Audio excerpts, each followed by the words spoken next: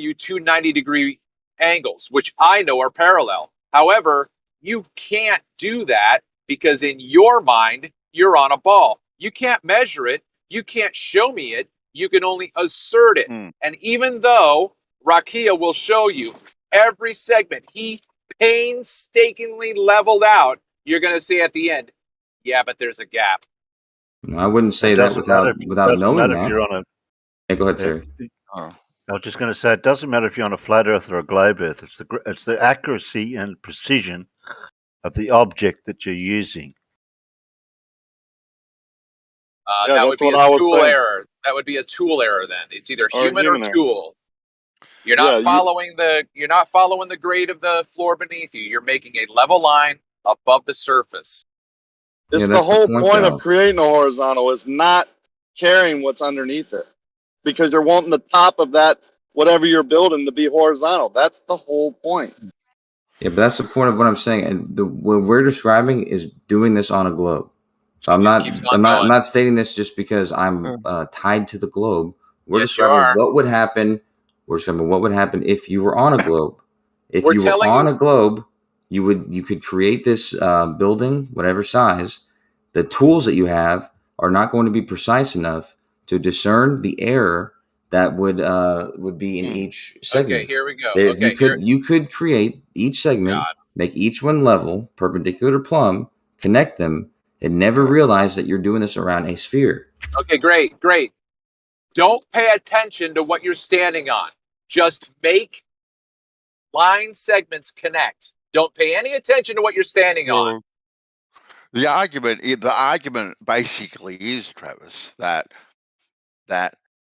when they assert the globe over and over again, right, and because they use the word quote unquote local all the time, that these measurements are that insignificant, that small, that you can't detect them and you can't measure them on any practical level whatsoever. Like the tool errors alone are greater than the measurements that you can measure. All right. Yeah.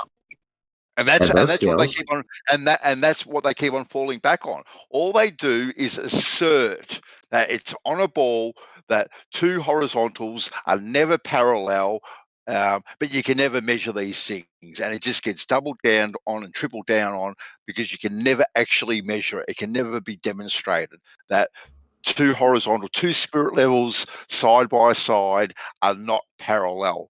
They can never demonstrate that two plumb bobs hung side by side are not parallel. They can never demonstrate these things. Never, ever. You can't, Kosho. You can't. Do you understand I'm not claiming that it's a sphere. Okay. That's what I think. People. Yes, you are. I'm saying that the model dictates that when you do claim it is a sphere on this model, that the measurements are that minute. They're a 15th of a bee scrotum at best, that you can never measure them. That's what you're claiming. No, but this is what I'm claiming. That it's not. I'm not saying it's a sphere. I'm saying exactly what you're saying. That on those scales, the scales that Travis was describing to begin with, and that we're talking about with the drywalls and these scales, no, you would not expect to detect it because you don't have anything precise enough to pick that up. However, we're not limited to just those scenarios. So I mean, you just move to a different scenario where you would expect it, like Lake Pontchartrain Bridge or something like that, something that's 25 miles long, and you can compare the verticals all throughout.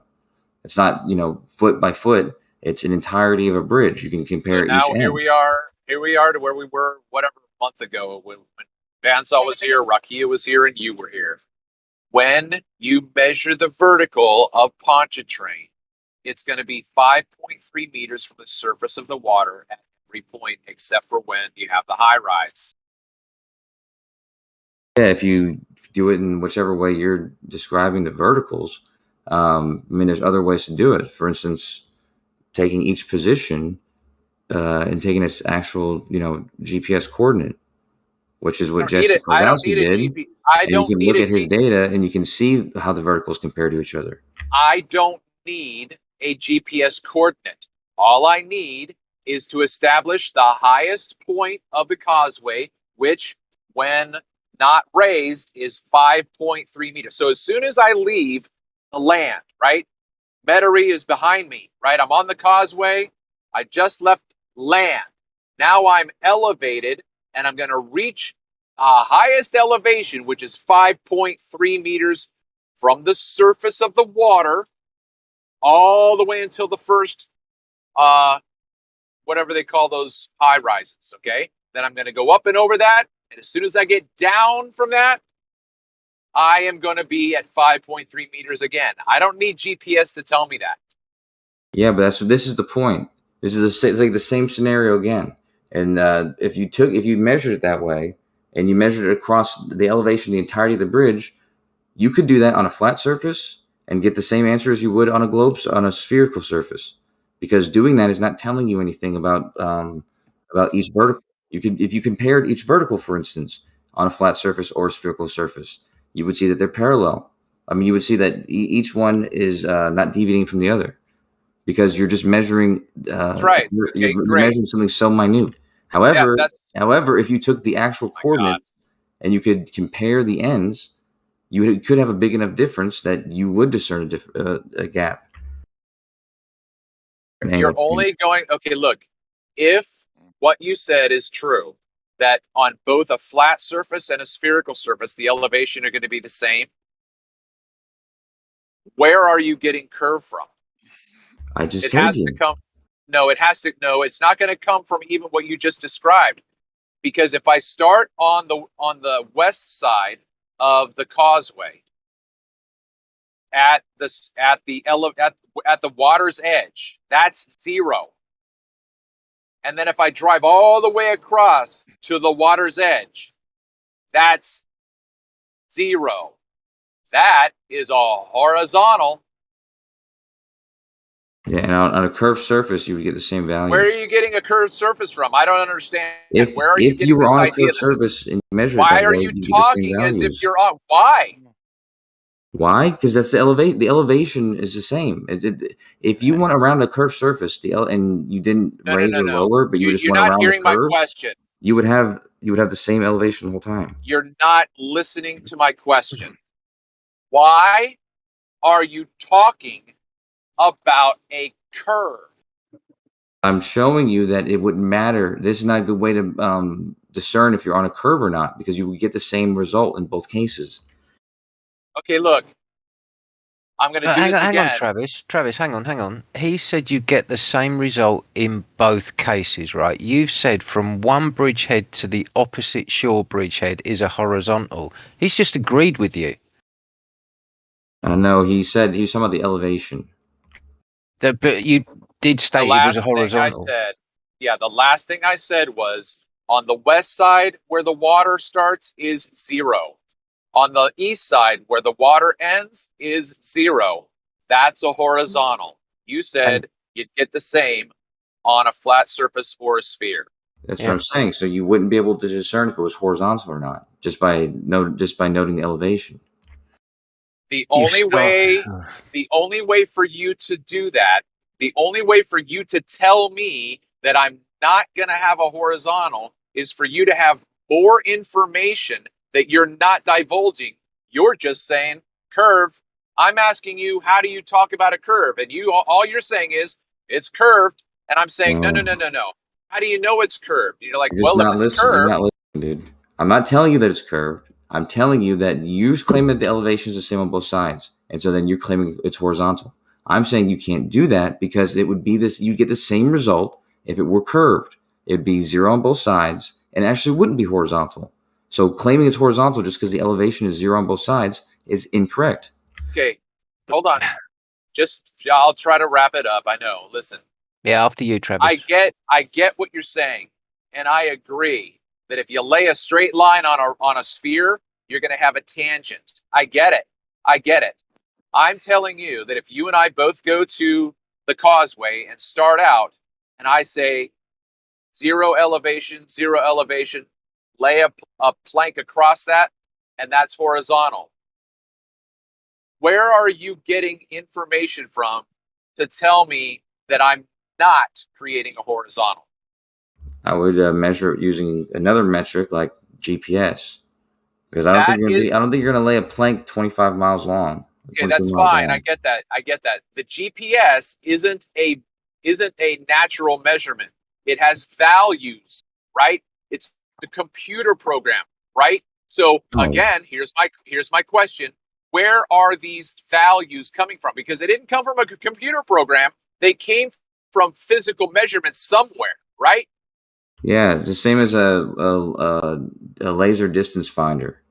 That's basically all. At this point, you're not doing any computer programs. You're taking the raw data, which is just giving you a distance based on the message. Right. The raw distance is from shore to shore at 0 elevation. I've got a straight line. Thanks. Yep. Go ahead, DP. Yeah, sorry, I was in the kitchen. Everybody knows what happens when I'm in the kitchen. So where does the 29.5 meter elevation come into play then, Kosho, that was measured in this bridgehead to bridgehead surveying of the Pontchartrain Bridge? By who? By Jesse Klosowski? 25. Yeah. Which 25 meters are you talking about? Well, there's he's claimed that it is 3 coplanar points, 3 points in a plane. Okay. Bridgehead to bridgehead and 1 in the center. Okay. Okay. What's your question? So if the bridge is 5 meters off of the water, where does this 29 meters, 28 and a half, 29 meters, where does that come into play? That's exactly what the result is telling you. The question, you'd have that question if you were assuming that those 3 points were along a flat surface, so you'd not expect it to be 25 meters. However, if you connected these 3 points and you then connected the 2 points at the end and compared the gap between the middle point and the line connecting the 2 ends, you wouldn't expect there to be any gap like that. So you're talking about a vertical plane then? No, I'm talking about these points are in a vertical plane for you. No, obviously. No, but they have to be. And the plane is connected. The plane is connected. The plane is from the plane, but the line is from the 2 points at the ends, and the third point being on the in the center, and the distance between that point and that line. So they're in the horizontal plane then. Well, I'm not claiming a plane. I'm saying Well, he said they're 3 coplanar points. 3 points in a plane. Coplanar, same plane. Well, I'm just trying to establish whether you think they're 3 points in a vertical plane or a horizontal plane. Well, yeah. When I took his data and I measured this difference, I didn't use those 3 points to make a plane. I used the 2 ends to make a line, and the point in the center to make to find a vertical distance from that line. And how did you define that vertical distance? From its vertical distance, from a straight line from the origin point to that point, and then the line connecting the other 2 ends being perpendicular to that, and then measuring the distance from that point to that line. So you made up your own way of doing something that to what was this, to reify what Jesse did, or? No, I used his data to measure the difference between the horizontal line connecting 2 ends and wherever the center of the bridge is, and how much higher it is than that horizontal line. So you used his data, but didn't get 3 coplanar points. I didn't use 3 coplanar points in the way that you're describing. No, I used 2 points to connect the ends of it, and another point to see the distance. So you're talking about the chord and the sagittar now, then? Yes. Well, that's exactly what Kozlowski came up with: the chord and the sagittar. Sure. The sagittar distance being that 29 or 28.5 meters. Sure.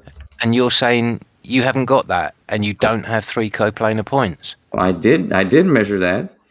And I measured it doing it the way I described. Sorry, Travis. Why did you use the word higher, Kosho? Because it's got a higher elevation. That line would be lower than it. I don't know. So then if you have a higher elevation, then water flows from a higher elevation to a lower elevation. Are you going to retract that? Well, we're talking about the difference between the chord and the arc length. So I don't give a shit what you're talking about. If you have elevation, where's your elevation? Is it at the chord or is it at the sagitta? Well, how do you not give a shit what I'm talking about if you ask me questions about it? Because I just explicitly stated what I was talking about. So there shouldn't be any questions like that. So then I retract. What I'm saying about lower and higher is the distance from the arc length, which would be higher than the chord. Yeah, and when you have elevation, water flows from higher to lower.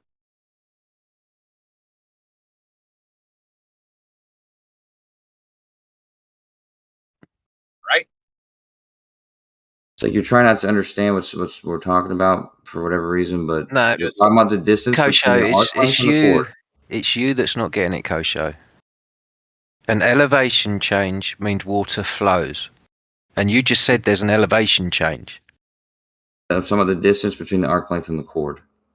You said one's higher than the other, which is an elevation change. Okay, great. So are you guys pretending to be confused, or are you guys just trying to confuse on purpose? No. So look. What's the point at which the sagitta and the chord meet? What's that called? The sagitta and the chord? Yeah. What is that point called? There's some point under the earth. Who knows what it's called? No. If you drew it on a circle, hold on. Don't tell me what am I talking about. If you drew a circle and then made a chord, is there a term for where the chord meets the circumference? So you're asking something different now. So the chord meets the circumference, or where the chord meets the sagitta? Okay, listen very carefully. They're both the same. They're both the same. I thought maybe I was just trying to help clarify it, but obviously how are they the same? You're too smart for my example. Okay, how is the circumference the same as the sagitta? Okay, I'm gonna start back where I started. In order to create a sagitta, you have to have a chord. Put the chord anywhere you fucking want on this circle. Where the chord meets the sagitta, I'm asking, is there a term for that?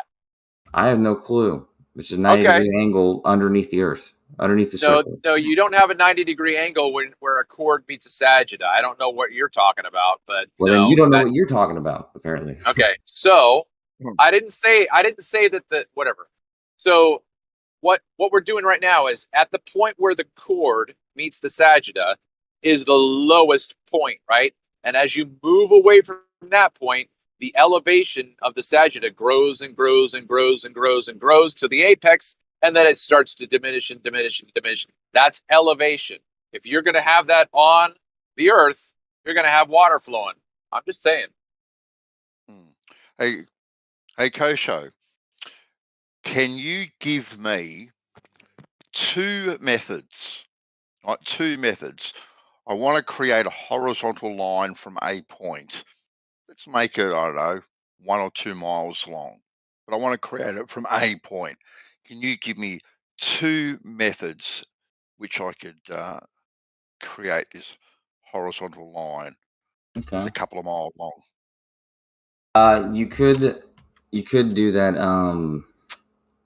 I forget what the method's called, but it's when you use the auto level and the two people. It's called like Jekyll and Jekyll. Back sight, foresight. This thing. You could create a differential leveling. Is that what you're looking for? Well, not to do differential leveling though, but just to keep it horizontal. So you would do this and keep it at the same. So when you make the sight, you would make sure that the sight was pointed at the stick exactly where it was horizontal. So you would just make sure that you're doing that for each. No, you don't do that. That would be one. That would be one way to do it, but the most accurate way that I would never do that. I don't know. He didn't ask you though, right? Yeah. So, anyways, yeah, but it's a free form. I can talk, right, Gio? Gio, as he cut me off to say I can't. I was in the middle of talking, dude. He asked me a question in the middle of answering it. No, we don't do that. Damn, dude. I'm gonna tell you what actual surveyors do. Fucking let him answer the question because I did ask him a question, so at least let him answer the question. Right, and then but the way I would do it, which you already knew I was going to say, Bansal, which is the most accurate way, is I would use GPS and establish accurate positions. Yeah. That's why I asked for 2, because I knew one was going to be your GPS. So your first one, your differential leveling. How would you go about that? Can you just explain the process which you would go about? Well, it'd be similar to differential leveling, but I would probably use 3 people. But not 3 people, 3 positions. So I'd have A, B, and C. I would establish, let's see, between the A and B horizontal.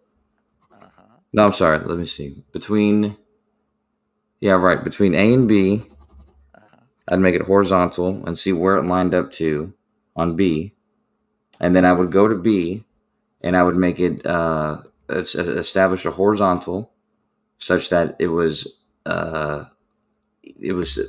pointing at the same spot that I started at, and then look at C and see where it was pointed at. And so I would do this in small segments for that whatever 2-mile length.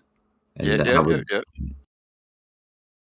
And using this second method that you've just described, would you be confident that you've created this horizontal line from A point using this method that you've just described? I'm not as confident as the GPS, but being I'm not a professional, I mean, I would, but pretty confident.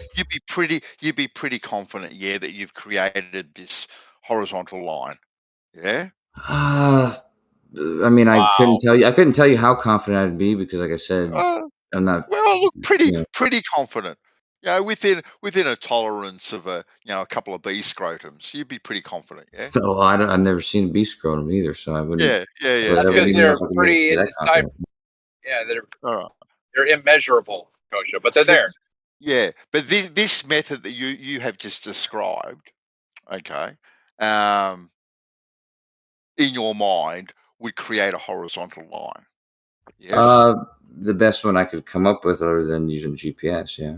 Yeah. We put the GPS to one side because I know that's your preferred method. But this other method, right? You'd still be pretty confident that you'd be creating a horizontal line using the method that you have just described. Yeah, the method I made up. Yeah, I mean. Okay. So then using the method that you have just described, which you are now confident that would create a horizontal line from A point, because we've established this, it's a horizontal line from A point, and you have given me the method that you would use that you are confident that would create a horizontal line within a couple of B scrotum. How, when you moved your tooling, right, would you be able to distinguish, right, that you haven't actually followed the curve? Given that, right, on the model that you spout occasionally, these differences are so minute you can't even detect them when you are moving your tool. Right, and I think that's why you're purposely putting words in my mouth, is because I actually said I don't know how confident I would be. Right, you were pretty confident. You were pretty confident. No, I'm telling you, me being not a surveyor, this is the way I would invent in my head. And then if someone asked me, would you put your money on that was a horizontal? I would say, no, I can't put my money on that. I don't have the, I don't even have the, comparison to make on how accurate that would be. So I would not be confident in it. I have a question. Go. First of all, Kosho, not only would I put money on it, I would take 2 kicks to the shins with pointy boots that I could absolutely declare that it was horizontal. But here's my question. I'm gonna put 2 vertical points on the salt flats, and I'm gonna make them both 5.3 meters high. If you did the same thing using GPS right next to me, would it be different? How far apart were these sticks? It doesn't matter how far apart they are. I'm asking we're just making 2 points, right? We're creating 2 points of reference. One at this point, I'll throw a rock. One at that point. I do mine by my own hands and my own eyes and my own tools, and then you use GPS, are you going to have two different points of reference than I am? Is one of your tools a meter stick? I'm going to establish two vertical lines at two different points. I'm not going to use GPS. And then you're going to use GPS to do the same thing right next to me. Are your GPS points going to be different than mine? It depends if you use a meter stick or not, because if you do, then I would say yours might be more accurate. If you use a meter stick to measure out 5.3 meters, it might be more accurate than the centimeter accuracy GPS, because you'll probably be pretty precise where I'll be within a centimeter. So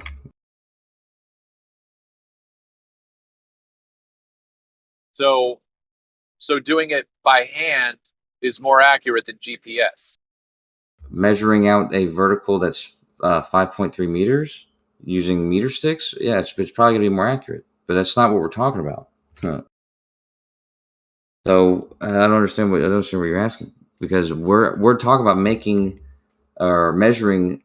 Let's say, for instance, the parameters of a bridge, the whole length, not just the elevation points in the bridge, but the actual, the layout and angles and shape of a bridge. Where do the values for the GPS come from? Are they man-made? Are they man-measured? Or what? No, they come from the trilateration of these points, which are gotten from measuring, these signals that are sent, which is based on the speed of light. Again, my question is, if you want precise positions, then the same thing, but compared to correction data. Again, my question is, who measured these things, a man or a machine? Who measured them? I mean, nobody's measured them, because it's just a time difference. You take the time difference, and I suppose a calculator is telling you what that distance is based on the speed of light.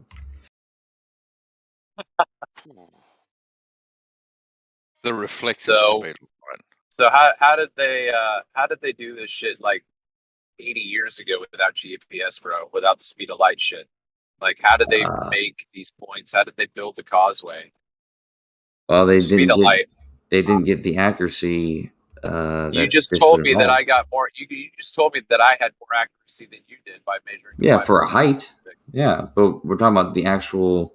Like, if you wanted to make a tunnel, for example, Large Hadron Collider, LIGO, something that was perfectly straight, or a tunnel that went through a mountain, something that was straight, then you would use something like GPS to get this accurate positioning. There's other ways to do it. There's other ways to do it, but that would give you the most accuracy. You'd still have to cut that out by hand, bro.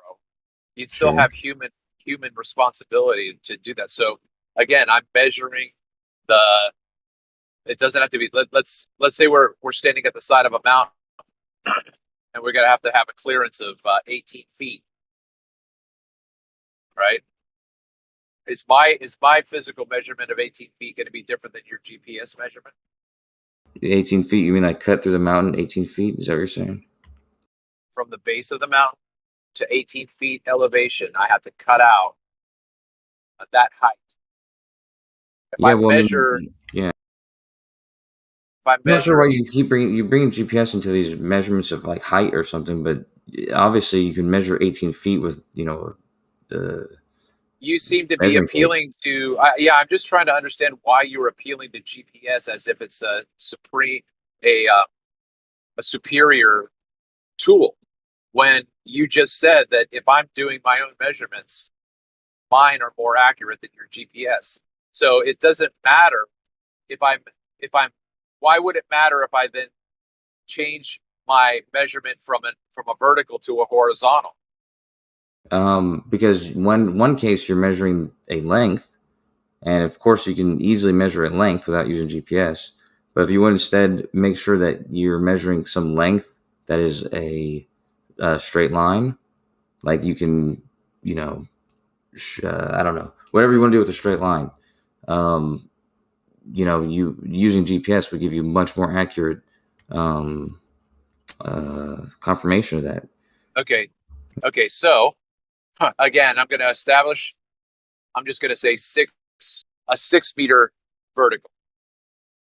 Okay. I've got a 6 meter vertical. You seemed to imply earlier that my being able to do that myself was more accurate than your GPS. Are you still going to stand by that? Yeah, sure. I mean, if you have a meter stick, I don't need you to explain anything. Just the yes was fine. Well, Okay, I'm just stating the parameters. Yeah. I don't need you to. I asked you a yes or no. You did. You said yes. Okay, so now that I've got that vertical at 6 meters, I'm going to let it fall over. Plop. Now I've got a distance of 6 meters. Is it inaccurate now? No. If you're simply measuring a distance, as I said before, there's no reason why GPS would be more accurate. I have no idea why I need GPS. Thanks. Yeah, because we're not talking about distances. We're not talking about just how long can you make this or how high can you make this. We're saying how straight is this thing? Is this thing a straight line or is this thing curving? To what degree? Based on the fact that you allowed me to make a vertical with pinpoint accuracy, I'm pretty sure I can figure out how to make a straight line. Thanks, I'm good. Okay, well, all more power to you then, dude. But I wish you good luck with that. In real life, though, when they're trying to make straight lines that are especially of length, they specifically use the accuracy involved in differential GPS. Okay, we've established that you can create and project a plane, haven't we? We can create and... Sorry? To what accuracy? A horizontal plane. Yeah, no, to what accuracy? The accuracy of being horizontal. To how far and to what degree of accuracy? Let's say a mile. And Rakia, what's the accuracy of your tools, your auto level over a mile? A millimeter, yeah? Yeah, I think he's busy. So, yeah, let's say a millimeter over a mile. That's pretty impressive. You can do that with GPS, though, too. No. I'm not talking about GPS. I'm talking about standard surveying techniques. I'm not interested in GPS. GPS is a calculation, Kosho. It's not a measurement. You trigger me with one of your words that you say or something like that. So there's no point to cut me off. It's a calculation. Everybody knows GPS is just a calculation. It's a measurement.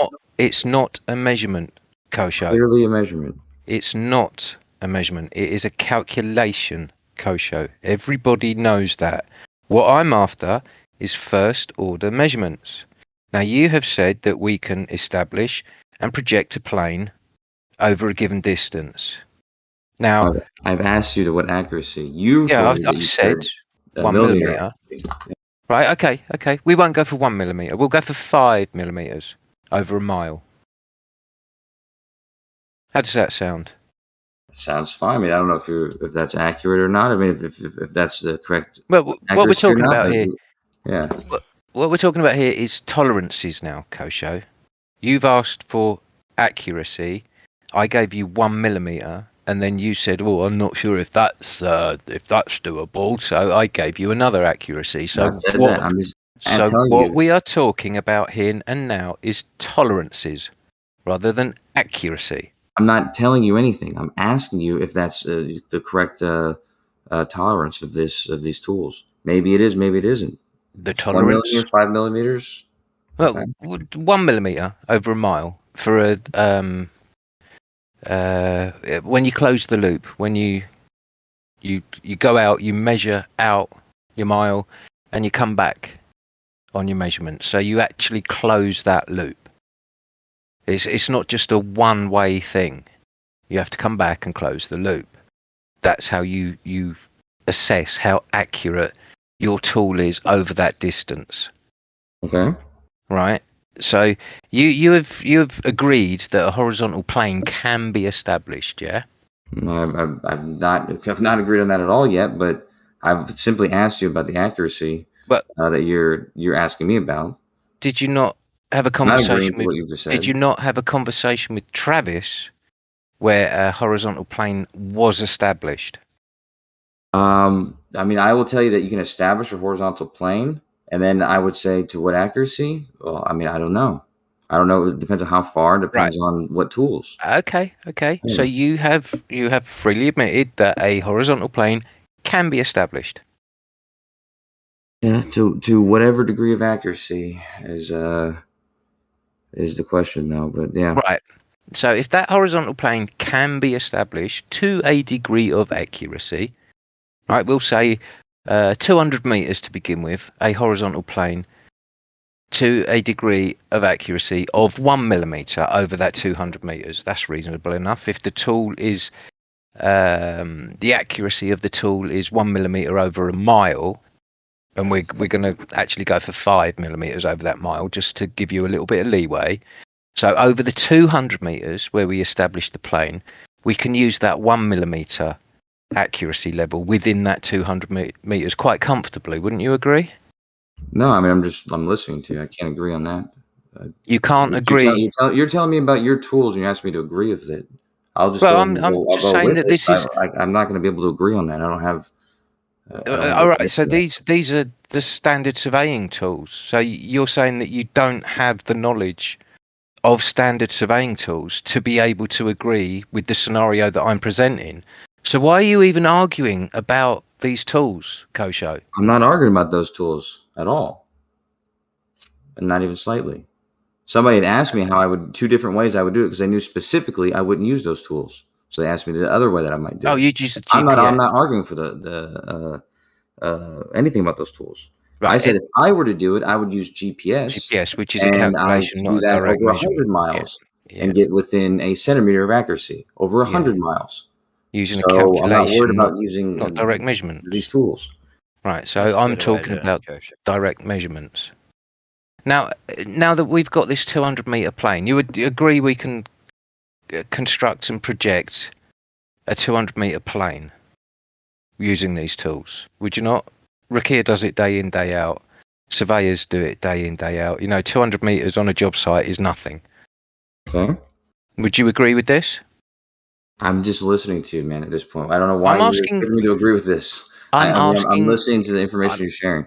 I'm asking if you follow along and if you're in agreement with the premise that I'm putting out there, Kosho. That's all. I mean, if you're telling me it's true and it is true, then sure. I can't tell you if it's true or not. I don't know what to tell you. I can. Very non-committal, Kosho. Yeah, but you're asking me to agree on the accuracy of these things when, sure, they could claim to have that accuracy, but the only way they would truly know that is if they compared it with something like GPS, for example. It's not a claim. It's not a claim of accuracy. So you're saying that GPS is not a calculation?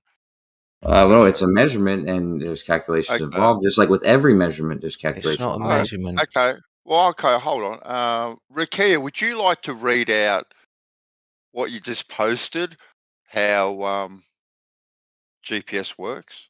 Would you like to have that pleasure? You're gonna have to read it, dude. I'm dealing with la policia. La policia. Ooh. Okay. Well, Kosho, multiple satellite beam signals at the speed of light, all right, toward Earth. And, oh, God, this is hard to read.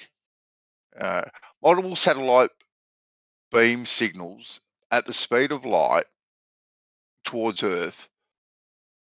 And your distance receives the signals at slightly different times based on how far away each satellite is from your location.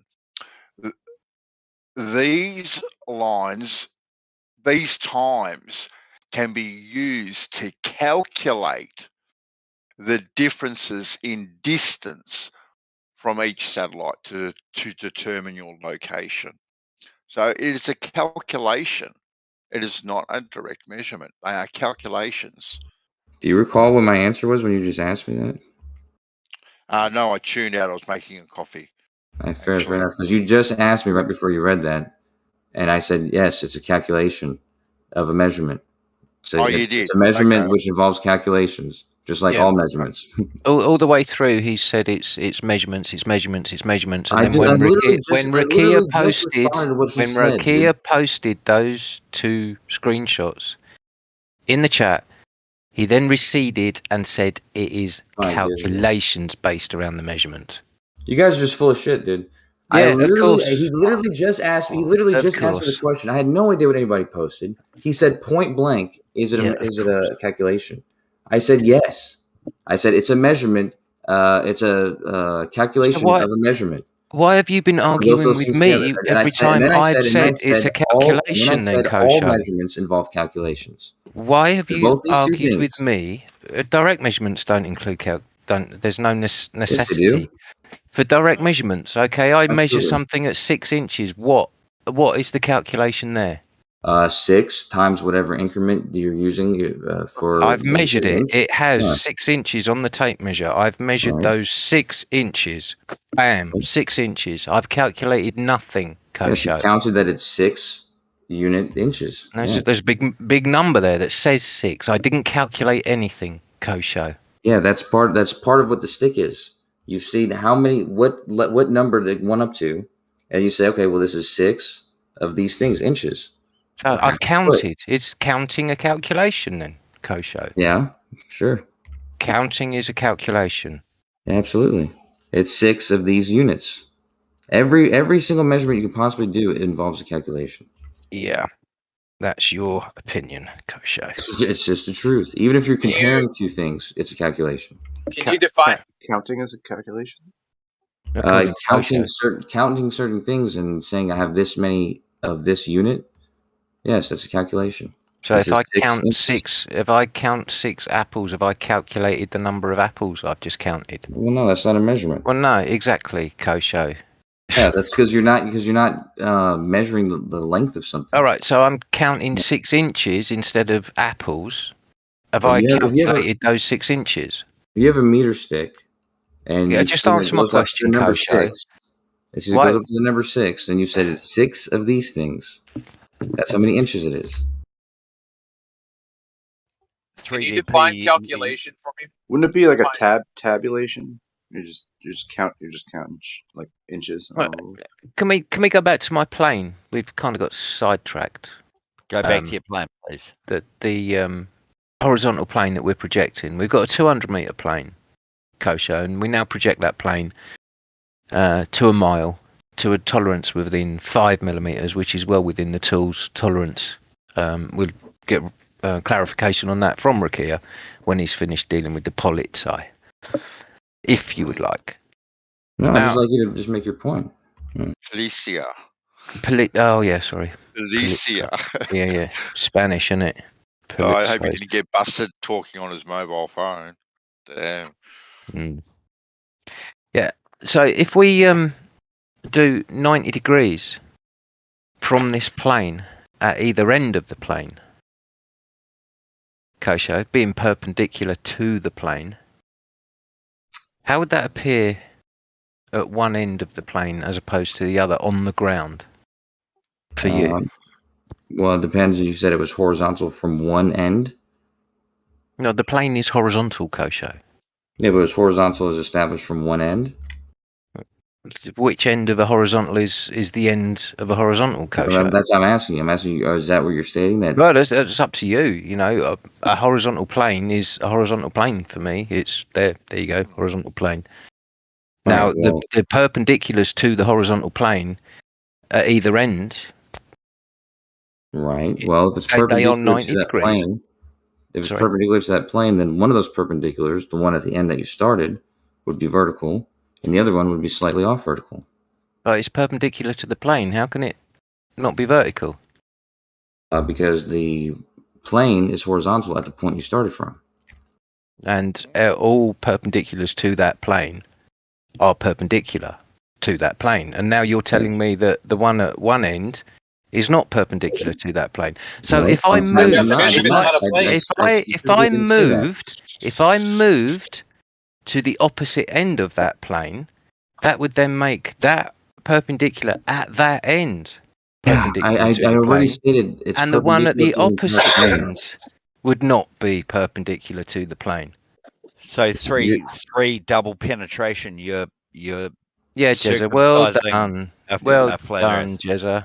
You're not listening. As I stated, it's perpendicular to the plane in both ends. That's both fine. ends. Yeah, right. Yeah. So this you're gonna get confused again if you don't. But listen. You said it wasn't. Well, yeah, you just got to keep listening because I said this already. It's your initial response. Less talking, more listening. It's perpendicular from the plane at both ends. However, it's vertical from the point where you started. The other point, which is still perpendicular to the plane, is not going to be vertical at that point. That's a very bold claim because vertical is perpendicular to the plane. Yeah, at the point where you started. No, not at the point. Everywhere along that plane, vertical is perpendicular to the plane. You don't have a plane. But we just established. You've only just joined the conversation, Moyoc. Why don't you butt out? Why don't you butt out until you've actually caught up with what's being said? By definition, it's not a plane. What he does not establish a plane. You will do yourself a favour, Moyoc. Just go on mute, catch up with the conversation. I am all caught up. I understand your derp. And just keep quiet until you. I'm all caught up on your derp. Your derp is a repeat of yesterday's derp. I have a question for you, DP. Hang on. Why is Moyoc white knighting for Kosho? Is that white knighting? Here he is. He's disagreeing with you. I just have a question, DP. This is for you. The question: Did Kosho and you agree on establishing that you have a plane? Yes. Yeah. Okay, Moyoc, can you take a back seat, please? Take a back seat. No, actually, I'll talk to Kosho for 1 second. If it's not perpendicular at one end, then you don't have a plane, right? But we've just established a plane, Moyoc. Or this is what Kosho did. We established a plane together with a perpendicular at each end on that plane, and every perpendicular on that plane will be parallel with the two established perpendiculars at each end of that plane. Now you're claiming that vertical isn't the same as the perpendicular. That's really funny. Really funny. That's exactly what's measured. Yeah. I'm sorry. Sorry for interrupting. Plane you've established is horizontal from the point, reference from the point you started. Each vertical that's perpendicular to the plane is only vertical in reference to that point where you started. If you take some other point, the other end of the plane that the horizontal you've created, it's not going to be vertical at that point. It's not going to be horizontal at that point either. It's only horizontal and vertical in reference to the point where you started your measurement. That's a very bold claim. Now, if you can demonstrate that, that would be great. But so far, nobody has been able to demonstrate that. And projection of the plane is basic, geometric surveying techniques.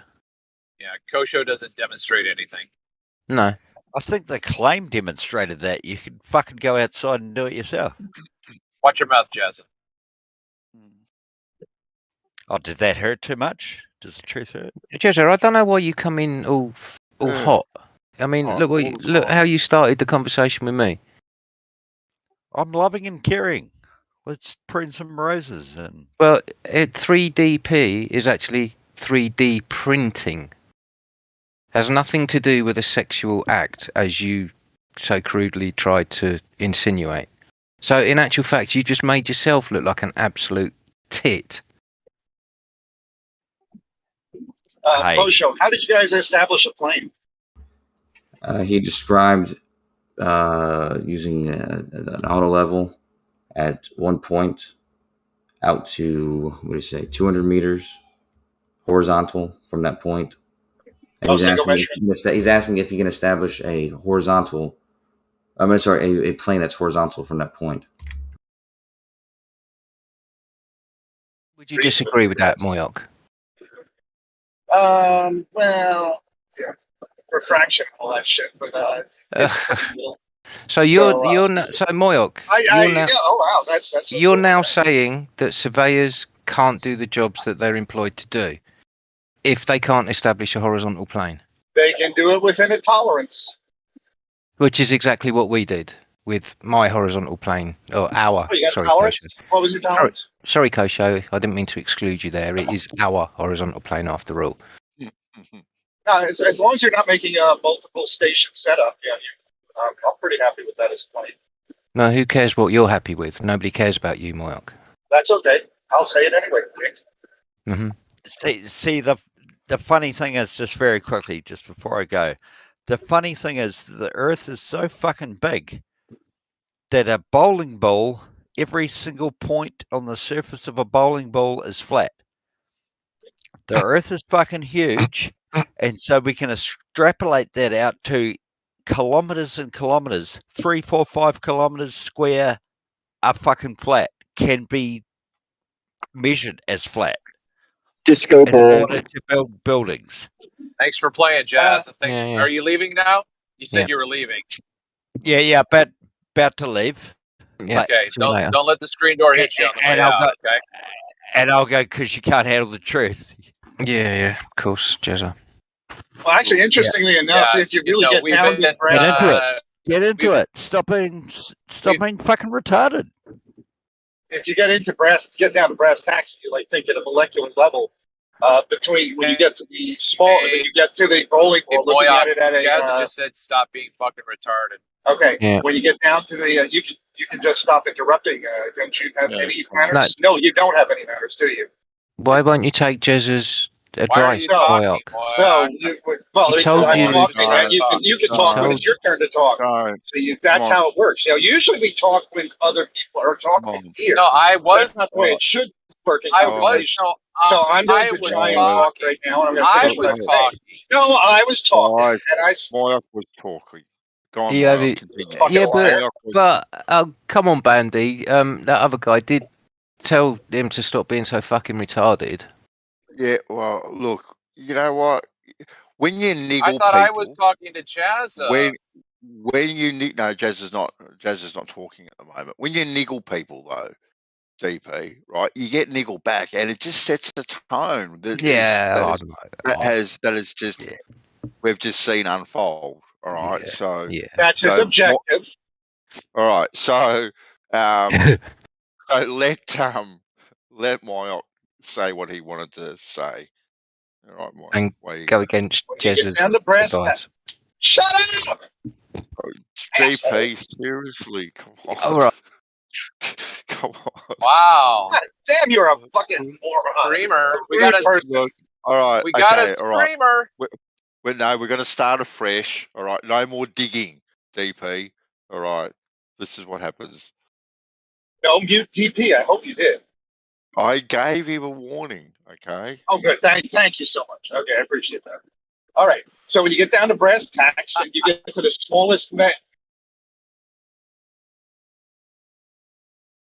you done? Okay. When you get down to brass tacks, you get to the smallest unit of a material, a chemical compound.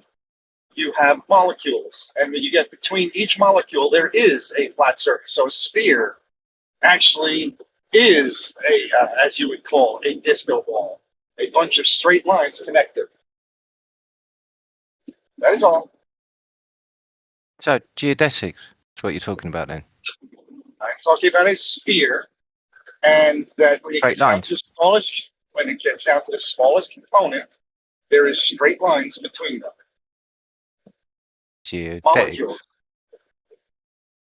Oh, you're talking about your basketball, or your bowling ball, not bowling ball. Yes. Yeah. Uh-huh. And even a globe. A bowling ball, a marble. A whole bunch of little straight lines make up that. The globe. Yes, that is a spherical object. You can get that. You know a globe, right? If you go to a shop and get a globe and you hold it in your hands, they're classified as a toy, and it says on the bottom, there's a big sticker on the bottom that says not for educational purposes. Really? Have you ever actually checked this at other than Walmart? Other than Walmart, we don't have a Walmart over here. We have push shops. Okay, whatever you want to say. Have you ever looked at I know that I've seen many globes that don't say that. I've seen globes that do say it. Laboratory. I'm gonna check this later. I'm gonna see what the ones at the school say. Like, Oh, that's interesting. Yeah. What'd you say, Jeremy? He's just the ones at school. I'm gonna check the ones at the school. They probably took the sticker off already. Yeah. So you know that all globes, you looked at this one video, which I think is really one video. I don't think I've seen a bunch of videos on it.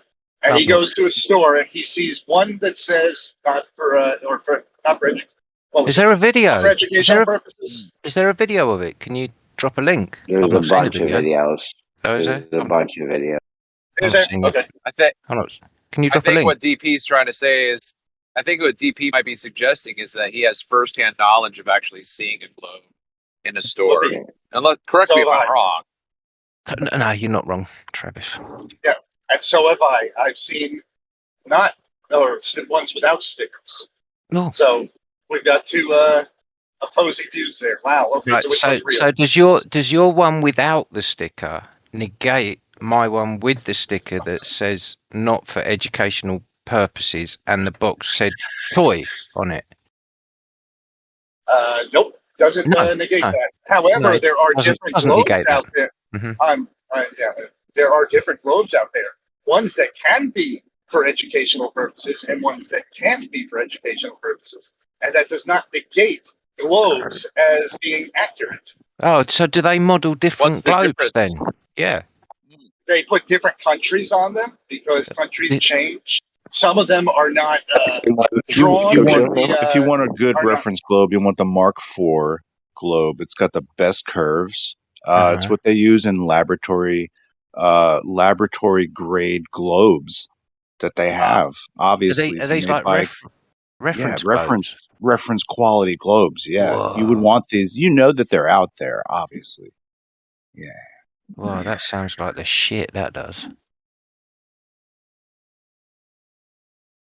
Children.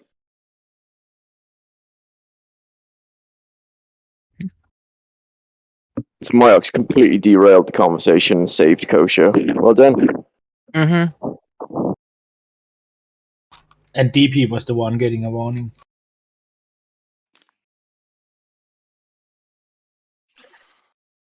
What was that? Somebody mentioned me. What was that? I didn't quite catch that.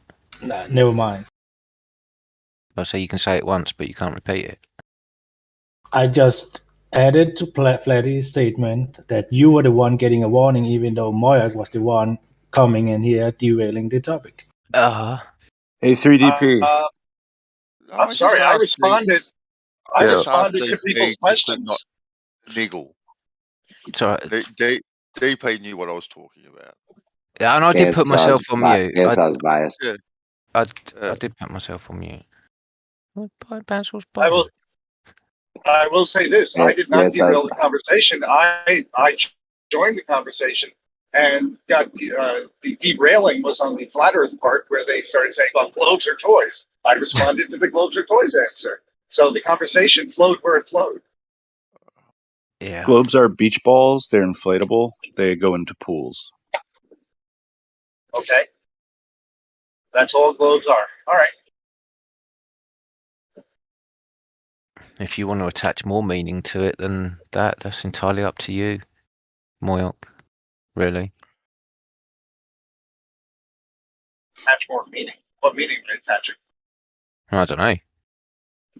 I'm not attaching any meaning to it, but obviously you have an affiliation maybe with your globe, with your orbis. I mentioned globes. You showed incredulity and said that they are all toys, or implied that they are all toys. And based on your observation, how is that incredulous? How is that incredulous when I have observed a globe with a sticker on the bottom saying not for educational purposes, and the box says toy on it? How is that being incredulous? It's incredulous that the industry of globes does not include globes that are accurate, or at least very accurate. That's not incredulity on my part, is it? That's incredulity on their part. DP, what are you doing are you about to do a measurement or something? Just trying to get from them an agreement on how we can project this horizontal plane over the course of a mile. It ain't They happening. probably want you to just look through your auto level or something over the course of like a mile and then make your marks. Mm-hmm. Yeah, single measurement is They the won't best. let. There is problems. No, that's not Yeah, happening. they say if you move your tool, you're changing your vertical. No, that's a claim. Kosho was gonna move his tool. All right. And he still had that vertical though, didn't he? Once he'd moved it. Yeah. The horizontal. Exactly. Right. I asked him very clearly, give me two methods. Two methods. All right. And the second one he described sounded pretty much like differential leveling to me. The second one. I think he had it a bit arse about face though, because he was setting the tool to the level on the rod. Yeah. If I get it right from what he was saying. Yeah, that's what he said, which is which you don't do. No, not at all. You just work out the difference from one plane to your projected plane, and then your vertical measurement up or down. Oh, exactly. Yeah. But, I commend his effort, which was. But we're getting there. It's a step in the right direction, Bandy, because a week ago we couldn't even extend that plane, and then today Kosho has given us. Yeah, granted, it's an arse about face way of projecting that plane from your establishment point or establishment point, your point of establishment. Yep. So yeah, it is projectable. Yep. Within a bee scrotum, I think we established. Yep. It was pretty. Well, he was. Was it a poof meter? Yes, a 15th of a meter. 15th of a meter. 15th. 15th. I like that. Nice. Can I just get 22 confirmation from Moyok that this is doable? This projection of a horizontal plane over the course of 1 mile, as an example. There was a 1 millimeter tolerance within the first 200 meters, and then projecting it over the mile, I'll give you a tolerance of 5 millimeters, which is well within the working tolerances of the tools we're going to use. Would you agree with Kosho that this is doable and can be done? All right. So you are setting up multiple stations along the mile. Who said that? I'm asking you. No.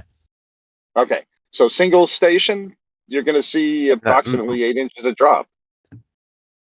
And that's whether it be refraction or whatever. We're going to all agree that it will be. You're not listening.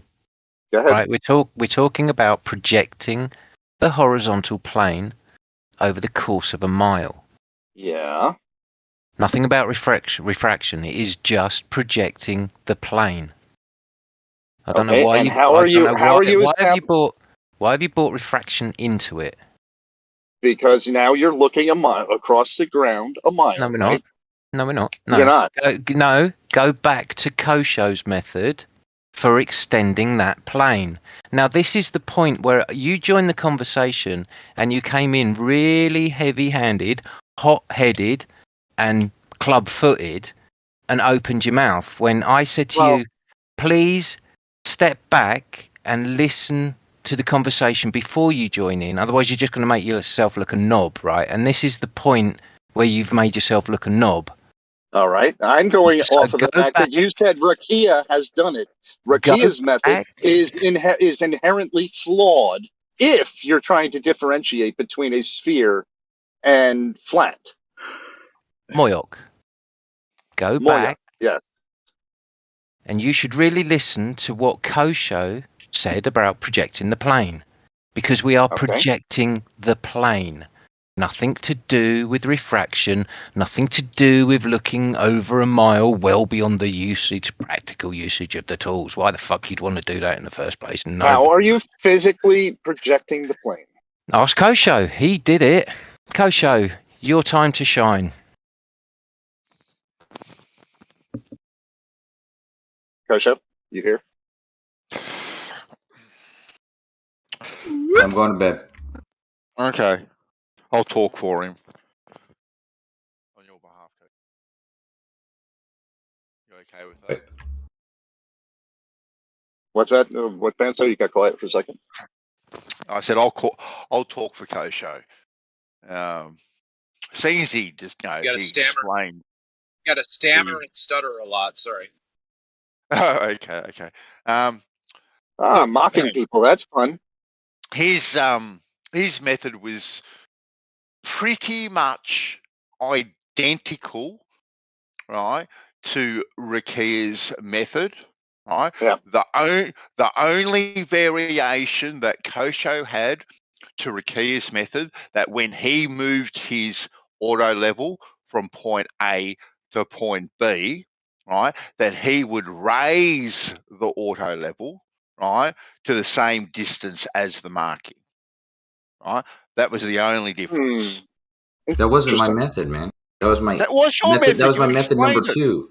That was my method number 2. Go to bed, Kosho. It's night time. Go to bed.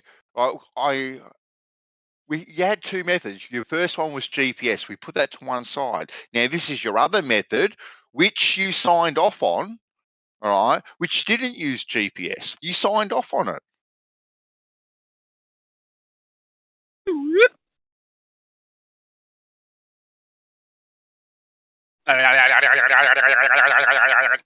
Unless Kosho, cute little noises from the little kindergartners. Unless Kosho, you want to correct Bandy on anything that he's just got wrong in that synopsis of your method. No? Okay. Hello? We'll take it as read that synopsis was correct then. I'm pretty sure I heard it correctly. So I trying to bring this down to a basketball-sized object. I think that works. I think that's a reasonable method. That's a great idea. Okay, why do we have to bring it down to a basketball size? Hold on, I missed it. That's just me trying to.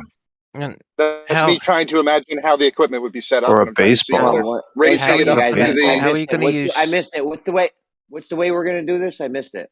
Well, Kosho suggested one of his methods, because I asked for 2, Jeremy, right? His preferred method, he would use GPS, right? So we just put that to one side because that's his preferred method.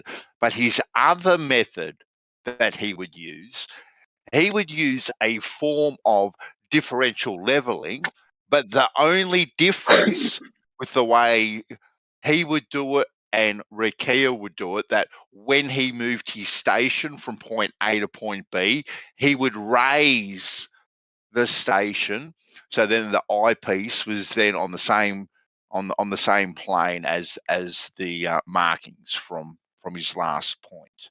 That's the only difference. And then establish level there. Yes, and then establish level there, and then continue it. Then move his station again to point 3. But you're going to establish level at 2 different spots. Wait, I was asking. Go ahead, Travis. But I'll wait. But Bandsaw, why would he do that? Why would he have to raise the eyepiece? Oh my God! So he's going to establish 2 different levels. Well, I did point out the flaw in his method, but he was happy with the method. I'm thinking actually. I thought it was interesting, but I think it's wrong. I'm still trying to work through it, but that was their whole thing with Rocky's thing. He's changing his level or horizontal every time. Because he's changing his horizontal every time. Yeah, but so Kosho's going to go move the tool and change his level. That doesn't even make sense. That's to account for the fact that there is drop over that distance, but you've got so you've got to go up to get to the point where to intersect with the right. Moyok, how about this one? How about but this I don't think it works. How about this one then? Right. We don't move the tool. We establish 3 points using the tool in one position. Those 3 points, as you know, 3 coplanar points is a plane, are all within a plane. And then from one, it'll be a triangle, remember? Mm-hmm. So we use 2 of the existing points that form one edge of the triangle and project a 3rd point in the same plane, creating another triangle using 2 existing points and a 3rd new point in that plane. Have you extended that original plane by using, I think we've had this conversation before, or maybe it was with Negator, and then he decided to put that triangle in an opposing plane, and then said it's not possible to have it in the same plane. I don't know why he thought that, but if you've got 2 points of a triangle in a plane, obviously, you use those 2 points to establish a third point in the same plane. You then have 2 triangles in the same plane, therefore extending that plane. Correct? I am not. Sorry, I'm not following. Anybody else not following? I'm following. Why are we talking to these knuckleheads? Rakia, are you with me? Hey, look at that name calling! Isn't that cute? He makes noises and name Only calls. problem is Probably that Moyak's going to have to change topics now. Dealing with the police, yeah. Tim, you with me? I thought Moyak translated to knucklehead, so I was just translating. That's all. Please don't, Travis. Come on. Look at that. He needs a timeout. Enough. Honestly, enough. DP, I'm not really paying attention. You gotta stop the niggling, Travis. All right, just don't engage. Right? Soar like an eagle, Travis. Soar like an eagle to the sea. Oh, I just got a DM from. Why is he DMing me? What's his name? He's not even here anymore. Kosha? Gizaconda. He's asking me to unmute him. How will you do that? Yeah, exactly.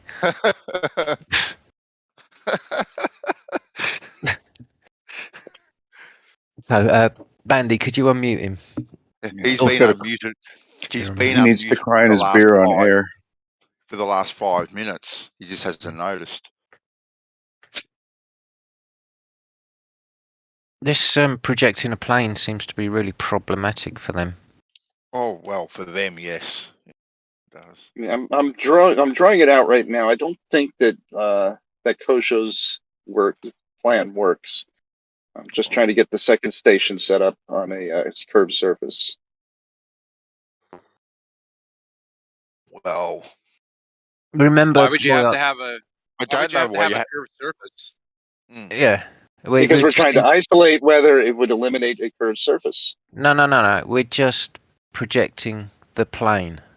Yeah. It doesn't matter about the surface underneath, Moyak. All we're interested in is projecting the plane. This is where you seem to have some confusion. What you want is not going to establish a plane. That is the problem. We are projecting the established plane, Moyak. Nope. Which bit of that don't you understand? Yes, we are. That's exactly what. Okay. It may be not what you are doing, Moyak, but this is what I'm asking for. And if you're telling me it can't be done, if you're telling me it can't be done, then you are saying surveyors can't do their jobs. No, I'm saying that that's not what they're establishing. All right, I got a picture. Let's see if I can save this. Oh, he's got a pretty picture. I can't wait for this. This is an extreme example. This is so cute. Damn it. Is that niggling? I'm sorry. Travis, please. I'm not sure. Give him another warning. Give him a warning. Come on. He's taking the piss out of my accent. Blatantly disregarded what you had to say several times. God blimey, Mary Poppins. Have a break for 5 minutes, Travis. All right, please.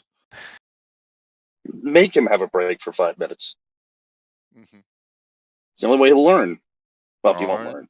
I'll do what I do. I know.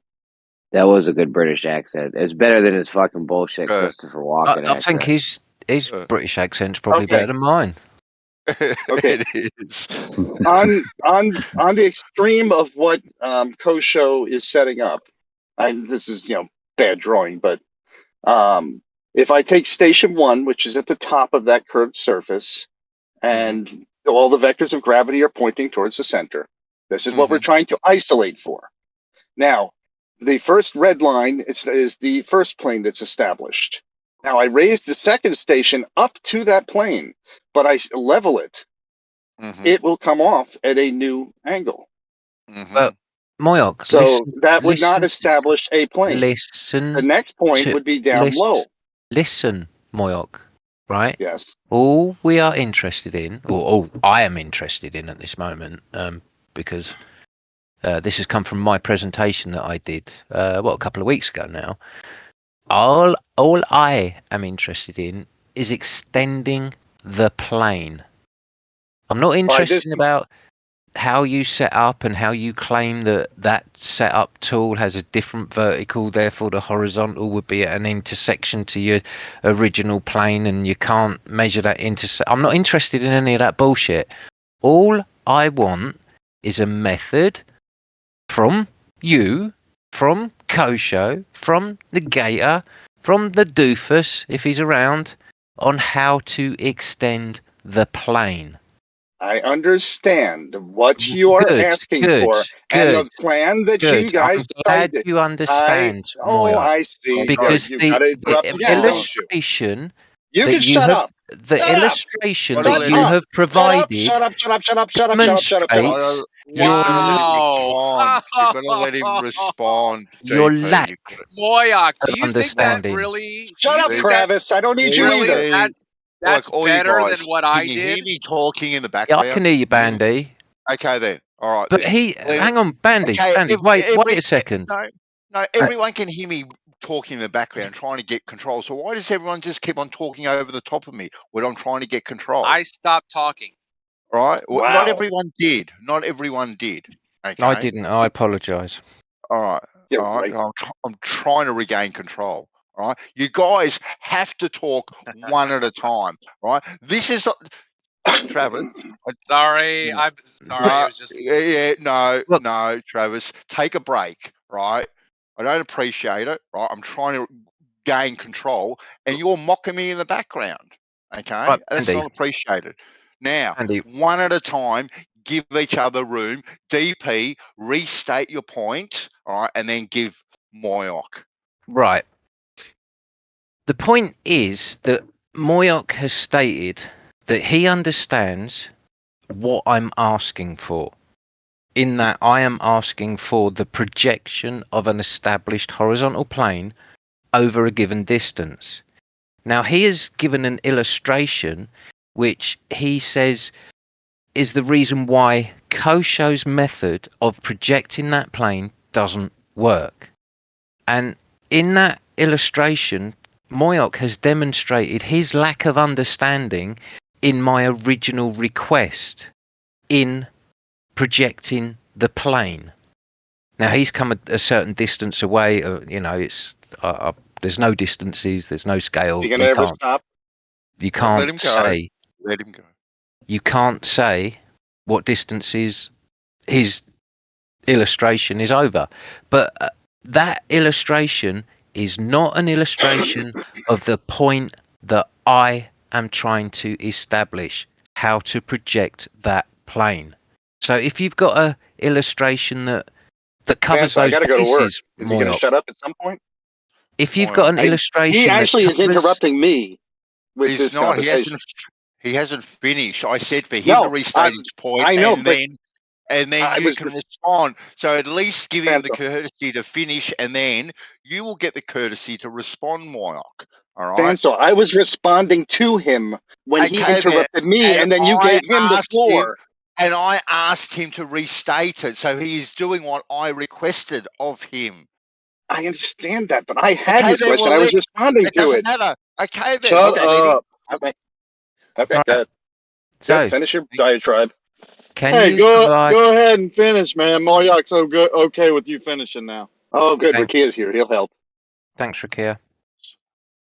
So if you could provide an illustration that covers the bases that I asked for and not one from your complete imagination, Moyok, that would be great. Thanks. Great. Okay, now this time I get to talk without being interrupted, right? Good. Okay. So the agreed upon process that happened is what I was responding to, and I was saying that agreed upon process is insufficient to differentiate a spherical surface versus a flat surface. Therefore, that is all I was responding to, not your original premise that you want to establish a plane. I am saying that the method that you two agreed upon does not work. No, you need to take that up with Kosho then. No, I'm taking it up with you. You were talking with Kosho, No, and I was discussing your process that you guys were agreeing upon. No, Kosho's the one that came up with that method of doing it. And if you've got a problem with Kosho's method, then take it up with Kosho. I don't know why you're bringing it to me. Because you guys were talking about it, and there was a conversation going on, and I was addressing whether the methodology worked. I don't have to address it with him. I'm addressing it with you. You guys agreed upon it because you're ignorant, not able to see that there's a flaw with the process. No. I didn't agree with it because I think that Kosho's methodology of projecting that plane is somewhat arse about face in that he adjusts the height of the tool. I didn't really agree with it. I could see where he was going with it and what he was trying to do, but I didn't really agree with the methodology. Now, if you've got a problem with Kosho any deeper than that, take it up with him. Yeah, and please don't call Kosho ignorant. That's not right. Well, he's actually ignorant to the fact that his process won't work, so I can still call him that. Well, take it up with him then. There you go. Kosho. Chop, chop. Yeah, I didn't agree with Kosho. All right, well, earlier. I do have to go to work, so have a good day. You guys can have your little floor, your little diatribes. Hey, thanks, man. Okay. He gave us our okay. We can keep going. Thanks. I didn't agree with Kosho earlier when he was talking about differential leveling. The only reason, I mean, when we move our tool and the tool is set up on a different elevation because the land, it has topography for one, but even on a lot, you have different elevation changes with the dirt and all that. So when you move your tool and it's at a foot lower and you reestablish your mark, that's going to be a higher number. But if it's a higher, if one is 12 and one is 24, then you're a foot higher, whatever. If you're going by inches, I'm just making it simple. Then your tool is a foot lower, and you just continue that line segment out based on that. It's not hard. I mean, I think people get confused, that you're following the lay of the land. You're actually not. You're establishing a horizontal line from a baseline, from a benchmark. I call it a baseline on site, but then you continue that out in segments or however you want to do it. I think that is the fundamental where they don't understand what I'm asking for, Rakia. I'm asking for that projected plane, and the fundamentals of that is that the ground underneath doesn't care about the plane, and the plane doesn't care about the ground. You don't even take it into an account when you're establishing a. I don't understand how this is. Sorry, Bandy. I just don't understand how this has become so difficult for them. What happened with Kosho was he tried to overthink it, and he tried to negate the curve with the explanation that he gave. That's what he was trying to do.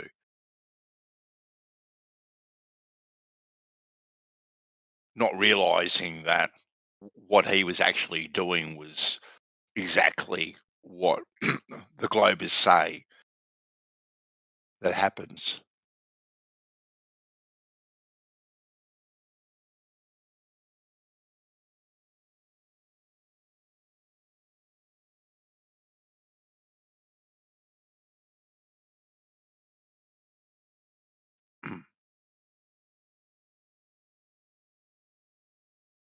I can take a picture of any site that I'm on, and the plane above the surface is hardly ever, the same. We have to underpin. The top is perfectly horizontal. It's a horizontal plane, but the bottom of the board might be right on the dirt in some places, 4 inches above. We might have to dig out in a spot to put that same size board there or whatever because the dirt itself is uneven.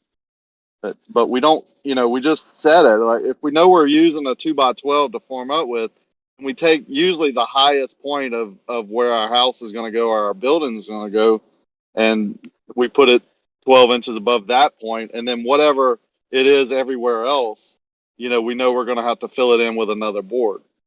But it's not following, the curve of the earth or the shape of the dirt or whatever. It's creating a horizontal plane above it. Shit, son. You're just working off an initial datum point that you establish. Yeah, of course. Here in my state, it's based on floodplain. So every house slab and building has to be, it's different zones, but say it has to be at least 2 inches above minimum, floodplain. So it'll give you minimum, if floodplain is 46 feet, then you have to be 46 2 inches in that area. So you take the nail that's in the local benchmark, either on the surveyor will come out there and put it usually in like a tree or on a pole or a stick, and he'll mark it. If he does it with his own post that he drives in the ground, he'll make a black mark and put minimum floor height, MFH, on it. So we know we put our transit on there, our story pole at that mark, and wherever we set up our transit, it shows us, where it hits the story pole, and then we go around the slab, and that's where it has to be. I mean, it doesn't care. You can set that. You can come back and reset that transit in a different spot and get a different number on the story pole, but as long as it's 2 inches above that benchmark, then your horizontal plane is going to be the same. Exactly. I like that term, floodplain. Not a flood curve. The dude that just said exactly. Why don't you explain to our good fellow friend here what level means? Horizontal. Yeah, explain to him what that means, and so he doesn't have to be so paranoid about shit.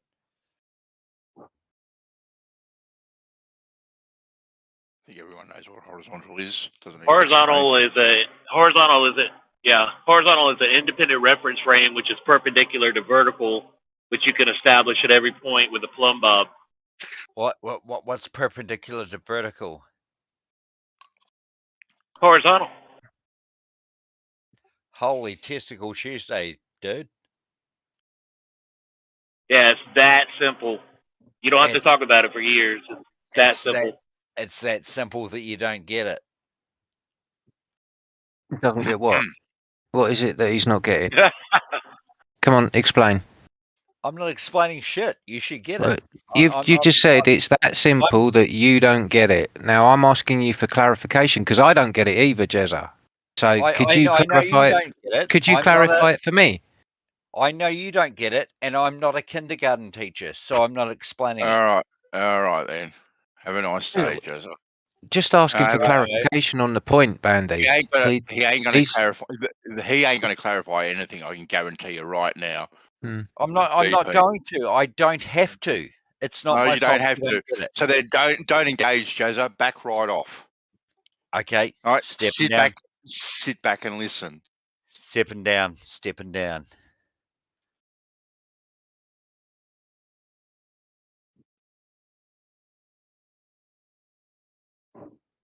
Could you run that by us again, Cleary? Because that was really clear, concise, and pretty much to the point.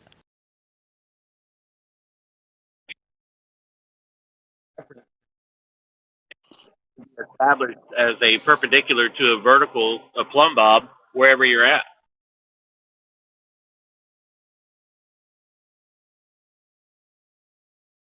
That simple. Yeah. So that means everywhere we go, vertical is perpendicular to horizontal. Yeah, that works. Mm-hmm. Glad you bought that, Cleary. That was nicely done.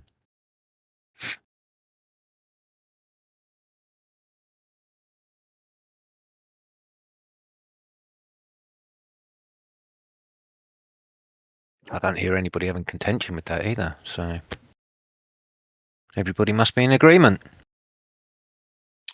Mm-hmm. Oh, I definitely am. 100%. Mm-hmm. Problem solved, DP. We can move on. It's that way. But we still haven't established how to extend this plane, though, Bandy. So I think that will be haunting us for a while yet. Well, you know what? It ain't going to be haunting me. I'm very confident. Me neither. To tell you the truth. No, it's not the last thing on my mind when I fall asleep, and the first thing there when I wake up. That's right. And it won't be haunting someone like Rikia or anyone else that does these things. Will not be haunting them. I love how they just double down on the word level, right? And you know why they double down on the word level? I think I said it yesterday. I mean, Doofus said, it's not called differential horizontaling, it's called differential leveling, right? Because the word level, right, to them is curved, right? Level is curved. That's why they double down on that word level. Yeah. What's funny, Banthars, I'm doing what they're talking about and what they've never done right now exactly. as we're on the phone. Yep. I'm showing them pictures of a horizontal plane. The top of the board is a horizontal plane. We have slopes off of that for the porches for the water to drain off, but all the other points are the same height above a given benchmark. Doesn't care what the ground underneath is doing. Rakia, I'm just about to post something in the chat. Are you able to look at it and can you tell me if you've ever seen one of these? I was surprised I was ever able to get. Yeah, I've seen one of them at Jose's. Jose's. There. How accurate do you think that would be over a? But mind you, I suppose if the two lower points of the level, points were even, yeah, and the bubble was parallel with the two end points, you could use it. It would still work, yeah. Right, but you couldn't draw a horizontal line with the same, you know what I'm saying? You could just put the 2 points. So I guess they're right in saying that could create a horizontal also. I don't think they're smart. I don't think that's why they bent it, though. I don't think they're smart enough. When Jose got one of those shipped to him by one of his contributors, I think they were mocking, not realizing they could actually make a horizontal line with that. And exactly. I've got another one, Rick here. Have you ever seen one of these? What have we got here? Now this. Yes. Correct me if I'm wrong. This level in itself establishes the plane. It gives you the level in 2 axes within the plane. You can buy them that have hooks on them that you can hook them to your string also to make sure your string is horizontal. So, wanting to create a horizontal plane, I could simply use one of these little tiny levels, create that plane with this level, and then extend that plane using geometric principles. It's that simple, really, isn't it? Yep, in any direction. Give me a horizontal plane, a start, and give me a roll of string, and I can go in any direction for any distance and be pretty damn accurate. Like, you know what I'm saying? It's not the best way to do it, but it ain't going to be off like they're saying it's going to be off. That's why it's so simple for you folk, because you think it's all flat, you hear? That's why that's what brickies do every single day. I know brickies do that because it's fucking flat. You finished, Chazza? They put a gap. They put a gap. Proving yourself wrong. Carry on. Yeah, they put a gap at the top because they know they're on a sphere Earth and they need to follow the curve. They always put the gap at the top. How else are they going to grout it? No, what I'm saying is they put a bigger gap at the top because they know they live on a sphere. They have to use more grout at the top. That makes it awkward for working out your volumes then. You can't measure it. I mean, it's not measurable. You can only just funny how imagine. you guys are laughing. It's so fucking funny. You sound stupid, dude. Sorry. I know. We're taking the piss out of you, and you're like, "Why are y'all laughing?" We're laughing because we're taking the piss out of it.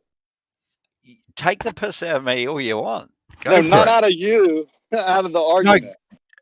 Yeah, no, exactly. But take the piss out of me because you're taking it out of fucking 7.5 billion people. No, we're not. Do it.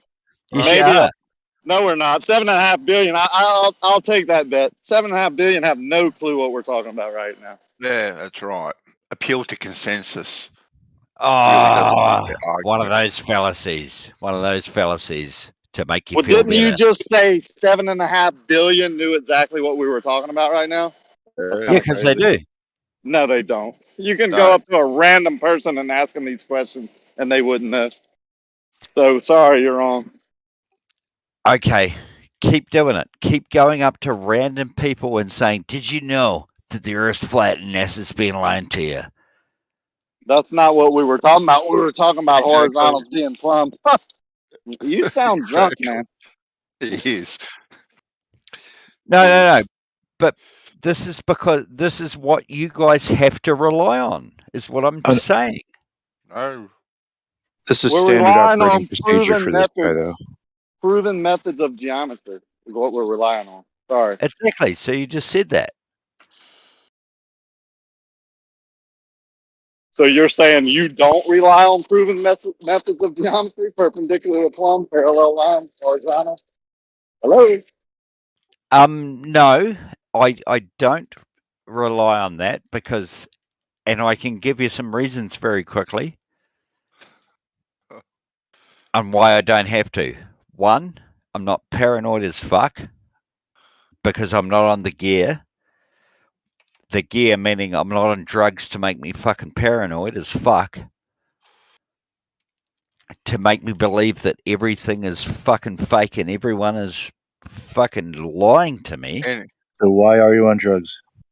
Yeah, how long do we have to listen to this? He's not on drugs, but he's drunk. I know, and no, very quickly. I'm not paranoid. I have no reason to be paranoid. You guys do. Everyone's lying to you. Fucking. I'm not sure why you're saying that. That wasn't even the question. You can't even keep up with the conversation. But I get paid to use the standard. geometry. Yeah, let's move on. This is standard Jazz Conda operating procedure. Another waste of time with a standard troll that just goes by the script. Yeah. Take a break, Jazza. Haven't. I, by the way, don't do drugs. I don't need them. High on life, baby.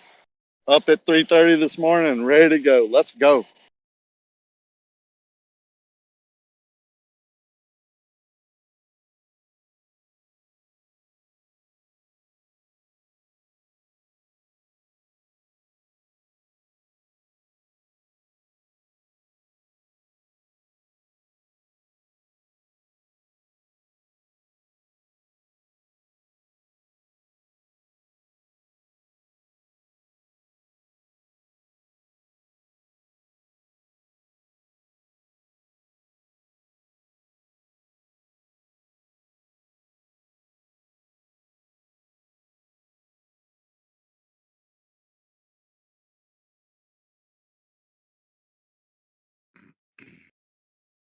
Hey, DP.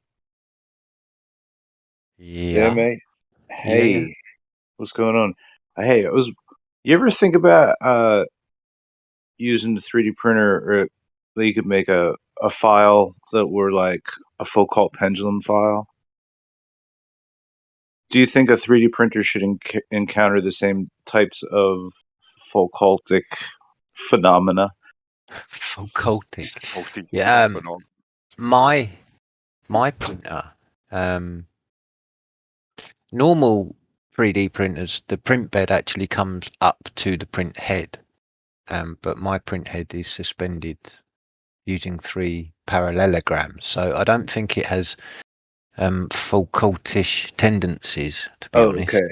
You would need a more first generation style XY Cartesian bot then for that. Well, more of a free swinging print head. A free swinging hot end is what you would actually Yeah. need for full cultish tendencies Oh, within okay. your Delta system printer. I would have thought. Huh. Yeah, it's interesting to think what the kinematic setup would have to be.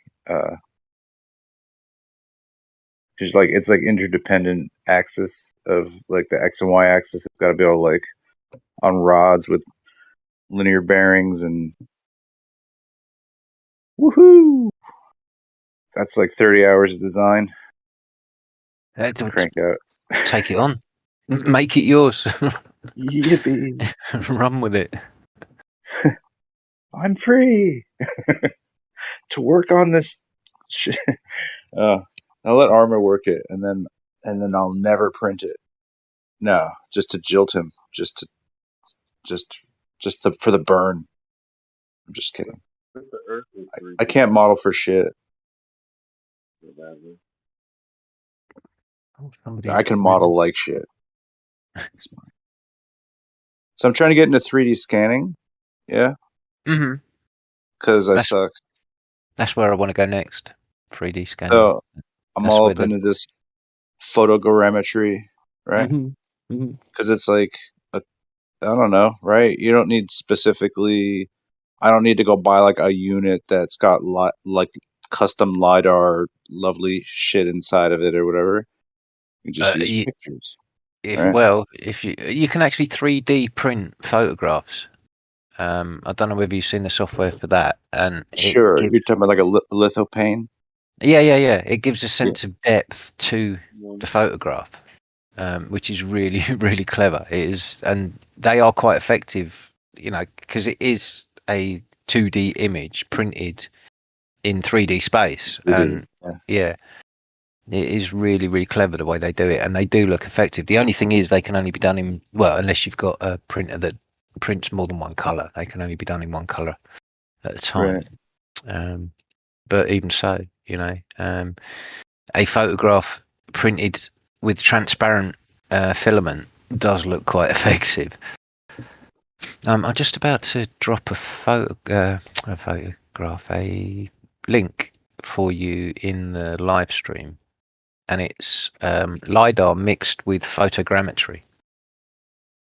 So what they've done is they've taken a 3D LiDAR scan of this bridge, and then, like you were saying, they've mapped it using photogrammetry. So that's photographs of the real world bridge and part of the surrounding area. And the likeness and the detail is just unreal, absolutely unreal. And this is where I want to go. I want to, I'm getting to grips with the point cloud and learning how a point cloud works and how to generate a point cloud and the in the computer bit of it. Now, there aren't any real point clouds that you can download and learn how to use them yourself, really. And the best way to go forward with this is to get hold of a scanner and to start generating point clouds and learning how to add the photogrammetry information to that point cloud. So I guess part of the process here too is using like a polarizer, cross polarized filter. With the photographs. Yeah, if you can like light it, like shoot it with a cross polarized lighting process, basically. So your lighting source is going to be polarized. Yeah, so it gives you that even spread of light across the whole surface. Well, it'll basically allow you to remove glare from anything that's got high reflectivity. So like if you're trying to let's say you're trying to take pictures of a shiny object, you could coat it in flour and then take pictures of it to determine it's a shape without having any kind of glare. Or you could use a polarized, like a linear polarized. It's basically what you use on your. It's like what all like LCD TVs have, like this 45-degree offset layer of polarized film. Okay. So if you wanted to just go, I wouldn't recommend. It's a kind of a dirty process to rip it off your TV, so don't do that. You can't put it back together. But you can go ahead if you want to order some cross-polarized film. Somebody's probably done that, and then you set that up on top of your light, and then you use a circular polarizing filter set, which are like going to go on top of your lens of your camera, Right. and then you can adjust that axis to. Yeah. You'd need one filter for the light source and another for the camera, yeah? Yeah, and then you want to make sure that you limit any other kinds of light sources to eliminate possible noise, and you should get pretty good, scans with that the computer then can turn into a point cloud surface. Because if it's just if it's just reading like reflected light, it is not going to be able to point cloud assess that to another. Because the photogrammetry is similar to like a panorama, if you want, in a way, but it's instead of stitching them together, it's like identifying, like a little like it uses kind of like a AI. It's not AI, but it's an algorithmic process to like determine a color pattern, and then it staples it together and organizes that shit. And there is we got to distinguish that there is a difference here between adding the photogrammetry to the point cloud and, like you say, stapling the photogrammetry to that cloud to give the cloud kind of better definition. So as you can see from the thumbnail of that video that I've posted, the definition of that bridge is almost lifelike. Yeah, you can tell that there's something probably not 100% realistic with that. I mean, isolation of the background is like, for me, it's like a giveaway. Now, so stapling that photogrammetry to the point cloud is because there was a bone of contention a week or so ago that the point cloud would be stitched together. There would be stitch points within the point cloud, and that would be where the horizontal changes within the scan. Now, the point cloud is a non-stop continuous scan along a horizontal plane. There are no stitch points. Would you agree with that? You can do from video, no? Yeah. But I'm not sure how you would. I'm not familiar with every type of photogrammetry. Because you use photogrammetry with drones, and that's really not what I'm trying to. What I'm talking about is like a really focused way to like get the most accurate topology from just pictures, so that I can be the shittiest modeler ever, but still get good. Like I can still put my mug in there and fucking I just take pictures of it right, and then it's like, oh wow, you're really good at 3D stuff, and it's like, yeah, I know, thanks.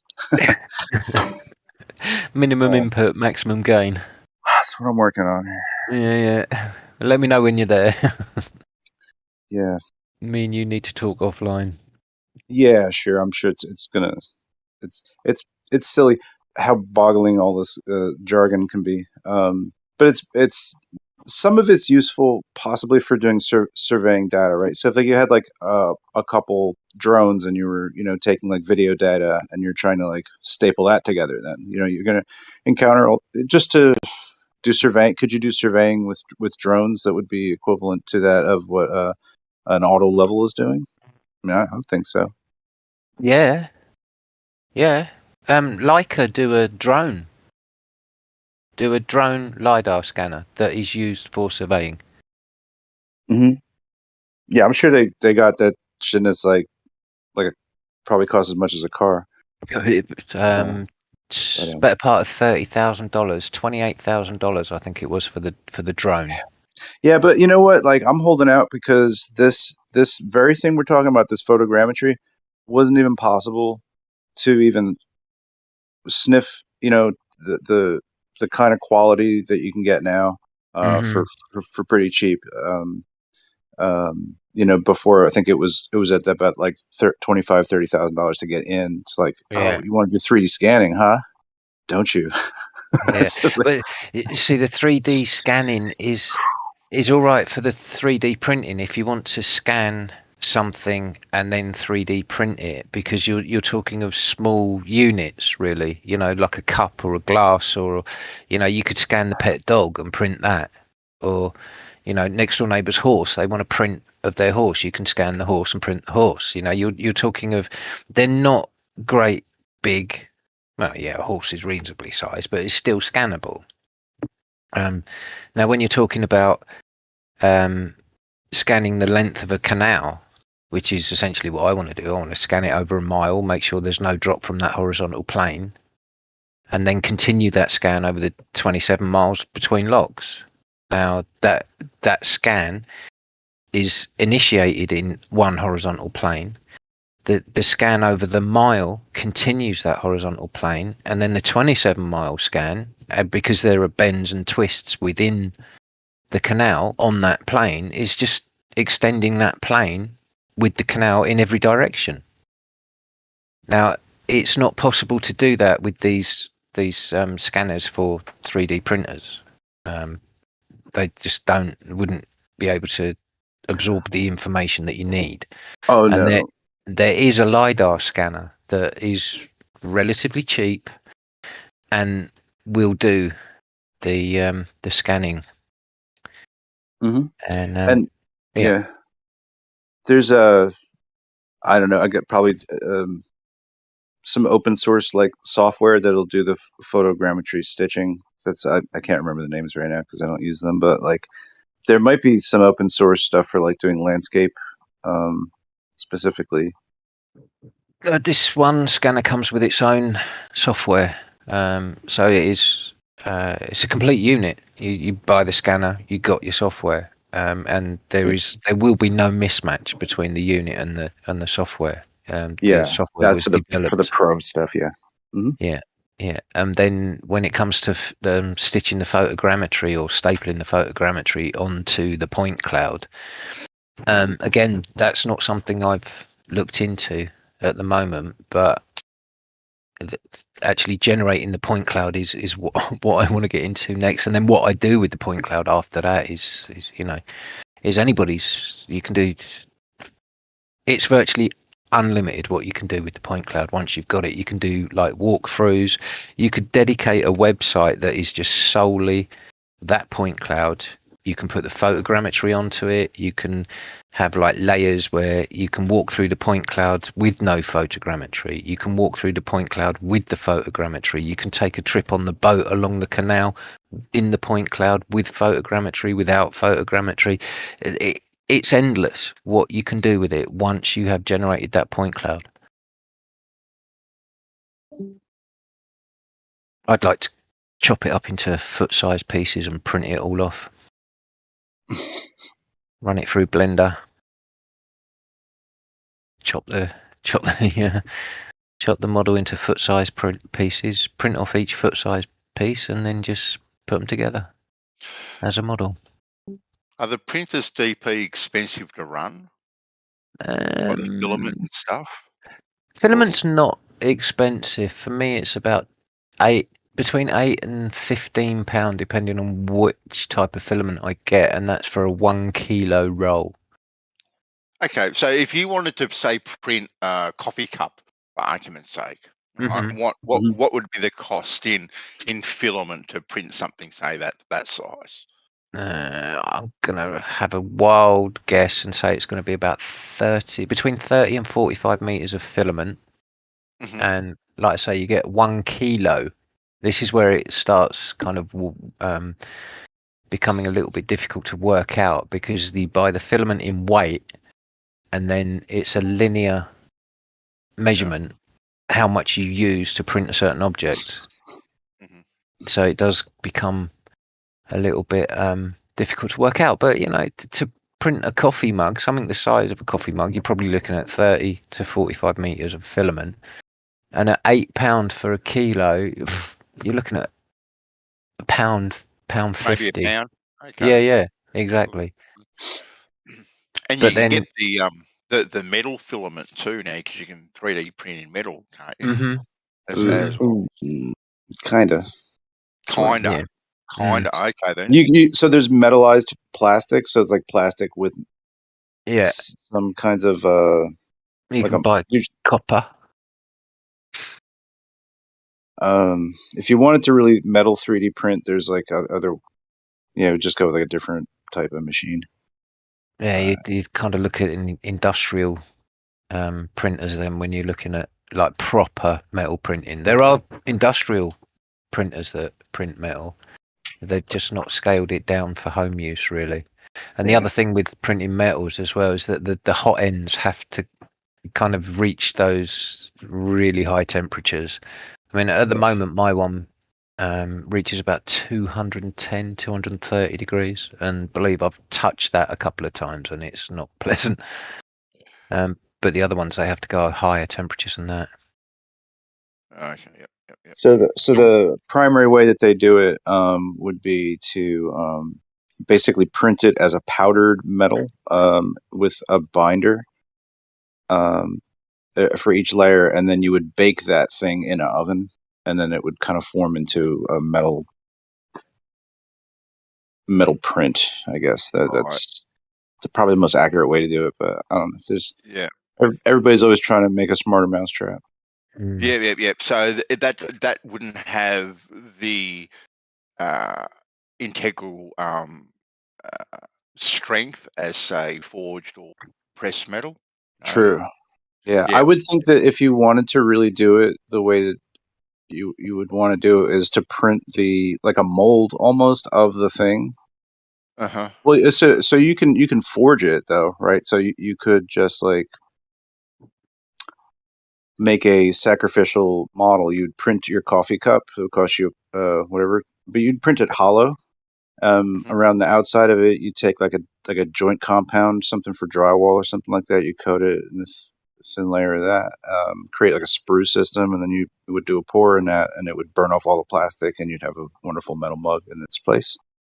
There you go. It's probably the most dead simple way to do it. But there are the PLA filaments that have pieces of metal in them. You can buy stainless steel filament, copper filament. You can even buy filament with carbon fiber in it, and it looks and feels like carbon fiber, but it's just little kind of shredded up pieces of carbon fiber within the PLA filament. Yeah, it's not like the strength of carbon fiber. No.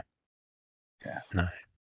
But it because it's made of carbon fiber pieces that it actually sticks to carbon fiber too. So I think it's like something you could use like a carbon fiber substrate if you had like a plate.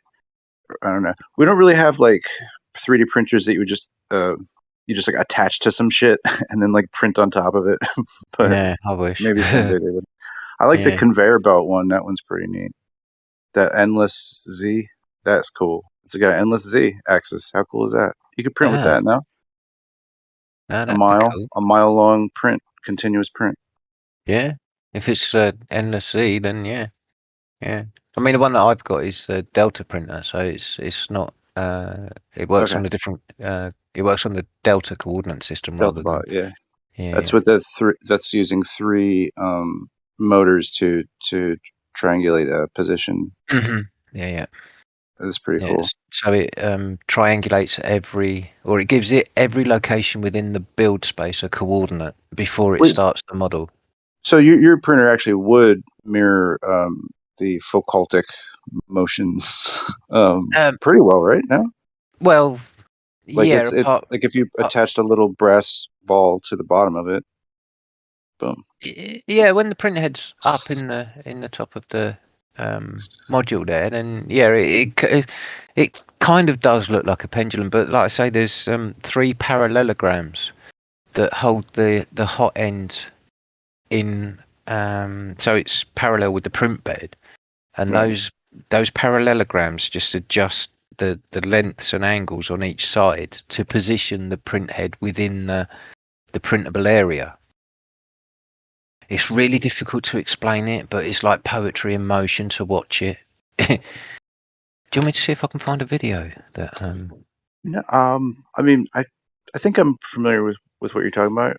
Just a standard like a Delta printer, right? Yeah. If they are amazing to watch for sure. Yeah. It's really hypnotic. I've never owned one of those. I own those like more square Cartesian style ones. Like the Ender. Is it an Ender one you've got? Yeah, similar to that, or the Prusa. Yeah, like. Yeah. And that's the one where the hot plate actually moves and the print head stays still. Yeah. So it moves the model around the print head. That's wait. That just blew my mind when you said that. Well, mine, the print head moves within the print space. Yes. Yeah. With the Ender and the Cartesian ones, it's actually the print bed that moves. Right. It's moving the model. I don't think it's not an Ender that I have. So. Okay.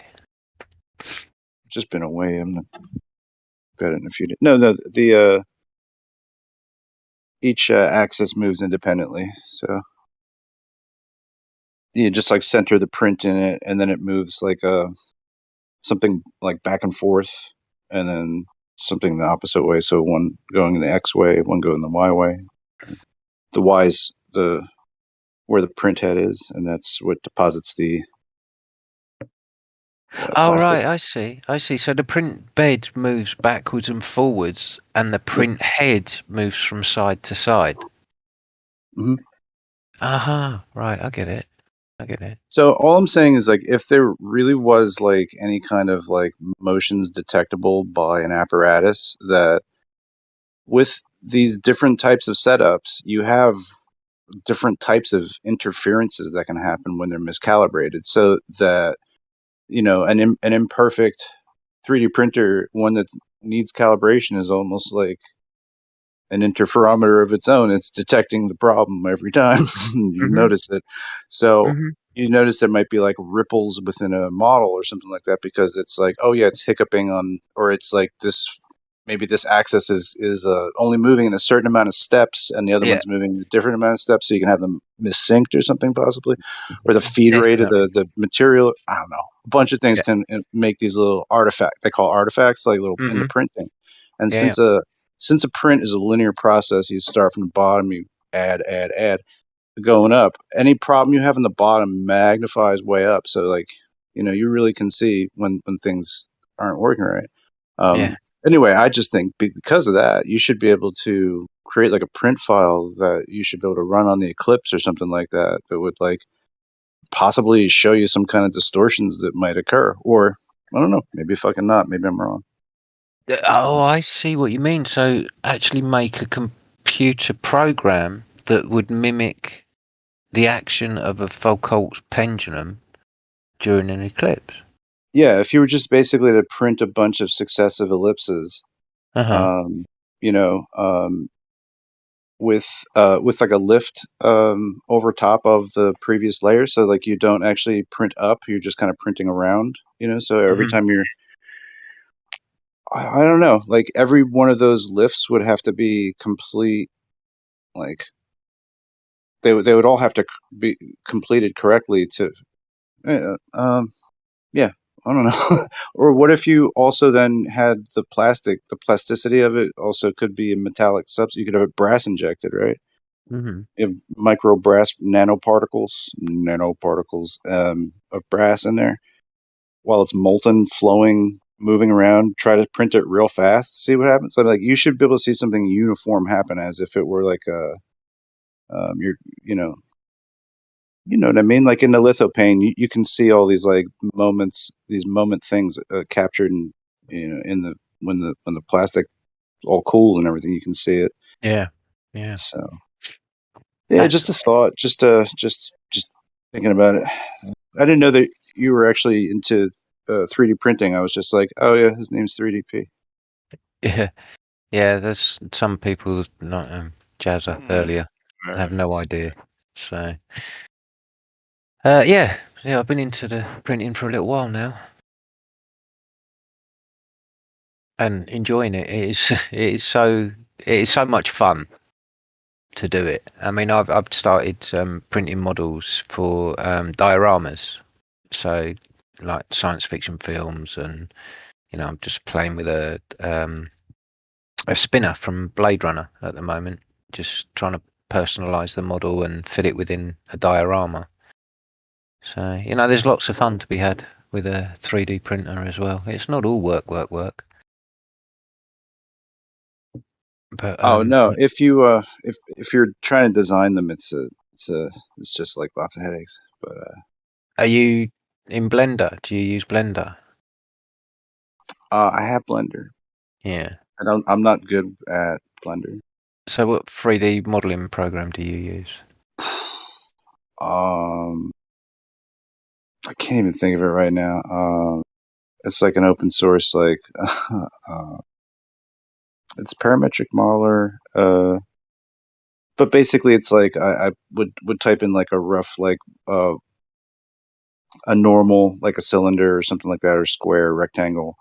Type in its like metrics, and then like do Boolean reductions from it to like create a topology that's like the thing I wanted or whatever. Right. Like if I'm trying to make adapter for a camera lens or something, I'm just gonna like make a ring size and then like basically make a smaller cylinder and then just cut that out of the ring.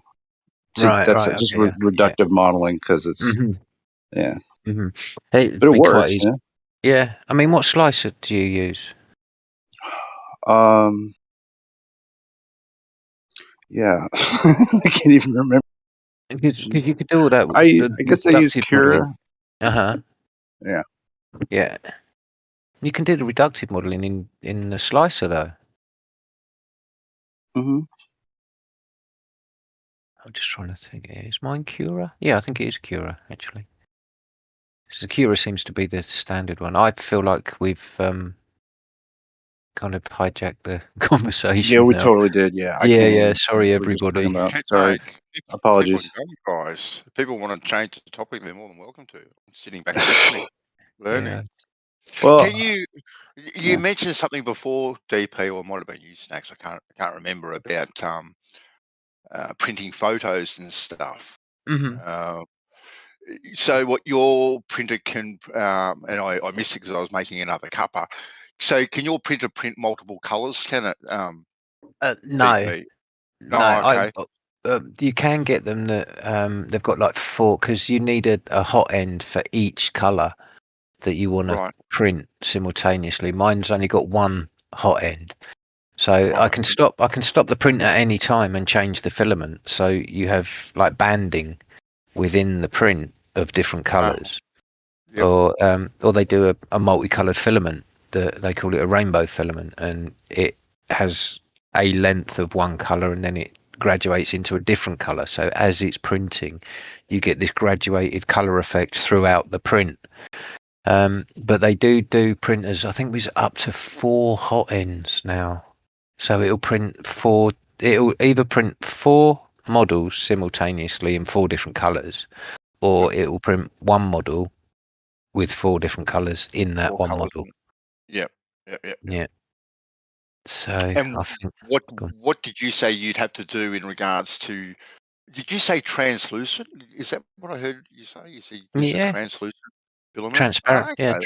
Transparent. Yeah. Actually, that'd look pretty cool too. No, doing it like that, and then maybe putting the photo behind it.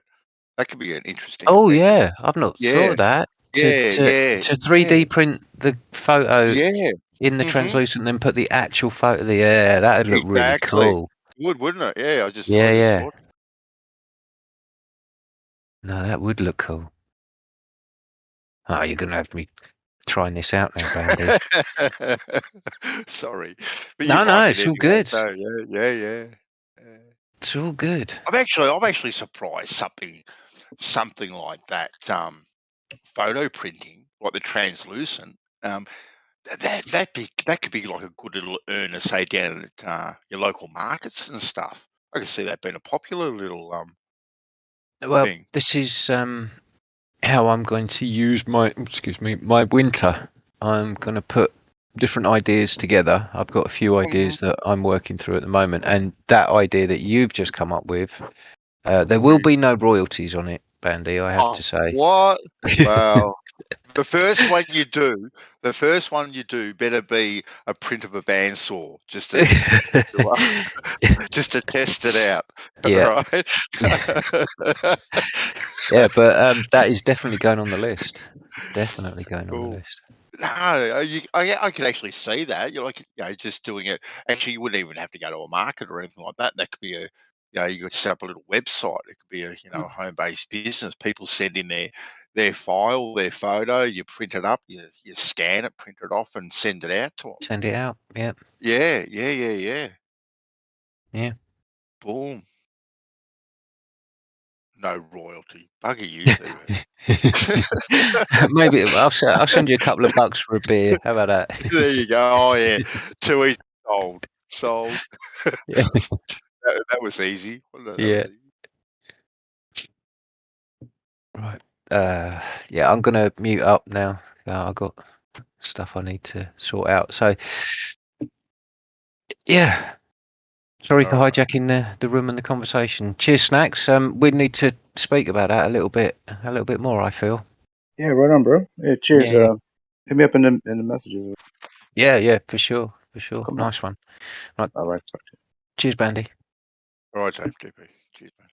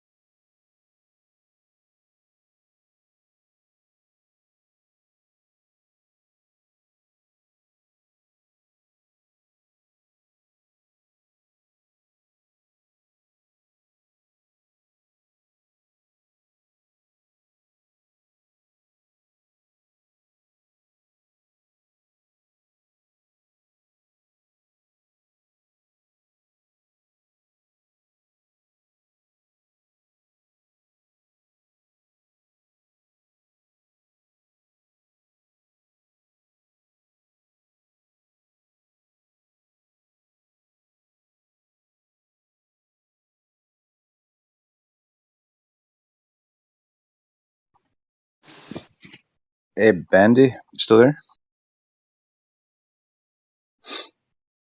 Where are we? Yeah, buddy. Yeah. No, it was just I was on the same. I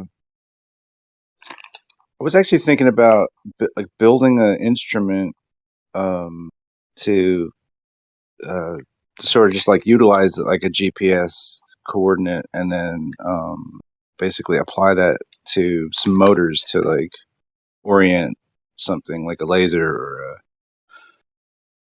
camera or something,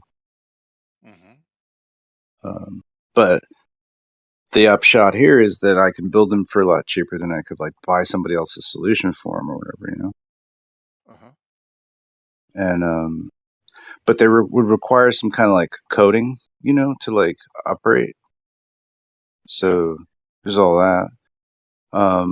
But as far as like, we've tried to do some like laser tests and stuff like that here and there.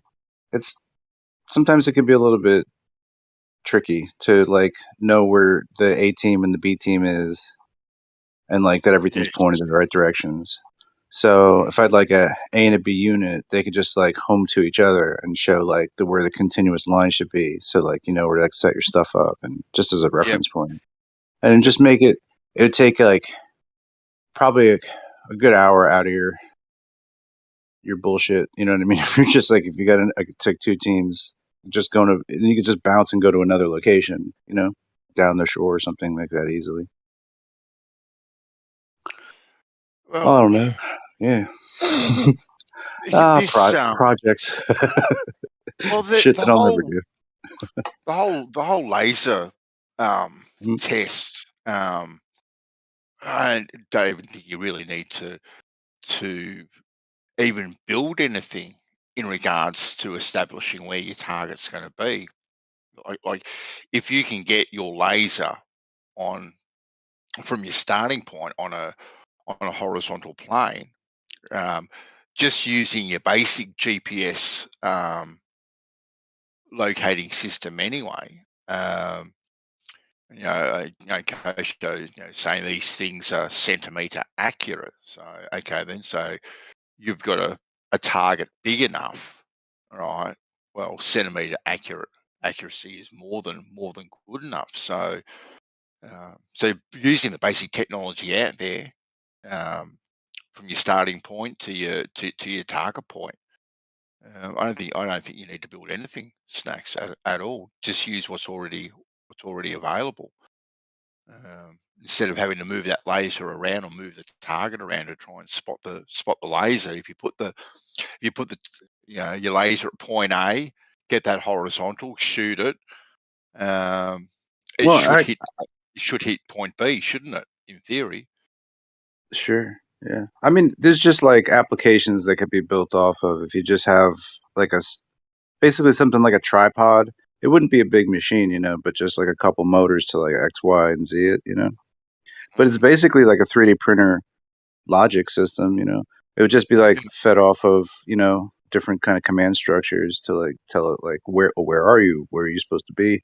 What are you pointing to? It could like turn on the laser. It could turn on a camera also. It could have integrated camera shit, integrated humidity, integrated gas detection. You know what I mean? I could have like a bunch of like the sensors cost like a quarter. You know what I mean? Just plug them into the thing. It's like bloop, bloop, bloop, bloop, and whatever, it tells your temperature. So like there might be like I'm just saying we could construct what we want the way we want it. Yeah. So for that, it's Are like you that. talking about? Are you talking about being able to take measurements along for all of the meteorological data? Yeah. It could just it could be whatever you want it to be, But yeah, for making something that you could just mount a camera to, or it could itself be a camera, but or it could also be like a collimator in a laser line level, like it could be the bridge point to boost the signal. Yeah, as good well. idea, that one. Yeah, that's a good idea. Or like a repeater system. Yep. But it would be easy to do, and you wouldn't be futzing around with it in the dark and stuff like. I guess ideally, if it worked. Yeah, technology makes life simpler, but not really. But maybe who knows? It's just a concept I play around with in my head. Like what kind of like DIY setups could you use, like 3D printing type, because the stuff's like kind of off the shelf now, just motor drivers and it's 3 axes and blah blah blah. So how much relevance do you think that the path of light snacks, say, the path of a laser beam, how do you think that correlates and reflects to how we see? Because there seems to be a lot of in this discussion. There seems to be a lot of discussion that the path of this laser beam or a photon, whatever you want to call it, it's directly proportional into how we see and what we see and where we see it, and thus we have all these equations like 7/6R in regards to refraction and all that sort of stuff. What do you think the correlation is, or do you think there is a correlation between the path of light and how we see? I was trying to figure out what the most realistic camera setup would be. Like what's most like how human vision works. To like for movies or whatever. Like it's an interesting thing to look into, but I think it's has something to do with like two variables, one being the lens and one being the sensor size. So some combination of those things have to then give you what is equatable to human vision. Maybe not binocular vision either, but just singular human eye size. And I think that's like, that lens I think is the Helios 442, which I want to say is a 51 millimeter. And what that combined with the sensor of an APS-C has been, that's, so somebody says that that's like the most realistic version of human vision. So I don't know what I would, well, maybe I'll go buy that lens and just see if I like it. But I don't know. I would want to set up like, you know, even to just shoot film. Like I do want to have that, and I think it would be great to apply that to surveying and stuff. And you know, I'm not really sure what the deform qualities might be when you use a lens like. I mean, it's just optics, right? Like, so, like, are things bent? You know, even if I use the most improper setup, right? Like, the stuff up here totally bent far away. If I can see, if I have like an infinite setting, you know, if I have a good focal length to get like infinite, does stuff like go crazily bent in the distance? Like, not really. It's like, if you can see it, it's kind of registering, and it's not skewed to me. So I can take like a slide project. I've got like a slide projector from this it's like from the 70s or something. And I can just like set that in front of my sensor, and it'll like see, and it'll like record. It almost looks like a Super 8 camera or something like that, because there's so much light flooding the rest of it, but everything's accurate, you know, even though its color is wrong or whatever, some things. Or if it's out of focus, I can bring in some in focus areas. And there's like a sweet spot where it's just like everything's crisp. So, you know, but this is just like a wimpy little, it's like 100 millimeter throw. Like, would I try to like go down the street with that and millimeter accurate, you know what I mean? Like, the kinds of things that people are suggesting you can use like any old, you know, theodolite to measure distances. Like, you know, I'm no expert, you know, but there's like the right tool for the right job, right? Like, there's certain focal distances that will be more true over distance, and with you know, possibly like the lens coating, you know, itself might help to kind of collimate that light, or, you know, depending on what kind of glass you have, even. Damn, you know, if you have like right, that's why we have like these like mirror finishes, mirror coatings, and rainbow coatings and stuff like that on all types of lenses, right? Is to get what we want and eliminate the light that we don't want. In the case where I have just an open camera body and I have there's no attachment. It's just a lens, just a piece of glass, and I just like throw it in front of the sensor. Like, eventually I can find where I can focus. But in the case of you're filtering light, hmm? right? You're filtering light with these different sorts of filters. Yeah, there's like an yeah. Go ahead. Yeah, and the lenses that yourself that you're talking about, you know, whatever lens it may be, depicts, you know, this particular lens. When we take a photo, that's the most accurate to how we see. Okay, now that is just when we take the photo. So if I take the photo with that lens, and say use a GoPro lens, obviously you know, the GoPro lens, that's not how I see it. I see it like the first one. I get all that. The way Right. the concept that how we see, right, is in the path of light. Okay, and that object, okay, is more or less if I'm looking at in the distance at an olive tree, my famous olive tree that I'm always looking at, okay, now the light hits that. Now the olive tree now is a little movie projector, okay, and the light bounces off it and it is projecting that image through the atmos towards my eye and hits my eye.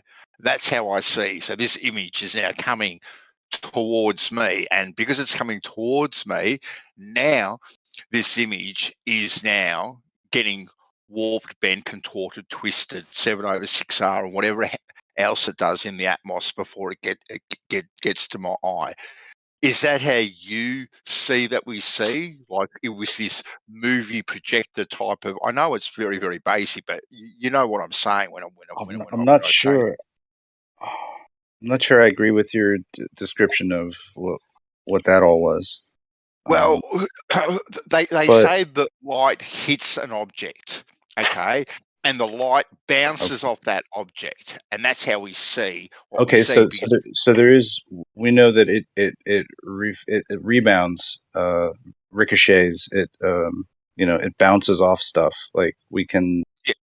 Yep. I agree take with something that. that's. Yep. Yeah. Okay. Cool. Yep. I definitely agree with that. So it's Yep. direct. It's a directable. It has a directionality to it.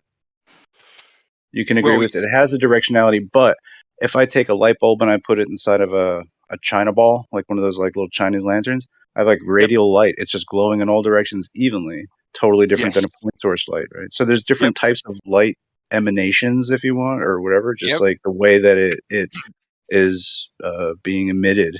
Yeah. Mm-hmm. Yeah. Hey, Bandy, if you look up the hyperphysics mirage, type that into Google, you should come up with the page that they have. I've wanted to have this discussion for a while because the way they try to depict what you're talking about is they have a palm tree and they have the viewer, and then they show one point on the palm tree taking one path to your eye, and then another point of the palm tree dropping almost down to the ground and then swooping back up into your eye. Yes, I'm looking at that right now. Yep. Okay. Right. Yep. Looking at that right now. Yes, exactly. So then you have to then take. So here's my question: why didn't that point at the tree, at the leafy part? Why did that swoop down? You know what I mean? Like, how did they justify the way they drew those ray tracing? Because that's what that is. It's a ray tracing diagram. They're trying to tell you what path they think that object's point is taking to your eye, right? But if that were the case, if you just took those, how many points are there from the tree to the person's eye? I can't remember. It's not that many. Oh, it's about 4 or 5. Yep, about 4 or 5. Okay. Yep. So then here's the crudest way to put it. Those are the only points of the tree you'll see. Just these tiny little pixels of a tree. You won't see the tree. You'll see green leaf. You'll see bark part. You'll see other bark part. Like, you'll see this dislocated thing. That's not like, they would have to draw lines from every single point of that tree to your eye because you're seeing the whole tree. Yes. Yeah.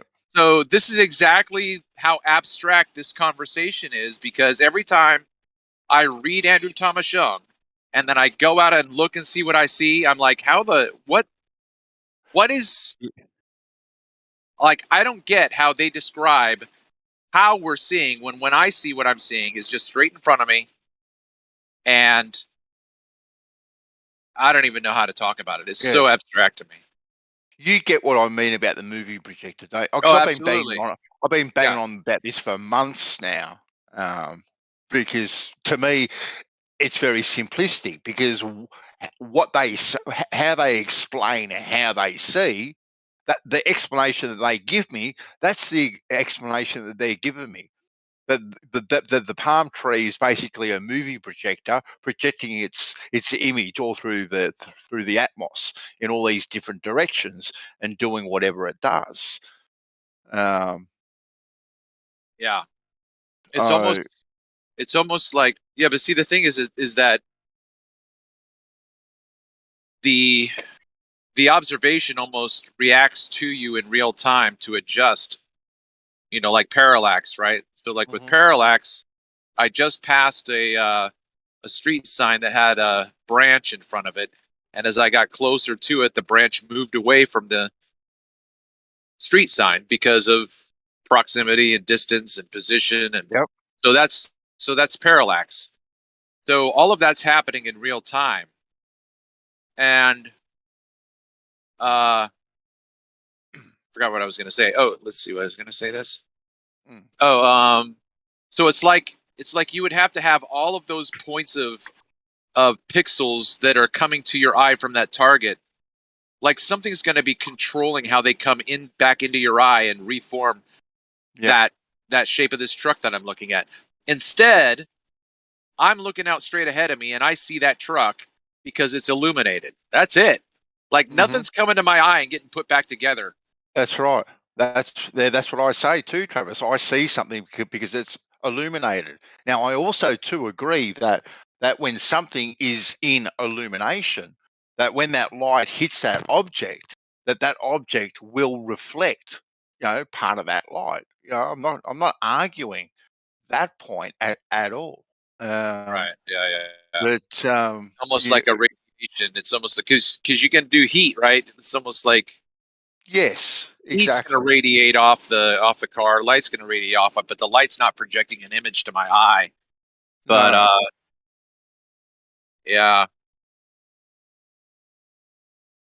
I think there would be too many complications to have these random bits of information traveling to your eye, like because it's like what I was saying to you before, Bandy, right?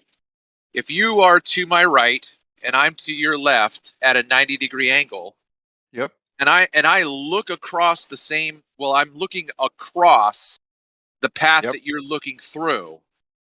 I don't see a moving picture going across and hitting your eye.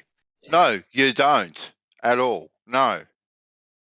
But you want to tell me, not you, but they want to tell me that that's what's happening, and once it gets to my eye, it gets put back together again. Exactly, and the only light that you can resolve, they want to tell you the only light that you can resolve is the light that actually hits your eyeball, right? In the form of that image that it has projected itself through the atmos. Well, aren't all images projecting themselves through the atmos in the form of images? Exactly. So you basically be living in a haze of nothingness, not being able to resolve white anything. White noise. Exactly. Yeah. Because at the same time I'm looking over distance, I'm actually seeing in orthographic too. I'm seeing left to right as well. You are. That's right. Right. And the light travels in all different directions. Right? It's not just one direction; it's traveling in all directions. So the light up, down, diagonal. Exactly right. So you should be able to see these images moving all over the place, not just the one that goes into your eyeball. Like it doesn't make logical sense to me. Like little bees in the air. Yep. You know how those starling birds will fly and they'll fly in formation and it'll make all these elliptical, parabolic shapes in the air. You know what I mean? Yeah.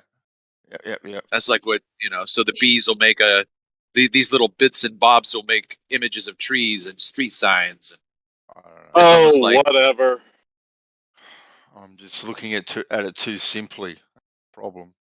Hey, have y'all done the driving at night, looking at the other side of the interstate and seeing the laser light show? No. You gotta remember to do that, bro. It's the coolest shit I ever seen. What do I got to do, Ricker? I missed it. All right, so you're driving down the freeway and there's oncoming traffic. Yeah. Close one eye and kind of squint the other and look at those headlights, and there'll be pencil beam lights, like 5 or 6 coming out of each headlight. Real? Okay. Yeah. It looks like a laser light show. I mean, I'd never seen that before. You know what I just thought of is that it might have something to do with your eyelashes, right? I don't know, but I mean, it's coming out of the headlight going up and towards, like, up above you. It's not coming at you. So it's kind of strange. It's reflecting off the glass of the headlamp or whatever, but it's a pencil beam. It's not like a ray of light. It's looks just like a pencil beam, like a laser. I'm gonna have to do it again because maybe I'm going crazy, but it was definitely doing. I did it like multiple times on that same morning. Sorry to ruin your bee conversation. I'll have to do it next time the wife is driving. But just look at that again. You know, let's talk through that. I know that other people might not be looking at that image, but I'll post it. The way they depict,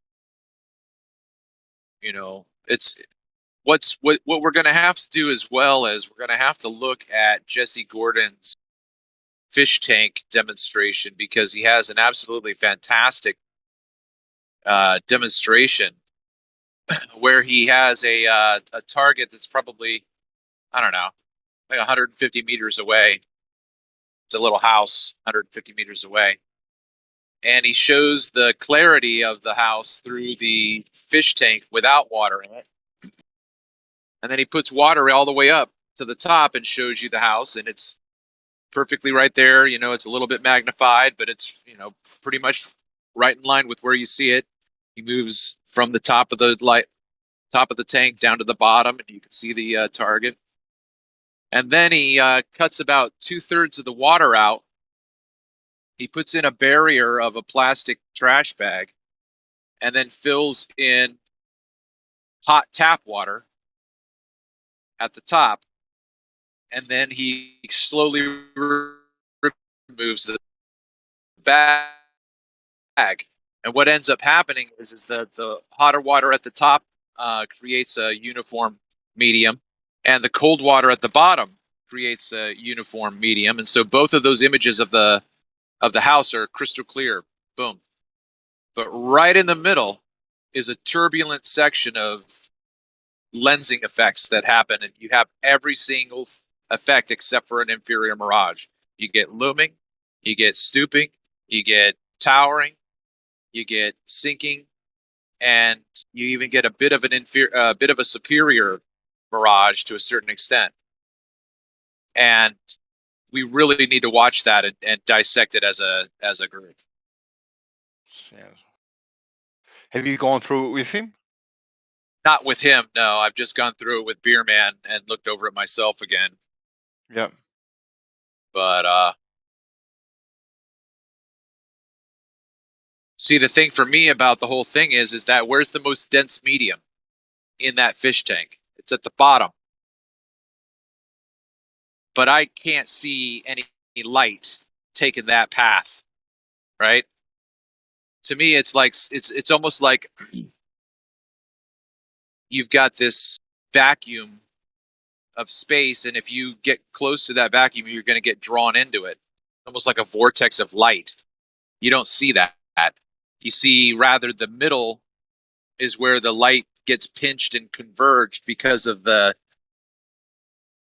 dynamic energy that's happening there, but none of the light, in my opinion, is getting drawn down to the more dense medium. I don't see it. You can tell me that that's happening, but you can't show that to me.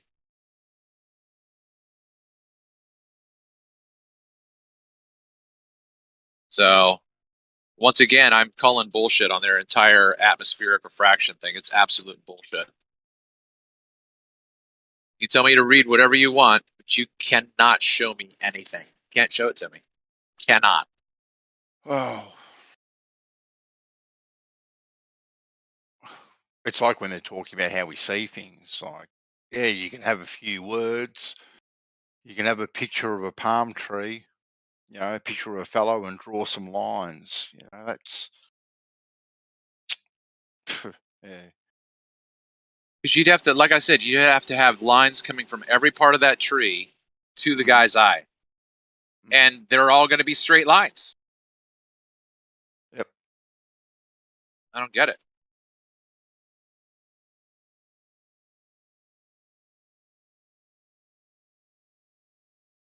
And then how can you show that to me, Travis? How can you show that? Well, where's the object? Over here. Where's the man? Over here. Can you draw a straight line to it? Yeah. There you go.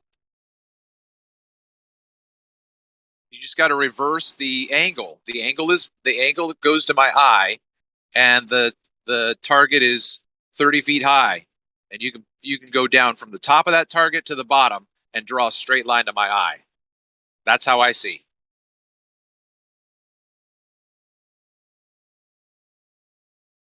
Except I'm seeing out. The target's not coming to me. I'm seeing out.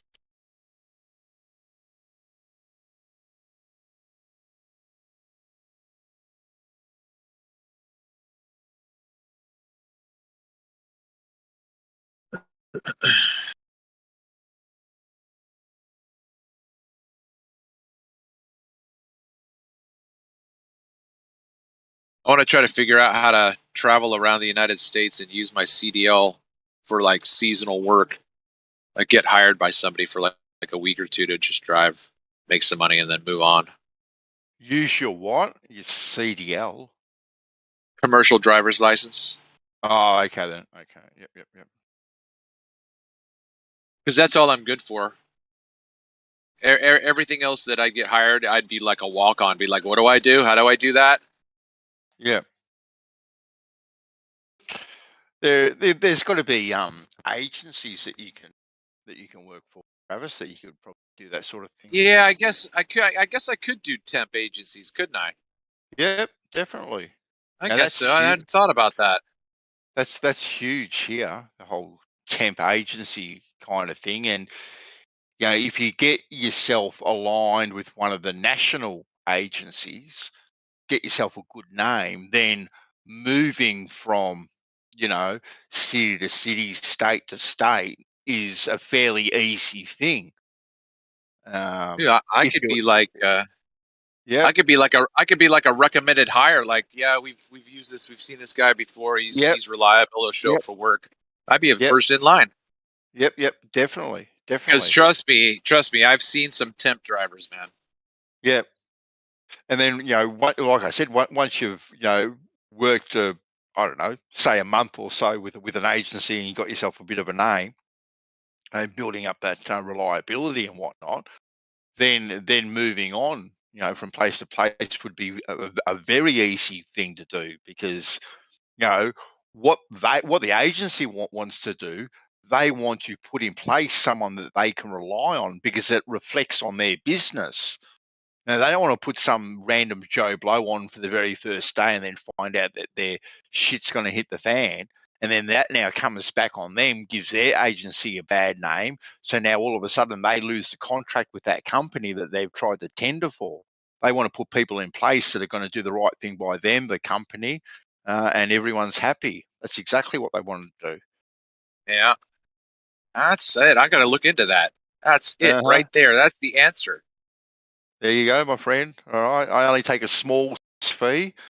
Yeah, finder's fee. Yeah, finder's fee. You got it. You got it. Flat Earth tours.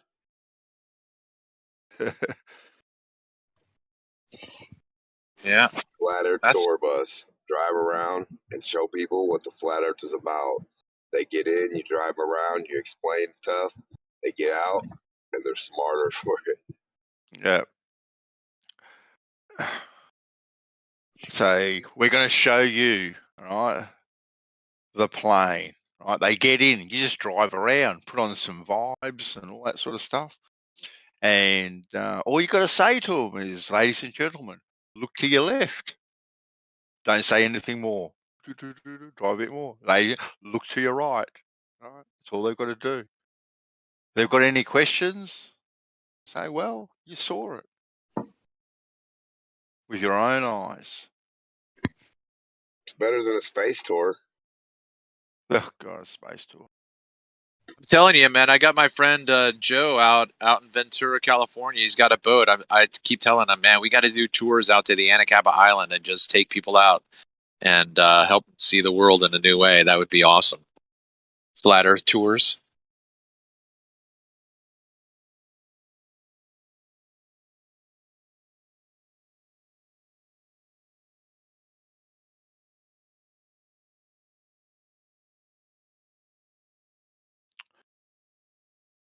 Yep.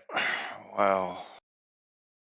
Either that, or I got to find a chuck wagon that I can drive around and make food for campers. Well, that requires investment, doesn't it? Yeah. Well, I got to get to that point. Yeah.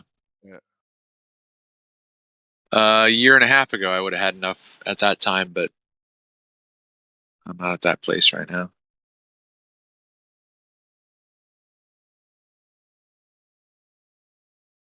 Do you get paid all right being a truck driver, Travis? Yeah, it's all right. Yeah, it's all right. I've got a tiny cushion. Mm-hmm.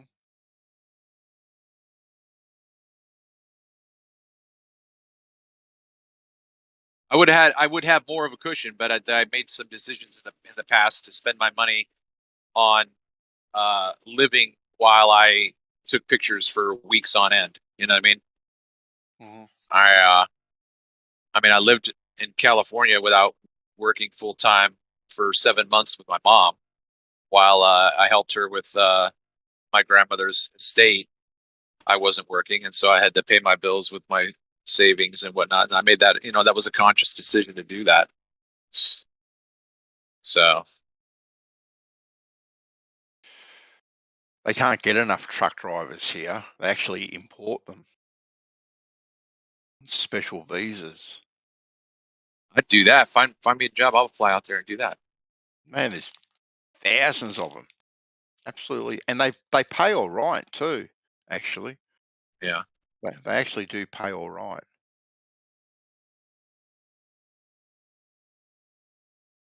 But don't you guys drive on the wrong side of the street down there? Only half the time. Ah, gotcha. Depends on how much you've had to drink. It depends which way you're going. I'm not worried about which side of the street I'm on. I'm worried about driving upside down. That's the part that scares me. Yeah. All that blood rushing to your head.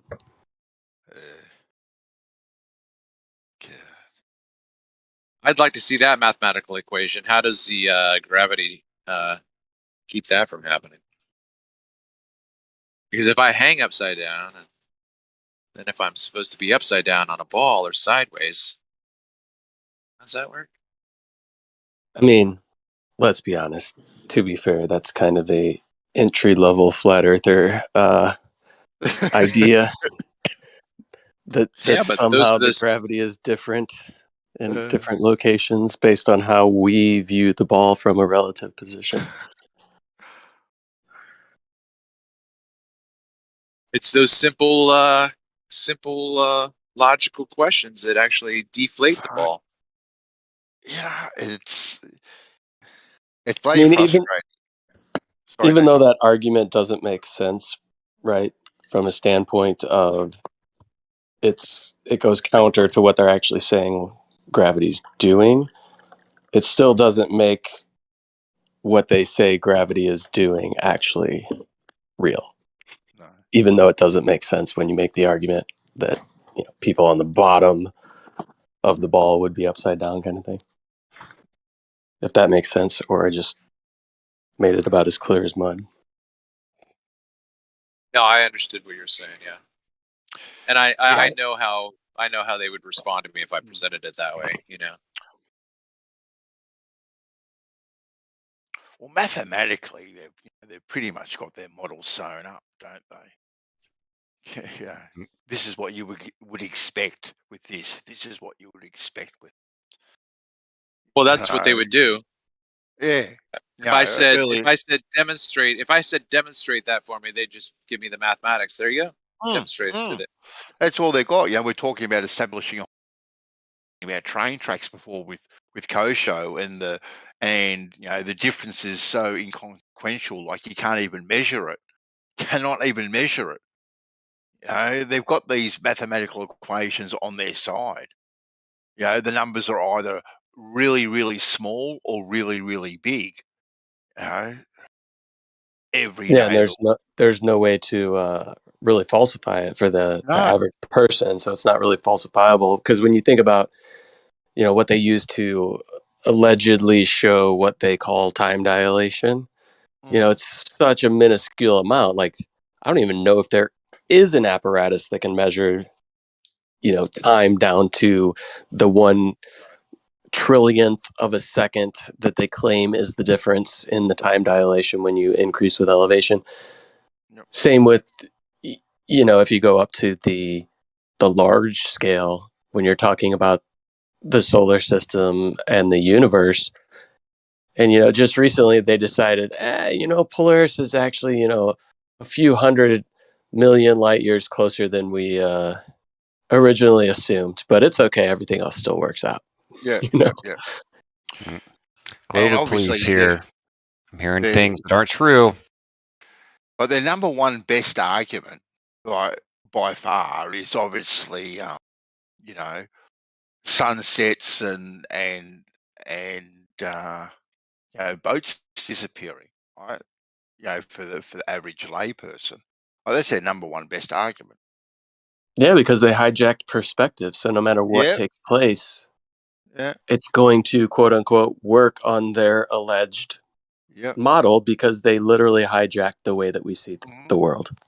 Exactly right. And I see the sunset every single night here in Napalm, and I would say minimum, I'd say 75% of the time, the sun does look like a 20-cent piece going into a money box. Like it seems to disappear. That's exactly what it looks like. You can't argue it. What it looks like. I like listening to these. It's interesting the things you guys say. Why is it interesting? I'm just stating the facts, Negator. I'm not gonna. Right? That's what it looks like. Yeah, sort of. Well, it does. It does. Well, are you gonna argue that it doesn't look like a 20-cent piece going into a money box?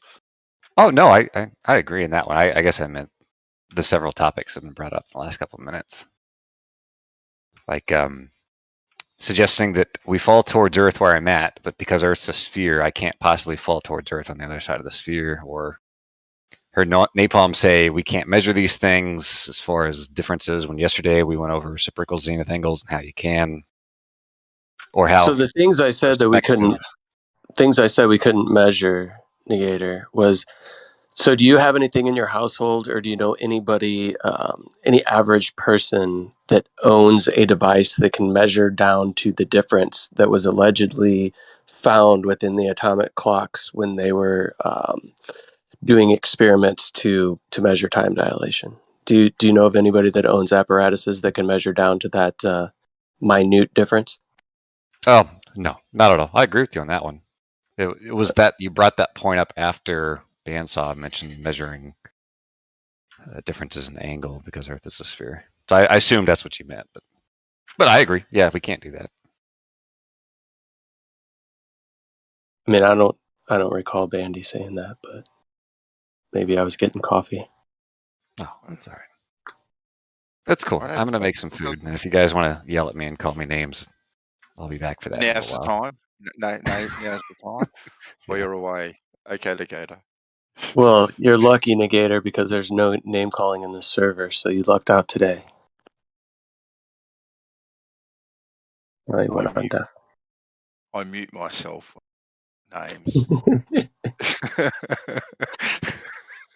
You mother. Yeah.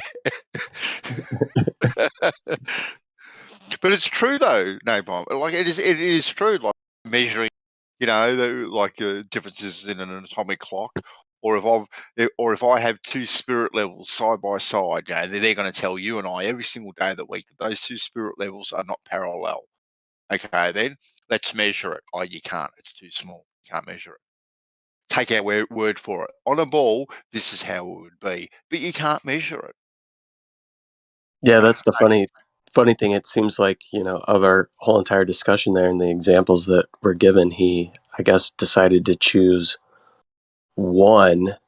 I don't even recall you saying it, but choose one that may possibly be able to be used. But the way that he kind of stated it, if I wouldn't have pushed him for, laying out the examples that I gave to the audience, it would have been like him just coming in and be like, oh, I can't believe that you guys would say such things, as if blah, blah, blah, and we couldn't do any of this, even though when pushed back on it, he's like, oh yeah, I agree. We can't do that. Yeah. Well, he brought up reciprocal zenith angles, like so measuring these things over a mile or two, which, okay, so we're viewing something through an optical device, which already has an inaccuracy plus all the refraction and all that sort of stuff. But we can definitely, measure reciprocal zenith angles this way, right? Just the same that we can measure that a plumb bob is not parallel next to Mount Schehallien or whatever the name of the mountain is. And how do we measure that? We line it up with stars. No less. Right. That's it's just You know what I find funny about the whole reciprocal zenith angles thing? When I recently went to go do a little more investigating into reciprocal zenith angles, it's not easy to say. I did a quick Google search to start. And funny enough, like the first top 5 results were from anti-flat earthers like McToon. Yes. Why, if this is something that is so common within surveying or is done all the time or is such a proof of whatever, globe proof that it's claiming, how come the top 5 results that I get on Google are anti-flat earthers? Yes. I noticed exactly the same thing, Napalm. I can't remember what I was Googling the other day for someone. Anyway, I Googled something and there was the first page was McToon's and the second page was WS. All these anti-flat earth sites that are out there. And it's just like, really? Okay. So it's good to see that the Google algorithm. Hey, you know what's really gonna tip the scale is when you do a search for Etherband and their sites come up. Okay, let's do it. I'm going to do it right now, just for you. All right, let's see what comes up, Travis. Okay, Etherband. A band called Ether. Yeah, let's see what comes up. Literally, it's a band called Ether. It is too. Home of the Etherband. Is that my channel? Oh, no. Here we go. 1, 2. You're the third. TheEtherband.com. Boom. Yeah. Travis, you've hit the big time. Well, when you claim a niche, you should be at the top, right? Well, are you spelling that with an A? Yeah, AETH. Yeah, AETH. Yep. I don't get your site on the first page of Google or the second page. Etherband, one word. Oh, one word. One word. Yep. That'll probably help. Yep. And it should be the third one. Well, it is on for me. Yes. Yeah, it is for me too. Yeah. There you go. Let's click on it. Let's give him a few more hits. We'll get it to number 1. Yeah, but my point is that when you start searching for my term and you get MC tuned first, that'll be the day right there. Yeah. Before you check out the source of the Etherband, listen to my spin on the Etherband. How do you get it put in Wiki, Travis? Well, I can't because I'm banned from making entries on Wikipedia. But really, what did you do? I went into their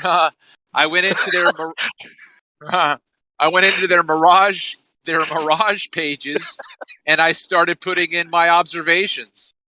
And you got banned.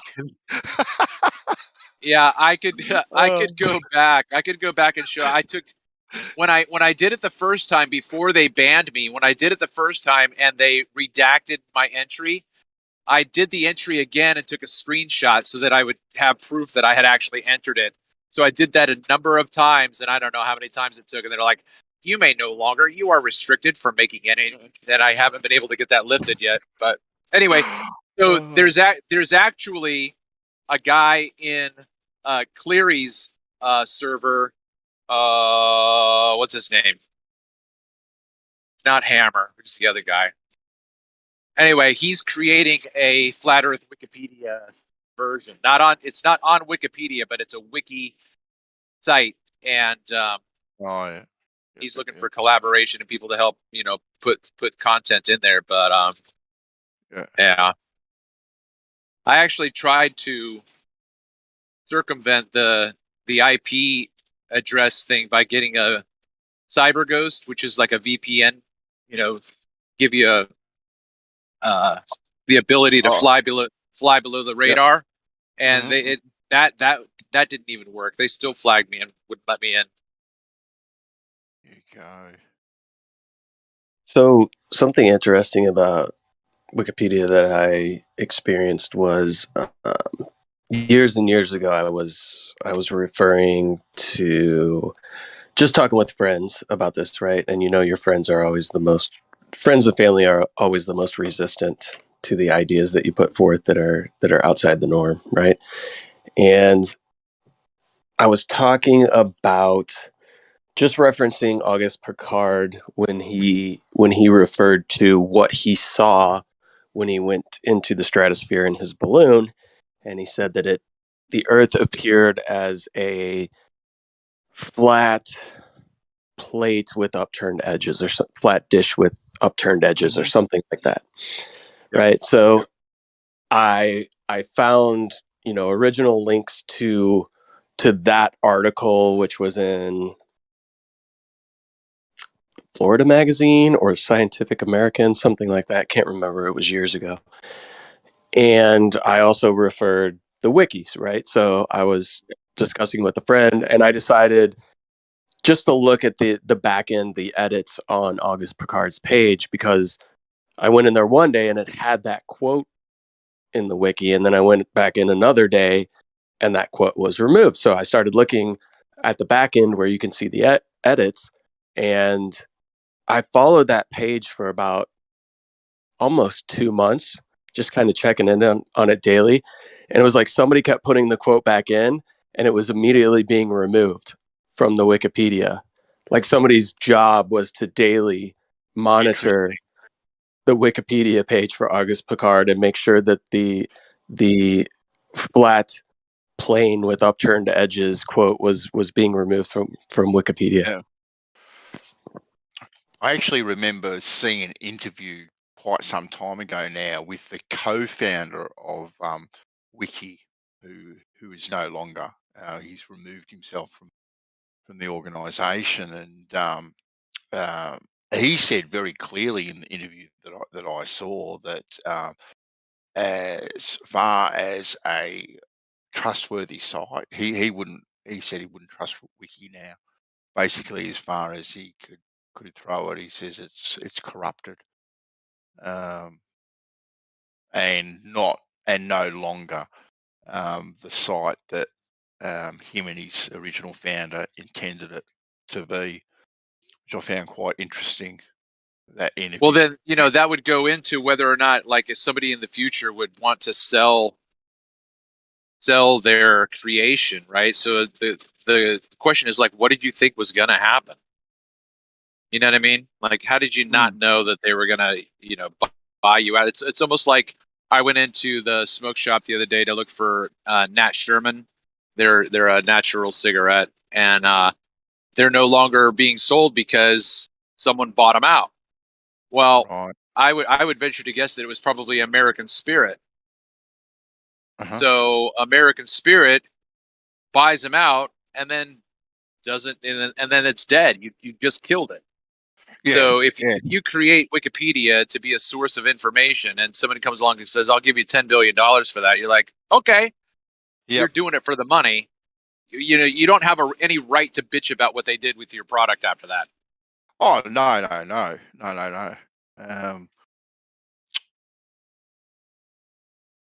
So was he kind of alluding to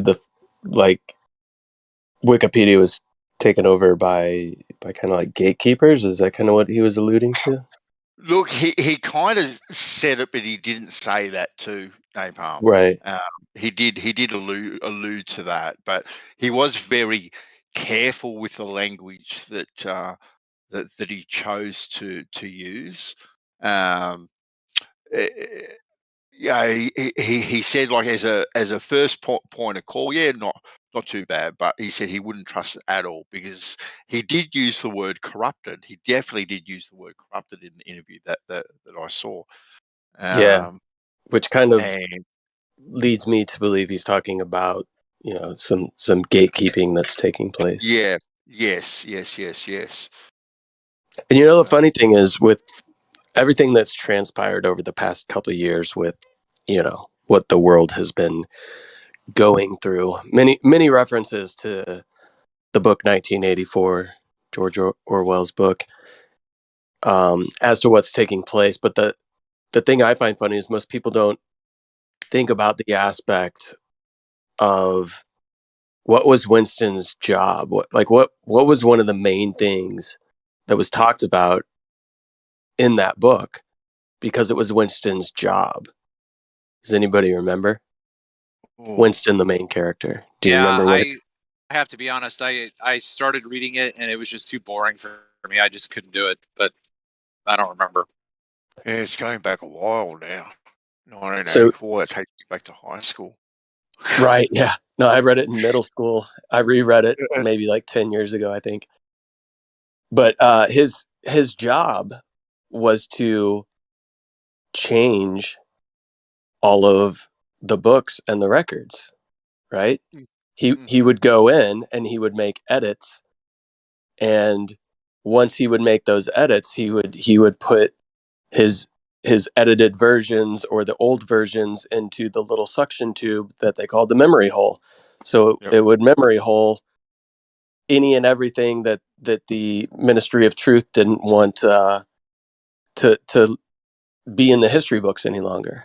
And that was Winston's job, which I think is probably taking place more so now. You know, like if people nowadays say like, oh gosh, what's going on now is like 1984. I think of that aspect of the book more so than like the totalitarian, like, you know, cameras being everywhere and a authoritarian like government. Yeah, I think it all kind of goes you could hand do in that hand. with so many. You could do that with so many different government jobs. Like even the person at the DMV, you know, the Motor Vehicle Association. They're extorting money from you. They are, right? Sally right there, who's talking to you, who's saying, okay, you owe 6% tax on the vehicle you just bought privately. Like she's stealing money from you. So that's her job. Her job is to be a part of the system, and her part is to, you know, extort money rather than get rid of information. She doesn't even have to carry a gun to do it, does she? No. I say all this as I'm filing tax forms right now. Yeah, and now, like, you know, the new modern book, you know, being online, you know, Kindle or whatever the case may be, you know, to have a modern day book burning, so to speak, is very, very easy, isn't it? Like it's very, very easy to you know, once upon a time, yeah, you'd have the Encyclopedia Britannica people come around to your door, knock on your door. Here you go, here's a set of encyclopedias, bang, it's printed out there, it's solid, it's in stone. Now Encyclopedia Britannica, even though you can probably buy them still a solid version, but you know, they're online, and the information that's in that now that are spruced as facts are changed with a keystroke very, very easily. And who's going to know that those facts have been changed? Like, you know, you know, are people looking out for these things? Yeah, that's very true. If you change the source online, right, and anywhere you want to search, it's going to go back to whatever the edit is. You wouldn't be able to find what the original, so you just assume that the edit is the original. That's right. It's like the Rage Against the Machine Song, one of the lines in there is, "They don't got to burn the books; they just remove them." That's right. That's right. And you know, to change a way of thinking, really, it takes it takes less than a generation, Napalm. Really, you know, because you know what we do, and it's all done through trust as well. Like they work on trust to change these things, and they put a system in place that we put our children into school, right? And because our children trust us as parents, right? We put them into a system and we say, trust this system, trust it. Right? They are going Yeah. to teach you what you Yeah. need to know. And right from the get-go, right? They're taking almost prized possession and molding them and manipulating them whichever way they want with our permission. With our permission, we give them full permission to do whatever they basically want. I got into corrective procedures at the school that I taught at because I facilitated discussion more than I implemented information. Mm-hmm. So I was never on time with my lesson plans because the conversations that we were having, I thought were so much better than just spitting out facts and then giving them a quiz on A, B, C, D, or E. You know what I mean? Yep. And that, you know, like, oh, Travis, you're behind on your lesson plans. I'm like, yeah, we've got great discussion. You should come in and sit and listen one time. We need you to make sure that you're sticking to your lesson plans, please. You were not paid to have meaningful discussions. You were paid to enforce the lesson plans. And that's coming from a classical Christian school, right? So that we are how to be determiners of logic and illogic, right? Yeah. So Yep. I a lot of the times I would say, so Bandsaw, do you agree with what Napalm just said? No. Why not? Tell us about it. What's wrong with that? And then I'd say, hey, Negator, do you agree with Bandsaw's critique? No? Well, why not? And then people would be like interested, like, oh, is he going to call on me? I have something to say. Yeah. Yeah. I mean, you can keep that conversation. You can keep that conversation going forever. No, I agree with what Bandsaw said. Oh, great! Defend your position. Tell us why. Yeah, tell us why. Yeah. So then sometimes they're like, "Oh, please, dear God, don't call on me. I don't want to have to defend my position." Yeah, there are some like that too. But yeah, all you basically just taught is to put the right answer in the right box because you need that little bit of paper to be able to progress to the next level, aren't you? You don't get that little bit of paper, you don't progress to the next level, and they even do that through the homeschooling system that they have too. You know, because you have a certain curriculum that you have to follow, right? And you know, unless your children get the right answer in the right box, right? Well, they're not going to go on to the next level. They're going to fail that curriculum. It's you know, and you disagree. Well, the only way, and it was also too very very very difficult too. But depending on how you formulated your essays, but your English classes were really the only places where you could go against the narrative if you are able to form your argument, you know, properly. But you know, all the other classes, you know, there is a particular answer that you have to, you know, a particular question that needs a particular answer, and in most cases that they are right too. Yeah, I would often.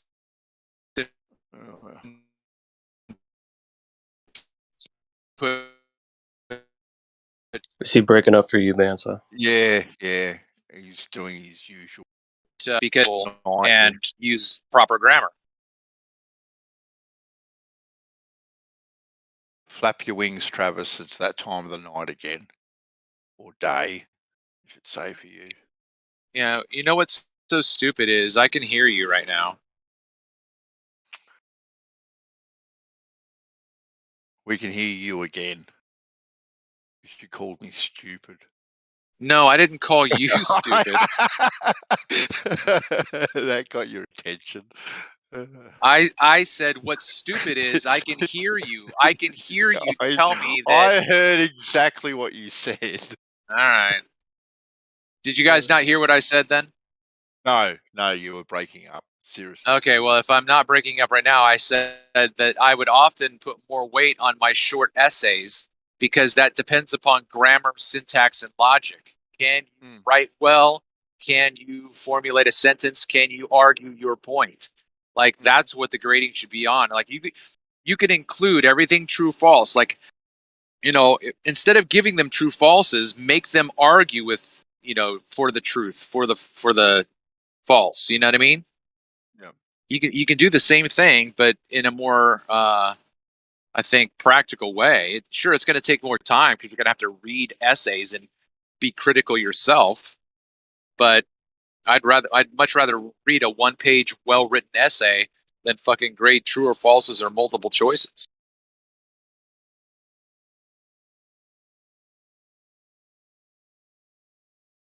Yeah, Did I school is break up the again? worst.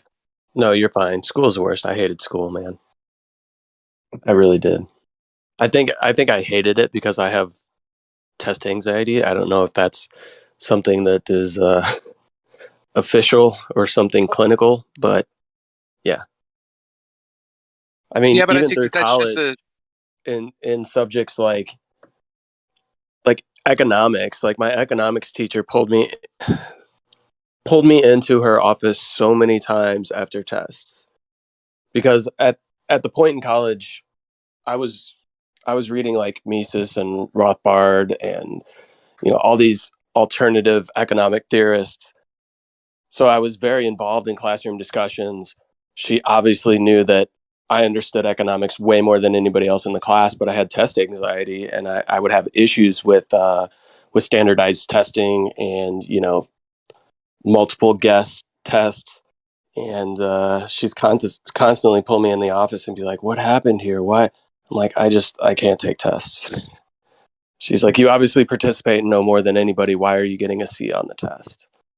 And I'm like, "Well, C's passing. It's fine. I don't really give a shit. It's the best I'm going to do on a test." So yeah, it was frustrating for me.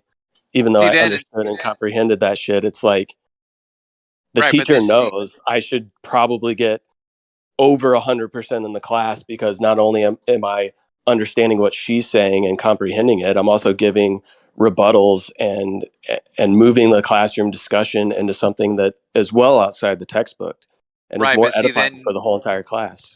Right, but then I would have, as your instructor, I would have put a higher percentage on your classroom participation. I would have made that your stronger point. I would have lowered your percentage for your testing. Yeah, I don't know if she had that leeway in the university or not, but yeah. It's just, I mean, that was just one small example of that kind of stuff. No, but I think that's true, right? Because you got this kid who doesn't do long division. He can fucking do it in his head. Like pass him, right? Yeah. You want to know something funny? My home economics class, I got the highest grade that she ever gave anybody in like 3 years, and she awarded me for it, and then I got kicked out of her class a week later. Like, what the fuck? Were you disruptive? That always happened to me. No, I just laid my head down one day and she didn't like it. She started saying weird shit, and then she called me a name and I called her George Washington.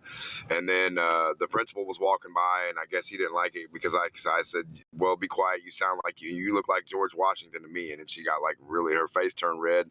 Principal goes, "What's the problem?" I said, "Nothing. I just don't feel good." I had my head laying down and the teacher started trying to make fun of me. So I said something back to her and she didn't like it. And then he's like, "Well, something, you go home or something." I was like, "What the fuck? Go home?" I said, "All I did was have my head down, bro. What the hell?"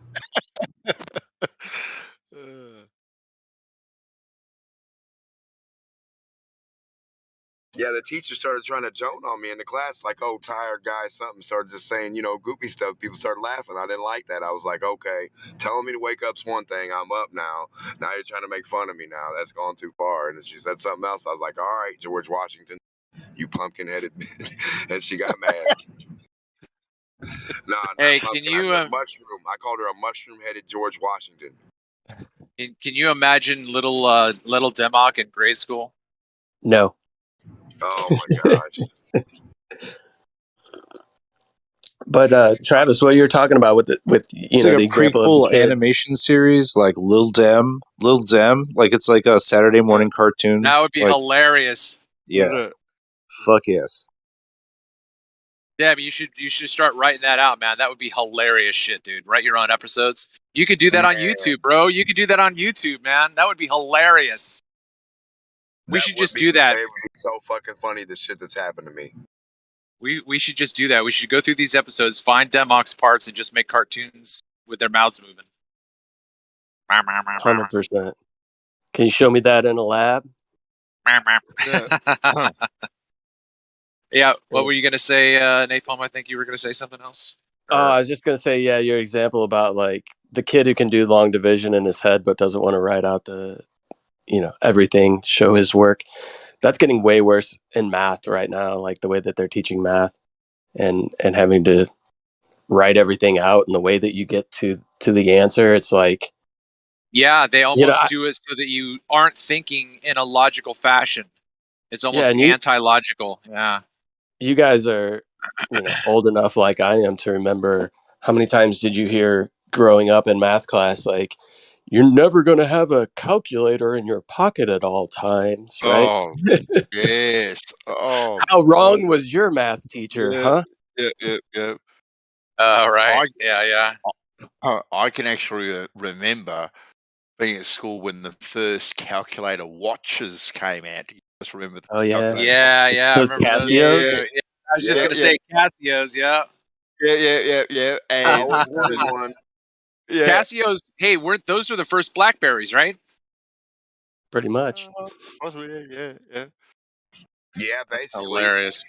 Yep, and then the little orange fucking Sony phone was the very first like iPhone type, Sony type phone. It was like a little orange one, Nokia Ericsson or some shit like that, and it was like Sony or Sony Ericsson, something like that. A little orange one. You flipped it. That was an expensive motherfucker too. I had it.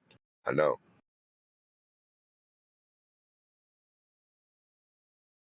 Hey, remember when there were flip phones? Oh yeah. Oh yeah. Yeah, sure. the first one was like Nokia, a little flat one, a little stick one, and then they got the flippers. Yep. I had a little Nokia flipper, and it was the best thing to be able to text and drive. Because I could text on that thing without even looking at it, because muscle memory. Bang, bang, bang, bang, bang, bang. Each key, A, B, C. Okay, then I need B. Yep, 2 presses. Yep, B, go, blah, blah, blah. And I could text and drive so easily with that thing. Now, God, if I try and do it with my smartphone, I'd drive off the road.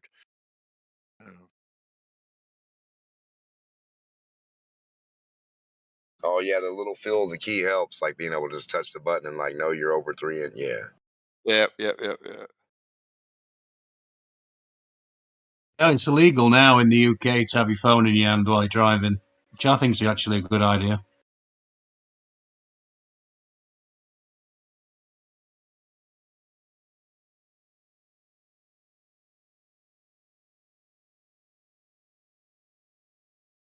Demok, where did you get the name, Demok? Where did you come up with it?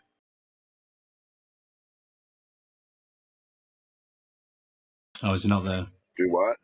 Where did you come up with the name? The name Demok?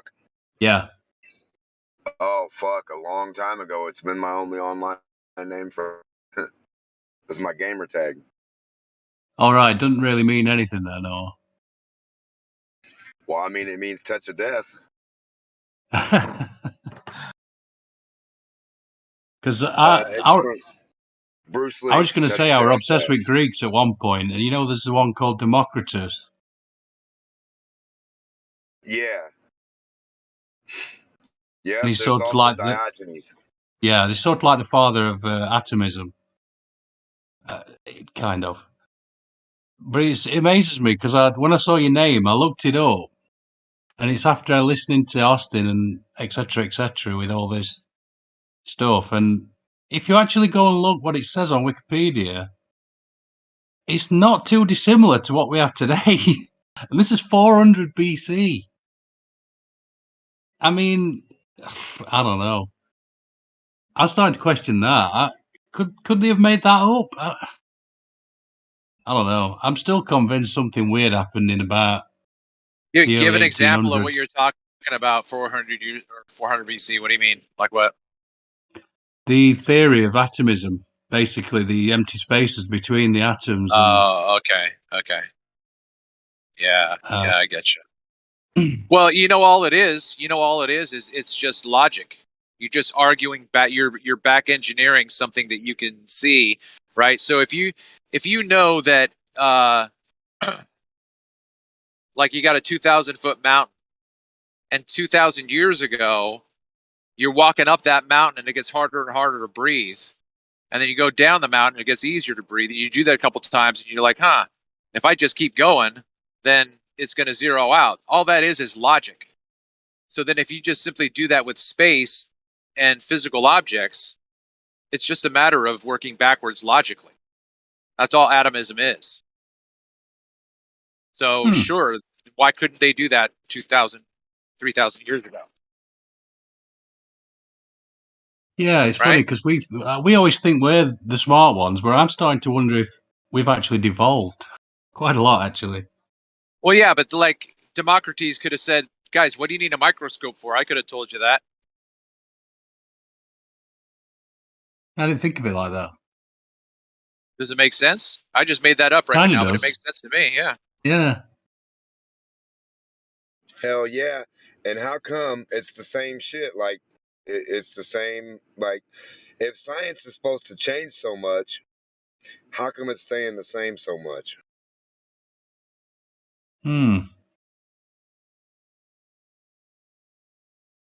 It's just hard to imagine 400 BC, isn't it? That's another thing. It's like, it's just so long ago. Well, I just imagine the same aerodynamics and the same type of physics. So, like, to me, with you and I sitting back then, I think we would be thinking of the first jets, the first airplanes, helicopters, parachutes, grenades, anything. I mean, we would be thinking of it all. We would try to be Superman, the Hulk. We'd want to fly. I mean, what else wouldn't you want to do as a kid? I mean, all those things. Yep. Yep. The other thing is, sorry, Andy. No, go, Andy. Go. Well, I was just going to say that the other thing that I found interesting is there's a basic outline of, the evolutionary story as part of his theory as well, which I found very interesting. I can't really. It's something about cavemen, and all this stuff, and I'm starting to question all that. To be honest, I don't know. There's some gravel there, is my point. I don't know. Right. Even if we were little cavemen, right? Little caveman or little cave boy Democ and little cave boy Bandsaw, we're sitting in front of our cave, right? And, we're just looking up at the sky and we see a bird. Now, all of a sudden, two little cave boys, we want to be birds. How do we get to be birds? All right. Like this. Or you don't even say it out loud, but you have a dream that night and you're flying in your dream. Yep. Yep. And then you wake up and you're like, Democ, I dreamed I was a bird last night. He's like, show me. Show me in your cave lab.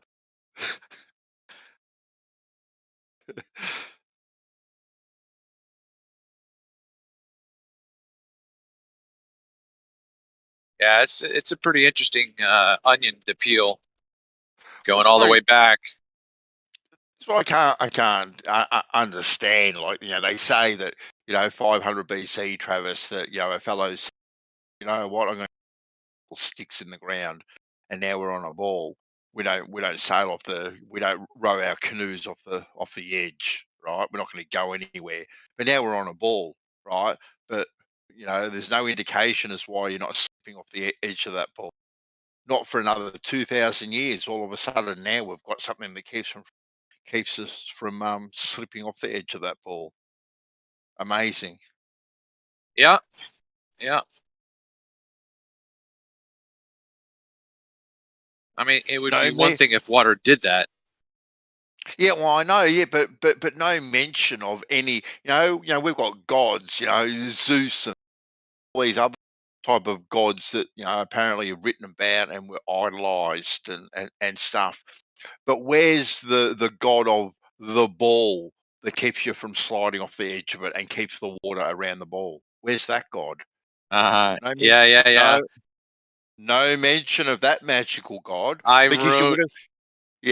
You would have had to have had a magical force to keep these, as we're taught, such primitive people with the way they thought about these things. Right? So they did worship all these gods, apparently. Well, where is the god? Where is the magic that kept the water all around the ball? Right? Because it's no longer flat. Well, you got to think about it, right? So look, you got a butterfly that landed on the ground. Yep. And then you got a glass of water that's on the ground. Right. So I wrote out this little skit, not the whole thing, but just the idea of it, that there was a guy in the control room whose job was gravity. And he's like, fuck, a butterfly, a grasshopper, water. Oh! He's got to balance it all out. Yeah.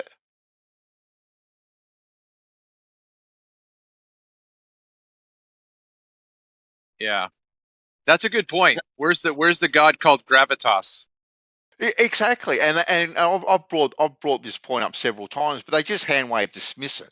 Like, well, it just was what it was back then, and they move on to some other silly point instead of addressing the point. Like, we were taught to believe that we were going to sail off the edge of a big flat pancake, right? Until some fellow, right, all of a sudden put a couple of olive sticks in the ground 500 odd miles apart, and we were on a ball. Where's the god? Where's the god that kept me sliding off the edge of this ball? Because I know, being a very primitive that would have person, been it too, right? That would have been your natural, right? We can't explain thunder. We can't explain this. We can't explain the sun. So it's a chariot called Apollo.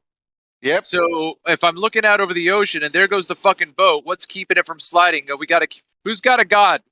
Which one haven't we used yet? Exactly.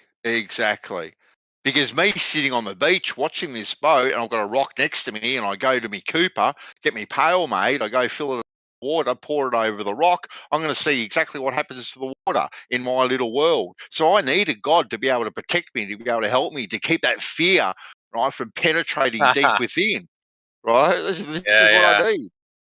Man, I still am going to use this every single time. And you've heard me say it, I'm sure. That woman at the Chesapeake Bay, when I was talking to her about flat Earth, and I said, "You see that? See where that water stops right there? Yeah. People think that that's the curve of the Earth." And she said, "Oh, wouldn't a boat slide down the other side?" There you go. Right? See? That would be the first thing. Thought. It's a natural thought, isn't it? All right. Yeah. Does anybody else think it's weird that in this supposed Dark Ages, for 500 years we did nothing? I mean, like nothing progressed. I can't get my head around that. Do you know when you hear something and your just natural instinct is to just go, no? I've been hearing lots of things like that lately. Well, yeah, nowadays, yes. But when I was a high schooler, I wouldn't have gone, nope. I would have just gone, okay. Yep. Yeah, because you're trusting. Which, which was what Napalm was saying, is that, like, I would have fucking enjoyed school so much more if it was like this. Mm-hmm. If I could have just sat around and talked ideas all day long, so to speak, right? Some practical things. Teach me how to build a table. Teach me how to build a bed. Teach me how to, use a blowtorch, shit like that. School to me would have been way better. Way better. Yeah, well, it would have been far more engaging having classes like this. Like, you would have been involved. You would have been thinking about things, not just trying to memorize things. Yeah, you wouldn't have to memorize fucking how to safely put on your gear to use a blowtorch. It's just repetition. You do it, you do it, you do it, you do it. You burn yourself once, fucking, you're gonna do it right the next time. Exactly. Yeah, I mean, we spend the first almost 20 some odd years of our life learning what in the United States we call general education. I don't think it takes 20 years to teach somebody how to read, write, and do basic arithmetic, because that's all you really need within that general education. The things you don't learn in school is how to manage your finances, which is way more important than 90% of the shit that they teach you in school, and or how to do things around your household to be able to maintain the things that you purchase. Yeah. Right? Practicality is what you don't learn at school. Yeah. Well, yeah, but nowadays we have people graduating from university at the age of 24, $50,000 in debt with a degree that has no translation to the real world, and they can't even change their fucking tire if they get a flat. No. Yeah, that's what home economics would be about, sewing and whatever, but or crocheting, knitting, things like that. But shit, what was I gonna say? Oh, homeschooling. When we homeschooled our kids, we were done in 4 hours. You know what I mean? Like, it's not going to take all day.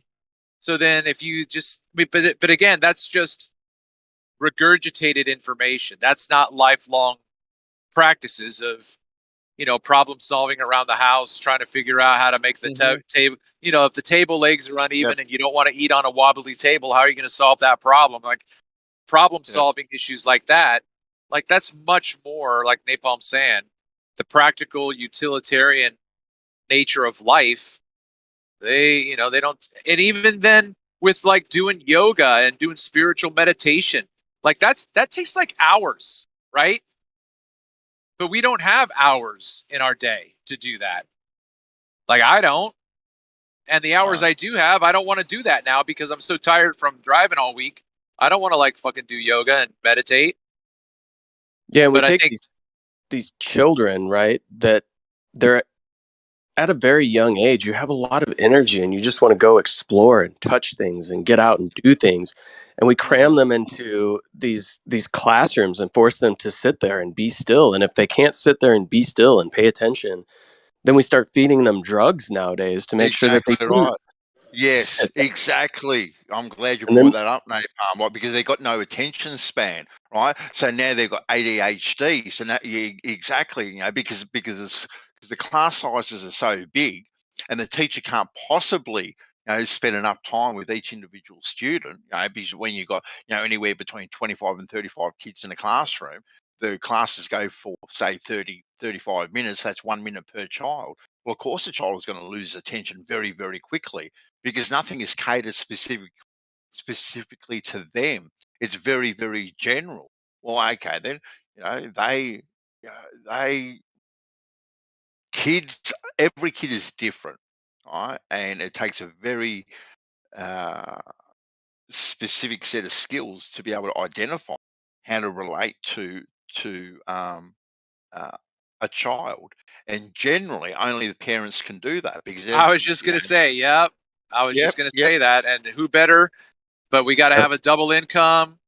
Yes, exactly right. Because women are oppressed if they're at home teaching their children and not making horrible. Just as much, if not more, than their husband is in the workforce. Then they're oppressed. Yeah. Because they're being taught that their worth isn't in the home, being the nurturer, and the care or anything like that. They've got no worth there. Their only place to worth is in the workplace, where they are striving now for equal pay, equal conditions, all this other type of stuff, because they were never equal before. All right.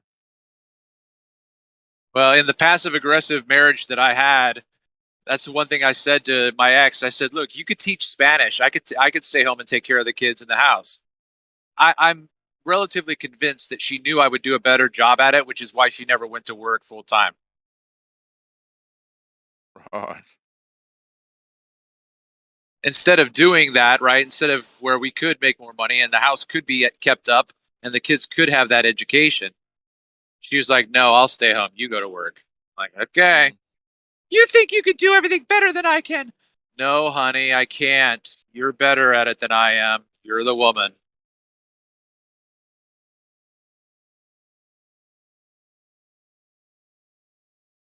I think there's statistics. I think there's statistics showing that a single father does do better raising children than a single mom does. From what I hear.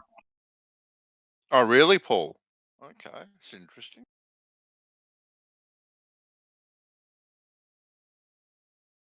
I mean, that's what I heard. Now, whether it's true or not, that's a different issue. I'll try to find a statistic. Let's claim it.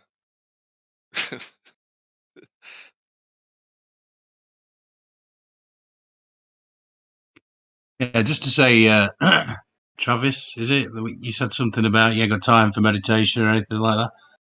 I think it's fair to say that anything that you do that's creative could be considered a meditation. Anything that takes you over to the right side of the brain.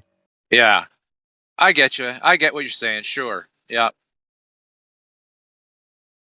But I mean, in terms of like being still, not having like if I'm driving or if I'm out taking photos, it is that to a certain extent, but not to the level that I think. You know what I mean? Because I have done yoga and I have done meditation, and I was in a place where I wasn't as tired and fatigued as I am doing this job to where I am. But anyway, I'm probably just making excuses. I think about it almost every day. I'm like, tomorrow. No, tomorrow. Tomorrow I'll do it. I'll do it. I don't want to do it today.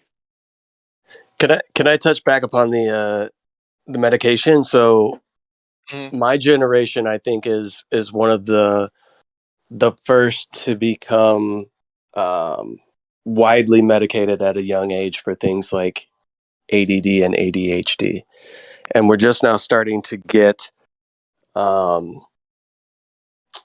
people in their 40s. So I guess you could say like midway through their life, right? Midlife crisis time frame of people that may have been on these medications since they were 10 years old or younger. And I think somebody should, maybe they are doing, should go back and kind of do a study on the long-term effects of these drugs, because I don't know if we've had 30-year studies prior to the mass implementation of things like Ritalin and Adderall. But my wife and her brother are two individuals who have been on these medications since they were very young, and some of the issues that arise later in life. Right, my wife's a very hard worker. She's very intelligent and she's good at what she does, but she also has these pitfalls where she can get too focused because she is still on these medications. And try as I might, I'm unsuccessful in convincing her that she doesn't need to be on these medications. She needs to wean her way off of it. But she's very convinced that if somebody in a white coat tells her that she needs something, that she needs it. And she's doing these things, and she works in an industry where women are being accelerated into higher positions. But one of the things that she's being told recently is, looking at things from a bigger picture perspective and focusing more on the larger picture, which is very hard for somebody to do when they have trained their mind with medication to be extremely focused for more than 30 years of their life, because you get caught onto this one little detail that can take all of your time and pull your time away from other things that need to be touched upon. And that one little detail that might not be that important, but your brain got stuck on it, will detract you from other things around you. So Hey, have you ever thought about buying a white coat and just starting to wear it? Yeah, I should. We can do a little role play. Thanks, Travis. Hey, honey. Appreciate that. Yeah, right. There you go. Right, just do it. Just start wearing one, man. And then don't do anything for like 2 weeks, but wear it. And then after the second week, make your first suggestion, which is really nominal, like just real subtle. See what happens. I'm just kidding though. Role play any time for the marriage. Right. As long as you can be somebody other than who you actually are within a marriage, it's helpful. Yeah, but you know what I'm saying? Like, I grew up in the 80s, right? And I want to say late 80s, early 90s is when they started rolling out, at least on a wide scale, these drugs like Ritalin and Adderall. And I wonder what the effects are, or, people that have been on them consistently for a very long time, what issues they may have. Isn't the Nirvana song the first one to mention Ritalin? I think it is. Can't remember. Is that Lithium that mentions it, or is it one of their other songs? It talks about being on Ritalin. Do you think the I don't know, the advent of the TV, computers, but the TV basically being the convenient babysitter, I suppose, for want of a better word. Because I grew up in an era where we were outside all the time. No, that's what we were doing. We were outside with our mates. We were playing. We're in the bush collecting tadpoles, whatever the case may be. That's what we did, and that sort of ethos brought on to our children as well. Yeah, we were very strict when it came to TV and computer time, even though we got a lot of pushback from the kids. We're fairly strict on it. But the whole TV computer type of age, I think, has a lot to do with that attention deficit, right? Because you're sitting in front of that screen, flash, all the time. Now that's keeping your attention. And now all of a sudden, you're in a classroom and you got the fidgets. You're looking left, you're looking right, all over the place. Like looking at that book or the blackboard or whiteboard. These days, is boring to them. Right? Can't keep their attention, not focused. Yeah, that's true. I mean, for me growing up, the bulk of the TV time that I think that we had, at least when I was really young, was really just like Saturday morning cartoons, and that's pretty much it. Like it was literally like maybe once or twice a week that we had more than like a few minutes in front of the television. Everything else was, doing stuff with my hands, playing with friends in the neighborhood, all that kind of stuff. Bear in mind though that ADHD isn't usually a disorder that runs on its own. It usually comes with other disorders, like learning disorders, anxiety, depression, sometimes even people on the spectrum and all the rest of it as well. So ADHD is not usually something that kind of just occurs on its own. Rare occasions it does, but not usually. Okay. Yeah, I don't know what the diagnosis is, but it seems to me like it seems to be provided as a solution for children that can't sit still in school most of the time. Yeah. It was proposed to my parents when I was young, right? I had an issue with being able to focus in the classroom. I didn't really learn that way. So that was proposed to my parents, and luckily they said, hell no. Well, back in the 80s, like you said, I was born in 1970. So in the 80s, really ADHD was both really overdiagnosed and underdiagnosed quite often. So I would agree with you. I think ADHD was labelled onto children that perhaps just couldn't, like you said, just couldn't sit still. But I think nowadays, I think it's better diagnosed because they've, over that period of time, they've come to realise that it's usually a lot of other mental disorders that came alongside it. But I would also agree with you as well, is that medication isn't always necessarily the answer to all those things. And I think, I could be wrong, and I don't mean this disrespectfully to the States, but the States seem to rely a lot more on medication for mental disorders than probably most other countries. Here we try to do other things. It doesn't always work, but we try to do other things than just relying, doctors just turning to the pill cabinet, as it were. Yeah, 100% in the States, we turn to some sort of pill as a solution to anything and everything. But yeah, I would like to call it more like mental imbalance, because I think it's something that may be thrown off by something as simple as diets and things like that, but is never really looked at from that perspective. At least in the United States, it seems to be, all right, we're seeing these symptoms, right? We're seeing what's taking place. What pill fits these symptoms? Let's go ahead and start them on these pills and see how this goes. Yeah, there's no really one cause. There's such a myriad of different things that actually come into it. Oh yeah. It's the same with depression. And I suffered from depression for many years, and I think if I'd got the right kind of counselling type of treatment, I probably would have got over my depression probably a lot earlier than I did. Now, I think probably what's happened is, and I've spoken to some medical people about it, including my doctors, that I think the longer you live with a mental disorder or depression or anxiety, whatever it is, I think it has been seen that there are chemical imbalances in the brain. Now, drugs can rebalance that, but it's a question of, okay, well, what drugs are you going to use to rebalance that? Now, luckily, the meds that I'm on at the moment, they're pretty mild, and they have to be because I've got heart disease, so I can't use anything particularly strong. And that has, over time, it has helped, it sort of thing. But yeah, I think it can be the same extent in the UK, but I think in the UK we try, because medications are so expensive, they tend to turn to the more cheaper option, which usually is more to do with counselling and stuff like that, and behavioural alterations.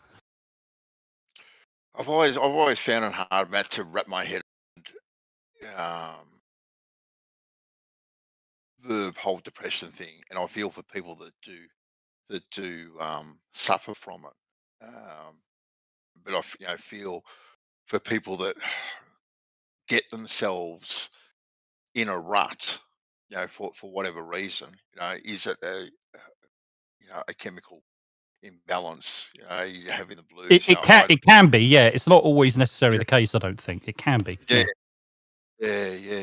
I've got a mate that was debilitated by depression, absolutely debilitated, by it, and he was on a lot of drugs for many years, and at the peak there, you go around and to see him, or he'd ride his bike around our place because he was unable to drive. He was like a zombie, almost, Matt. He was there, but he wasn't there all at the same time. It was very, very sad to see, and he just couldn't shake the black dog. He could not shake it at all. To the point, unfortunately, the worst happened to him. He did something about it, and it's just you don't know how, as a friend, like, you don't know how to help. Like, you can say, reach out, give me a call, I'm here for you. But how many times can you, in how many different ways can you try and explain to someone that things will be all right, just get through this day, tomorrow. Yeah, depression. You see, depression is different for every person to a lot of to a lot of extent, and the reasons behind it are all very different as well. They're all very unique, right? But the one thing in common is that you can't tell somebody it's going to be all right, right? Because that's not how depression works. You know, it's much like saying to somebody, "Oh, cheer up, it may never happen." Well, that doesn't really help, right? You can't tell somebody that suffers depression to cheer up, because sometimes you can go through a day and you'll be depressed and you don't know why. You have absolutely no idea why, right? Yep. But I've come to a point where now I recognize when I'm depressed. I know when I'm depressed, and I handle it. I deal with it. And I get used to dealing with it, if you know what I mean. You know, and the people around you also understand where you're at as well. So they, you know, quite often if I'm in a really bad mood, my missus knows me, so she just leaves me alone, and I get on with it. And I usually distract myself with something, and that usually lifts my mood, right? But it's not always that easy to do that. Now, with the medication, it's helped me. It has kind of limited that mood. It probably will never go away completely. Now, I'm not walking around like a zombie all the time. I'm not like that. I can be quite cheerful and I can have a good laugh. But that's the same with most people. You know, they outwardly, you can see them having a really good time at a party. But when they get on their own, especially at night time, they're completely different people. And that's when I say, well, that's when the demons come, sort of thing. So it's not something that you can... all you can really say to somebody is that, look, I'm there for you if you want to talk. If you don't, fine, don't worry about it. Yeah, it's funny you should say, Matt, that not telling that person, it'll be okay, tomorrow. Look on the bright side of it, because that's kind of how I approached it. And my wife at the time, she pointed out to me, we just got to listen to him. Right? He just needs to be able to vent, right? And if there is a serious problem, maybe we can help him with that. But us telling him that everything's going to be okay, put a plan in place, blah blah blah, this, that, and the third is not the way to go about it. Right. But I must say too, on the flip side of that, yes, you're trying to help them, right? But where you repeatedly hear the same things over and over and over again, as a friend, look, that's what friends should do. You want to be there.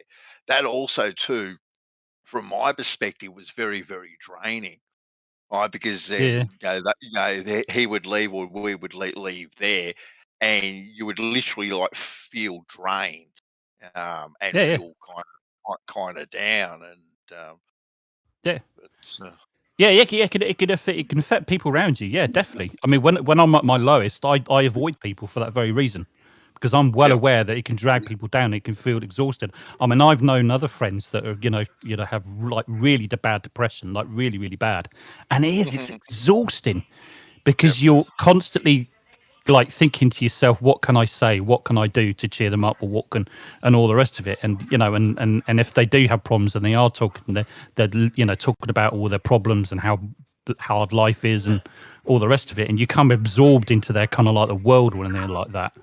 And I get it, mate. It is exhausting. It really, really is. I hear what you're saying.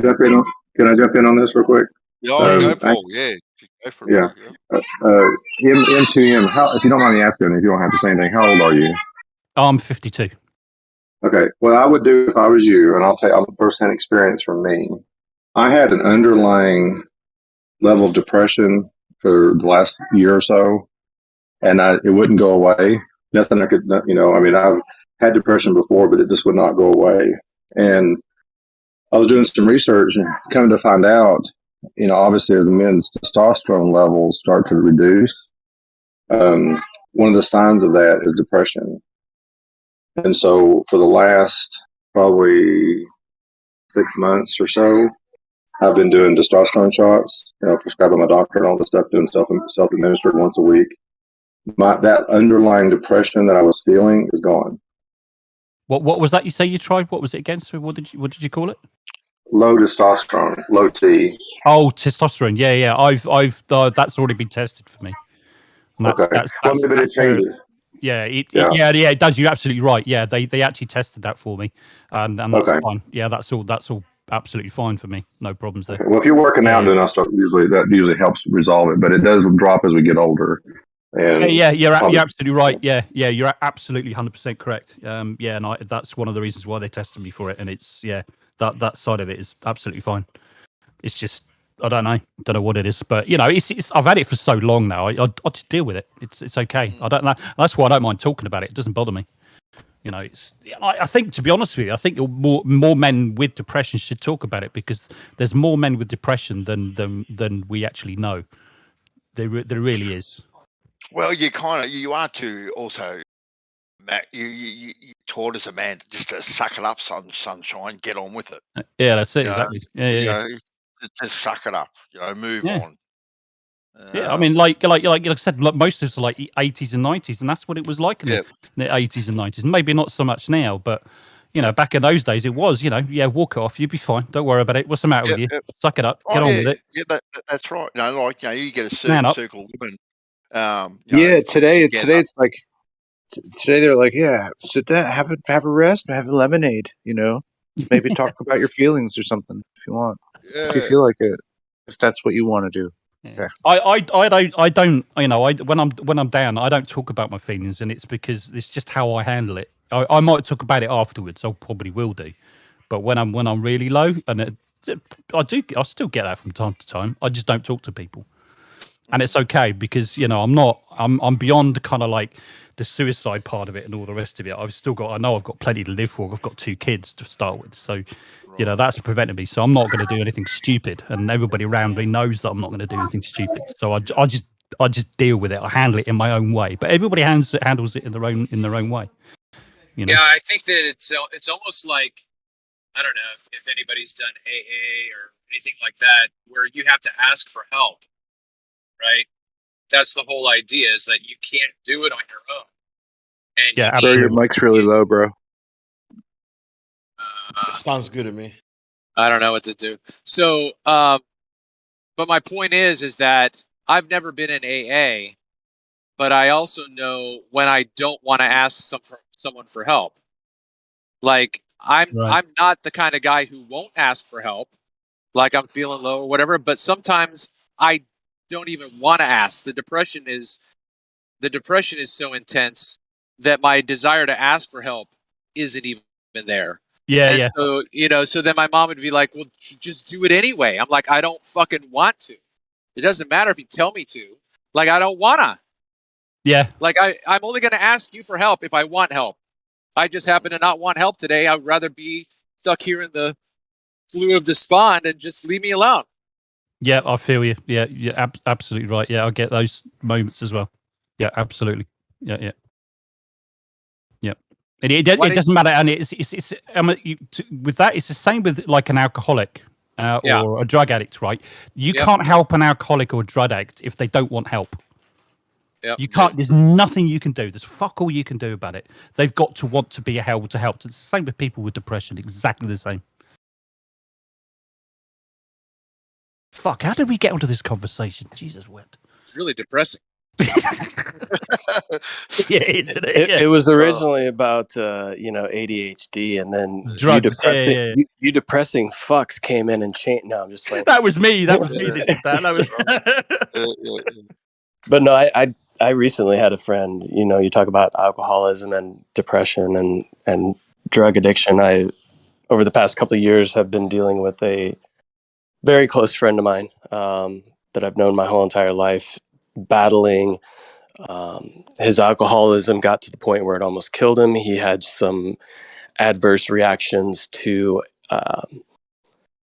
juice that helps you with the flu, and got to the point where his body was shutting down, started to get a little bit better, and then decided to take the latest juices that were on the market, and that put him back into the hospital.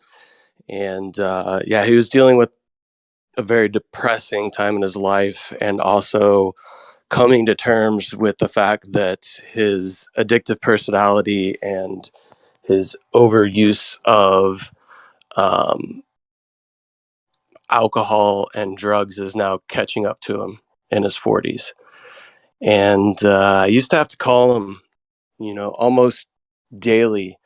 And even though I was having a very similar discussion with him almost every single day, like his mind was almost resetting, almost like an early onset Alzheimer's or something like that, I knew that it's something that I had to do, and I had to call him, every day or every other day in the evenings when he was alone and depressed, just to talk about some of the good times that we had when we were younger, and laugh about some of the stupid shit we did when we were kids. And even if I had to have those conversations, the same conversation 4 times in a week, even though I knew we were having it 4 times throughout that week, he didn't, but it brought him to a better place. And, eventually after about 1.5 years of doing this, he's gotten better. He's gotten off of the alcohol and the drugs because he realized it was literally going to kill him. And he's moved on to a better place to where now I don't have to call him as often. I just have to call and check in maybe once a month and say, "Hey, buddy, how's it going?" So That's yeah, awesome. if anybody's dealing with something like that, I mean, try to feel out the situation. It took me a while to figure out what I needed to do, solely just me, being very far distance from him, what I could do with our conversations that I had with him to kind of help him along. And it took me a little while to figure that out. Because initially I was super frustrated with like repeating the same conversations over and over. But then I started to realize like he's literally going to die. And if I can just keep him laughing, maybe that will help. And I'm not saying that I was a sole contributor to, his kind of recovery or whatever, but I'd like to think that I helped a little bit. Yeah, I think the act of a friend just being a friend still is a big help. You don't have to necessarily, you didn't necessarily have to treat that friend of yours any different from when you've treated him all his life. It's just a case of like you're a friend and you're there. That I think quite often that counts for something. Because like I said before, like everybody's different. Because you might have one friend like acts in a certain way, and then another friend that's got the same problems or like drugs or whatever it might be, might act completely different. And that, like you said, you went through that learning process to understand, what was making him tick. But again, it might be a different learning process with somebody else. Everybody's different. Everybody, reacts in different ways, I think.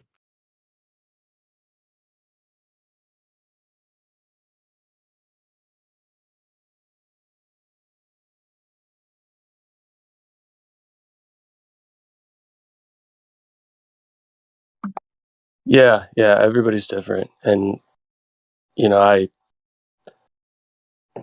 I realized that it was, if I didn't attempt to at least try in some way, shape, or form to kind of help his mental state. I know I couldn't physically or whatever do anything to get him off of the alcohol that was killing him. I knew that there was nothing that I could do to help that. I mean, I live over 1,000 miles away from him at this point. So I knew there was nothing that I could do there. And I started to realize really the only thing I can do is to help get him into a better state of mind when I'm on the phone with him.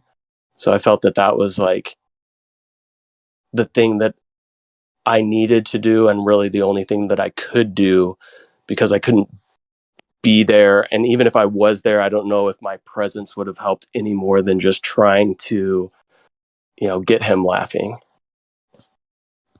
Right. No, it probably did help. Without a shadow of a doubt, it helped. Because, like I said, you're just being a friend, and I think that counts for a lot of most people, and it certainly helped with me anyway. I just wanted my friends to treat me the same way as they always treated me. Taking the mickey, having a bit of a laugh, bit of banter, and all the rest of it, all that kind of stuff. Because sometimes you want that kind of normality sometimes, because if you're in it when I'm in my lowest moods, I'm kind of in another kind of world, and it doesn't seem real, if you know what I mean. So if you get yourself away from that and you're with a friend and you're talking about stuff and having a laugh or talking about football, girls, or whatever it might be, it gets you away from that, and it gets you more sort of centered and more sort of centered into sort of reality, as it were. So it's a distraction, and distractions help. Without a shadow of a doubt, it help. That's why I distract myself with this. Talk to you idiots. Yeah, and I found that, you know, early on when he was contacting me and I could tell that he was in a bad way, my initial response was like, yeah, man, give me a call whenever you need, you know, and it would be sometimes, you know, 3 or 4 o'clock in the morning for me, but I would still, if I heard the call, be sure to answer that call and be there for him. But then I started to realize it's not just me being here for him when he decides to make the call, it's me reaching out as well, which I had to start doing on a regular basis. Right.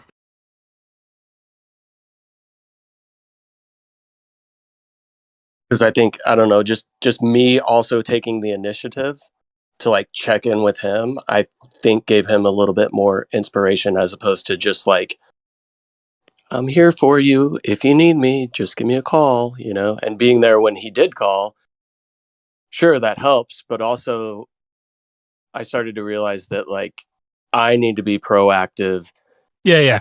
In showing up in his life as opposed to him just showing up into my life when he desperately needs me. You know? Yeah, good point. Yeah, I see where you come from. Yeah.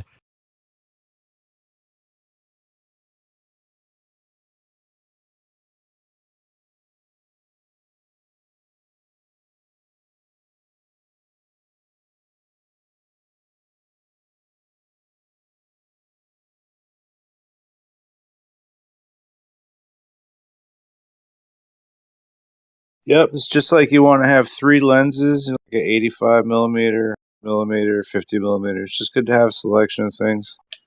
Yeah, just trying to say something totally on topic here. I don't know how to follow any of that. That was so it was so deep. So it's a very. But that's a good segue, man, and that's very true. You never know what picture is going to present itself to you, so you want to be prepared with the various lenses.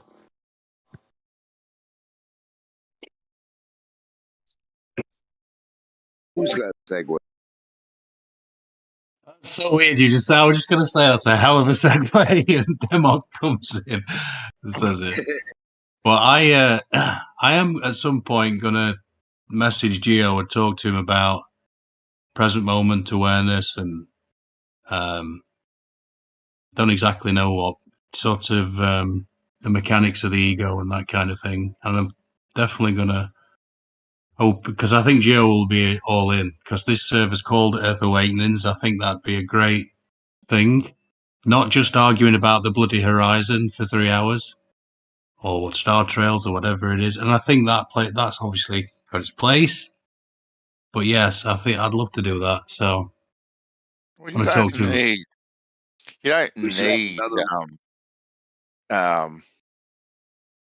permission from him to talk about. Oh no, of course not, Bandit. Of course not, dude. Yeah. I'm just mean that having spoken to Gio a few times, I realised just how much he can bring to the table as well. Mm-hmm. And look, you know, if you feel strongly about it, mate, you know, I would encourage you to actually, you know, be proactive, and whether or not you bring it up or actually do a presentation.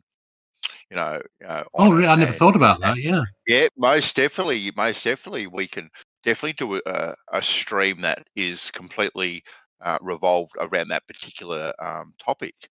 Yeah, 100%. That'd be awesome. But I'd rather Gio do it and then me just sort of chirp in, you know. Well, but yeah, every time I've watched one of these presentations, I'm always sat there just gobsmacked, just the age we live in, sort of thing. It's amazing. I would definitely encourage yourself to do it, and then people will come on board, and the discussion will organically, you know, evolve. You know, really, kind of like in the moment, so to speak. Well, kind of what's happened right now. With what we've been doing, but you know, definitely to you know, do a little presentation that goes for half an hour, or however long it is, and then have some discussion after it. Yeah, definitely. Well, I know it would make a lot of people terribly uncomfortable. Like Glat Flobo, he's a lovely dude, brilliant lad. But he tends to. There's a lot of people out there that just want to keep things on topic, on flat Earth. It's got to be that and nothing else. And I don't know. I get a bit fed up with it, to be honest. It would be on topic because that would be the topic. Okay, so it would be on topic. So don't be bullied into thinking that. Oh no, but you know what I mean. The only thing that we can talk about here, because we talk about bloody everything here. We need another demo where you can go talk. You can be live, like the demo. Get what I'm saying? So like we didn't hear any of that, Demo. Can you say it again, dude? the demo room, the demo. So,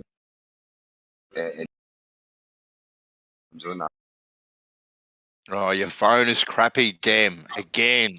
Seriously. God. You gotta fix it. What's up, guys? Hey, SE. What's up, Bandy? Hey. Good, mate. All good in the hood. Yeah. What am I waking up to now? Circles are straight lines? Doofus? What's going on? And extremists? Oh, God. Yeah, look at the chat. Oh, no. We haven't been talking about those sorts of things here. Well, we were a few hours ago, but not now. I didn't mean to interrupt. This is like crazy stuff. The voice chat conversation has split off from the text chat conversation.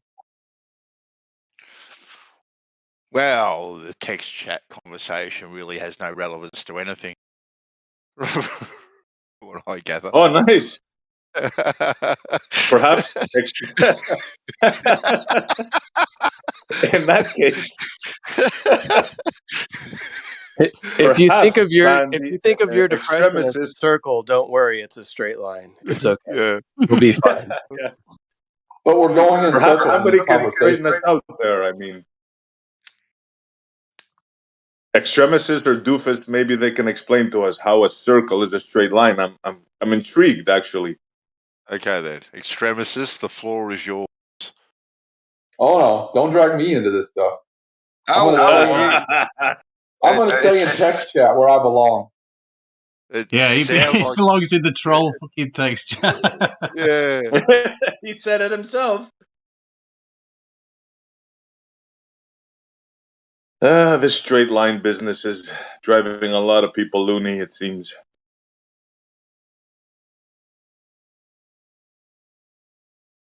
Because Bandy, they can't have a straight line in their paradigm, right? Straight lines don't exist in their world. No. Now, straight directions exist. Are you sure? Are you sure? Because their space also warps. I don't even know if they have that, Bandy. Oh, look, I'll give them straight direction because I'm a generous fella. Let's see. All right, okay. It's Wednesday morning. Okay, all right. It's hump day after all. It's hump day. Let's see. On the flat Earth, would the equator be curving off to the right as you go west? How would it be doing that? You mean visually? Well, I mean, no. Would you as you went as you went due west on the equator, shouldn't it curve to the right as you progressed westward? Yeah, I mean the same is true on your Google Earth. So if you go to Google Earth, wherever your current location is, and do 90 degrees from north towards your west, and you let me know if there's a deviation. Well, that's what I'm getting at on the flat Earth. I mean, the equator we would call a great circle around the Earth. So if you went due west on the equator, it would never deviate left or right. You would just continue going in the same direction. But on the flat Earth, the equator has to curve off to the right as you progress westward. Shouldn't we be able to detect that deviation?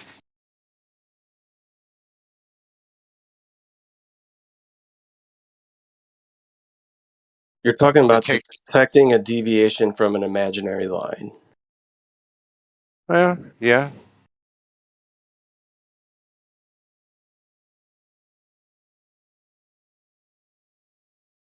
And but like I said before, Left Lane, there's a deviation on your model as well. It's not a straight line. If you go on the equator, 90 degrees deviation, though. No, 90 degrees from north on the equator. Draw out a very long line on Google Earth that is directly 90 degrees from north on any position. Mm-hmm. Well, it's kind of the same thing. You let me know how many miles it takes before you hit Antarctica, because you're going to. Well, there you go. That's a good point. That's a very good point. Thanks.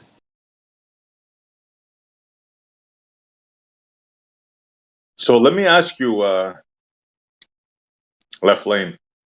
You have the latitude and longitude, right?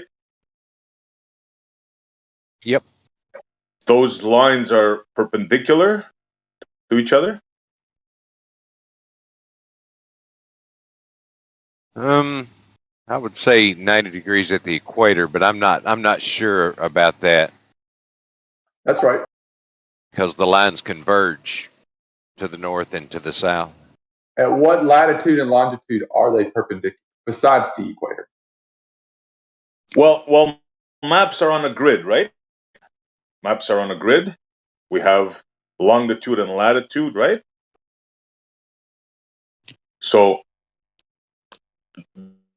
that would be, they would have to be perpendicular, correct? In order for your map to work? That's the thing, is the map doesn't show the correct distances and size and scales if it's on a flat map. That is incorrect, because maps are done to scale, right? And it tells you 1,000 to 1 or whatever to 1. So that is not a correct statement there. If the longitude and latitude lines are perpendicular on a flat map, the distances and scales are not correct at all points on that map. You're absolutely incorrect, because the maps we have now are to scale and they are absolutely accurate. So if you look at a flat map and you compare the size of, say, Greenland, which looks about 3 times the size of the US, that's not true. Okay, so what's going on here with our buddy Doofus, who doesn't want to come in? You see what he posted? That the circle is a straight line? Okay, are we talking about lines of latitude and longitude still? Well, yeah, it comes out to the same thing. So are you saying on your globe, these lines wrap around and are still parallel? Is that what you're saying? And they're perpendicular? In other words, horizontal and vertical wraps around the sphere, and somehow your horizontals are perpendicular? Is this what you're saying? I mean, I'm trying to understand here, because the lines of longitude are not perpendicular to the lines of latitude except at the equator. Wow, you guys hear that? Huh? They just killed their horizontal.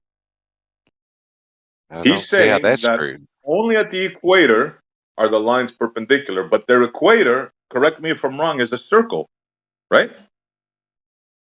Okay, I'll go with that. Okay, so how can you have perpendicular lines on a circle that are parallel?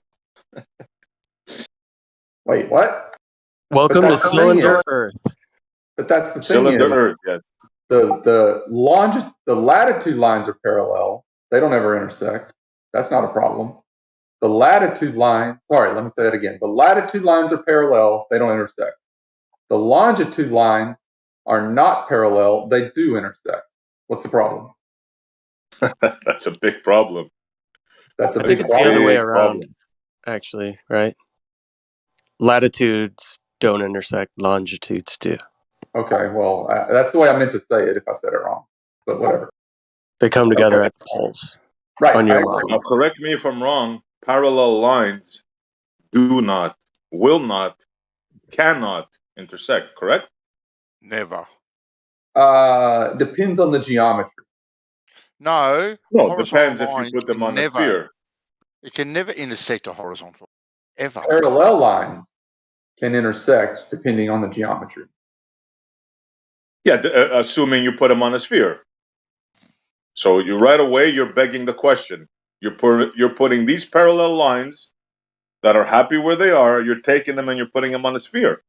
Now, to be clear, as I said, or as I meant to say, the lines of latitude are parallel and don't intersect. I believe both sides agree on that statement. Yeah, they call them parallels. Yes. Now. Okay. Now in the other direction, how come they meet? The parallel lines in the other direction. How come they meet? What's going on there? The lines of longitude are not parallel, and they do intersect. They're not parallel. Who says they're parallel? Is there any source that you can cite that says lines of longitude are parallel? So okay, so you got a horizontal, right? You got a horizontal line, right? Then you have a vertical line, right? They're perpendicular there, right? Correct? Mm-hmm.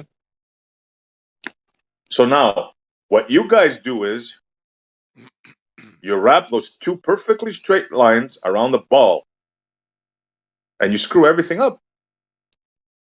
You can't change parallel. You can't change perpendicular. You can't do that. I mean, I'm sorry, but you just can't do it. Well, we said that they're only parallel at the equator. I mean, perpendicular at the equator, and that's why we have the distortion in the maths, because it's a spherical surface projected onto a flat piece of paper. That's why there's distortion in the maths. I hear that, but can you explain to me what perpendicular is? How do you achieve perpendicular? There's 90-degree lines intersecting at 90 degrees. Right. Now, how do you do that on your sphere? Since you have a curve there? At the equator. Yeah, but that's still a curved line by your own admission. But at the point of intersection, that's irrelevant. Yeah, but that's not perpendicular. In order to have perpendicular, correct me if I'm wrong, you need two straight lines, right? Yeah.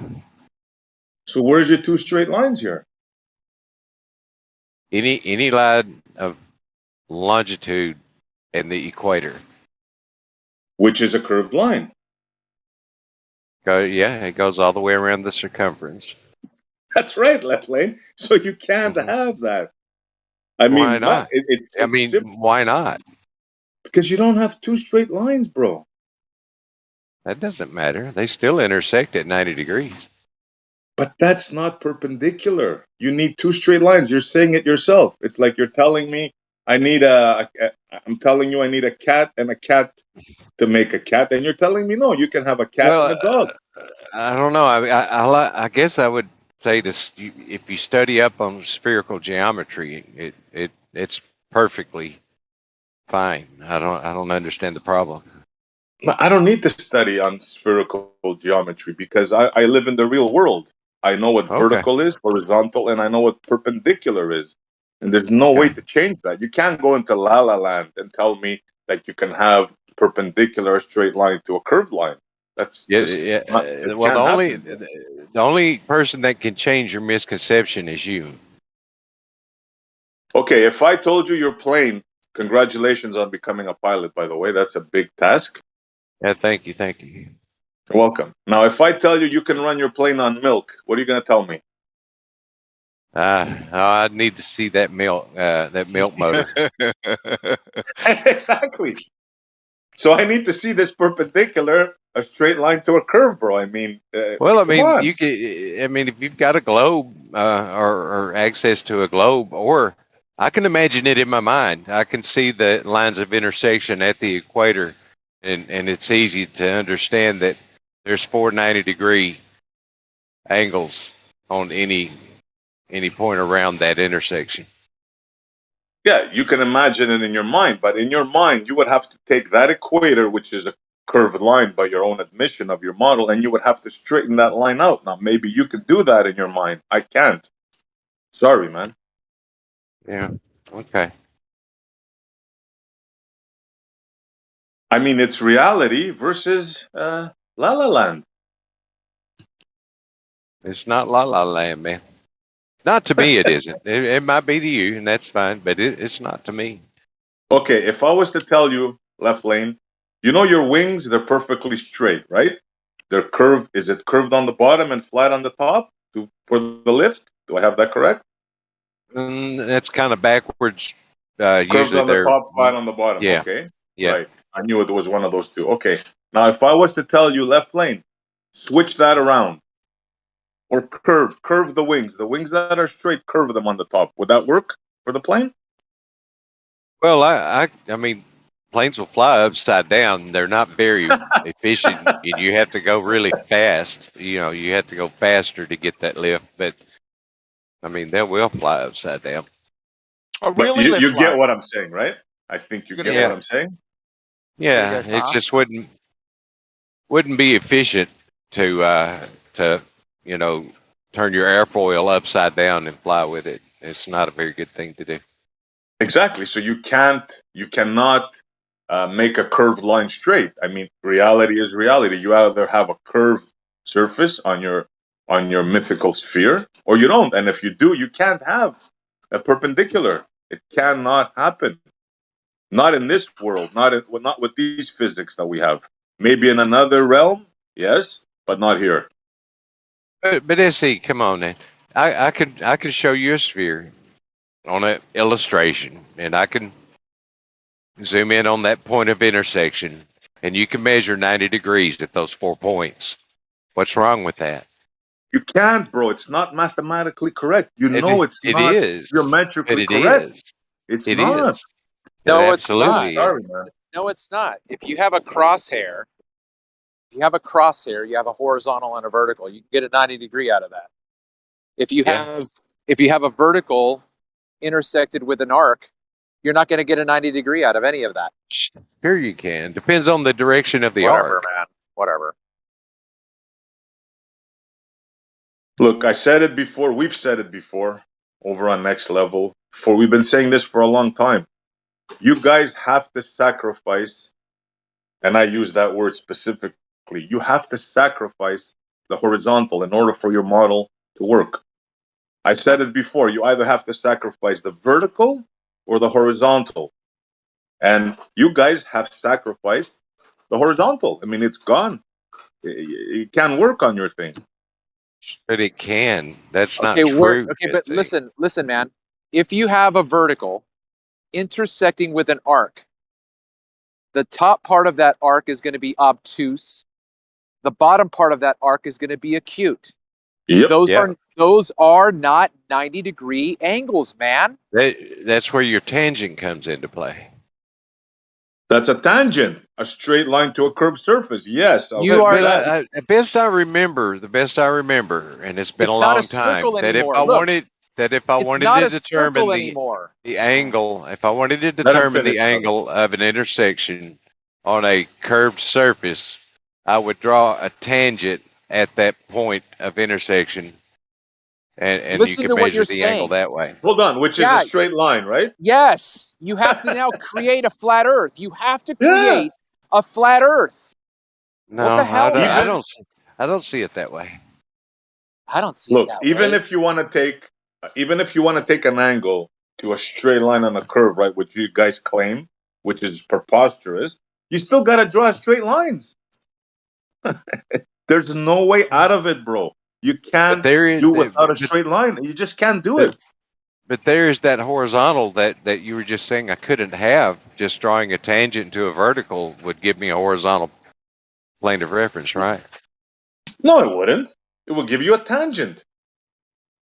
Well, there's if you want to use the tangent as a horizontal, I mean, I guess you can do that, but you still don't have a 90. You still don't have a perpendicular. You have a straight line to a curve, which is a tangent at best.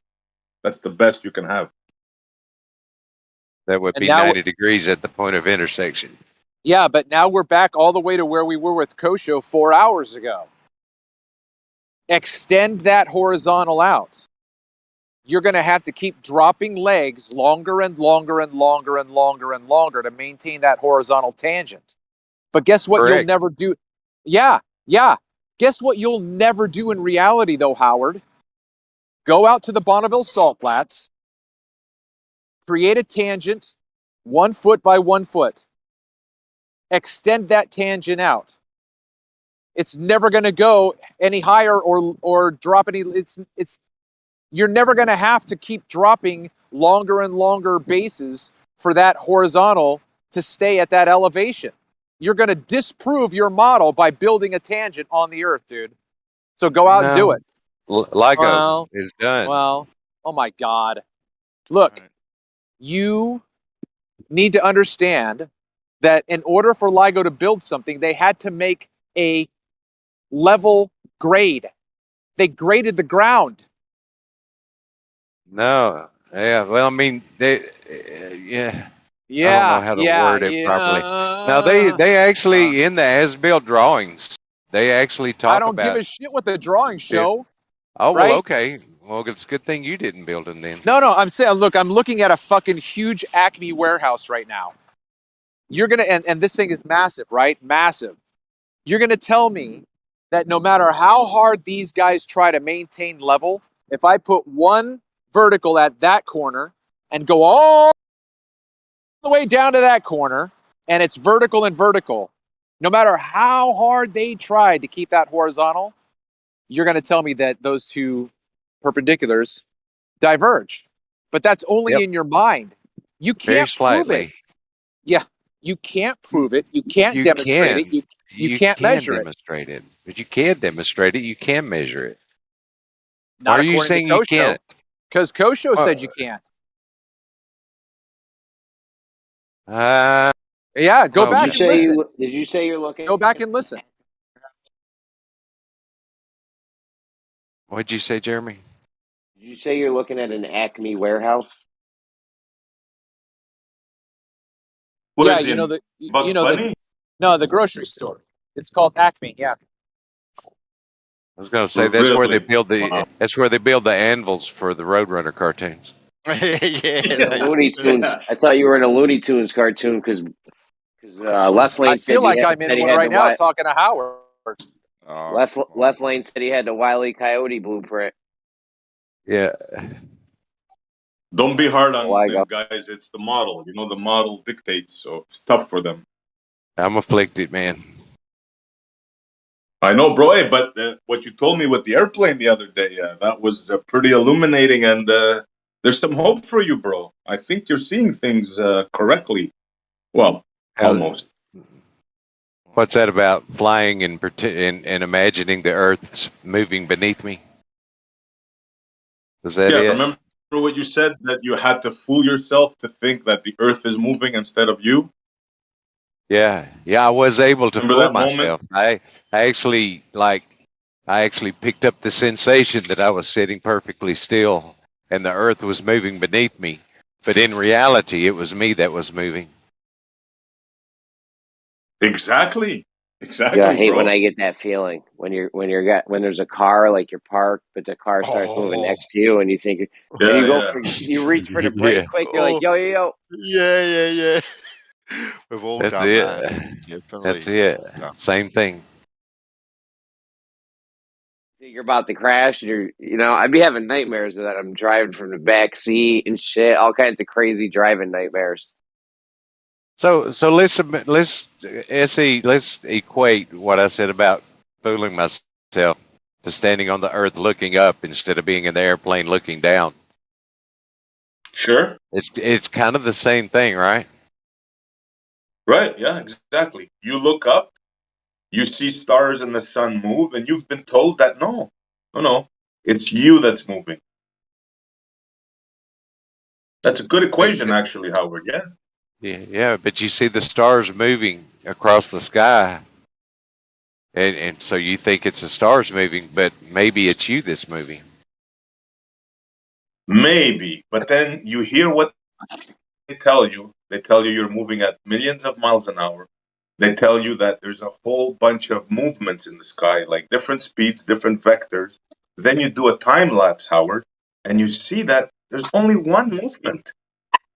And you scratch your head and you say, what the hell, man? How could that be possible? That's why you have to start with a major premise. You have to start with a major premise and prove that premise. You don't ask questions about the premise. You don't, hold on. Someone says, you know, it looks like the stars are moving, but really it's you moving. Well, what that's going to do is that's going to create tertiary questions. Well, what about this? Well, what about this? Well, why can't I this? Well, why can't I that? Well, you can't demonstrate, test, or prove any of that, so you could just make up anything ad hoc. Well, I must not be sensitive enough to feel it because it's so big, blah, blah, blah. No. What's the claim? The sky's moving? Oh, prove that. Or I'm sorry, I'm moving instead of the sky? Like this. Prove that, please. It's like me looking at you flying your plane. Sorry, what happened here? Who's next? Howard, you want to go? No, I didn't say anything. Oh, I was going to say something like in regard to the car scenario that you suggested. Like, I think you get fooled into that situation at times, which I think we all have when we've been at a set of traffic lights and also all of a sudden the car next to you will move and you go, oh my God, I'm moving, sort of thing. But you do that because you have been moving. Right now, to then equate that to I'm standing up and I'm looking at the stars or the sun. Well, you don't actually get to see them move, so you never get the same kind of sensation. And the only way that I can equate it to being anything similar, right, is if you were standing still and you looked up over your head and you see a bird flying over your head. Well, you know you're not moving. So whenever you see a bird flying over your head, your mind is never tricked into, oh my God, the bird is still and I'm moving. Yeah, never happens. Perfect. That's I was going to use Howard's plane for that scenario, but that's perfect, bro. Yeah, exactly. Yeah. Instead of I was going to bird, say, Howard, plane, if I see you flying your plane and I'm standing here, am I going to think I'm moving or am I going to think your plane is moving? So Bansa, good. Perfect there. Yep. It's reality. It's reality, that plane, man. Check. Yeah, I think your mind can only be tricked if I think it can be tricked many a times, but with the whole moving sensation is if you have been moving. I think. Just think of it, guys. But when you know you're not, when you know you're not moving, SC, right, you can't trick it. No, because I think I've gotten into my Exactly. car. Look, I think I've gotten into my car before, and that's happened without driving. Yeah, you see the next car move next to you, and you're holy shit. Yeah. Like you get in your car in a parking lot, and you haven't even driven yet, and you're just, that little trick can happen. Yeah, but you're in a situation, Sharon, where you are prepared to move. Okay, then, so you're kind of already in that situation. But if you were standing in that car park, standing still, and the car next to you was moving, you wouldn't all of a sudden think, oh my God, I'm on a travelator and I'm moving. You wouldn't think that, is. Yeah, if you're not in the car yet. Happen. Yeah, I had that happen once. I was in a car and I thought the car next to me was moving, but I knew it wasn't me. And then I ended up backing into Jeremy.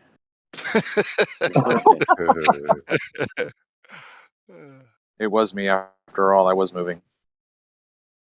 So back to the straight lines. We went to space for a minute. Who can tell me a straight line can curve with a straight face? Was it a straight face or is it a curved face? Because if they think straight lines can curve. Pick your choice, Jeremy. A curve can go in a straight direction. That's the best you're going to get out of me. That's what I would say too. Like I could draw a straight line down the side of a hill. Me and Bandsaw could snap a line all the way down a hill. Yeah, you're gonna be. That's a level, motherfucker. You can snap lines in the direction too. That's a level curve you got there. You can put a piece of tape around a sphere, and the top and the bottom will be lines of the tape equal. like a cue ball on the table that has the lines on it, or the colored ball with the line. You can do that, but I mean, does it make a ball straight? No, just because you can put a line on the ball. And so we got to. You know what they're saying now? Huh? They're saying level is a circle. Hey, SC, do you agree that if we had a hill, light hill or something, or even a steep hill, snap the line down it, that line would be straight? If you drew a straight line, yeah, absolutely. Over It the could be rolling in any direction, yeah. But you'd call that an arc, then, wouldn't you? It's not a straight line. It's a curved line going in a going in one direction.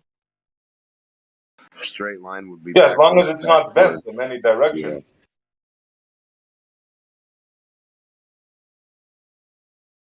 There can only be one. Remember the Highlander? There can only be one. I broke Highlander off with that line so many times while he's here. Listen, in reality, the great circle is only apparently straight. If you look at a penny side on, it looks straight, but it's not.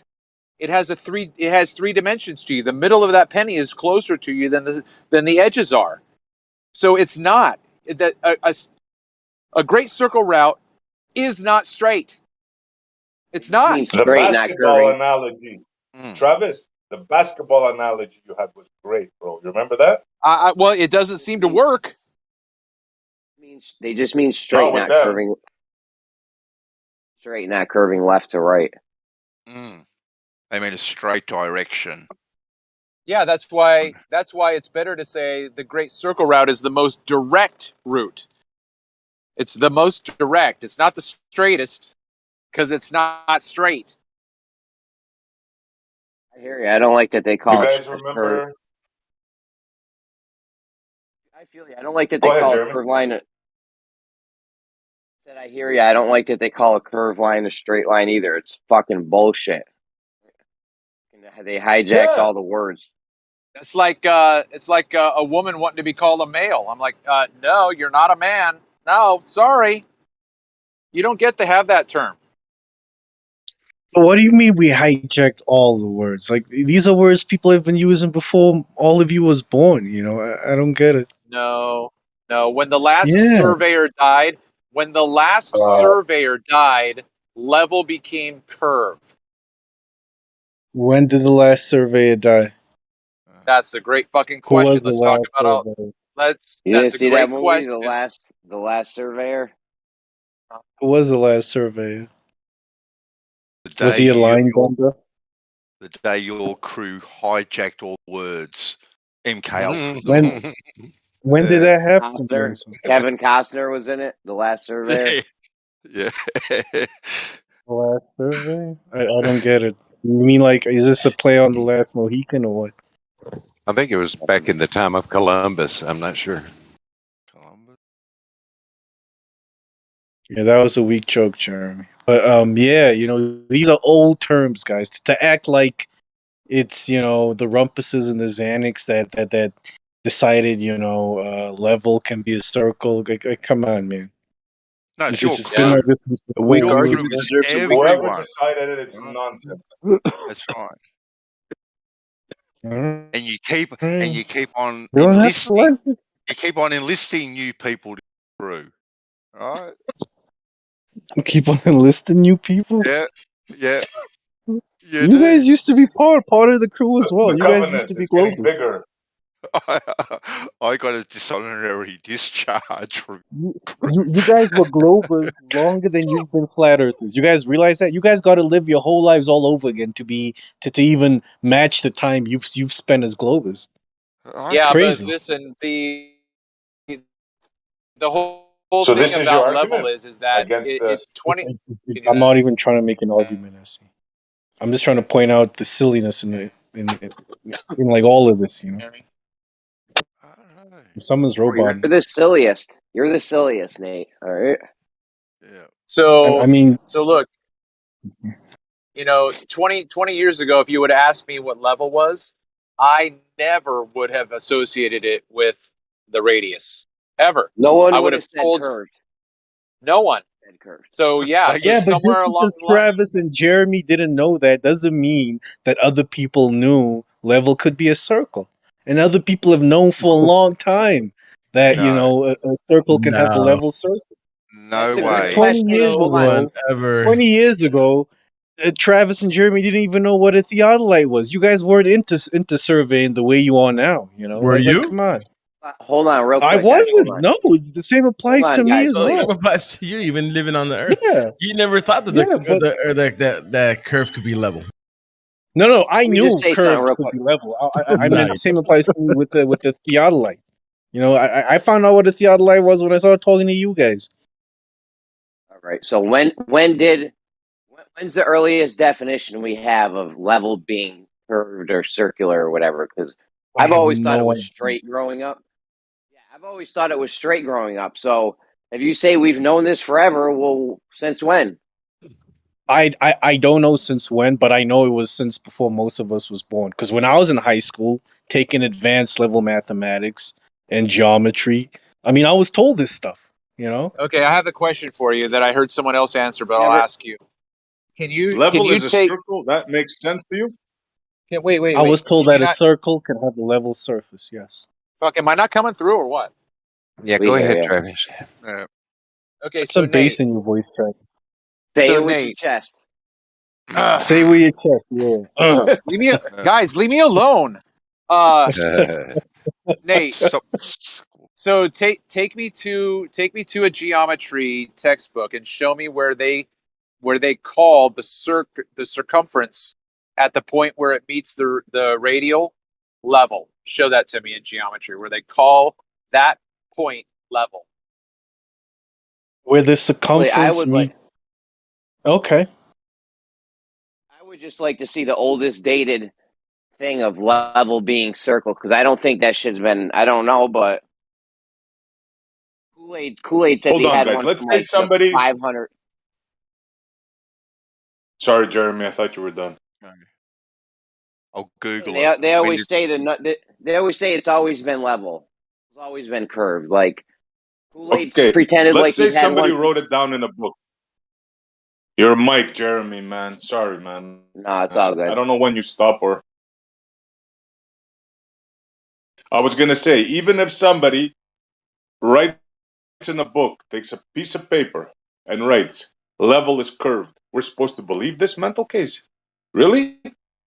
I don't think I it'd don't be know, but written that's that what way. Travis wants. If somebody wrote in a That's what book, a Travis cat wants. is a dog, we're supposed to believe him? So should I bother still showing it to Travis? I see. No, I don't know. I Because want Travis. you to I want you to show No, me I'm just saying. Oh. Yeah. You just show me that Show it to him, bro. I'm just in like in a saying. classroom, right? So take me to a classroom where Professor Skylane is teaching his class on circles and straight lines, and he says, "Okay, class, this is the axis, and then we're going to draw the radial, and where the radial meets the circumference, it's level." I want to see that in a classroom. okay. All right. What I'm going to show you is where they talk about Level has never the meant curve. level curves of a circle. Never, ever. And Never. at the origin. All right. Send it to I don't. origin. Now, It's hold loading. on It's before we loading. get There it is, too Travis. far. Hold on before we get too far. I do not and will not accept any reference to geodesy. It's not in All right. reference to geodesy. According to All the right, but Merriam-Webster. there it is. Sorry, Nate. Go. Yeah. No. I just let Travis know. I tagged you with what you asked for. Okay. Well, All according right. to Go the ahead. Merriam-Webster dictionary, because the Google search that I put in was when did level mean curved, the very first entry that pops up is from the Merriam-Webster dictionary. Level means flat, plane, even, smooth, mean having a surface without bends, curves, or irregularities. Level applies Get to a the hell out. horizontal surface that lies on a line. So a very simple search. When did level mean curved? Very first. Yeah, bandsaw. What I'm trying to figure out though is when did they switch it? You know what I'm saying? Like when did this switch happen? Oh, 2015. Like what's the date? I know, but okay. So Nate, can you come up with one from 2010, let's say, or something earlier than that? Of Well, level being. I've seen the definition that where it says following the curvature of the liquid parts of Earth. I think it was on parchment paper. I'm not sure. Okay, I'm already pissed off, Nate. Papyrus. Did you even read the art? Did you read anything, or did you just Google and send me the first link, man? Like I'm not looking through that whole thing like you read it, right? I'm not. I find where it says. It has different chapters. You got to click on which chapter you want to look at. No, you didn't. You didn't even do that. You don't even know if the answer is in that link that you sent me. You? I sent you an image as well, so that you ain't got to go into the link to look for it yourself. I didn't see. There's an image above. I in the image above. Yeah, in general, the level curves are circle centered at the origin point. 0, 0 on the XY. Like, come on, Travis. I did the work for you so that you ain't got to go in there and find which chapter this is in. All I saw was the link, so I clicked the link and then saw all these chapters, and I was like, right. the guy didn't even look for this. What year is the book from? I did the work for you. It's not. It's not a book. It's like an online course thing. Different chapters looking at. Oh my god! He said book though, man. He didn't say online course. Something. I said chapters. No one said book. I said chapters. Travis and I said chapters. If I said books, I do apologize, but I meant just online chapters. No. He asked you for a book though. A book? Yes, he did say, "Can you show me a book that says level curve?" I don't have my high school textbook anymore. Yo, real quick, is my mic fucked up? No. Yeah. No, it's not. Lying like 3, a level 4, curve. 5, 6, 7. You're right, Jeremy. Go. You heard me at 1. Sound good, bro. Yeah, heard you. Jeremy, you should disconnect for like 10 minutes, bro. No, I'm playing. Go ahead. When was the first time, when was the first time this level word meant curve? Like, a lot of us think that shit is real recent. I don't know. From the 80s. It's kind of argument 80s that or 90s. Yeah. Nate just can't handle I this. think when a certain individual, Bev, started saying level is horizontal, things started changing then. They got real in the field. Howard did say, he's not here anymore. But I thought I heard him say he saw parchment paper. But papyrus, he said, yeah. yeah. That shit was on an ancient Egyptian scroll in Sanskrit. Dude, I just want something from like the 80s or 90s maybe. Kool-Aid tried this too. I'm like, when did we first, we start using level as curve? And he's like, well, I got something from 500 BC. It's like, dude, you got anything from like the 80s or the 70s maybe or something? The 90s? Can you imagine one of these guys going up to when they were building the pyramids and telling the guy, no, you're using this thing wrong. No, it's curved. You got to curve it. They would have probably sacrificed you to a god or something. You would have been the first head roll, yeah. We got anything from the 80s telling us level is curved? I have no idea, Jeremy. I have no idea. That's what I'm saying. I think they just switched this shit up on us, Reese. That was how this whole thing started. I said, when did they switch level to mean curve? You think it was like a recent switch when you guys started finding out the Earth was flat? Then they were like, "Damn, Jeremy knows the Earth is flat. He's on to us. We better start switching words everywhere." You're making it sound absurd now. See, some people think it was a recent switch. That's I think what it could have Jeremy's happened. saying happened. Jeremy's saying when he found out the Earth was flat, whoever they is decided in all textbooks in all languages, Listen, everywhere, we got to start switching up words because Jeremy you You're can't make it strong seem man. like you're only doing it for Just Jeremy. Though. find us, bro. Find us where it's the most written, the most earliest description of level being a circle. Just please find it for us. We're saying it's recent, right? Prove us wrong. Yeah, that's exactly trust what you that guys are saying. It happened when you guys found out the Earth was. No, that's not what I didn't say that. said. Not what I said. First of all, I didn't say that. And don't show us nothing from like 500 BC, dude. I don't even trust shit from 1400 BC, 1480. Show us some shit from like the 80s or the 90s or something. That's all. Yeah. All right, but how recent is recent? Is recent before or after you guys found out the Earth was flat? He just When do told you 80s and 90s. That would be before. Okay, Yeah, so you just guys think try- it happened in the 80s and 90s. All right. Because Yeah. for Merriam-Webster to make that description, totally antithetical. That's the right word to it being curved, horizontal, straight, not bending, not curving, and then your other definition means curving. That doesn't really Doesn't make sense. Nope. It defies the law of non-contradiction, exclusion of the middle, all kinds of, it breaks all kinds of things. Reality, Happy actually logic, means sad. sensibility. I feel like we're in that dictator movie, and when you remember when he changed all the words to Aladdin. That's what they're doing in real life. That was a That funny is what they do. That's what all dictatorships do.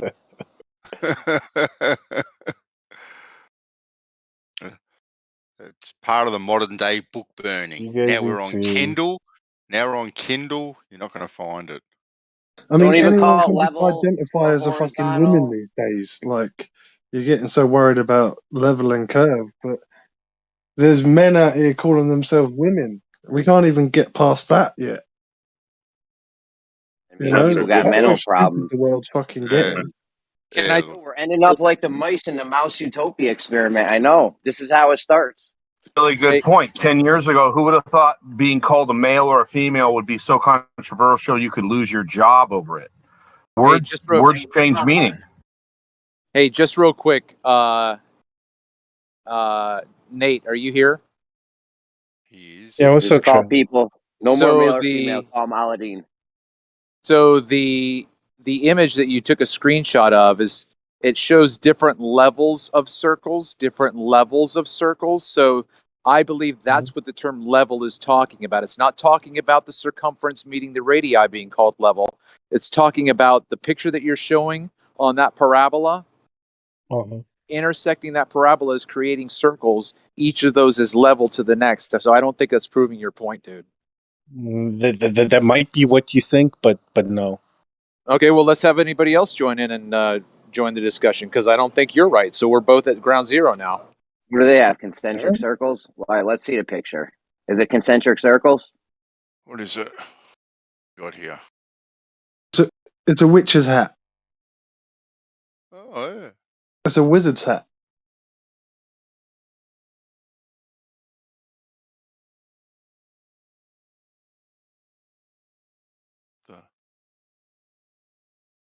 Yeah, I'm still trying to find the oldest thing I can find where they talk about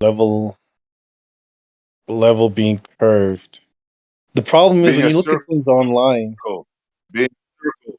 All right, being the circle, being curved, whatever. When you look at things online, they don't necessarily have dates. You know, I don't know, guys. This is going to be hard. I think there's a bit of But I'm not going to confusion give up. where you can have a circle on a level, but it doesn't make the circle level. Yeah.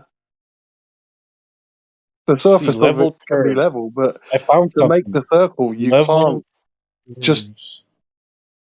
can't just go straight. You need to curve. What year is it from, Nate? These I'm things trying talking to about find it. contour lines and isobars. I have a question for Nate and the Bullers. I think it's from Ready for a 2000. question, Nate? Yeah, go for it. Bro, I got him doing homework. Yeah, while he's doing that, let him think of this here. I just posted a picture, 34 past. Okay, yeah. Uh-huh. Yeah, I'm gonna need to see you after class, Essie. Yeah, what's up? Sorry to cut in, but this is pertinent to the straight line thing. You see those rice patties? Mm-hmm. Would you say they're horizontal, level? What do you mean level? Which way? What is there any? Is there a different way of level? On which axis? Maybe he's asking. Yeah. Sorry, I mean level on which axis? Like level Is there going a different down? axis to level? Is there a different axis to level? Yeah, it can be different axes. You can have level on the Y or the X or the Z axis. So, I mean, is it level going from top to bottom, or It's pretty obvious, right? You have pools of water, rice paddies, and I'm asking you if they're level. Now, do you think I mean vertical when I say level? I have Do no you think idea. I That's mean why I'm asking. 45 I'm asking you degrees? for clarity. I've got a I have no buddy. idea what you mean, Essie. I've got a buddy up in Sikeston, Missouri. They have these monster fields, like 100-acre fields that they grow rice on, called rice paddies. And I asked him, I'm like, what? How do you get that so level? He said, well, we use GPS on our grading devices. And we of course got around to how would you describe that field as far as is it flat or is it? He said, well, you could say that it's flat, but actually it has to follow the curvature of the earth, or the water would not be at equal depth all the way through the field. Or you know a guy in Cambodia with a rice That's paddy. a dumb thing to say. What does it matter what the bottom of the pool is to the water on the surface? That's a dumb thing to say. Well, if you want it to be an inch deep, over 100 acres, if it doesn't follow the curvature of the earth, it will be, parts with water pooling in it and parts with no water in it. Okay, I see where you're getting at. Okay, you see the rice paddies, the mountain there that I posted, Left Lane and Nate. Yeah. Would you say that water, all those different levels of water, would you say they're the same, or would you say there's a difference? Are they parallel? Oh, those are terraced. Right, with water in them. Yeah. All on different heights, right? Would you say they're all parallel, or there's different horizontals there? Different levels. It's a difficult question, looking at the geometry of those rice paddies. I would say that their surfaces were parallel to one another. Okay. All right. Good stuff. How about you, Nate? I co-sign what Howard said. Really? Are you guys? No. All right. Are you guys serious? So I'm you're not saying even paying all attention. horizontals are I'm trying to parallel do. to each other? I'm trying to do the thing Jeremy asked me to do. I'm sorry, man. That's fair. So did I just hear that all parallels? All horizontals are parallel to each other. Did I just hear the two guys say that? Because, buddies? no, I did not indicate that the surface of the water was horizontal. I didn't indicate that. You said level. It's level, yes. Okay, so all levels are parallel to each other. I think that's an incomplete statement, but not completely wrong. Incomplete, like how so? Well, it leaves a hole for me to question what I'm trying to picture in my mind, how that would be represented, like geometrically.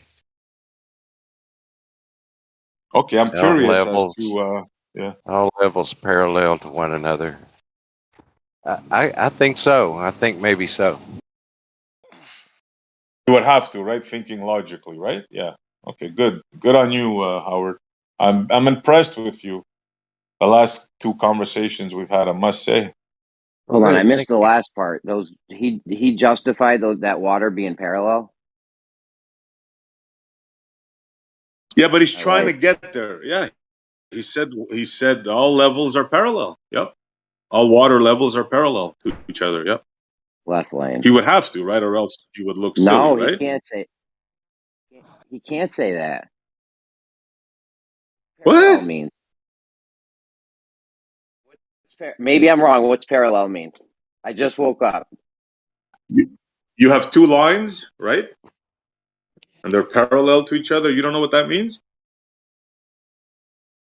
Two lines that never intersect. Exactly, yeah.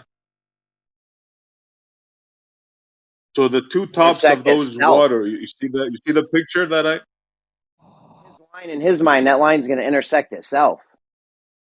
Still parallel? Yeah, but he didn't get there yet. You're putting that in his mind. Right now, he's agreeing that all levels are parallel, but you came in to say, wait a minute, that's not right. So left lane is becoming a flat earther and Jeremy is becoming a baller. Yeah, Jeremy been a Sorry? baller. He's a flat earth liability, man. I'm telling you, Nate. I don't know. I'm starting to wonder. Jeremy, if I found something know what left from lane thinks. It's 1989, not like it's is that fine?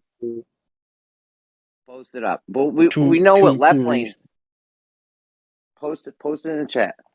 We know what left lane. All right, go ahead, SE. Go ahead. My bad. I wasn't talking, bro. Hey, wasn't talking. You just have a Were you in the middle of it? Man. You got to No, I didn't say a word. Can you get in contact with Kim and get some new bloody earbuds, Jeremy? Bloody Yeah, for real, man. For real, Jeremy. Come on. Let's do a crowdfunding. Get Jeremy some good stuff. I'm just saying you were in the middle of something. That's all. Like it sounded like it No, came we're just pulling your leg. But your I might connection have is found terrible. something from 1937. All right, cool. Post them in the chat. Can a parallel line intersect itself? No, of course. What do you mean a parallel line? It has to be parallel to something. Yeah, you can't have one lines, big. That was the dumbest One of question. the two lines. If one of the two lines are parallel, can one of the lines intersect itself and it's still parallel? No, Jeremy. Can two horizontal lines intersect? I can't believe Jeremy doesn't know what parallel is. I know. I know they're two lines that never intersect each other, but can a parallel line intersect itself? Imagine Jeremy trying to convince people the Earth was flat. We would have no flat Earth. Jeremy, can a straight? Let me ask him this, Jeremy. Can a straight line intersect itself? Yeah. No, right? There's your answer. So he had to think about Nate, it. He's still thinking about it. Well, I mean, in their mind, a straight line doesn't. In their model, though, a straight line does intersect itself because they got great circle routes. The equator. In their fantasy, yeah, but in reality, no. Yeah, but I'm just wondering, in geometry, do they, Nate? Okay, new homework assignment. Can parallel but lines? just click on that link, Jeremy. It's from the American Mathematical Monthly, volume 44 of 1937, on the shape of level curves of Green's function. So you understand that Nate, you understand that when they're talking about level curve, they're talking about topography where the z-axis intersects the other z-axis in the map. Right. They're talking about contour lines. Right. Contour circles, yeah. Right. So which are level from the origin being 0, 0. Right. So the z origin is 0, and that's where it intersects exactly. So it doesn't mean that the level is curve. There's a curve when the x and y changes, but it's not saying that level is curve. It is. It's saying that's not what it's saying. That it's a level curve. They call it a level curve or a contour circle. It means that all points on the circumference are equidistant from the center. No, that's what level means. No, it's saying that in the, let me read this. Level curves are contour lines, connect points of the map that have the same elevation or altitude. These level curves allow us to know the slope or unevenness of a terrain. Yeah. Yeah. Yeah, I agree with that. Nate, I love that. I love that. That isn't saying that it. In other words, it's saying if you would cut the freaking ball in half, that's a level. No, what it's saying practically is what it's saying. that if you have like, let's say, circles around each other and they're all level, if the gaps between those circles shrink, right, as you move out, if they have smaller gaps, then it means you have a steeper surface. If they are bigger gaps, you have a flatter surface. It's contour lines, but the idea is they're all level. All points on each of those circles from the are center. equidistant from the center. Yeah, That's from the just center. what I was saying. But level means no point higher than another. Go to page 29 of the thing you sent the first time, the slideplayer.com. This is Elbow, right? Yeah, the thing you sent. All right, Elbow. I just Okay, tagged hold on, you with just something. real quick. Let me jump in. Elbow is making the point that I was making earlier, so we really need to hammer this home. Go ahead, Elbow. This is what I was trying to tell him earlier, and he said no. Look at page 29 of what you just sent us. When I just posted a lot. The one when the first thing you said with the image you sent. Introduction to functions of several variables. Yes, that one. Page. The one that says 29. Introductions to functions of several variables like quadratics. I gotta scroll. The one that says 29. Oh, can't you just take a screenshot and post it, Elbow? Oh, can't you scroll? You got a mouse with a scrolling thing on it? I'm on my phone. You got to get back to that thing after this. Get back to that thing with left lane. But I mean, iron this out or whatever. Yeah, for sure. Yeah, Jeremy, you got to figure out what you acted like it was done. You acted like it was done. That was over, but it ain't over. Actually, yeah, but Jeremy, you got to figure out. You want to take over, Jeremy? You want to tag team with left lane? No. Let these guys do this thing, and we'll figure that out later. I just wanted to remind you. All right. Yeah, but Jeremy needs to figure out what a parallel line is first. Listen, this just proves that Nate didn't even fucking read what he didn't. So exactly, did you post Charatically just posted it. Exactly. Go ahead, Charatically, because this is exactly what we're talking about. I mean, wherever you are in that path, whatever you cut in that circle right there, it will be the level. In other words, it has to be exactly the same size all the way around. So in other words, the mountain will be cut in half. That z-axis there, that's where you'll have a level line. And not that it's all equidistance. It's nothing about equidistance. So, Elbow, page what? 27? 29, dude. What the fuck, man? Oh, 29. Sorry. Page 29. It's posted right now. And this is your own citation, bro. We are walking through your citation.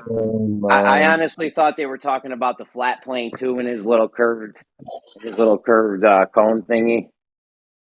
I thought they were talking about a horizontal plane inside the surface defined by the function z. All right, I'm on that page. Consider a surface defined by the function z.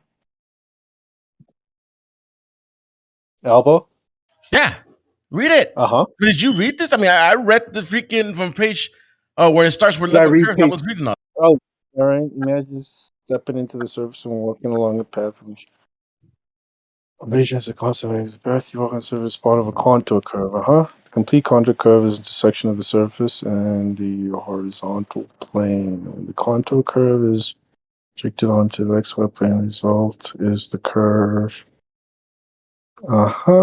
This curve in the XY plane is called a level curve. Yeah. All right. I read it. So what now? Wherever z axis you're at, in other words, that part where you cut that thing in a map, right? If you cut that mountain right there, that part from every direction, that part will be z. Let's say z1 or whatever, z0. That part there will be the level of that curve. It's Yeah, okay. so Listen, if you it's not cut saying that it's not slice, saying the curved line is level. That's not what it's saying. it's a level curve. I In honestly terms thought of Is that it at being first too, that they were I, talking about the planes that were going through that cone, not the curve itself. Exactly.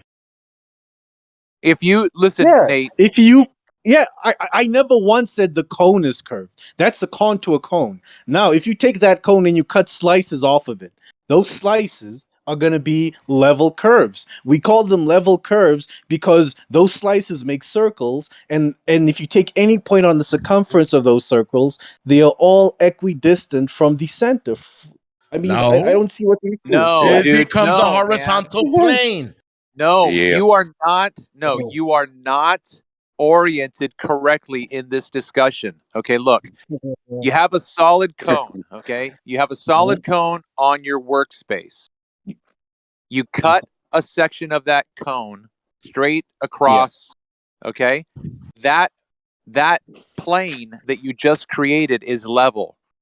The distance from the center to the edge is not the orientation for what's called level. That's what I asked you to prove.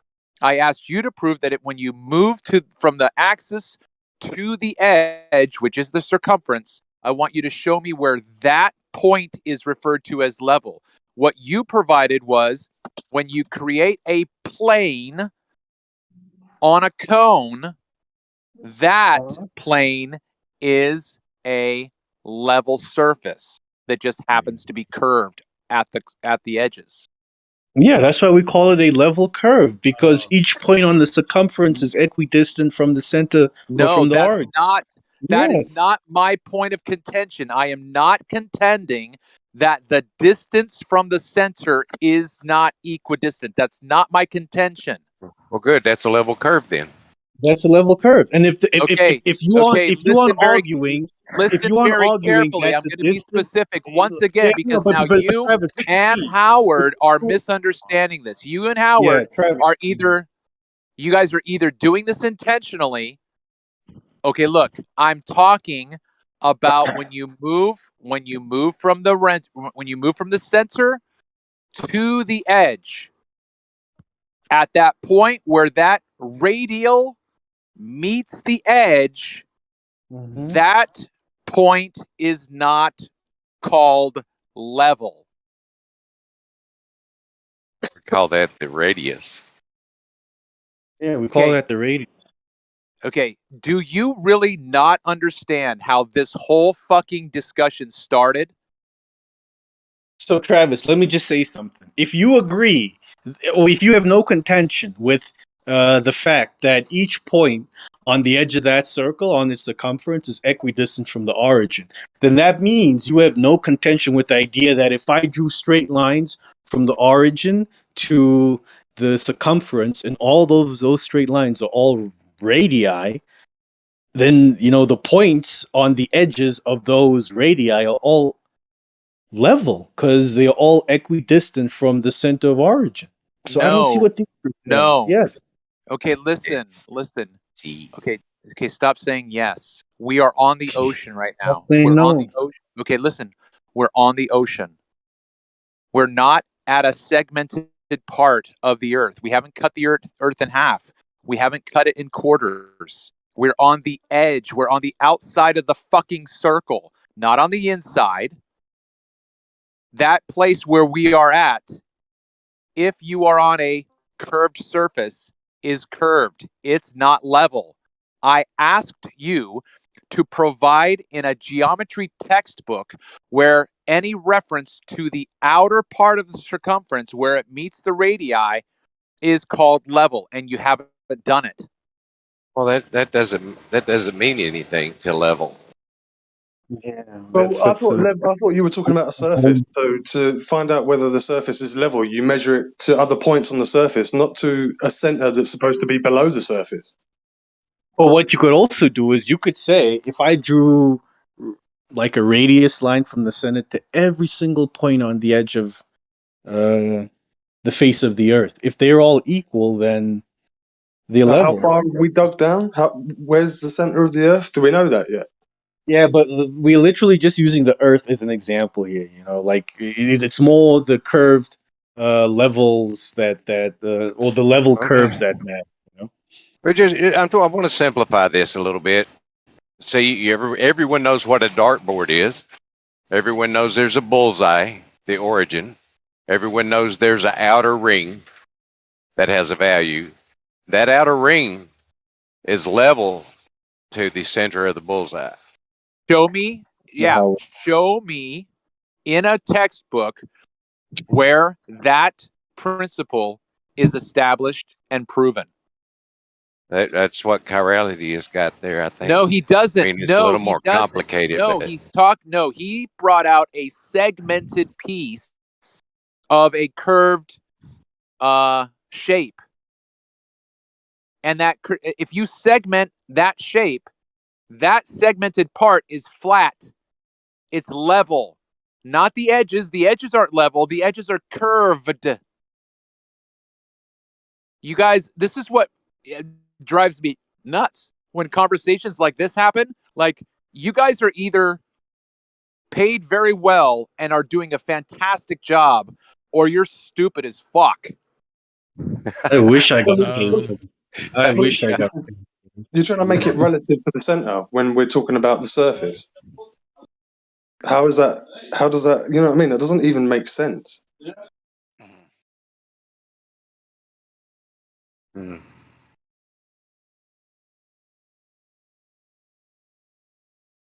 It would only make sense if we lived in the center of the earth, but we don't.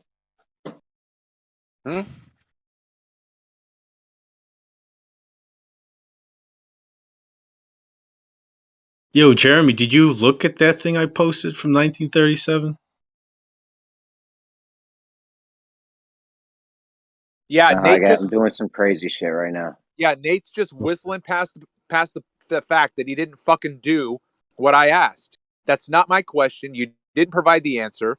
No amount of your spin is going to address it. Yeah, I know really you don't care. care, man. I know you Yeah. don't. Then let You it don't go. belong here. Let it go. If you know I don't care, let it go. Don't be a little girl about it. You're here wasting my time. That I care about that. Then You're don't wasting talk to my me. time. Don't be a little girl about it, bro. Don't talk I'm to me. not being Don't a little engage girl. with me, Travis. Yes, you are. I'm You're not being a the girl 6-year-old girl right now. I'm not the girl here. Nope. You're the one Grow getting up. spanked. You're the one getting the one spanked. being a little Guys, girl right now. all right, Nate, You're please. acting like a whole child. Come on, man. What did I do, Jeremy? What did I do wrong? I don't know. All I heard was I'm trying to do something. I heard you come in and Says the call little him. girl. Yeah, you're calling him a little girl like 5 times. Says Relax. the little girl. What did I do? What did Nate, I do? Travis, please. Now listen. Can one of the are you guys done with this? Yeah, I'm done, man. I'm done. All right. SC and is Howard here? You get one of the parallel lines was intersecting itself, and your idea that these water was parallel. The surfaces of those waters being parallel. Yeah. Yeah, one of the lines. Are you saying they're not? I think they are. Left lane thinks they does, but then he also has to think that a parallel line can like, can you have two concentric circles? Are those considered parallel lines? Well, the thing is, I had to, in my mind, I had to sort of draw a circle, like a cross section of the Earth. I think those ponds are at equal elevation, not equal elevation, so they would represent concentric circles, and concentric circles are considered to be parallel to one another. Oh, all right. Yeah. So that's what I mean. I see they got parallel lines intersecting themselves in their minds. Yeah, well, there's only one problem. A circle is not a straight line. So they can say whatever they want. I mean, is this spherical geometry? But parallel lines will never intersect. Sorry? What kind of geometry is this? Huh? Well, you got to show me where it says a parallel line can't loop around and touch itself at its backside, you know? Where it doesn't say that? You want me to show you where it doesn't say that? Well, the question is, are concentric You're kidding, circles right? parallel to one No, another? go for it. Go for it, SC. I did some homework. I gave Jeremy something about curve levels from 1937, so you can also do some homework, Yo, brother. I glanced at your thing real You quick. Hold on. I glanced at your thing real quick, Nate, and that had something to do with Earth. Like you had, like I don't want to shift the goalposts or anything, but I was thinking something from like geometry because obviously we know this globe thing's been around a long time. Oh wow, wow. Whatever. You Don't don't want even to worry shift about it. goalposts, man. Just don't even worry about it. I don't know. I was thinking of something from geometry. You know, I don't know. I don't even know what year we would be looking for. Like, what year did they start perpetrating this globe thing? I don't know. Yeah.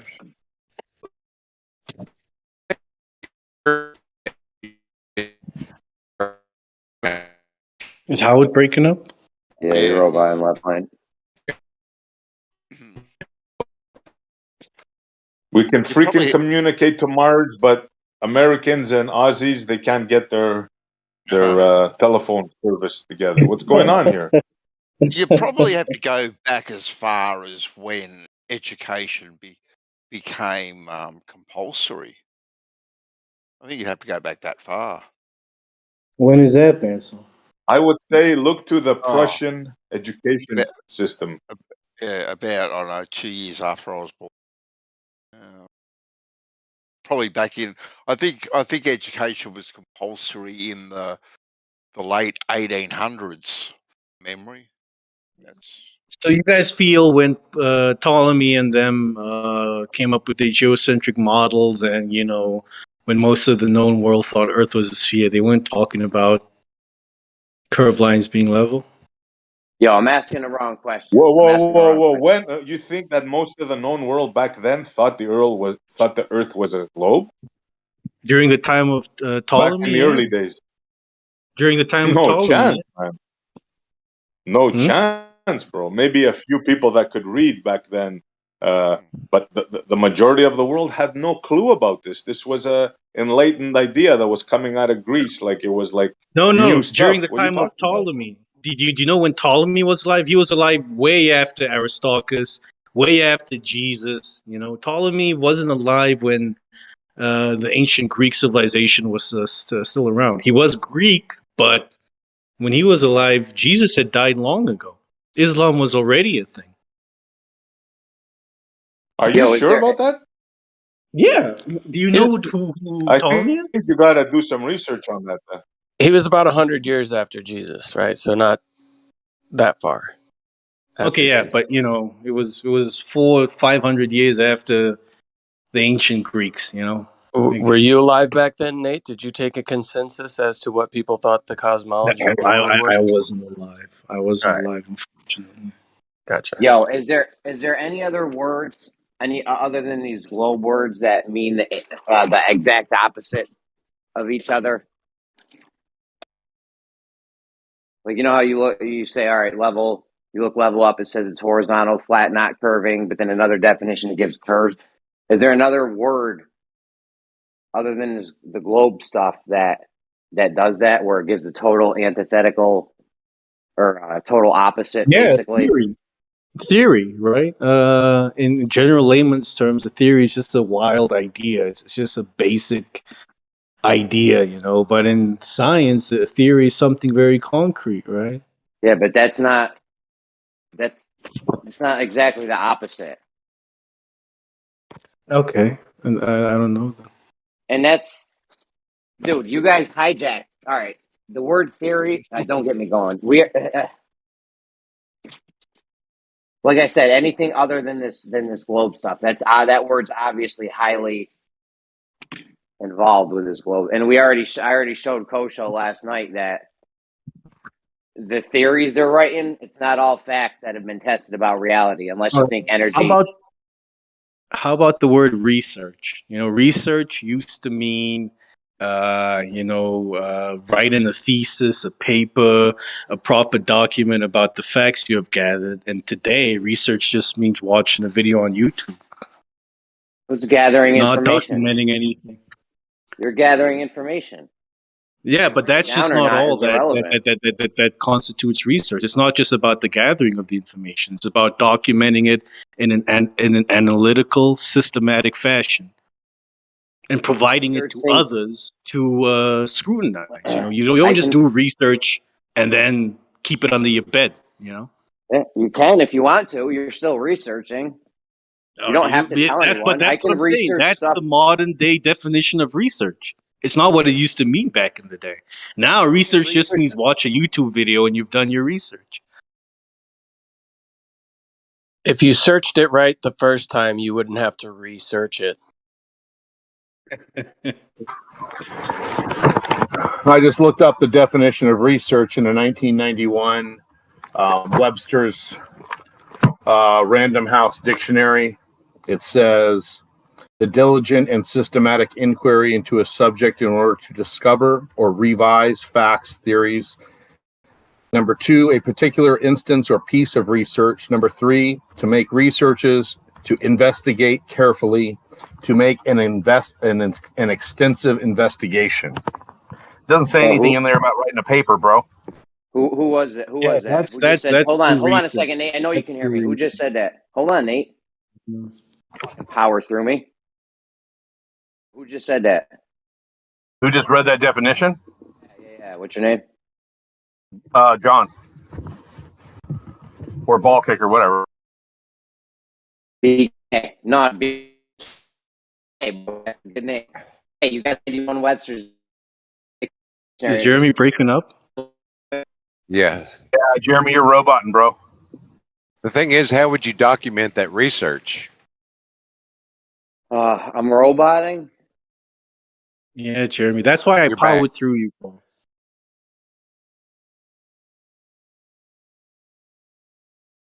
Dude, I'm home connected to Wi-Fi.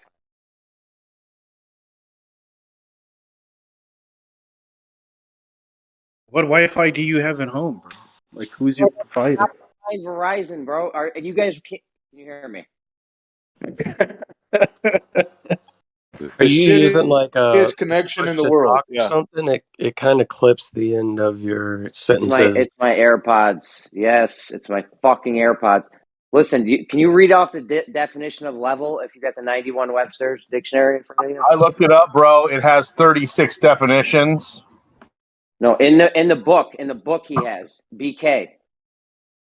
Yeah, that's me. I'm talking. 36 in the book. Up. What's that? Gosh, maybe it was 32. It was a lot. I would consider that to mean you always have to use context when using the word. I would agree. One word can have so many different meanings. Context matters. Now, I will say that when they pulled up that, the online definition, the very first definition said something about curve.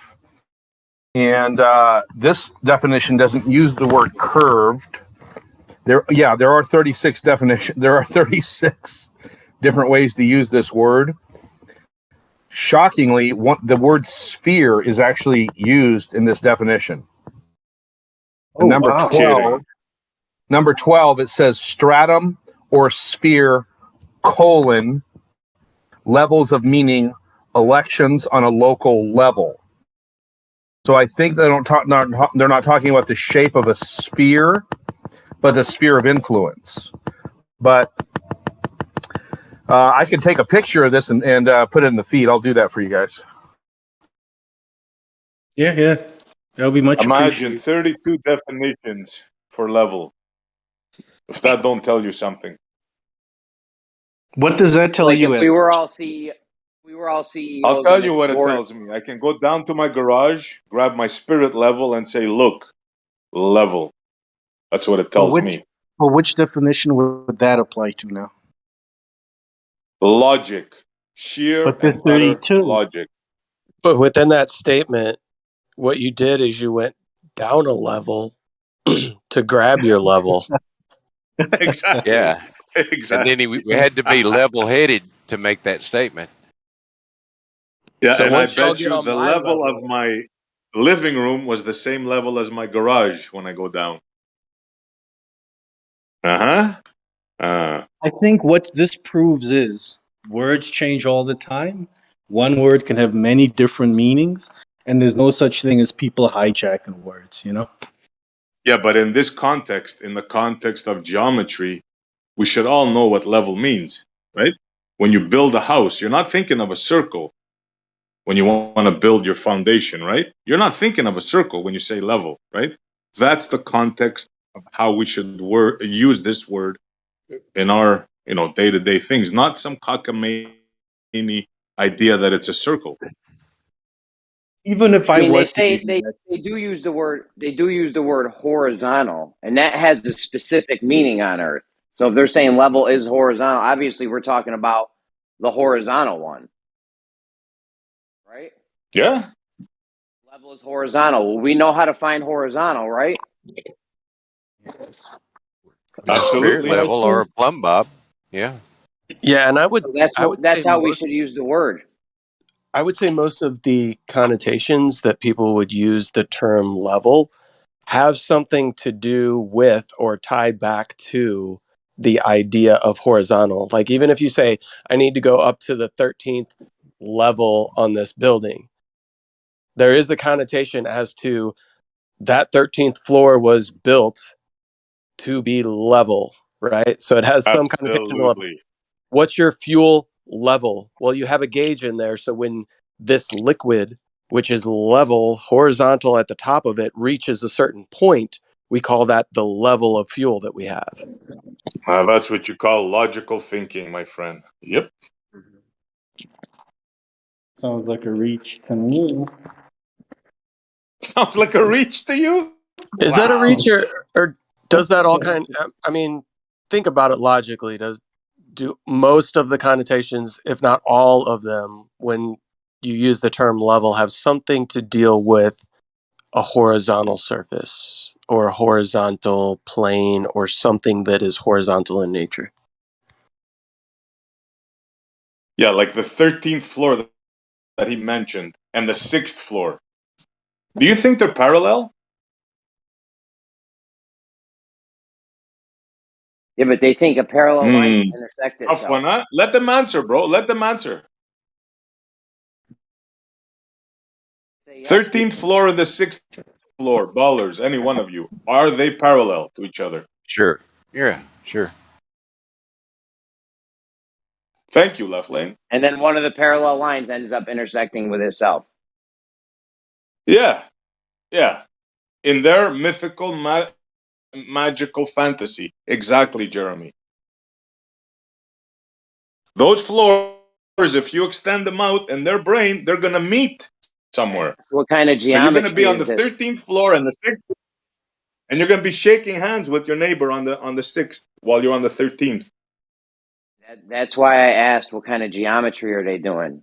Because we know the geometry I use don't do that. That's why we say you The cannot triangle debate postulate, geometry. the 13th The axiom or 5th, some yeah. shit. The 5th, yeah, which they Whatever, hijacked, yeah. Like those lines ain't never going to intersect with anything or themselves. Yeah, but you guys can't keep saying we hijack stuff when I showed Jeremy something from 1937 talking about level curves. You know? All right, listen, we might have to go back. First of all, I think they were talking about Earth. They were talking about the Earth, your globe paradigm and that. I'm not sure, but we got to go back. I think we might have to go back before like 37. What year did you put on that? Geo describes that the inception of the deception goes all the way back to Copernicus. Absolutely. Yep. He's the one that did this, changed the Earth from the center. And you see with the hook finger, he put the sun at the center. Yep. That's the Copernican model. Every time I disconnect, go ahead, Left Lane. Jeremy. Well, the times were really simple back then.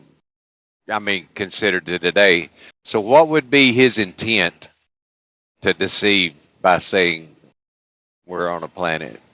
Maybe something to do with religion or something. Left Lane, were you alive during that time frame to, give us an idea of how simple the times were? Well, I mean, just practically speaking, based on what we know of history and how technology has developed throughout the years and things like that, I would consider the times more simple back then. Because you lived back then, so you know. No, it's just a inference. Oh, So you're asking the famous question: why would they lie? Seriously, guys, why would they lie? No. Well, I do want to point no out. reason Remember, I can think of. he said it's an inference. When I made the sarcastic comment, he said, "Well, no, it's just an inference." That's being honest, folks. Globers, anti-flat earthers. That's the way to do it. Be honest. So, the why would they lie question, when I was having a discussion the other week with some friends about this topic of Earth at the bar, one of my friends is a lawyer, and his line of argumentation was this: why would they lie? And I let him go on for a while, and then right before I was leaving, just to really piss him off, right as I was walking out the door, I said, "Hey, why are you arguing from the idea of motivation when you haven't provided any evidence for the crime?" And he said, "Fuck you, get out of here."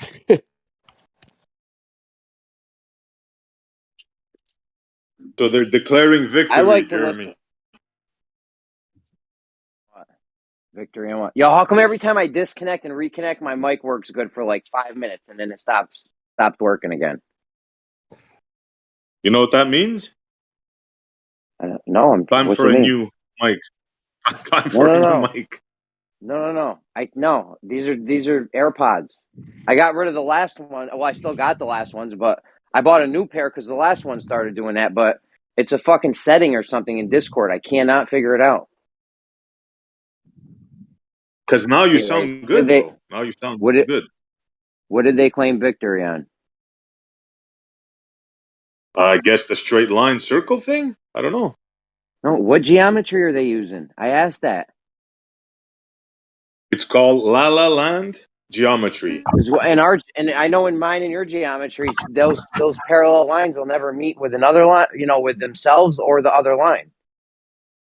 Correct. Never, ever, ever. Yeah. So, what kind of geometry are you using where you got these parallel lines that intersect themselves? Yeah, and let's see this has some to of be the a name of a axioms. geometry. You can't just be pulling shit out of thin air. Like, this has to be some type of geometry. Is this spherical geometry? You want to hear a good one? Well, I want him to tell me what kind of geometry this is. Listen to this, bro. You know Euclidean geometry? Parallel, straight lines, perpendicular. Never heard of it. Well, not that. That's the kind of geometry they're using. There is non-Euclidean. Yeah. Now, when you ask them, what is this non-Euclidean geometry? Listen to the answer. Guys, what is non-Euclidean geometry? Spherical geometry. Okay. Can we see some of the axioms, please?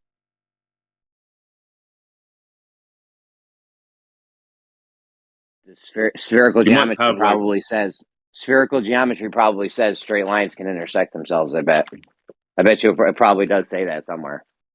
Parallel. The first axiom: this globe doesn't exist. They're going to tell you hyperbolic. They don't even know how to answer it correct. They're going to tell you hyperbolic and this and show you saddles and all kinds of crazy stuff.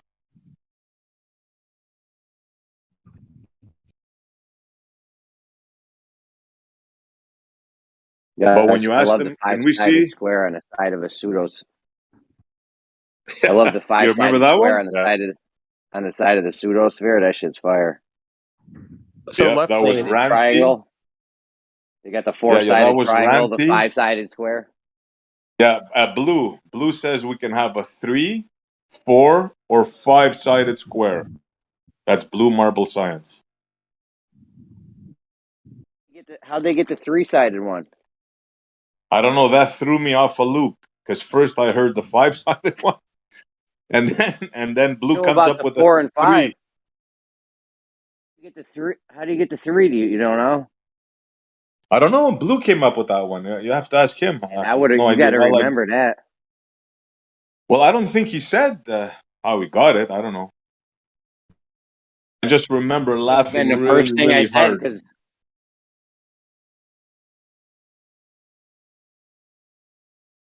there's no way you could get a 3-sided one. Or a 5. Well, I guess no. I guess When- if you had a sphere. Right. And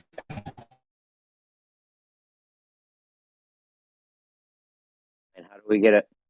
See, my mic's doing a thing again. Fuck. Yeah, man. Yeah, it screws up. Hey, Jeremy, do you ever consider just when you're at home, at least just get a wired one? That'll solve your Can't be problem. having wires and shit, man. I can't be having wires. I got other sets of earbuds. I'm gonna try one right now. The more exposure you have to those Bluetooth things in your ears, the more your brain just gets fried, FYI. But when we're referring to non-Euclidean, right? Left Lane, you said that a sphere is non-Euclidean, right? It's not, though. Yeah, a sphere is A considered sphere is Euclidean. Yeah. It's considered non-Euclidean because there's no parallel lines in non-Euclidean geometry. Ergo, there's no parallel lines on a sphere or, any hyperbolic shapes or things like that. Yeah, but in book 11 or 12, I think it is, they talk about reality. They bring that into reality. So you have all that stuff.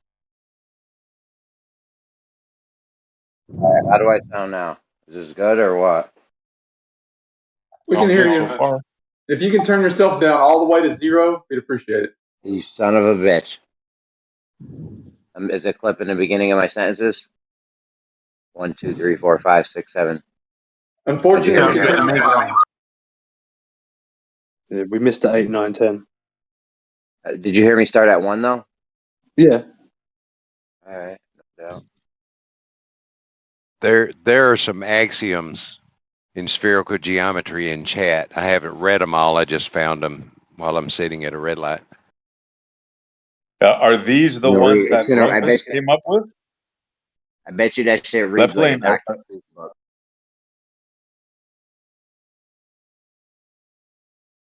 What was the question?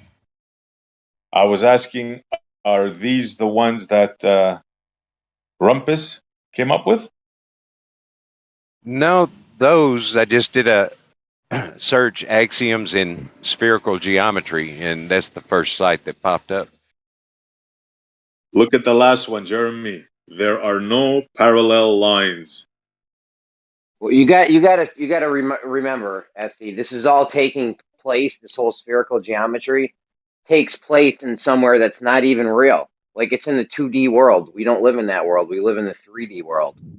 Like they're in a whole nother world for this.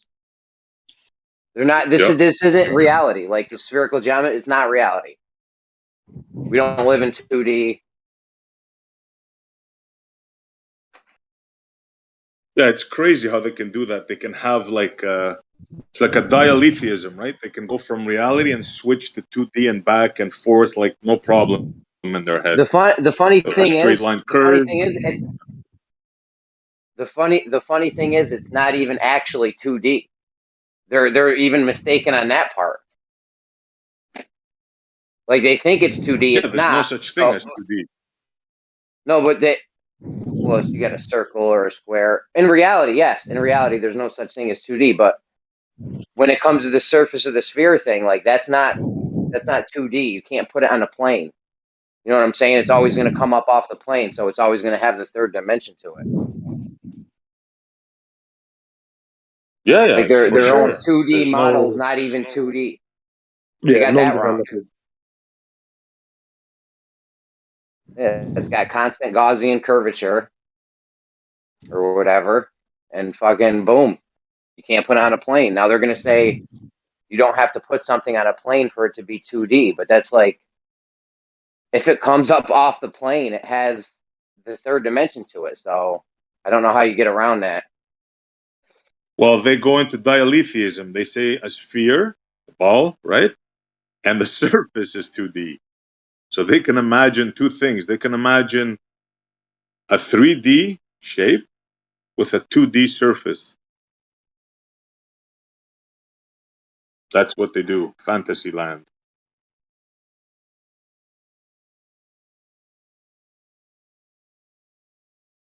Yo, does this headset sound okay?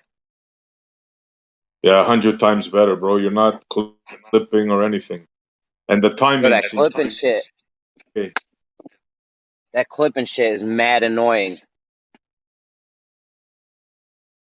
The timing is even worse because we go to speak, we think you're done, and then you're still talking. Yeah, if I like pause for even a half a split second in the middle of a sentence when it's clipping like that, it'll start it all over again.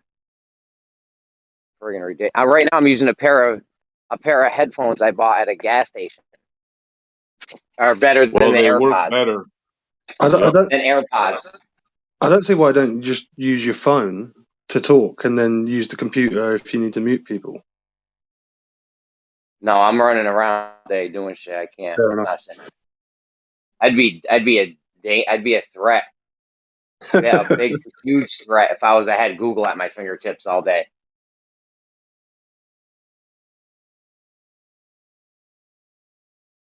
I'm already a threat. Listen, Kosho last night. That theory. Oh, I wanted to say something about that theory thing we were talking about earlier. Theory is supposed to mean these facts about reality, right? Like we know this about reality, and here's our theory on it. Now, inside GR, they got energy, a statement, something to the effect that energy can bend space-time. Right? And Kosho last night was trying to tell me he's got this thing with electrons about how they can. Oh, I heard some of that shit, bro. I was. Oh my god, man. But then they started talking about string theory after, and there's a thing inside string theory that says physicists use string theory to calculate how much an electron will bend a space-time or some shit. Like, why are they using string theory if they can just do it? You wouldn't be using string theory is even It's more all ridiculous. made up. You got one, in string theory, they got one-dimensional objects. That's what everything's held together by in string Vibrating. theory. 1D, bro. Yeah, it's 1D. insane. It's insane. One yeah. dimension. Different vibration, different matter. It's like magic, you know? Yeah. One Any dimensional old bullshit they come up with. You couldn't even tell me. You couldn't even picture a 1D object in your mind and tell me what it looks like. Yeah, it doesn't exist. Describe There's what a no 1D such thing. object looks like. Good luck. I'd describe it to you, Jeremy, but there's no point. That's 0D, by the way. Good one, though. Yeah. Yeah, you don't even see it. There's nothing to see because it's. I don't know. You can't. How? It's a concept. It's like time. It's a concept. It's not there. People There's try nothing there. people try to describe it as a line that keeps getting thinner and thinner. It's like, yeah, but when it's 1D, there's nothing left to see because there can't be a height to it. You know, you got length, no height, no depth. There's nothing to see. Nothing to see here, folks. Yeah, you have to be in 3D even to imagine such a thing. Because everything is 3D. Once again, I repeat, everything is 3D. And we see in 2D with Oh, one don't eyeball. start. We were going good until With now. one Bro. eye. We're going good. Listen to me. This Don't argument start. actually works. This argument actually works for the star trails because they're saying the only reason why we see the convergence and divergence in the star trails is because it's getting processed from the CCD on a 2D image. But our eyeballs, if you just Google it, I don't care if anyone believes it or not. This is the mainstream idea that your eye projects a 2D image onto your retina. That's how we see. Your brain interprets shit. We know we're used to the 3D world and shit, and things have depth. Also, if you have two eyes, you get a slight parallax that gives you more depth perception.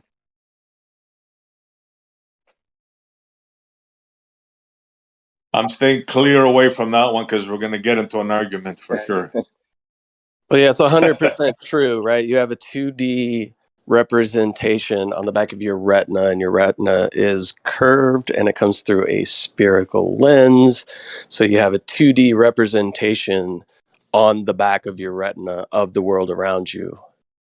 But yeah, some people say that we see in 3D, but if you saw in 3D, you would be able to see around a whole entire object, but you can't. Yeah, but just you stand there guys and are saying that you see in something that doesn't exist. just You Who do you realize look. that, exist? right? What do you mean? Actually, just stand there and look at an object, or look at a wall, or just don't move for 1 second. You can see left, right, and up and down. Right? You can't see forward. You just have an image. It's like a picture. Sure, I could, because Take a as picture. you say that, right? Listen to this. I'm in my living room, right? And I'm at a section where my bar is, right? And it's a cutoff, it's a wall, right? But it extends forward. So I'm right at the corner of it. So I see what you're saying, but I can also see depth inside and see the other wall where the window is. So The only I don't know what reason you're that talking you about. the only reason you understand depth is because you have experience with other things, other senses within this material world that give you the idea and the concept of depth. Meaning you've touched things that you know have 3 dimensions and have depth to them.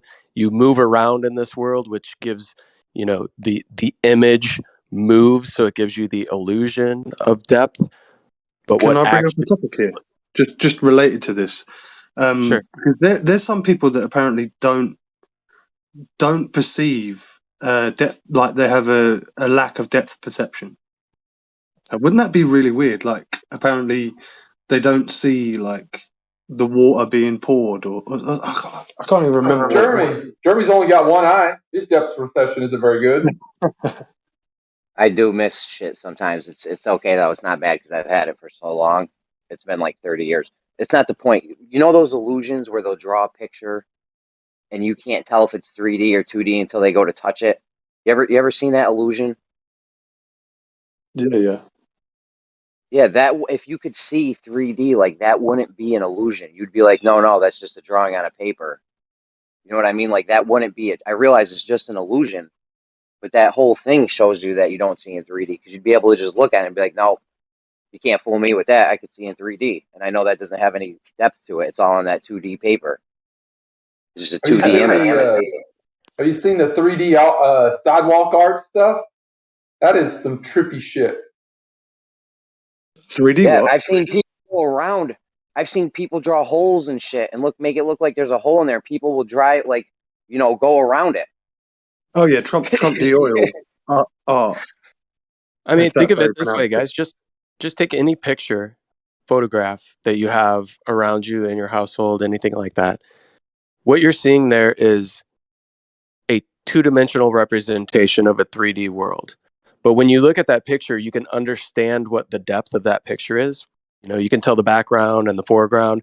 And the only reason that you can look at that picture and have this idea of 3 dimensions and it equates to the world around you is because your eyes see in 2 dimensions.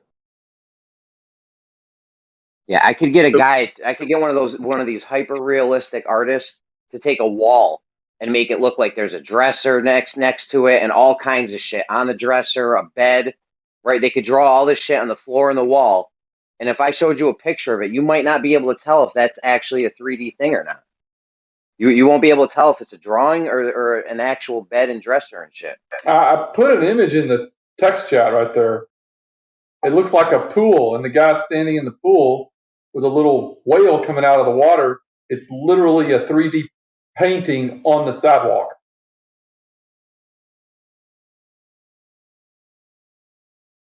No one is saying that you can't fool your eyes. You can't fool your eyes like some of your other senses. That's not the point.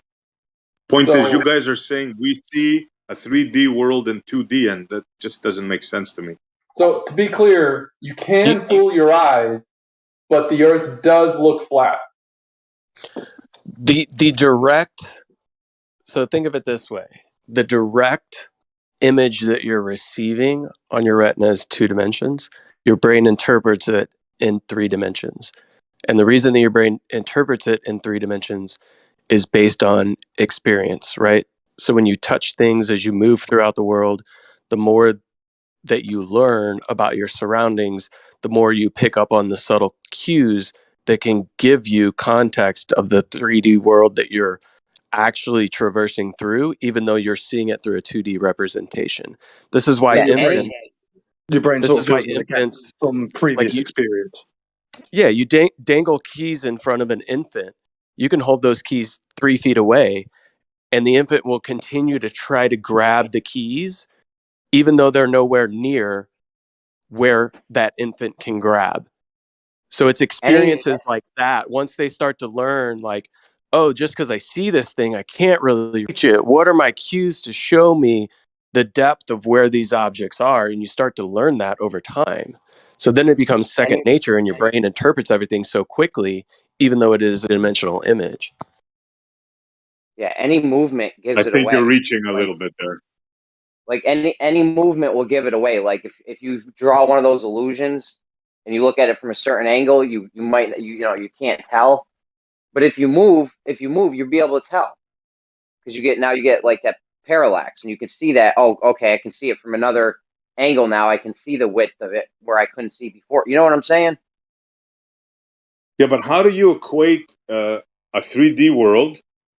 You're saying now we're in a 3D world, but somehow our eyes interprets this 3D world, or we see this up to our eyes, we see it in 2D, and our brain interprets it back into 3D. It just doesn't make sense.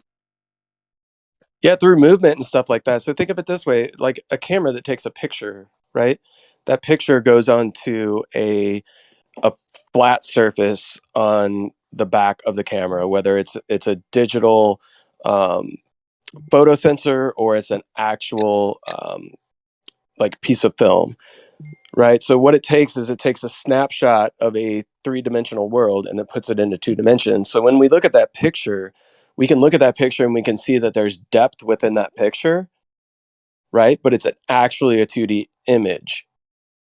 So what is different in your eyes when you're looking in the world around you that gives you some sort of 3-dimensional representation? Because It's the all of movement. The movement gives you the 3D. Reality, right, but as opposed to a picture. you're taking in a 2-dimensional representation because that light is hitting the surface of the back of your retina, right? Is your retina curved or flat? It is curved slightly, yeah. So could you think maybe that could be because the light that you see has also that depth perception in it too? It doesn't just have the flat things that you're saying, it also has the other coordinate. Like think of it as the Z coordinate. Right, what that curve gives us is what we call perspective. That's why things you go. That's why that's why things below your feet and above your feet appear to come down towards a vanishing point in the distance because of that curvature. This is where the Globers hijacked perspective and say, "Oh, the world that we live in is curved, but actually, everything else is flat." Yeah, but think I won't disagree on that. But think of maybe that curvature could also have a role to play in my belief that we see in 3D. Because if the retina was flat, well, maybe you might, and still then, even it's still in a 3D world. But you know what I'm trying to get at. I don't see you see in 3D. What do you mean? Yeah, I think we see in 3D. Yes. From the beginning or from memory? From the get-go. Dude, just take a picture. That's a pretty good representation of what you see, right? Like if I look at something and take a picture of it at the same time, I can look at the picture and be like, "Yep, that's what I saw." Right, right, SC. Would you agree to that? I didn't catch that. Can you repeat that again so I could hear it Like properly? Sorry. if you're looking at something and then you take a picture of it at the same time you're looking at it, you can look at the picture after and be like, yeah, this is what I saw. Yeah. Well, More or less, I guess. But I'm kind of More or confused. less, yeah. Everything in the picture, I mean, you could see, let's say you're looking at a ship or something, you take a picture of a ship, you're looking at the ship. When you look at the picture, that's going to be pretty much what you saw, pretty close. Every decision that we make is a more or less decision. Interesting. So we see in 2D and then compute it in our minds to 3D, or we just see it in 3D? That's what they're saying. Okay. One eye sees 2D. Two eyeballs, you see 2D images, and your brain puts it together. No, You one eyeball sort of doesn't see 2D, bro. And if even you then, saw in 2D, you wouldn't be able to work to do anything, bro. Hold What are you on. saying? Follow me through with this picture of a ship thing real quick. So we got a picture. You're looking at a ship. You take a picture of it. You look at the picture. You're like, that's what I saw. I can see the deck, all kinds of shit. Right? So okay, when you have that picture, it only has left and right and up and down on it. You don't see. There's no depth. You know what I mean? You can only see it in 2 axes. No, not really, because like the drawing, like how an artist draws perspective, right? That's how the film captures it, in a sense. So things are smaller in the background, larger in the foreground. So I don't know if you can really make that argument, bro. so if an artist can draw in perspective like that and give you the illusion of depth, what would lead you to believe that your eyes are doing anything different? What would lead me to believe that I'm seeing in 2D? I still have not been convinced. You're assuming, bro. No. We didn't do 2D, and you're telling me, wait a minute, what do you mean? You misheard what I said. What would lead you to believe that your eyes are doing anything differently than what that artist does on a 2-dimensional canvas when they're drawing in perspective? Well, that's easy because he's drawing. Go ahead. You want to continue? Well, I was just going to say, meaning, how can you describe seeing in 3 dimensions when we can easily see that we can draw in 2 dimensions and we can perceive depth, and we can take pictures that are on 2 dimensions that we can perceive depth? Well, it's not perceiving right. depth, it's just mimicking depth. That's why. Yeah, when that's you see exactly correct. when you What see you're a doing photograph on a piece of paper. So when you see a photograph of, let's say, a couple on a vista that's overviewing a valley with mountains in the background and maybe a sunset, when you look at that picture, you have no idea as to where those people are in reference to the mountains and the valley and the sun. It's all just in the same plane.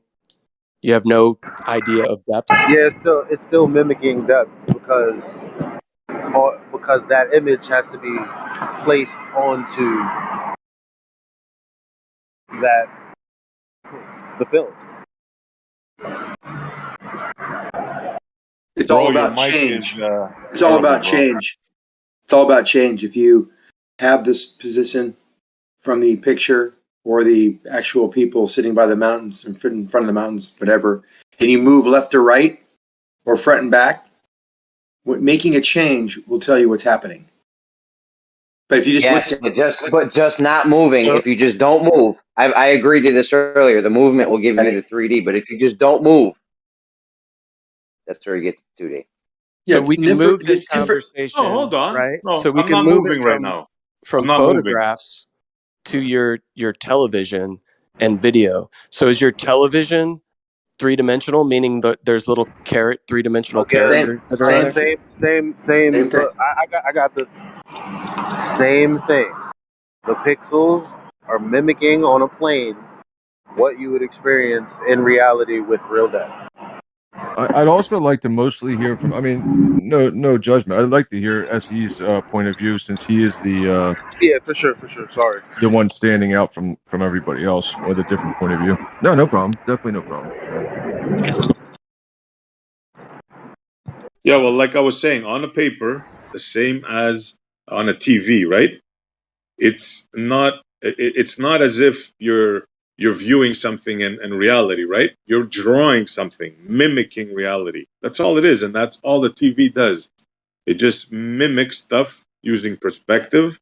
Things that are closer, they draw them bigger, or they make them appear bigger, pixelated, and things that are further away are smaller. I mean, it's 101 in drawing, right?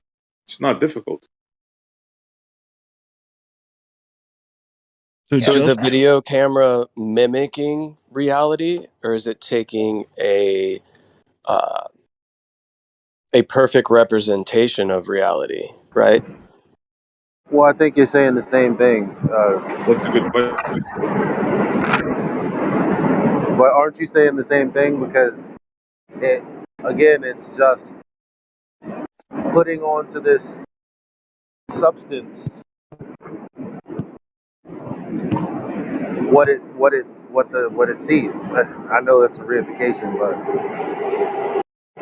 I mean, I think it's a pretty good accurate. Look, what you're doing is My bad, I thought you were down your line.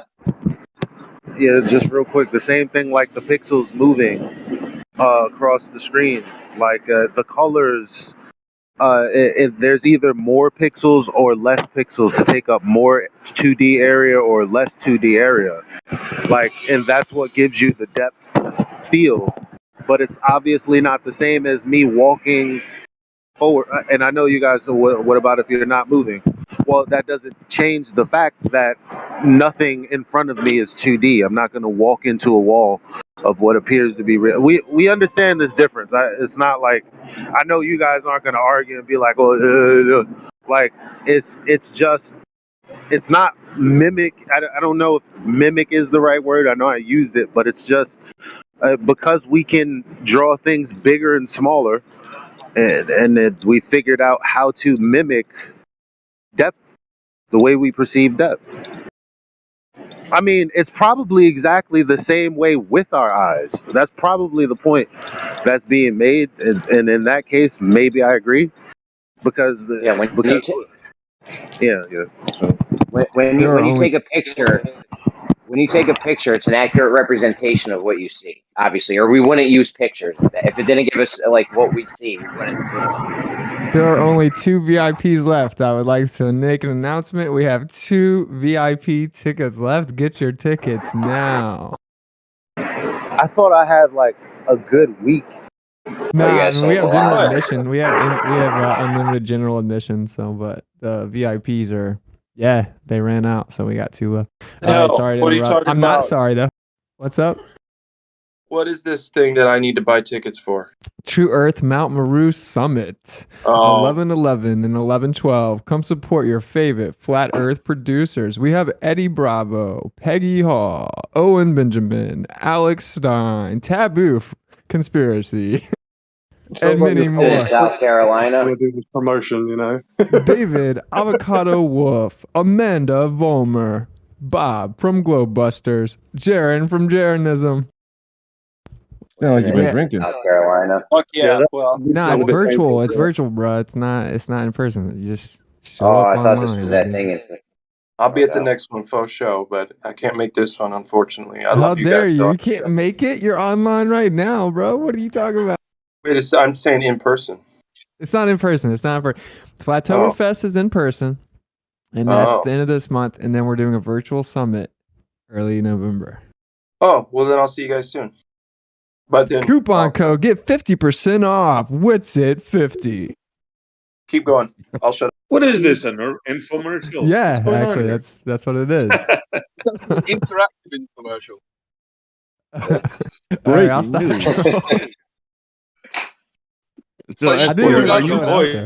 I'll give you that. You know when an infomercial is good versus when it's bad? Like when I'm trying to sell somebody something, it feels really cruddy when I'm at the beginning of the sales, it's like, maybe you want to buy, maybe you don't. I'm not pressuring you.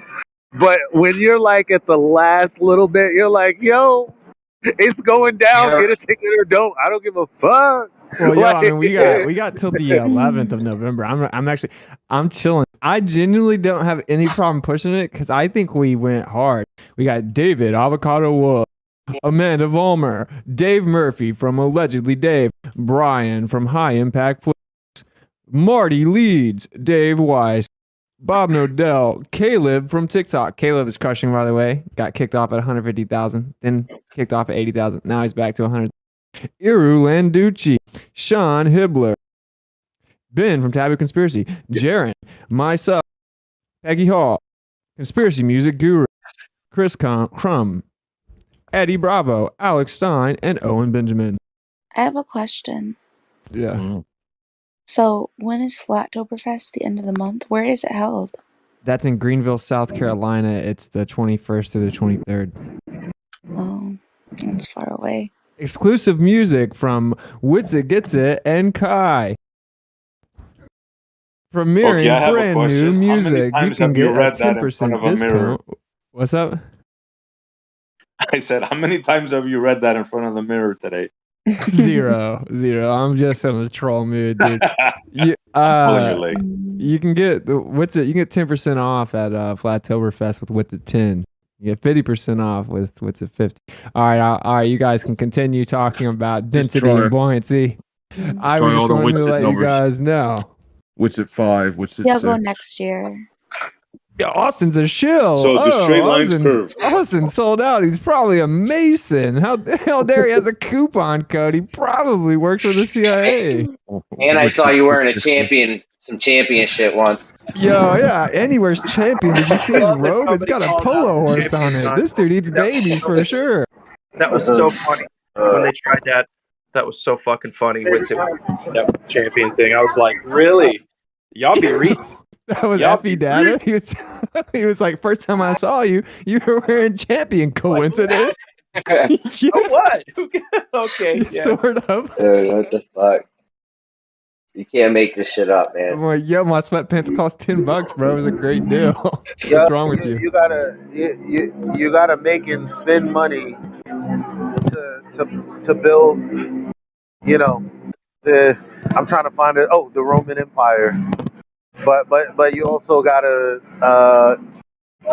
make and spend money to build children's hospitals. So it takes money to do anything. So it's like I just wish that we would pump a little more money into this. I really do. Yeah, like, and what's crazy is, dude, Jared and I are being pretty OG about it. We pay the speakers good. Like at Flattoberfest, you do it for free. Like we paid the speakers good, so we're just taking a chance, right? And then we set it up where every speaker has a coupon code, and the money goes to them, right? So it's like, I don't know. You pay the speakers. Just trying to. It's like a good thing. You pay the speakers well. You pay the speakers well, not good. We pay the speakers well. Yeah. Yeah, Zan, what do you pay them well. How much? Maybe you should come and I'll be a learn speaker. something. I'll be a contra speaker. I'll be a flat earth shield. My price is all the things to pick you up on. If you don't starve to death, I'll have a program inside the mind of a baller. If you don't starve to death, you're a flat earth shield. Baller's secrets. The secrets of a baller. I'll have a special program. If you're not on food stamps and live in a trailer, then you work for the government. You are J-Trig, Flat Earth Show. Untold stories of a baller. You've got these secrets left by now, seeing as you seem to come and find us wherever we are and tell us your opinion. Unless you survive via government handouts, you work for the government. I love government handouts. If you breathe air, you're a shill. Dude, hey, hang on, guys. It looks like there's some money to be made as an anti-flat earther, as a fake glober, because we get so many of these now, more and more by the day, and the same ones every day. That's not sus. But anyway, so I think I want to switch teams. I think I'm smart enough to be able to argue the shit out of the globe. And go ahead, Ranty did it.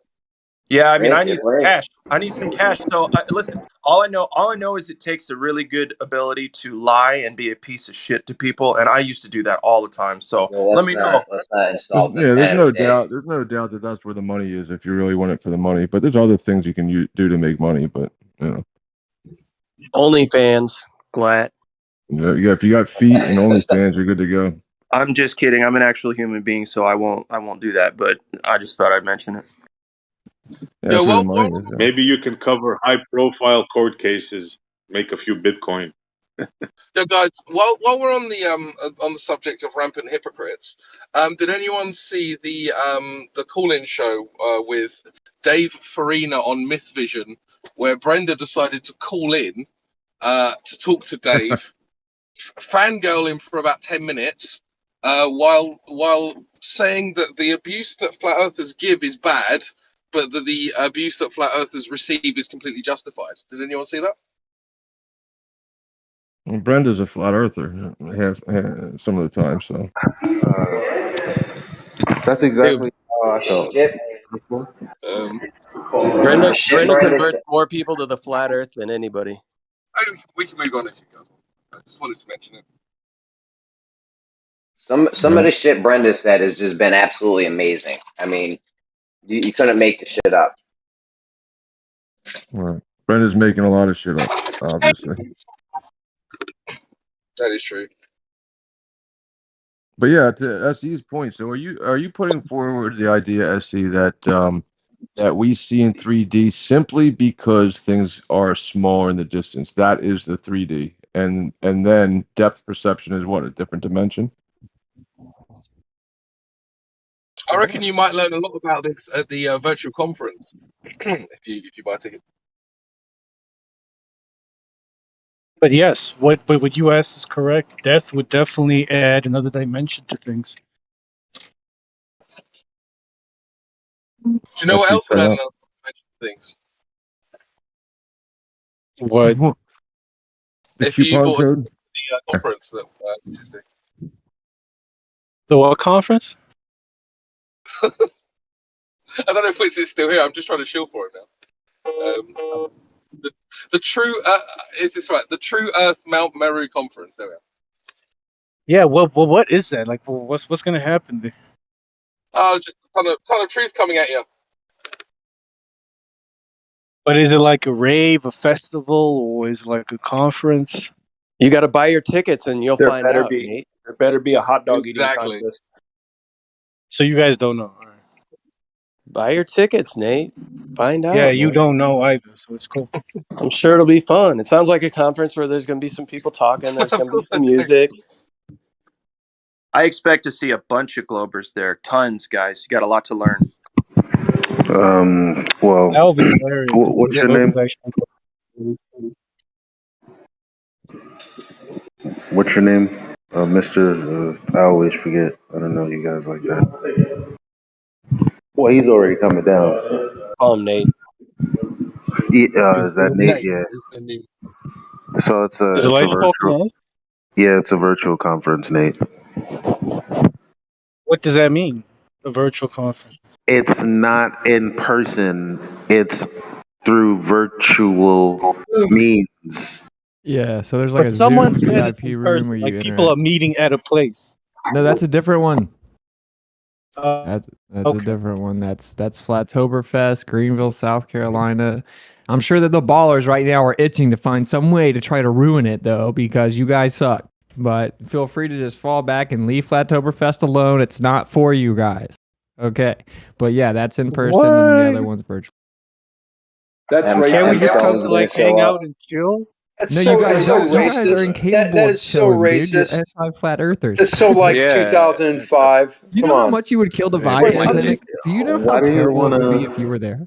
Why do you want to go? Yeah, but can we just come and hang out with it? Like, does it? Do Guys, we have to one come at a in? time, guys. Yo, I know you guys. Hey, yo.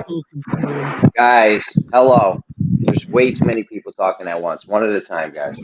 Right, me first. I'm just kidding. I wasn't even talking. Dude, you guys would be humbled so quickly in person. If you guys came to Flattoberfest, you would get checked. You would be like, oh, hey Austin. Oh, hey Dave.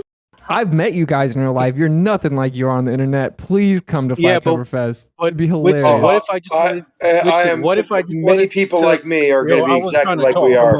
That's a bunch of baloney. You fucking better not be exactly how you are. All right, I'm gonna start muting people. Zanik, he said something about your shoes. What's all that background noise? Can I talk? Holy crap! Yeah, but you can talk. But Zanik was talking all over you, though. Yeah. What? Yeah. What if I didn't say but two words? Zanik, shut the fuck up. Hey, I'm gonna come after you at Oktoberfest. Can someone mute Zanik, please? You took about 10 words to tell you I'm talking over you. Yeah. Yeah, Whitson, what if I just wanted to come and like have a blunt and chill and you know just make friends? Man.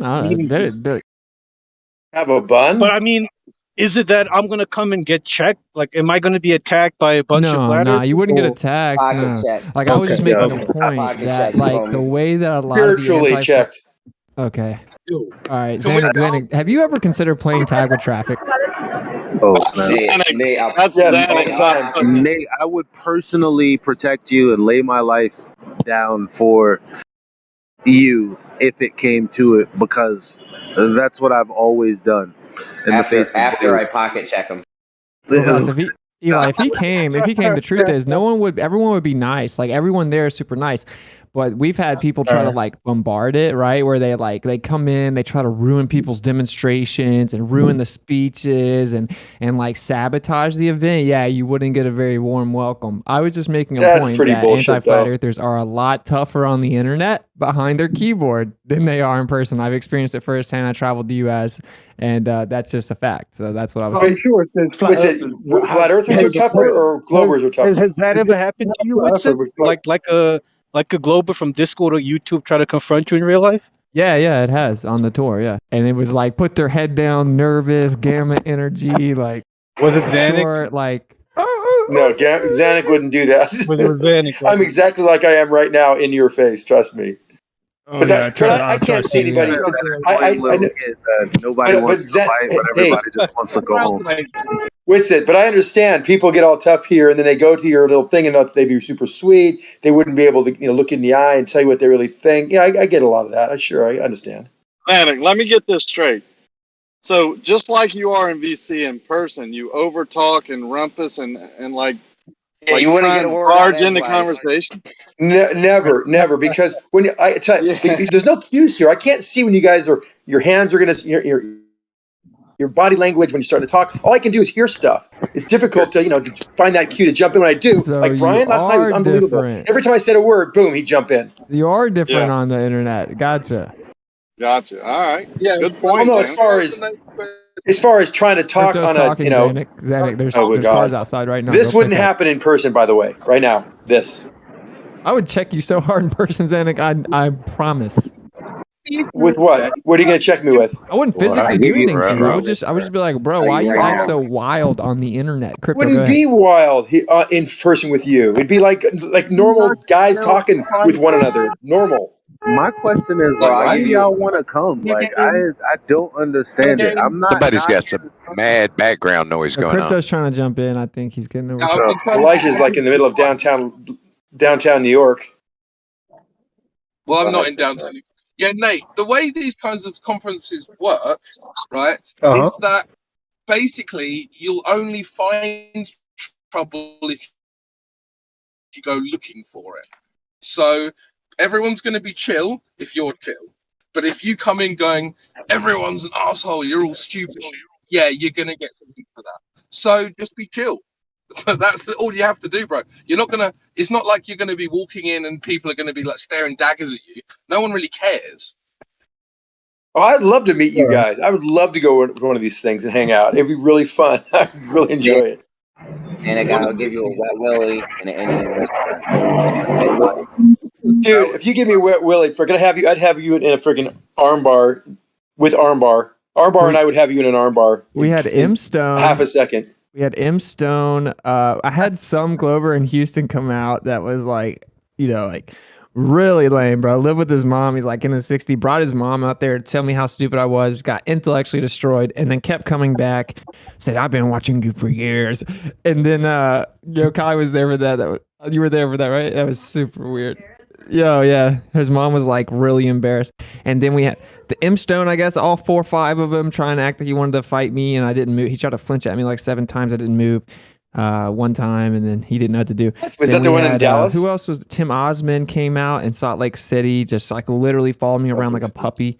And I'm like, bro, can you please leave me alone? It was super weird. Oh, dude, you're like a movie star. No, I'm not. My point is that it's weird, right? Like if the earth is flat and you know it's stupid, then you wouldn't stalk it for years. You wouldn't go out of your way to meet up with some flat earth activists in a city. That doesn't make any sense. You guys are real curious. So it's kind of like, we want to find out what makes you tick, I guess. I don't know. I'm speaking for them. Another guy came out in Austin, tried to take my money. I did a $100 game. He tried to he'd been watching the game for for months. So he came out to try to get my $100 or $200 or whatever. And I could tell he was a Glober. I could tell that he knew the questions.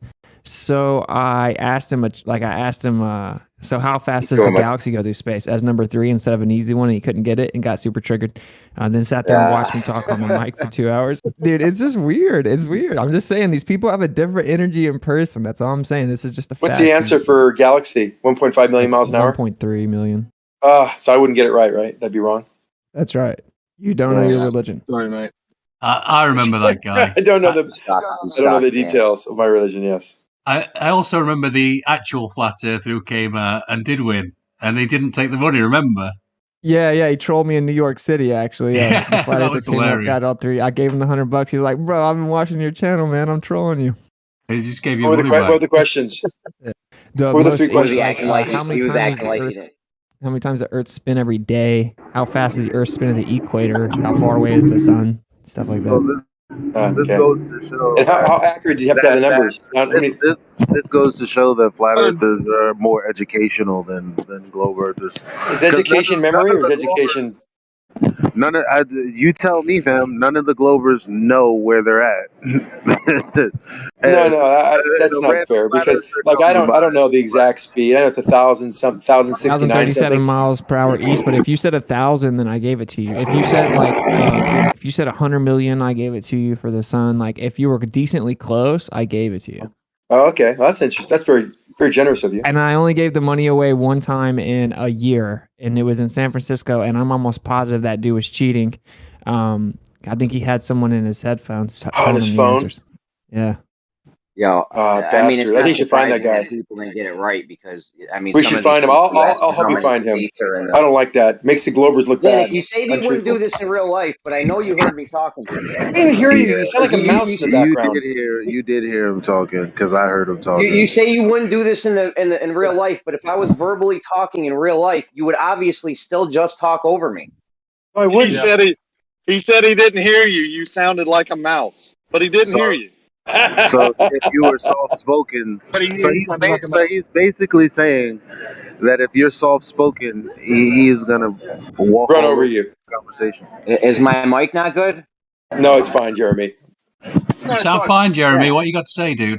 Well, Jeremy, let's go to Flattoberfest. Let's get a boxing match. I don't even remember what I was going to say now. Now I feel bad. Now you make me feel bad. See, you're a jerk, Sanic. You're a bully. No, I'm serious. I feel bad. I really am.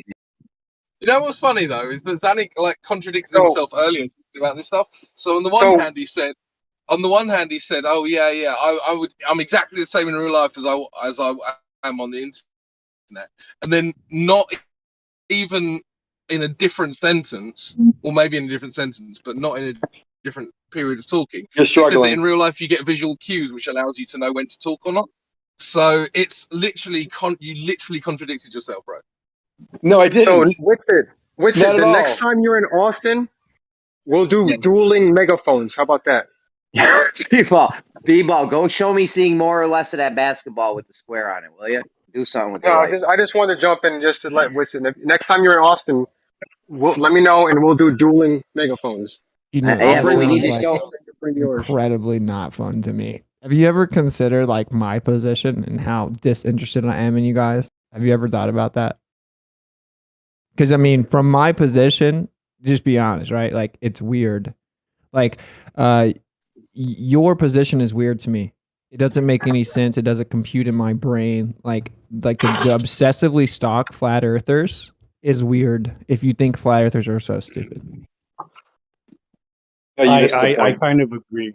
It is a bit obsessive the way globalists follow flat earthers. I gotta agree. Well, I mean, Well, they're following the argument at the same time. Let me help. Nate's actually a pretty let me cool help you. glober. You know? Everyone's always here, so it's not like we're Nate, stopping you. You just come Nate all is come to the same place. Yeah, but you I come mean, to the talk, you servers come to like social, you come to oh, argue.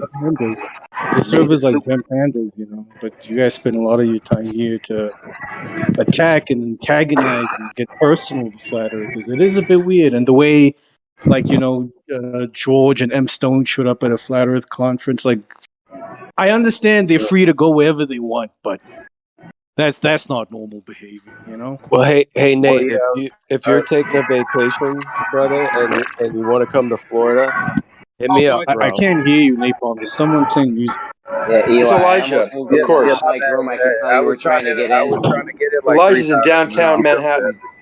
But whatever. Yes, I am. No, I can hear Napalm, you trying to get in.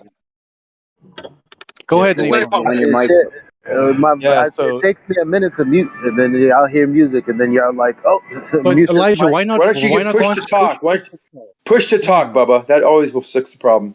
Not if I'm using the overlay.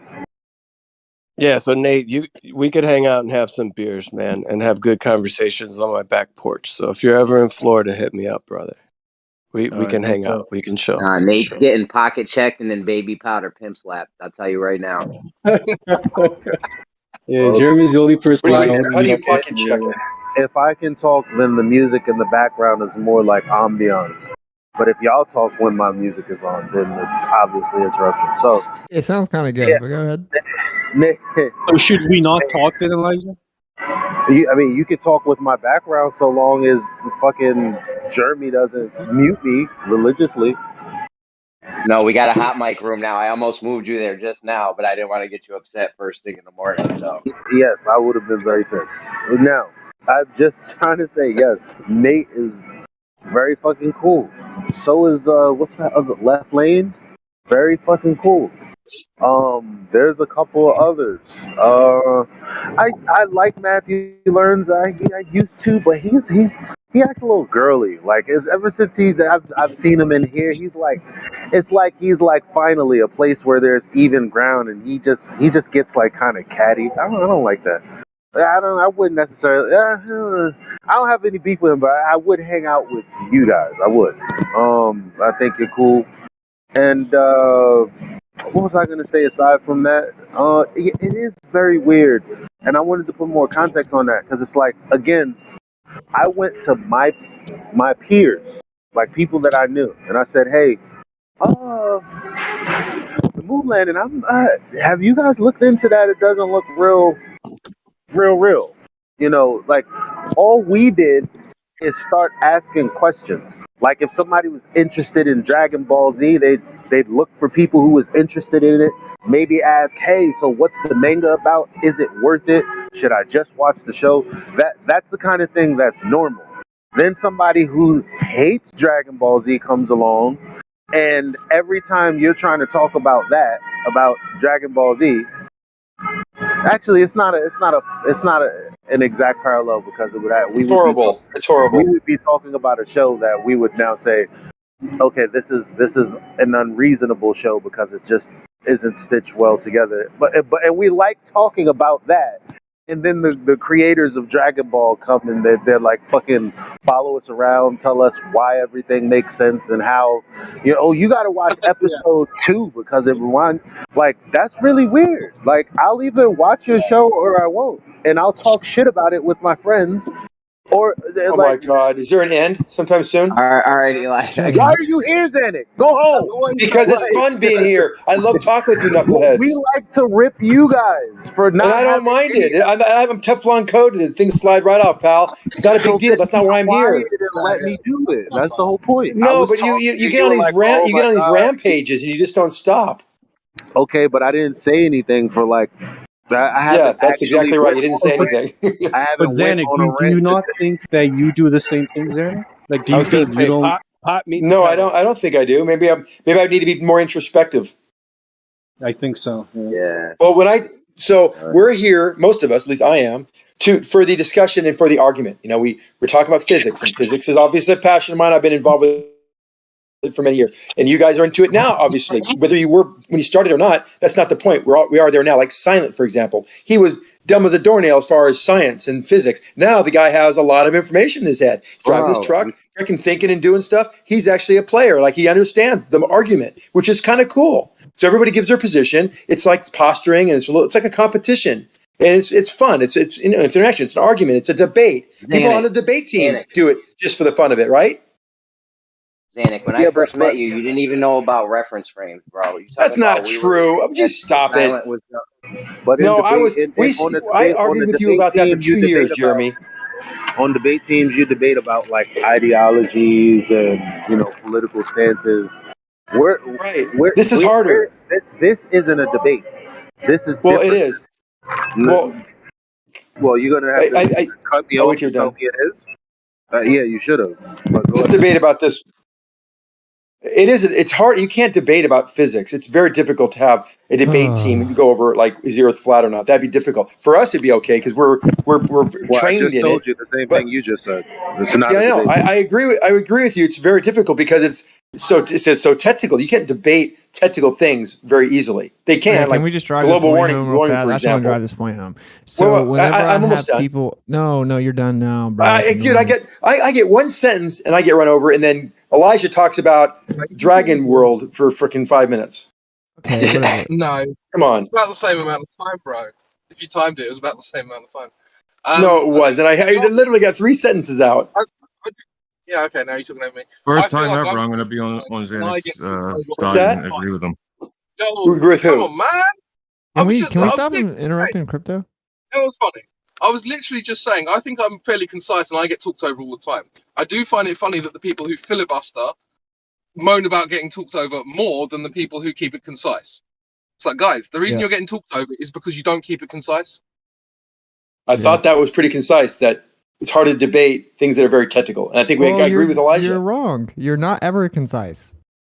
So I just want to drive this point home and I'll fall back, okay? I just want to say, like, I get emails from people obsessively, like death threats, talk about my wife, crazy stuff, right? Now you could say that's an anomaly or whatever, but are you being concise now? I'm talking. But you're not being very concise. I get the same people obsessively stalking all my YouTube videos. I have like hundreds of people I had to block because they won't stop. And then you have the people in here that make memes, make videos. As soon as I come in here, I get added 50 times from the same people, always obsessing over my personal life. Earth is Life has made 20 videos about me. I'm just explaining that is objectively weird if you look at it from the outside. It's like that doesn't make any sense if you think we're so stupid. It's just you pointing said out that where you're 4 wrong. times earlier, and he wasn't very concise. Yeah, so the point is, Zanuck, is that when I spoke, I had maybe 3 sentences. When Witsit spoke, he had 4 sentences, and halfway through those sentences, you were moaning about him not being concise. Previously, you'd made about 10 to 12 sentences, and people were getting bored by the 8th sentence when you started moaning about people cutting you off. There is a difference here. Why don't you try to not cut me off for my 2 sentences, and I'll stop and I'll be very concise. I'm not going to be very concise when I'm being spoken over and over and over again by 4 or 5 people. It's like a gang. It's like a gang rape. When you lie about what someone says, they get very annoyed, and then they like want what? to cut you off. You made a claim. Back it up. Whatever I lied about what someone says. We can all listen to the record. Does No, anyone just hear if you're going to say it, back it up. Back it up. I'll give you an example right now. Yes, I'll right now. Eli, can I ask you a question? Does anyone here think Zanuck is concise? Anyone? No. Never. Anyone If you let him talk, he'll keep talking. No. One person speak up. Baller or flat earther? Is Zanuck ever concise? Flat Earth? Of course, you're all going to say no. So Earth is Life. You think Zanuck's concise? Yes or no? I think he was speaking, right? He spoke for a few. Okay, so you're not answering the question. Can't answer the question. Yeah, talk over him while he answers. Great. Can't answer the question. No, he's not answering. That's why I'm talking over him. If you're going to answer the question, he was answering actually. No, he Give me wasn't. a second. Give me 1 second to finish what I was saying. It's yes or when no. I was listening to Zanuck, he was talking about something. Right? He got out maybe 3 or 4 sentences, and then you guys cut him off. But when Elijah was talking, Elijah was talking, he spoke for a longer period of time. Nobody Zanuck said is anything. cutting him off Cut him off. So while he was what? talking. So Oh, what? okay. So what? No, Okay. Guys, this let is the thing, everyone guys. finish. Let's This is let the thing. everyone finish, No, guys, no, no. please. I have to get in on this. Come on, You because guys are a this. bunch of haters. I brought this up, so I feel like I should be allowed to respond when people make the points they're making. Okay, so when Eli was talking, Zanuck was cutting him off, right? So just to act like that didn't happen is very dishonest.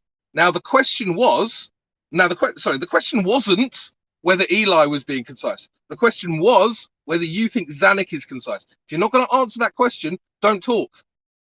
Isn't Listen it here, Crumpet dishonest and to Tea. not ever answer the question? Like, why do ballers do that? If the question is, does anyone in here think that Zanuck is concise? And then you Was want to he go being on. You want concise now about you what? have to interrupt me, right? Because I'm exposing you, and it makes you uncomfortable. Concise about what? Anything he ever says. Please Really? explain what concise means. Well, I think this, all right, Please no explain. one can say. Has Maybe he your ever definition is given a different than mine. 2-sentence answer? Yes. Look, it's a The thing very is, No, that's comprehensive, the first time brief he's ever done that. summary, right? It's like efficient but short. was he answering a question? Was he answering a question, or was he making a statement? No, we're You're a not arguing. sophist. No, stop. I Okay. wanted to talk. No, we're not arguing about Of this. course Fuck you want to that. talk. No, yeah, I do. Yeah. So I'm gonna start asking for you to get muted if you talk over me again. You guys are haters. Yeah, good. So again, I said this isn't a debate. He started talking about technical things. No, this is not a debate. Like a tree being a tree is not a debate. A rock being a rock is not a debate. Unless you're going to argue about what to call it. It just is what it is. This is not a debate because there's nothing to debate. No What are you one knows talking what the about? shape of the. That's I'm crazy talking talk about it. right there. I'm talking about it. Is that Like here, Xanax cutting somebody off? yes, it is. Someone's And yes, it is. And the bottom line is, we don't think that the Earth is a globe. So it's just already a given that you think that what we say is crazy talk. Why do you need to debate on that point? Either you want to understand what we're saying, or you disagree and you actually stop coming here. That's what's weird. That's what's No, weird. I do. That you're I still do here. think you have a great argument. You know, Elijah, you and I both have a lot of arguments about You've this. And it's lost not, all of them. it is a debate because it's not a given. You think it's flat. I think it's round, period. And here's why. Here's the data. Here's the correlations. That's why it's fun. Because you have a lot of data and your correlations. I have my data, my correlations. I give you the definitions. Wait, one sec. You have your One sec. definitions. Excuse Period. me. Done. That's pretty concise. Eli, your background. Eli, your All right, background. my bad. Much. Last night in here was a shit show.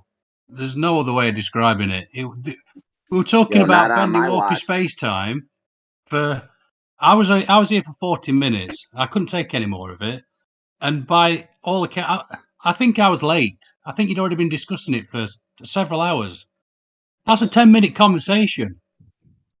You're talking about me and Kosho? you're talking about a language, right? A framework to describe another concept. That's a 10-minute Are you talking about the conversation. thing with me and Kosho? Yeah. So were they being very Oh, that wasn't concise a in their shit show. conversation? Hold on, it's going to be a shit show right now.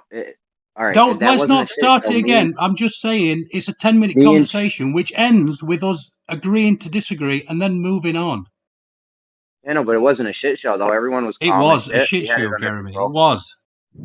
It But was all you're calm and under cutting him control and shit. No one was screaming. No one was over talking that much, really. It was a circle jerk. You just kept going back round and round and go like your fucking imaginary orbits. I'm sorry, but oof. Well, I mean, I hear That might that, be but true, but they were being polite with each other. That's, I think, what you guys are missing there. You're making different points. It wasn't a shit show in the sense that people weren't being polite with each other and letting each other speak. But it was a shit show in the sense that it should have been finished ages ago. I get what you're saying. Yeah, the conversation was ridiculous and absurd, but I mean, well, in the end, he told me the energy from an electron can bend space-time. I don't know. It was fucked up. Mass energy. Mass energy. No, he tried making up new words and shit.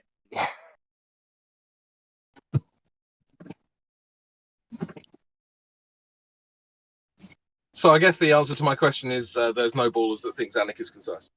Cool, we can move on. Everyone knows he's not concise. Yeah, and like I just think I got it's him on weird, mute. dude. I think I There's got him nothing on else. mute. I'm sorry. Are we talking about?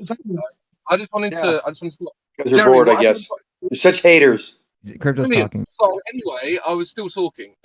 Jeremy, I think that the reason I wanted to ask that is because I was actually interested to. It was almost like an honesty litmus test for the room. Yeah, I mean, that's I what think was most about- of the Globers know. Go That's ahead. what I was about to say. Like another thing that really kind of gets on my nerves is just because of censorship and how a lot of us are passionate about this truth that we end up having to engage with stuff like this, where if there was no censorship, we would never, ever be engaging with these people, certainly not as long as we do. But one thing that really gets on my nerves the most out of all of it is the dishonesty, right? It's where if you ask a question, you get like intentional obfuscation over and over and over and over and over. Like I have that Bryant professor dude emailing me, and every single point that's made, he obfuscates, straw mans, red herring fallacies over and over. I just find that Can you to give be us so example? disingenuous. Why do people? Don't you understand that's disrespectful to treat other? Can you give us an people example like with that? It's Dunning-Kruger, I think. Why? Because the reason I say Dunning-Kruger is because they have the confidence behind the thing that's obviously ridiculous, and I just think that it's. That's not how used to think Dunning-Kruger that works. I used to. Okay, maybe not, but I used to think that I used to think that it was intentional, and now I'm not so sure. Like I think that by the way of our programming, this is how it's expressed. Like because they Well, it's legit. ego driven, right? It's ego driven. I agree with you. Hey, give me an example of what that teacher did, that professor did, as far as obfuscation and lying. No problem. So I said, well, you don't seem to understand that according to your own paradigm's relativistic application, you can't prove the Earth is moving from the Earth. And here's Einstein himself, the one that gave you relativity, saying that.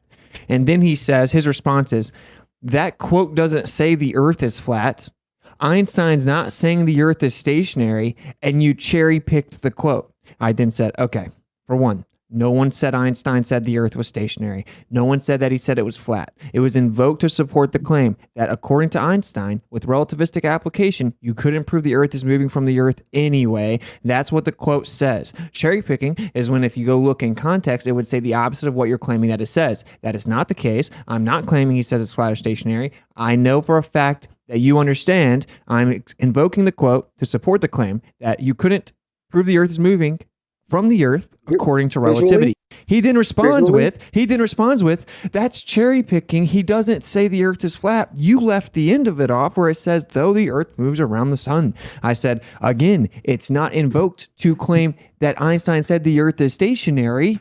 So that is blatant dishonesty. There's no way around it. Why bring up the quote then? Why bring up the quote?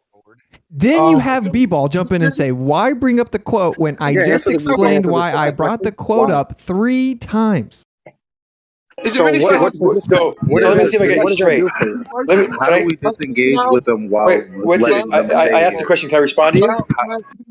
Can I answer people? Is that okay? Everybody else wants to jump in. Ask questions in here. Are we allowed to answer them?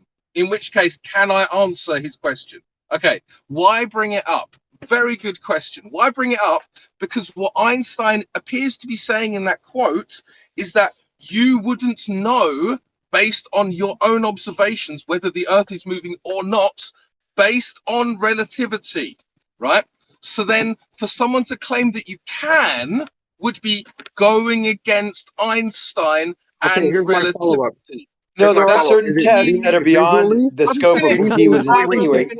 Did he mean, hold on, did he mean visually or mechanically? Why are you interrupting him? Because he's destroying your worldview. I didn't finish. I don't know why you're talking, bro. Okay. Be more concise. This is the point. Be concise. Come on, be concise. No. That's bollocks. I'm 2 sentences in. The only reason this has taken so long is because 2 separate people tried to interrupt me. Okay. Now, this is the problem, is that quote was taken from Einstein in context and actually supports Witzig's point. That's why he brought it up. It doesn't matter if Einstein thinks the Earth is flat, because that wasn't Witzig's point. Okay. If Witzig had said Einstein thinks the Earth is flat, that would be wrong. But it's not what he said. Exactly. Okay, I get it. So on cue, they responded. Can I respond? I mean, I asked the question. Why can't I ever get a chance to respond? It's like, go ahead. Come on, man. So I get what's it saying. He's saying due to relativity. Here's what the quote what Einstein said, and then the professor took this out of context. He said, even though he says Einstein admits or says his feelings are that the Earth still revolves around the sun, even though there's no optical proof using relativity that we can tell whether or discern between the Earth moving or the sky moving. Now that's true to a certain point, but there are other tests you can take and make that will show that whether one is moving versus the other.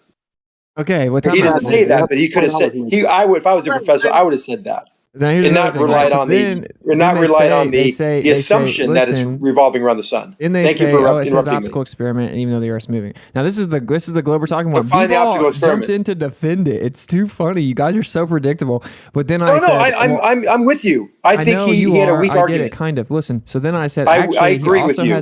Dude, calm down. I said also he has another quote where he says, no terrestrial experiment could prove that the Earth is moving. And then that same quote was cited by Stephen Hawking discussing relativity in his book, The Stubbornly Elusive, Deception or something like that, talking about how it's impossible to really tell. It's like stubbornly elusive, right? And he quotes the terrestrial experiment quote, and the globe earthers respond with, he didn't think the Earth was flat, you stupid flurf. So again, bad argument. That's why I like arguing with you, Winston, because I try not to use the weak arguments. Hold on, Zenek. Let me ask you a question, Winston. Please answer honestly. Are there other tests we can do to determine whether or not the Earth is spinning? According to relativity, you can do no tests on the Earth and determine. No, you misunderstood it. Okay. Are there any other tests? Incorrect. Oh, so now you're not with him, Zanuck. Any other yes, now I'm not with him to determine whether or not there is a rotation terrestrial and optical. If you understand those two terms and what they're insinuating, what they mean, and the context for which you're saying it, just because we do a test on the surface of the Earth doesn't mean that's a terrestrial test. That is what it means. Well, okay, so then you also said that the Foucault pendulum. What is that? Is that Alicia? Okay. So I know you said this before. We've never really gotten into it because we always get interrupted in our discussions. But you said the Foucault pendulum would be one of those tests that Einstein would say could not prove that the Earth is spinning or not. Yeah, because the definition of terrestrial is of, on, or relating to the Earth. Optically? First of all, there's two different quotes. One says optical, one says terrestrial. The definition of terrestrial is of, on, or relating to the Earth. Yeah. So I just wanted to reply to Eli. Eli was saying about Brian, and I think he used the word Dunning-Kruger. I think that's actually unfair, to be honest, Eli, because Brian's clearly a bright guy. When I was listening to, because I watched the Whitsitt Brian debate, I don't know how many people in this room have actually done that. I think Brian is actually clearly very bright. He's not one of these dumbass, knuckle draggers that you get, like fucking Flat Earth, for instance, who just doesn't understand the subject matter and likes to call people names. He clearly does understand the subject matter, but I think he's too wrapped up in the idea that if you have like a formula that explains an effect, then the cause that you've chosen is yours, and that no one else can have it. Yeah, yo, crypto. Let me talk on that. So, because in the emails, and I won't be releasing a lot of the details, right? Because I respect him a lot more than other anti-flat earthers, right? But so that he's obviously kind of freaking out because he's like impulsively emailing me, and he wants to have a round two, blah blah blah. So another example of what's going on here is, like you said, he's obsessed with equations. So he said, and he made the claim, you cannot derive G from electrostatics. It's impossible. It doesn't work. You can't use Coulomb's law to do that. It's 100% impossible. So I said, you're wrong, dude. People have done this. He said, prove it. I sent him 6 papers of people deriving G from electrostatics. Big G. Now, he then responds by saying, all of these people don't support you. They all use a sphere to do that. So just like always, flat earthers' own sources refute them. I said, Bryant, I didn't invoke that claiming that was my model. I didn't say that that's what I think. I didn't claim that I think they're correct. They think the Earth's a sphere. They're trying to explain it within that paradigm. I invoked it to refute your claim that you can't derive G from electrostatics. You're wrong. And instead of saying that he was wrong, he just kept repeating the claim that they use a sphere. Right. So how is the sphere used in the maths for the derivation of G from Coulomb's law? They use the R value. So since they're trying to replace G, and then they assume the Earth's a sphere, they integrate the R value, right? Because it's all about distance to a certain point. And so they invoke the R value. Now, you could do it without it. I haven't done it yet, right? Which by the time that I debate him again, I think I'm just going to do it myself because, like you said, he's obsessed with equations. But I just think it's funny because that is dishonest, right? That's intellectually dishonest where you're like, oh, they don't say the Earth's flat. I didn't say they did, bro. You're getting destroyed. Austin, there's a 3-minute video that Bandsaw came across where the guy gives a mathematical equation for gravity without the radius. Yeah, I also showed him that. So that's little g, right? That's different than big G. It's called a kinematic equation. It uses height, time, and initial velocity. Initial velocity being 0 because you dropped it from rest.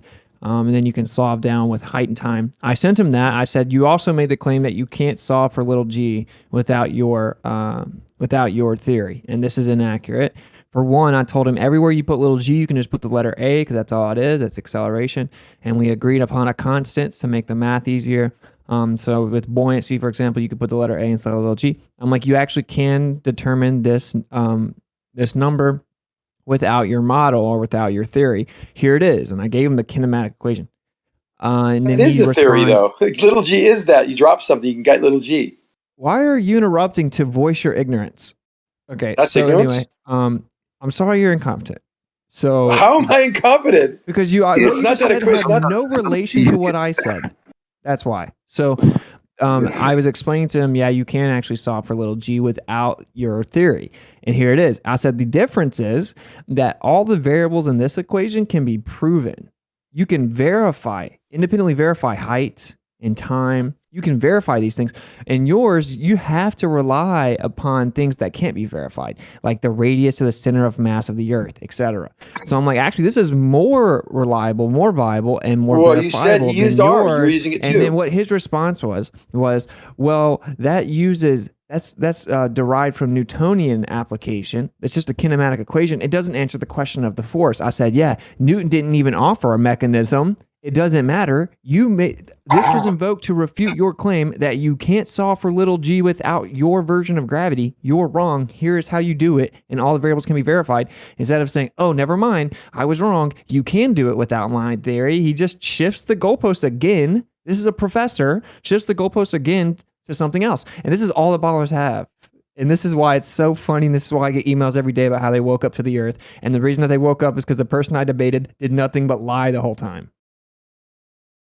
Well, I think that people can derive G numerous types of ways. And big G, if you're still using the radius, which you said he did, you can do all sorts of tests to figure out what big G would be. We're talking about little G. We're talking about little G right now. I know little G. Well, let's just drop something, get an acceleration, right? Right. So the point was, he said you need the relativity or the theory of gravity to come up with little g to make it work. Oh, yeah, that's wrong. I agree with you. Don't. You can use a kinematic equation of height and time and initial velocity. So right, he was wrong, and he doubled down because ballers are disingenuous. Well, no, Zanuck, I think Zanuck, I just want to let you know I've muted you like 2 or 3 times already today. If I got to mute you 10 times today, I'm just giving you a warning at the end of it. I thought I'm being pretty cool about it. We're trying to have a little discussion, but so in person, for example, in these little soirees you guys have, if we're talking, we don't just hide and wait until someone's not speaking anymore and then speak. We can kind of interject, yeah, I agree, or yes, what about this? Oh, but that's a good point. That's not interrupting, I don't think. If you think it is, I'll stop. I agree with you. If somebody's talking and then you start talking, that's interrupting. No, but come on. What he did just say then was fair. I think if you say yes and then just shut up, I don't think that's really interrupting. I shut up, but I didn't say anything. What's annoying is what he just did, which was started halfway through mine. Well, okay, you finished. Your sentence was finished. Here he goes again. No, your sentence was finished, and I said, yeah, I agree with you. Zanuck, just chill, bro. Just chill, please. Finish praising you, right? And then you have to interrupt the next sentence. Right, okay. The point is that what I find really interesting as well is like a guy will make a claim about, say, little g or whatever, and then someone like Whitsitt, i.e. a flat earther, will say, this is just a kinematic equation. And then what you'll find with some globers is that they'll then say, Flurf's only just starting to understand kinematic equations. And you're like, so if I don't accept, like, I'm going to be criticized either way, basically, at that point. That is one of the very frustrating things about being in this, is like, if whatever you say, you're criticized because you're a dumb Flurf, basically. If we were being more honest about this, then the glurfs who did that would be criticized by the glurfs who didn't do that.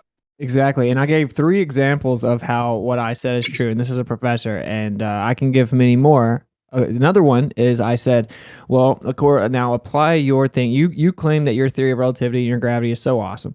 And now, see if you can explain what we actually observe. So it's been documented by many universities that in a vacuum chamber, in a gravimeter, using interferometry or a spring-loaded gravimeter, that during rainfall, wind, and thunderstorms, the accelerative rate changes. Downward acceleration rate changes based on the wind or when it's raining or when there's a storm. But now it's not like the wind's blowing the BB or anything, right? It's in a vacuum chamber. So can you explain that within relativity? Of course, to do that, you would have to invoke a change in mass, and you would have to make it work within your little equations. They can't do that. Obviously, the wind doesn't change the mass of the Earth, right? So they can't do that. So what he did was say, oh, it doesn't change much. First he said in the debate that wasn't true. I made that up, and what I'm saying cannot be accurate. You can't shield gravity. Then is he saying electrostatics is changing the acceleration? Zanuck. Then in the email, he ends up admitting, oh, never mind. I did find those reports that you said. They are real. It's very documented that it does that and very consistent. But it only changes within this window of 9.73 to like, 9.95 or whatever. He's like, so it doesn't change much. I said, that's a non sequitur. That doesn't follow my point, dude. That isn't what we're talking about. It's that it changes at all, and that your conception can't explain it. It can't change based on those variables within your paradigm, because it's only based upon mass and the bending and warping of space-time. So he just kept doubling down saying it didn't change much, and I said, it doesn't matter how much it changes. It's the fact that it consistently changes based on those variables, which means downward acceleration is affected by those variables, which means it has to be accounted for. And you can't explain it within relativity, and no one can. Yeah. And McToon's answer was that keep on going. You're not being concise at all. What? Yeah, let me interject. You're not being concise at all. You've said it 4 times. Let me interject. The problem here is, Zanuck, it's not that you can't talk. It's that when there's not debate going on, there's discussion going on. And oftentimes, you guys come in and trample over discussion. And usually the discussion I have a point to make. Usually the discussion. Oh my God! This is why we have a problem. Well, usually the discussion in here is critiquing what ballers think. It isn't your turn to come in and debate. We're trying to critique something. But he's not being very concise, and I had a question. Does he think it's electrostatics? I'm almost done. You're not ever done. I'm going to force you into an all-day suspension. So you can do that if you want to, or if you can let me say my piece. Because you interrupted him. That's the only reason I'm talking now, because I couldn't fucking finish what I couldn't hear the rest of what he was saying. Now, you want him to rush. Here's the thing.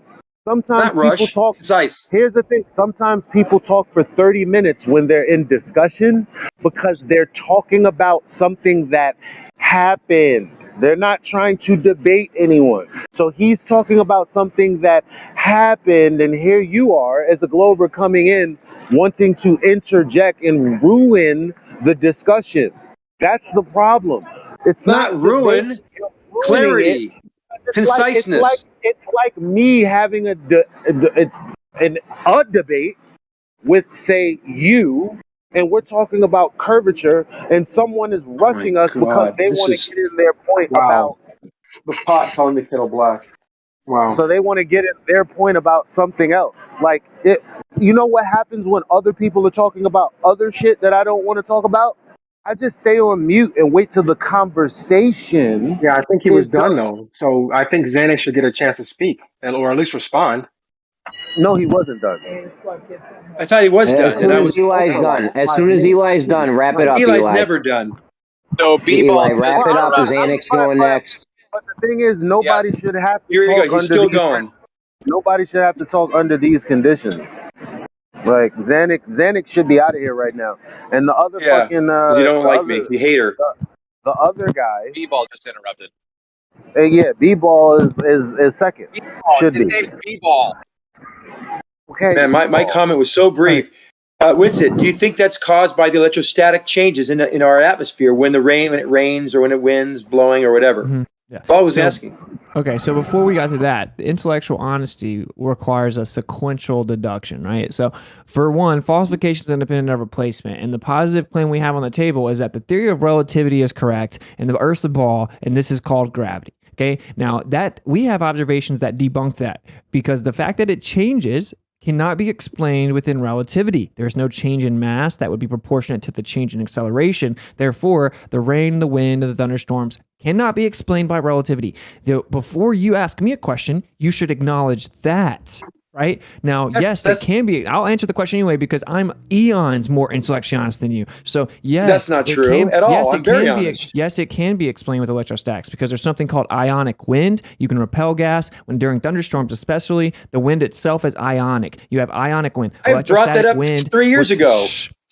Then rain itself actually happens because the positive, quote unquote, positive and negative charge of a cloud relative to the charge of the ground. That's why the rain then falls. I can give you a Harvard study showing this. So yes, of course, the rain would have an effect within the electrostatic field. Lightning is electrostatic discharges. So of course, lightning and thunderstorms would also affect the electrostatic field. So of course it would affect it. It makes perfect sense within electrostatics. Am I ever able to respond? Within relativity. So address the relativity parts before you try to come and debate me about the other part. You've just invoked another force, and I am the biggest fan of looking at the net force on any object causing the acceleration. If you're saying the acceleration changes by some small, 0.00, some fraction of a percent, I'm on board as well, due to electrostatics, due to ions, flying in the plasma, even in the atmosphere. We're talking about knowing these things affect acceleration rates and affect mass. So it's no surprise that you have a test in a vacuum, just saying I've removed all the air, but these other elements are still available to this test and can skew the data. Doesn't change that the acceleration rate is 9.8 meters per second squared, and the mass of the Earth doesn't change. It says that there's another force, like buoyancy. I drop a steel ball in water, I don't see 9.8 meters per second. So, see, that value is not valid anymore. No, it means that buoyant force is acting against it, and the net force is this. But the force of acceleration still is true and still can be measured. For example, weigh that raindrop or something on a scale in the vacuum and see what it weighs when it's not moving. The motion is invoking its ability to be subjected to ions or some other type of force or electrostatics, as you say. Red herring fallacy. It's not a red herring. So in the vacuum test, you said things they're observing. You have papers where they've tested this, that the acceleration rate is not exactly what they say it is at sea level for a disposition on the Earth. Okay, let me explain this to you, Zen, okay? For one, the because acceleration it doesn't matter what it is. Zen, it changed when it rained. It changed when there was a thunderstorm, right? Per usual. Can I? See, you talk we're having a discussion. I'm making a comment and you're talking all over me. You're scattergunning red herring. It's not a two-way street. It's so skewed. No, it's not a red herring. You said they do these tests and they notice that the things falling, the BB falling in the vacuum chamber is altered when there's an electric storm, when there's rain, when there's wind, whatever you said. I would agree with you. That can change it. Doesn't mean that the mass of the Earth changed. Doesn't mean relativistic standards and equations are wrong. It means that there's another factor, another force that was involved that changed the output. Why is that so hard? Now let me address all the stuff. Let me address all the nonsense. Okay. So thanks for letting me finish. By the way, it's never exactly 9.81 meters per second squared, right? It varies all across the board. Now it varies all across the Earth. Xanic. It varies typically based. Shut the fuck up, Xanic. Shut the fuck up. Yeah, it varies typically based on location on the Earth, right? So say we go to a certain location and then we measure the downward acceleration in a gravimeter, and it's 9.75. Now, we do it a million times, we do it every day, all throughout the day, and it keeps on being 9.75. So at that location on the Earth, downward acceleration is 9.75. Now it's not, because it's not 9.81, right? Now, whenever it becomes windy or there's a storm or it rains, it goes to, let's say, 9.84, whatever it is. whatever the change is. It proves that the change is because of something else happening. Now, what your rebuttal is effectively is, oh, well, the electrostatics is changing the downward acceleration rate, right? And it's just overcoming, you're begging the question of relativity being true. But of course, like I said, in order for relativity to explain it, you would have to invoke a change in mass. So you didn't hear anything I said. I agree with you, the fact that, no, so let me stop that, you interrupting. So I agree with what you said. I said, yeah, you have these tests, you established that this is the rate at this location, and we all would agree that depending on how much mass is beneath you and the density of that mass, that we will have variations in gravitational strength. That's not in question either. But you said we have one spot, we're not changing the math underneath us, we're going to keep on testing it over and over and over and over again, and then on the day it rains, we see it change. It doesn't mean the mass change to have relativity be consistent. It means that there's something happening, like, because we know we can move mass with with a magnet, for example. We can move air in a chamber with a magnet, with a magnetic strength. A magnetron can actually force air to increase pressure. We can accelerate things with this type of principle. So why wouldn't it be worth evaluating that if that happens in this condition, the electrostatics are causing an additional force, which causing an additional acceleration or adding to the acceleration of that BB being dropped into chamber? Yeah, well, an honest person would see that I'm saying that downward acceleration is caused by the electrostatic field and the relationship between the object.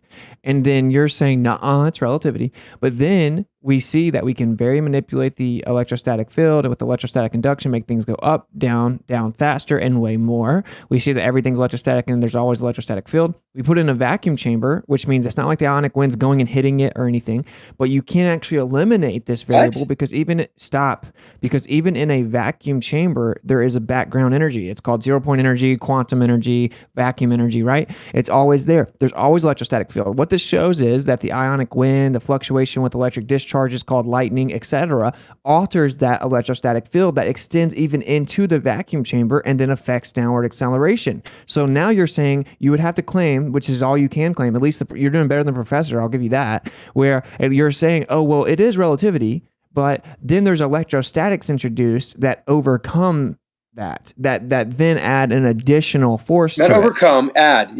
Okay, but that's just a claim, right? Because the one. Well, you're making a claim Zanuck, too. Let's see if you can be honest. Let's see if you can be honest today, okay? I'm always honest with you, Witsit. Zanuck, let's see if you can be honest. Is it also possible that that's just the actual cause, and since it's varying, then that is what varies the outcome? Yeah, of course it's possible. Okay. Probable, no, because of what I just told you. It's very, very normal to have atmospheric conditions or electrostatics change an acceleration of an object, a small object, especially a small object, like a bee. For example, bees can ride on the electrostatics, right? You know this. Certain particles can be floating in the air based on electrostatics. So why aren't they? They're massive. They're supposed to be subjected to 9.81 meters per second squared, yet they don't, because there's another force acting on them. And even if you put them in a vacuum. So to your point, yes, the BB dropped. We see a storm. We know there's different things going on electrically in the atmosphere. Why can't that be evaluated to find out whether that is the cause for this increased acceleration for that object? It clearly is the cause, because once you manipulate that variable, you change the effect, and that's how science works. And this is what's so funny. I don't know why you're talking about bees. They're not aerodynamic, but that just helps my point. That shows that the reason that something's able to go up and that they're able to go through crosswinds. I understand your argument. It is your best argument. So the argument is that it adds to it. Listen, simple, dude. concise. Zanuck, concise answer is we can't hear anyone when y'all clip like that. Zanuck, this is your best argument, okay? I'm giving you that. The best argument is that if we beg the question and reify and assume relativity, then we can say this is just an additional variable that's adding to it, that's changing it, okay? But you don't actually have evidence for that. You're just begging the question. But I am doing nothing but compiling more and more evidence that the actual cause of the effect is electrostatics. So let me ask you this question. Do you agree that you cannot explain that change with relativity alone? Of course not. Okay, thank you. Yeah, but you're missing the obvious. Before y'all go on, can I ask a quick question? It won't be long. It's just a clerical thing. Zanuck, how many times have you been muted today? You know, this is not helpful. We're No, I having a just want discussion. I just want to know. Seriously, y'all can go back and I'll go on mute. You How many gotta times have Well, I been muted? for other people, do exactly what I've done and not be muted. Have you been muted at all? Let the muting people in the audience determine things, not you. Yes, You're Jeremy's muted him obnoxious. multiple times. Multiple times. Relax, Yeah, guys. One at a time, unfairly. please. For the And even Crypto had admitted that what I was asking in our conversation was not disruptive at all. Well, It's how we would speak if we were in a room together. What he's saying is if in the middle of someone talking, if they're like, yeah, I agree or something and let you keep talking, that's not really classified as an interruption. And that's normal and regular conversation. Yeah, he was agreeing with that because someone was saying that that's wrong. And I actually do agree as well, right? Because it helps, it actually increases efficacy of conversation. We don't have to go harp that over again because the first sentence you said, I agree with.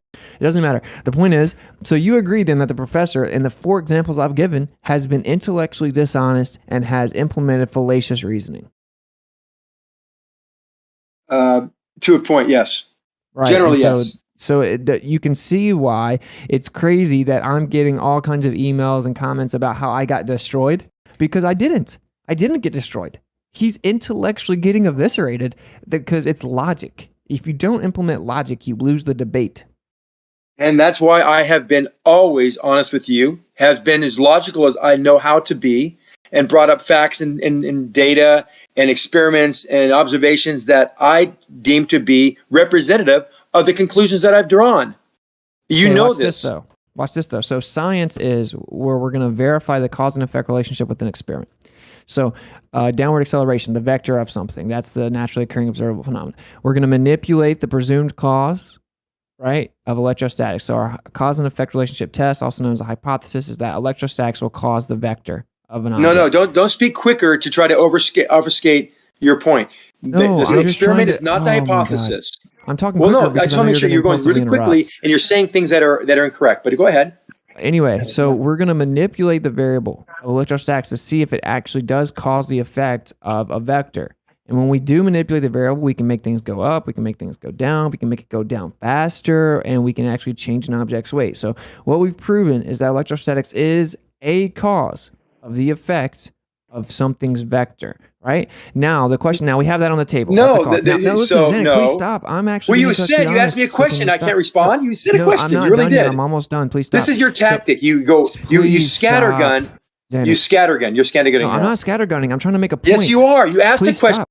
Zanik, thank you. Okay, so this is my point. I'm trying to meet you halfway because I'm actually trying to be intellectually honest. So now, in theory, there could be another cause. Okay, that could just be a cause that's additional to the primary cause. That's true. In theory, there could be one. So we have verified this scientifically on the table. Now, in order to say, oh, well, it's just additional and there's another primary cause, we have to verify whatever that proposed cause is. In this case, it is relativity, gravity, the bending and warping of space-time. So can we manipulate the variable of the bending and warping of space and time? Can we manipulate space and time specifically, directly, and then cause the effect of vector?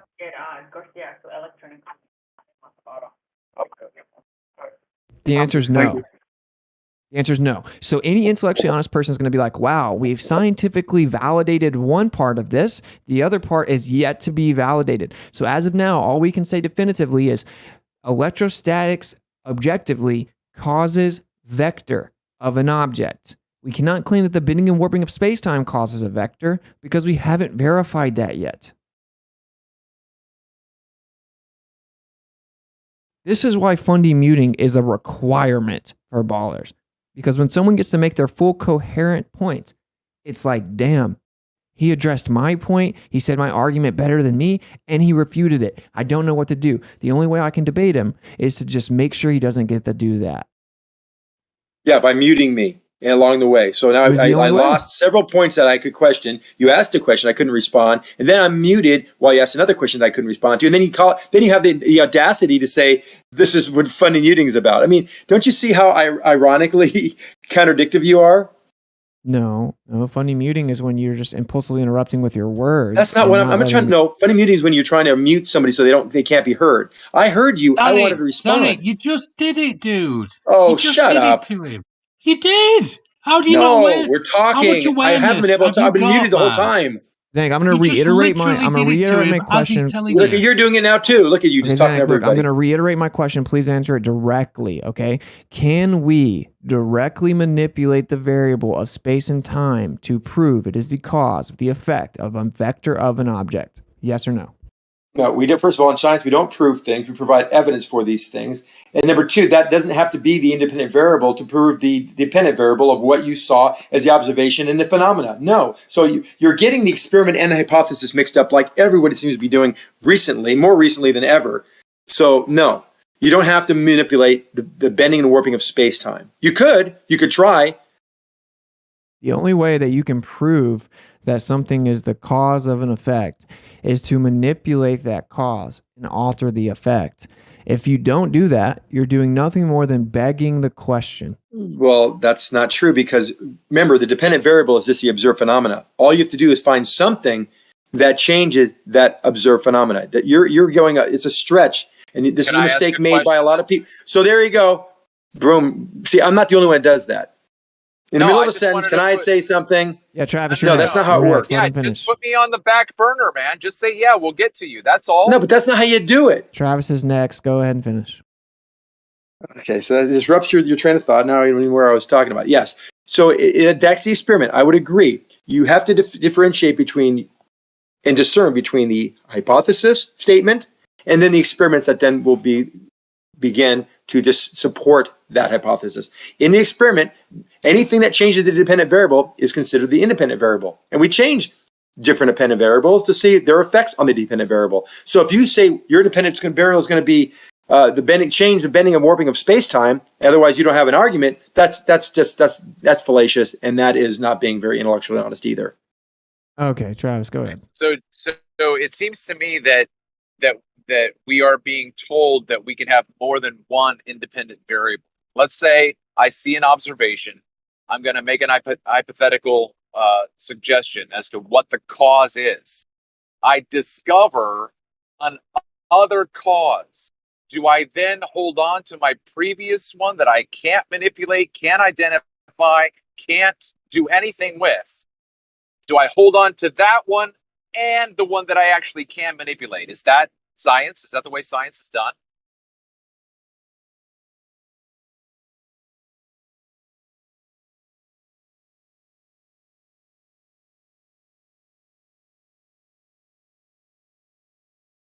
Did I break up that whole time or what? Like, why is it quiet? You're good. Nobody responded. Yeah, I could hear you. Nobody responded.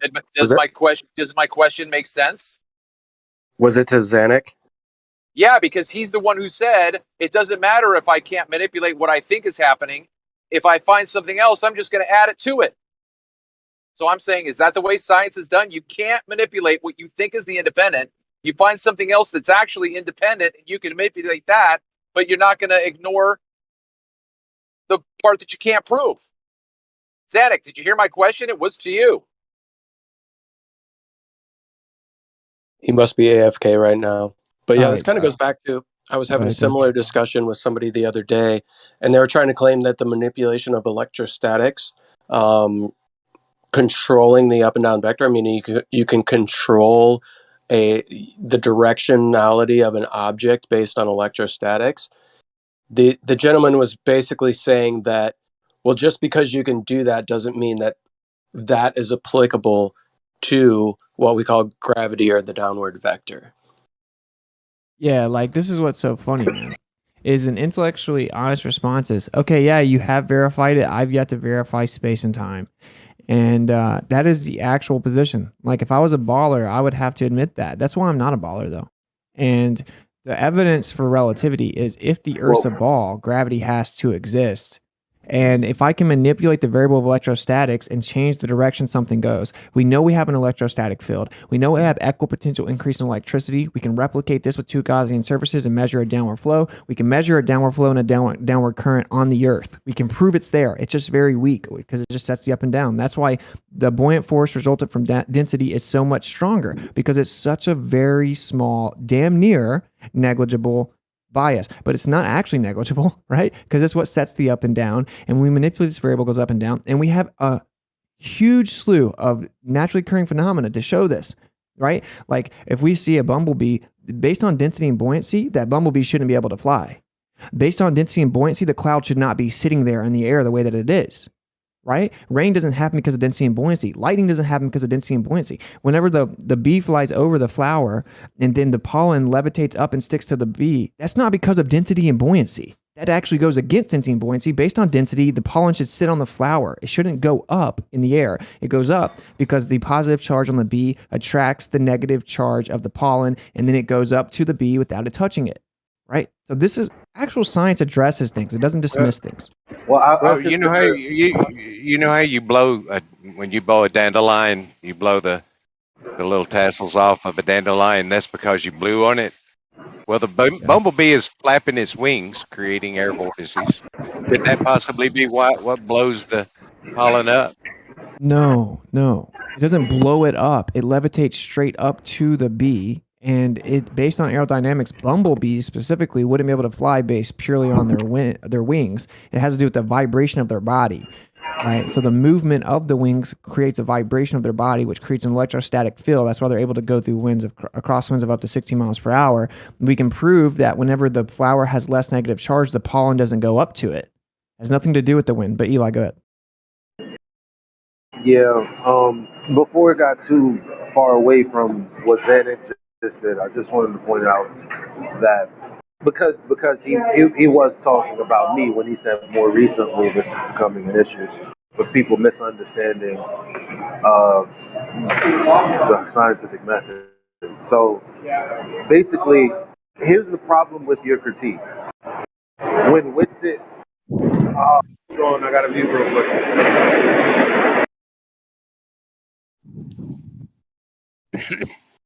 Anyway, guys, I'm getting my Van de Graaff generator. If anyone has any suggestions for what I do experiment-wise, hit me up. I'm trying to like put money aside. I just really haven't been able to do that at all. But where I want to look at bees, I want to manipulate the electrostatics on the flower, show how they interact to it. I want to show how bees can't fly when the light's cut off and try to manipulate that variable. And then I want to make all kinds of different material float with electrostatics. I want to change the weight with electrostatics with a spring-loaded scale. I want to I want to measure the downward acceleration at different elevations, within different portions of the electric field, at different times within electric discharges. And we're going to show that objectively something's going on, and that's what actually sets the up and down. I'm going to measure the downward current. I'm going to show the equipotential with electrostatic field meters mounted at different elevations. So I have a lot of stuff. I guess I'm aiming high, and the ballers are making fun of me for it or whatever, but they do nothing.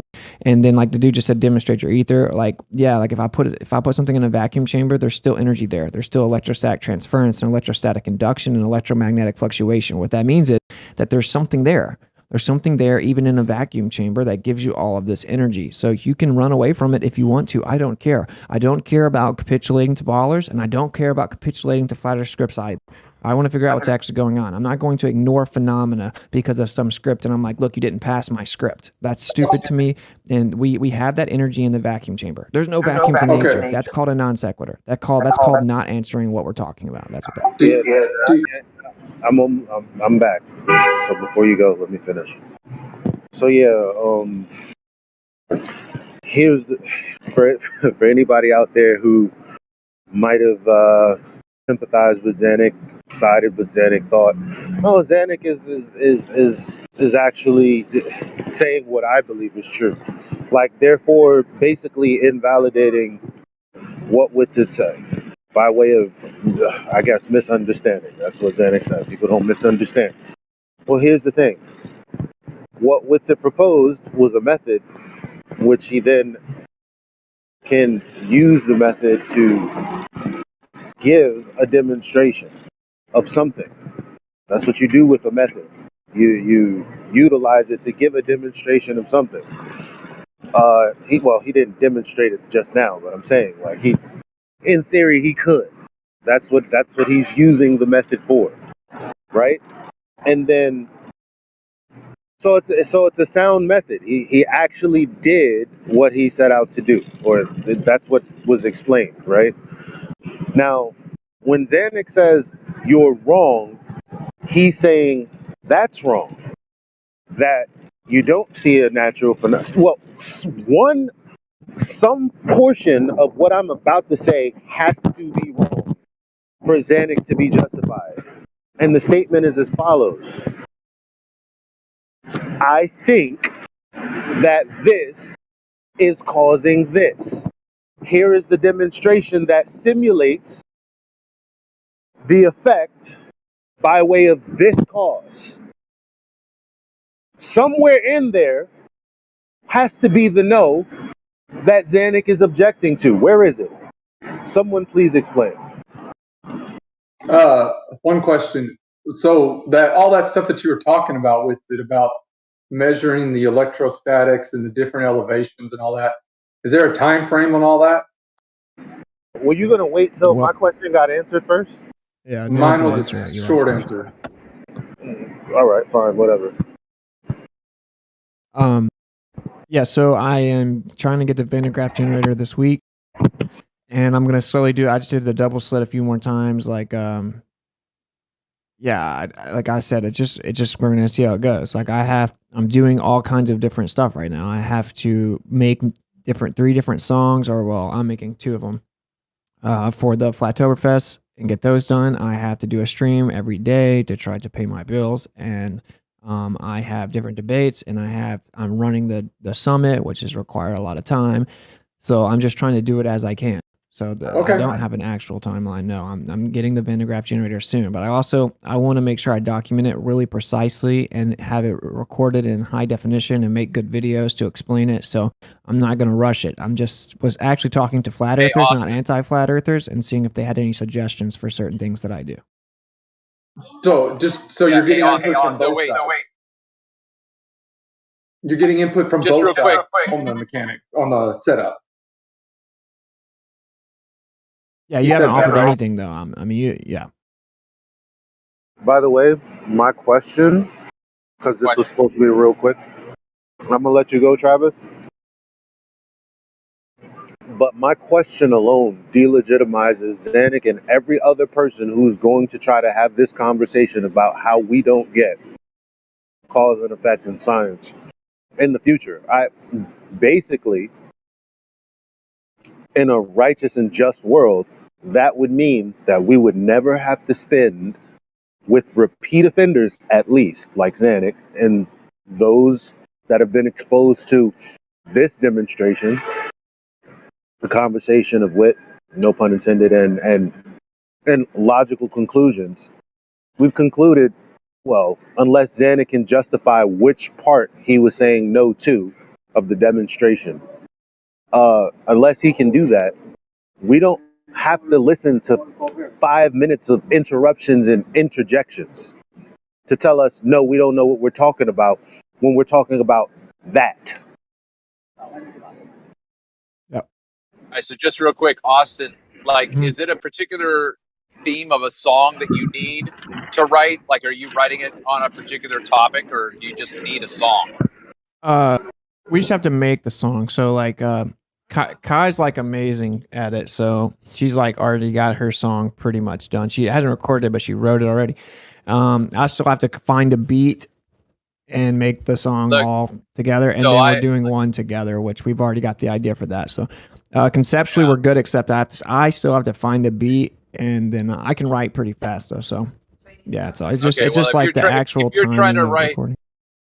Yeah, if you're trying to write an original song, that's fine. I'm just saying that I've got a double album's worth of songs that are parodies of beats that are already out there. I've just put my words to it. So if you're interested, I can send them your way. Oh yeah, sure. If there's some decent beats, like I don't sing, I'm pretty trash at singing, so I'm just gonna rap. Well, what are you looking for? Are you looking for a rap style then, so that you're not singing but speaking? Okay, like hip hop. Yeah. I can get you one that's more speaking than other. Okay, I'll send it to you. Or like, yeah, and like it's hard to find copyright free ones, and some flat earthers sent me beats, and unfortunately they're not very good. I mean, some people have sent me some that I haven't seen yet, but it's all good. It all work out. It always works out. I was just explaining that I have like a lot of stuff I'm doing, right, like launching all this content and like setting everything up is just pretty time consuming. So, and then of course we have a baby coming. So yeah, I'm trying to integrate the experiment aspect as I can,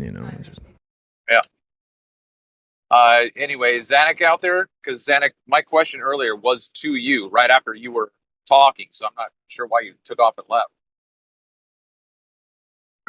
No, he might have got muted by like, because he was he was doing it a lot.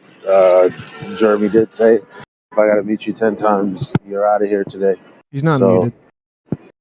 oh well, maybe he has nothing to say. So Howard, are you there? Did you hear my question?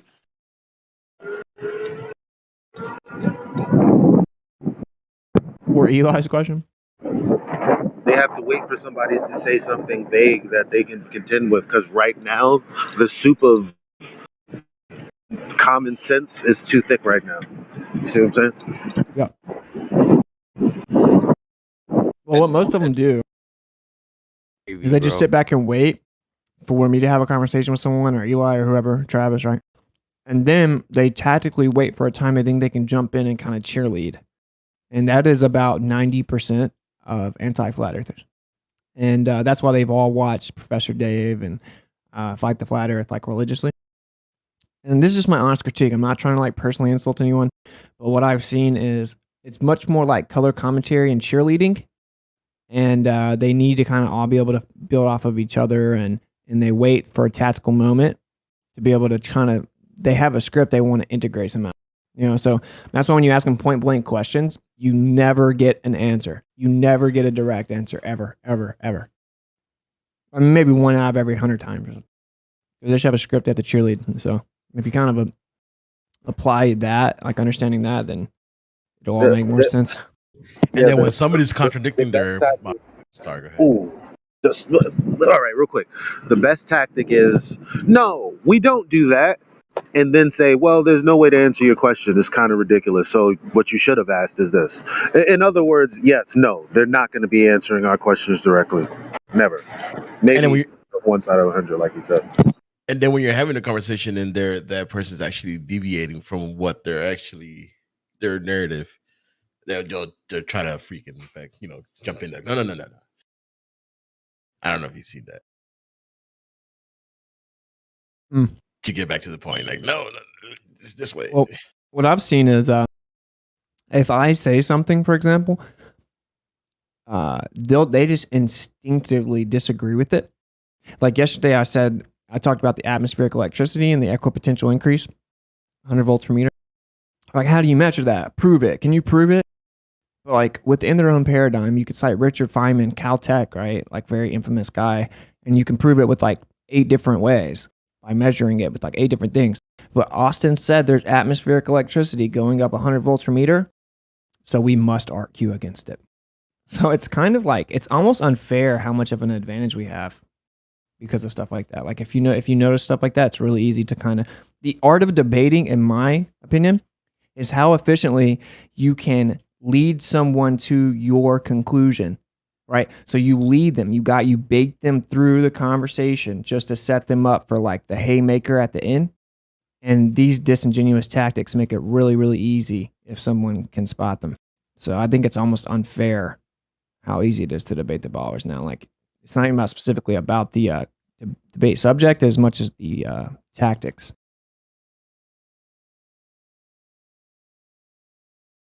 Like I think I'm decent at debating because of my ability to do that, not because I like know everything or I'm some like savant, nothing like that.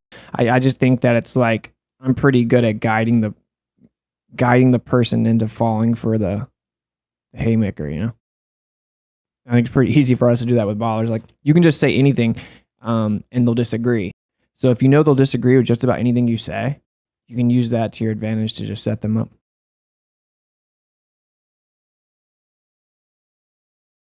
Anyway. All right, I actually have to go run some errands. I have to go get a PO box, but I'll catch up with you guys in a little bit. Like I said, if anyone's got any ideas, like try to put some thought into it if you're gonna bring something to me, please. But like specific variables we can manipulate to show different relationships with this electrostatic thing, or any like suggestions that are like not crazy expensive, right? And I'll try and do them in the next few days. I'm planning on starting it. So also, if someone runs across any information that's typically suppressed, so it's hard to find, but about this subject, like electrostatics actually being what gravity is or anything, feel free to send it to me because I'm going to try to make like an equation, but for a flat Earth.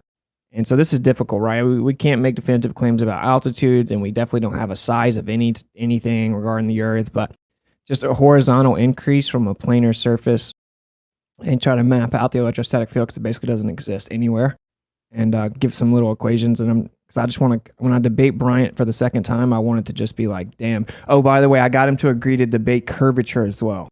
So we're debating gravity and curvature in the second one. So it should be pretty up. One of the things that they were saying that they could shield from was the electrostatic. And I was thinking because you know how the DC field, the oh my god, the North Pole, South Pole, their own model says there's a current that runs through the whole Earth, which the Faraday or anything can't protect you off of that. You can't shield from it. Which I was trying to see any comparison between electrostatic and the DC field. I was going to make a suggestion. What I would like to see is kind of a side-by-side, before you do anything, a side-by-side comparison of the predictions that your ideas make and what the globe model makes. And then, kind of make a before and an after kind of thing. Before, this is what we think, your idea will show. This is what the globe model should show. And then you can kind of compare your measurements after you do the experiment. And then you would let the globe go once I refute it, huh? If you can refute it, that would be some evidence. I will say that. Well, let me jump in just real quick because for the past 2+ years, I've been presenting an alternative explanation to the alleged observation that ships are obstructed by the curvature of the Earth, and you guys have done nothing with it. I mean, that's almost like a dishonest presentation of what you're saying, right? You're speculating. You're saying there's no evidence. Okay, I'm not talking to you, Ed. Okay, I'm talking to I think it's extremists. Okay, what should we do with it? Take it into consideration, and if there's nothing valid, come back with an argument as to why it's not valid besides a hand wave dismissal. I want to say one thing to Elbow just before I get out of here, because you brought up they said they couldn't shield electrostatic. Yeah, and I told him that that they could. I told him that that's wrong, and he kept saying I was wrong. But the truth is that even in a vacuum chamber, in a Faraday cage, grounded, you name it, there's always an electrostatic field in the environment. Always, 100% of the time, it's objective. You cannot completely eliminate the variable of electrostatic induction to any material object. It's been proven millions of ways because no matter what you do to the environment, there's always electromagnetic fluctuation in energy. Now, the particle physics, heliocentric gravity paradigm calls it quantum energy, vacuum energy, zero-point energy, whatever they want to call it. But the fact is that it's always there. And so you can never eliminate it. And that's what, no, it's not that you can't you can decrease it, right? Like you can try to control for it the best that you can with the Faraday cage and stuff like that. But you objectively cannot entirely block an electrostatic field, electrostatic induction, or fluctuation. And yeah, I just wanted to address that. He was wrong about that as well. I mean, my honest opinion is he was wrong about pretty much everything. And then you have the baller saying I got destroyed. So I think that kind of just really elucidates how dishonest they are. I mean, I don't even care. But all right, dude, I gotta get out of here though. I'll leave you guys. Yeah, I also looked up that thing when you were talking about with the when you're having the debate about the electricity having to change the not electricity, the lightning or whatever, changing the gravity, whatever they call it changes when I was like, oh snap, there's an actual fucking study on this. Yeah, and he just said nuh-uh. All right, dude, I'll catch you guys later. Much love. So extremists, I mean, I think it's an honest response for me to come to you and say, okay, I hear that you say put up one of our predictions against one of your predictions, but at the same time, I've not ever seen any predictions for, let's say, alleged Earth curve, right, to block a ship, right? It's always just, oh, the ship there is obstructed, therefore it's Earth curve. But an alternative explanation falsifies that claim. No, yeah, you're right. I was thinking of a I'm waiver. talking to extremists, Ed, please. I'm talking to extremists. My bad. That was Elijah. No, Ed also talked. It was also Ed. Oh. So, Extremistus, I'm addressing you. Do you have any interest in having this conversation? If you don't, that's fine. I have to go in about 15 minutes. But to answer what you just said is an alternative doesn't really. I mean, all it does is offer an alternative explanation. It doesn't disprove or prove either one. I didn't say that. It's as an alternative, it has the potential to falsify your claim or the claim. The potential to falsify. Okay, I'll go with that. Okay. And in all honesty, no one has honestly engaged with that argument whatsoever, except to do what Ed does and go, "Your claim doesn't prove anything. You have no evidence," which is not an argument, just hand wave dismissal. No, it's just pointing out that you only have words and not evidence. That's not an argument, Ed. No, it's the truth. Explanation is. That's hilarious. You sounded just like him. Go, sorry, Mike. What's up? Well, an explanation's not a proof or an evidence. No, but I still want to hold Extremistus. Look, man, I'm asking, right? I'm fucking begging you guys, and you guys do nothing. So if you right now, Extremistus, have no interest in pursuing what I'm suggesting, then to me, you have no interest in investigating these issues, because I have a clear claim against observations of curvature.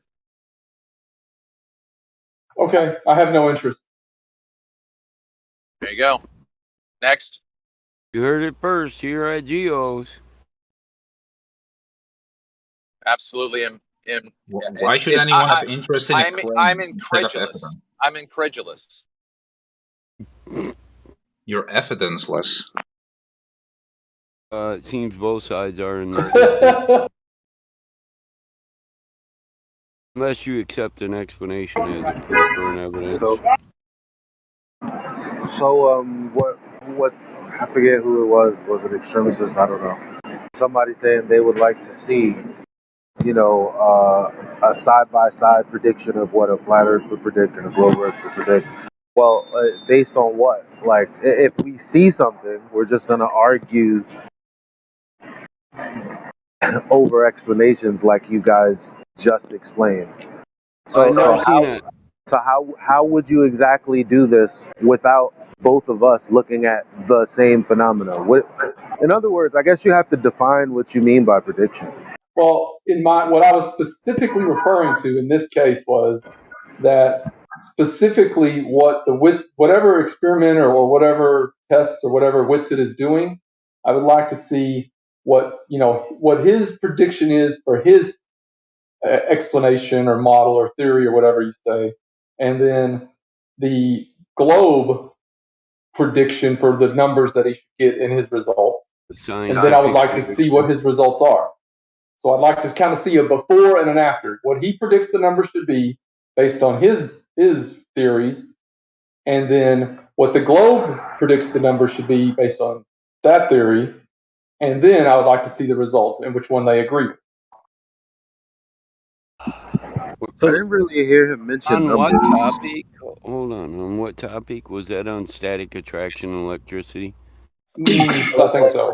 Yeah. So there's a global there's a global explanation for electrostatics, and not just a natural occurrence. What I understood was he was using it to explain gravitational attraction and the differences in the 9.8 meters per second squared and different things like that. And so he was going to get different accelerations at different altitudes and different conditions, changing the electrostatics. And based on what I was hearing, maybe I'm wrong, he was expecting to get different numbers based on the electrostatics. And I'm curious to see what his predictions of those numbers would be based on electrostatics. Yeah, versus the gravitational. Right? Not global, but just a gravitational model. Well, yeah, I mean, different from 9.8 whatever meters per second squared. Yeah, as that'd be one a example. I think he was gravitational doing some other line. tests too. But you did hear, and it's not that you have to agree with everything Zanuck says, but obviously based on his philosophy, Zanuck would just say, yeah, nobody argued that electrostatics was part of it, but the underlying fundamental foundation of it is gravity still. Like that's basically the conversation that was just had earlier. So regardless of whatever results Witsit gets, it doesn't undermine Zanuck's point with his philosophy. Now, do you agree with his philosophy or not? Because if you don't, then fine. What you're asking maybe is just. But if you agree with Zanuck, then actually the end result is going to be, well, gravity has something to do with it anyway. I don't really know how to answer that, but my expectation of the end result, again, without trying to avoid a bias, I think he's going to find that there's not a statistically measurable difference in all of the electrostatics that he does. So it'll be minuscule. Yes, basically, unless you're just using a lot of electric charge. Which is the weakest force? Gravity. Right. There you go. So that's minuscule too, right? What does it prove? No, gravity is the weakest force, but it's not. The results are not minuscule in terms of the Earth. They're actually significant. So how is this all substantiated, extremist? How is this all substantiated? So when you say, can you show me the predictions and how it would be different than the globe's predictions? So if we tested a bunch of stuff and we measured that the downward acceleration of objects towards the surface of Earth is on average 9.8 meters per second squared, is that technically a globe model prediction, or is that just something that we experience on Earth regardless of the shape? Can you explain to me how the globe model makes the prediction of 9.8 meters per second squared? Or was that an affirm in the consequent? Not just a rate of fall. Well, specific to what Witsit is doing, I would like to see, if we apply this much electrostatic force, whatever he's doing, we should see a difference in acceleration of this amount. Okay? You're not answering the question. Just so how is that converse to what you are claiming is a prediction of some sort of model that involves the globe? Fine. Okay, so basically what I'm trying to say is he predicts that the standard is 9.8. That globe model, flat model doesn't matter. That's what we see. What I'm curious is if he makes a prediction, we change the electrostatics in this way, that should change the 9.8 to be more or less, whatever he says it should be. Then he measures the difference. Will it agree with what he thinks is going to happen, or will it still be 9.8? Now I have a critique on your question. The reason that would be impossible to answer is because 9.8 meters per second is an average. It's not that everything falls at exactly that. It's an average, right? So how would he be like, do you mean he would be dropping things a lot and then getting a different average using the same methodology? Is that? He would be applying electrostatics, whatever that means, as far as changing the positive, negative, whatever he's doing. He would be applying his electrostatic methodology. I was concerned with the average part. That I just need to know that you understand what I'm asking. He would apply that in whatever method he chooses, and then based on what he's saying, his idea is that you should see something different than an average of 9.8. If statics affect the rate of fall, and if they do, that leans towards his theory, his hypothesis. Right. If we can change So both models exist in it. This is the rate of fall. This is what's given for a globe and gravitation. Can we change that? Static electric induction. Yes. Any other type. Yes. So if we can, that leans towards that it may be static electric in nature. And here's what I mean, just, you know, some things that I would expect to see would be obviously different materials. You know, you have iron, wood, different metals, you know, plastic, glass, whatever.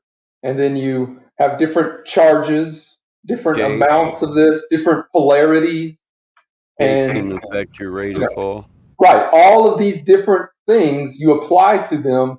And if electrostatics is the answer, everything should be affected equally, regardless of material, regardless put under a charge. I would agree.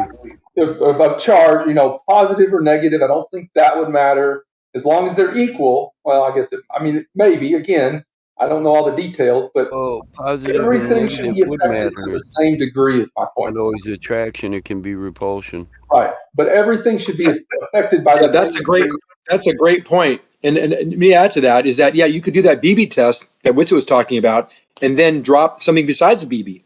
It's equal size, a ceramic ball, something, you know, and whatever it is, start varying that kind of independent variable to see if that acceleration changes. And that would be more compelling than just one complete instance. Hey, just real quick, Zanuck, you know, earlier when you were talking and I said that I had a question, the question was to you. So as soon as I started talking and asked my question, like, you were gone. So did you not hear my question from earlier?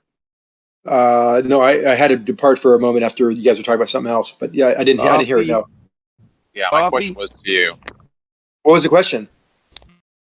You made it seem like if you had an hypothesis that you were going to test as your independent variable, if you came across some other variable in that test, you were going to just add it to your independent variable. That I didn't say that at all.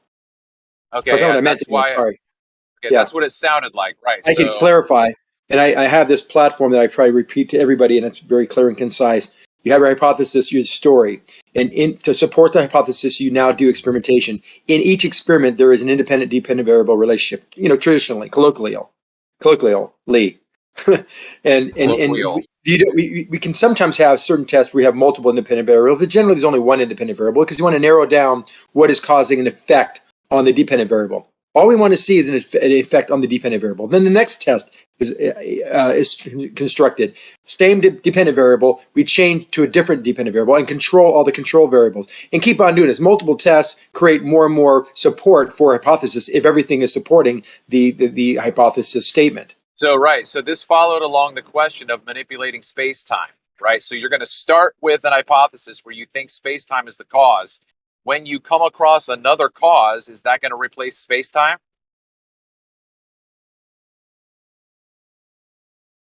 What is the dependent variable that we're talking about?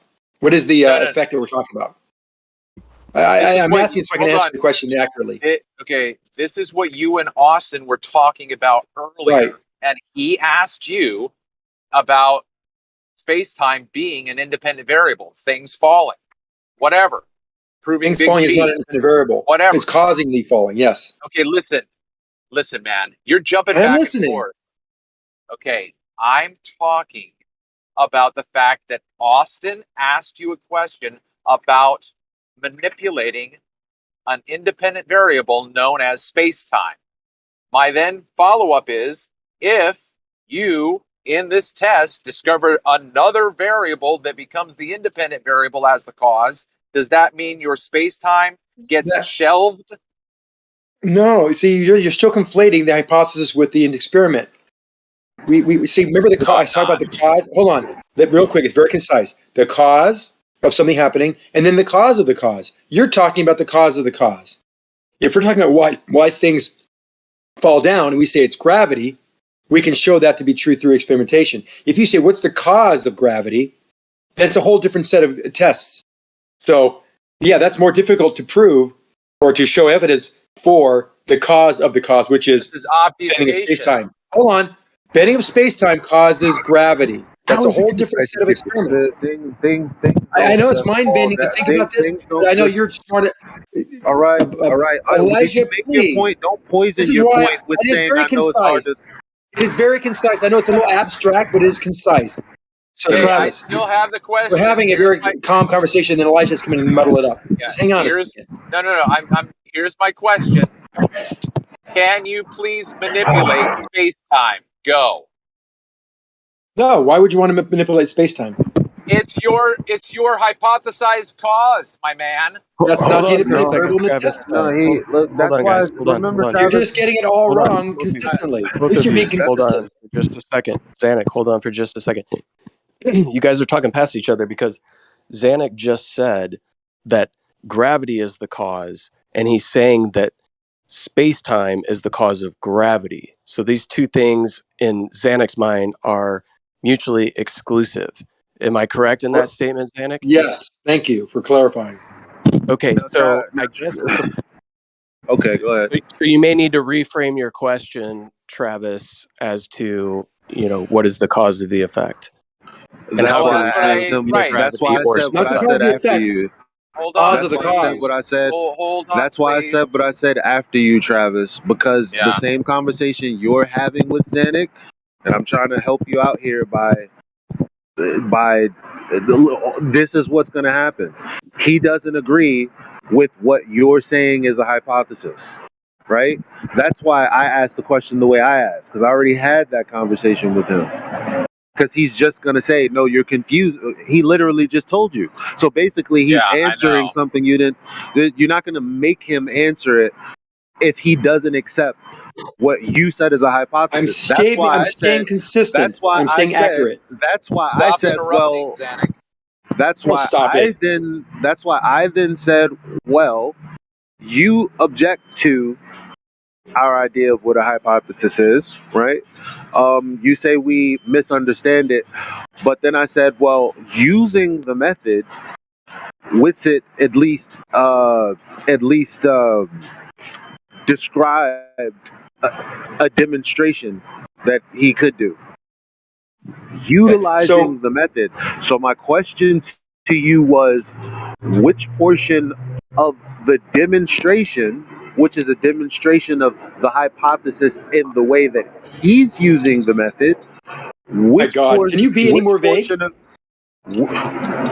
Well, you had the conversation Be with concise. Come on, it's not him. that hard. You said, can I be any more vague, which means to expand. But then you said, be concise. The one to talk. I am being No, concise. I'm being very concise. I've been clear on this topic. I am being concise. Can we get a moderator, He please? said that she said that I said being- that you. Come on, that's not concise. I am Come being on, Zanuck. I am being concise. You're not. By not reiterating the conversation you and Witsit had. Now you're going to talk about conversations. He gave you a hypothesis, and then He didn't. First of all, then he gave you an example, and we can all clip this portion out and the portion where he actually did.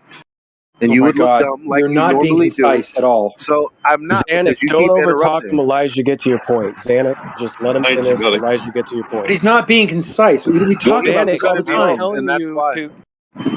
I didn't even. I'm going to start over actually. I have if no. y'all don't Please mind. do. I don't mind listening to you. So Just be can somebody concise. mute Zanuck? Where's the moderators? Don't mute me. Now, just no, be now concise. Zanuck has to Zanuck, get I'm on gonna mute. mute you. Where's the All right? moderators?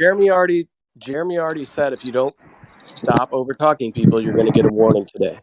So Yeah, fair I actually warning. don't understand what's going on for the past So time. Zanuck, let Elijah finish. Elijah, be fairly concise, get to your point, and then Zanuck, you can respond. Okay, Zanuck disagrees with what a hypothesis is. He's basically saying you don't need the IV and DV and all of that expressed in the hypothesis necessarily. So when Witsit was talking earlier, he gave a hypothesis. No, I'm on the phone. He gave a hypothesis, and then he started talking about we manipulate the electrostatics to show that you can change a vector, right? Which was the well, he explained it, but if we've been watching it, it'd have been a demonstration of the hypothesis. That would be the realization of the hypothesis within the scientific method framework. Now, I just wanted to know which part of that demonstration, since it's a parallel to the expression in the hypothesis, so which part of that demonstration are you objecting to? Well, it's analogous to wanting to know what's the cause of the electrostatics. What causes the electrostatics? See, it doesn't relate to the experiment. What I'm telling you, and I hope you can listen very carefully, and I'm being very clear and concise about it. The hypothesis is a story about you see something happening and you describe what you think causes it. Then you have experimentation, which has an independent-dependent variable relationship. Yes, as you and I argued about yesterday or day before yesterday, of course, in the hypothesis, it's a superset of the subset of the independent-dependent variable relationship. But in this experiment, specifically, it is the independent-dependent variable which shows the independent variable, when changed, when tweaked, will cause any effect on the dependent variable. And we do multiple experiments, all with different independent variables, same dependent variable, to show evidence for our hypothesis. I have a question, please. Can you please clarify what a superset of a subset is, please? Thank you. Superset encompasses the subsets. What the fuck? You just said the same thing. I said, can you clarify what the fuck that means? And you just said it again. Okay. So a superset would be the entire environment, philosophically. The subset would be something that is inside the superset, but is not the superset. It's a small portion of the superset. Is that difficult to understand? I don't understand why that's a good question. Okay, great. Can you please describe what you just said without using the word superset or subset, please? Thank you. Okay. Yes, concisely describe set theory, please. Yeah. So the hypothesis is the overriding the entire story. In the story, there are sentences and paragraphs that include the experimentation. Now, everything in the experimentations is part of the story, but it is not the entire story. It's part of the story. So the experiments are analogous to a paragraph or part of the story, not the entire story. Okay, great. Can you simply give us a basic example of an hypothesis with a formal structure to it? Yes. So why plants grow? It grows because we have these organic materials that have these elements called chlorophyll that absorb sunlight and convert sunlight into glucose within the presence of water and sunlight, and we have water, and we have the nutrients in the soil, and there nitrogen and blah. All these things are reasons why the plant grows. That's our hypothesis. And you have sunlight, you have nights, and then the experiments then take each individual idea and thought that's in your hypothesis and breaks it down and proves that it affects the dependent variable, why plants grow. So that, which is part of the hypothesis as well. So we say, okay, what happens to the growth when we add water every 5 minutes and then flood it out? And then we give it once a day, and we give it once a week, and we give it once every month. Then suddenly we realize that water has this effect on the growth. Then we have another hypothesis. We start adding nitrogen to the soil. Another experiment. If I said hypothesis, I meant experiment. The next experiment would be let's increase the intensity of the sunlight. Let's decrease the sunlight. Let's remove the sunlight. Let's do all these things. And we do 10 or 15 different experiments, all varying all these factors that we have identified in our hypothesis as the reasons why plants grow. So at the end of the day, we support our hypothesis of why plants grow by all these experiments, each with separate independent variables with the same dependent variable, plants' growth. So that's an example of hypothesis and backed up by experimentation. So you're saying before all these roboting and then tested. You break up. I couldn't hear anything you said. Yeah. So basically, you said the hypothesis is a story that's going to have, the experimentation in it. What I'm hearing you saying, because you gave all the reasons that plants grow, are you telling me that prior to actually carrying out these quote unquote experiments, you would have known all of that and have written it in a hypothesis. How's that? I don't know why I'm having to answer this question, but Elijah, we look at we see some phenomena like plants growing, and we start saying, based on my observation, I see the plant over day after day, hitting rain, hitting sun, this or burning or dying. I've seen plants die before.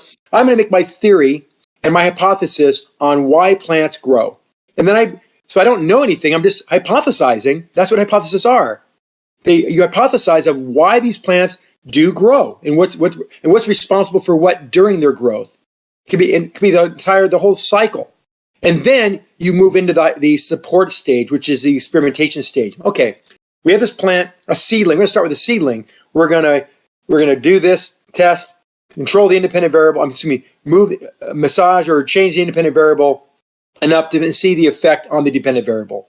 And then after we see that, it coincided with what I thought, then we do the next one, and the next one, and so on. And we keep on doing these tests until we have a lot of data and a lot of information on these experiments that all support, every single one of them, they support the hypothesis.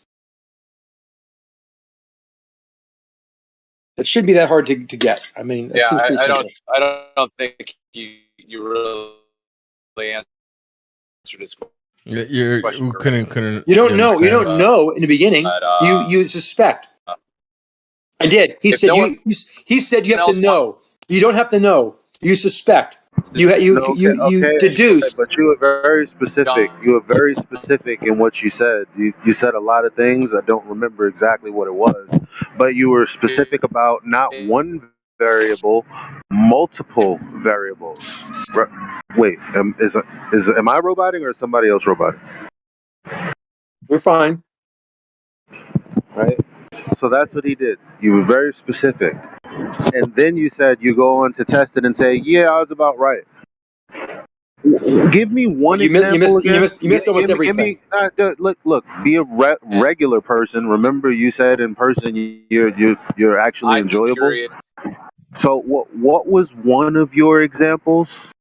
Not something like water. Having the plant, seeing the plant, and seeing the growth change by adding more and more water or more frequent watering. What was in the hypothesis that came out as that expression? Well, because you said I say that the plants in the presence of water and sunlight and nutritive soils, etc., all contribute. All these things to combine in different proportions to the plant growing. Mute to crack, villain.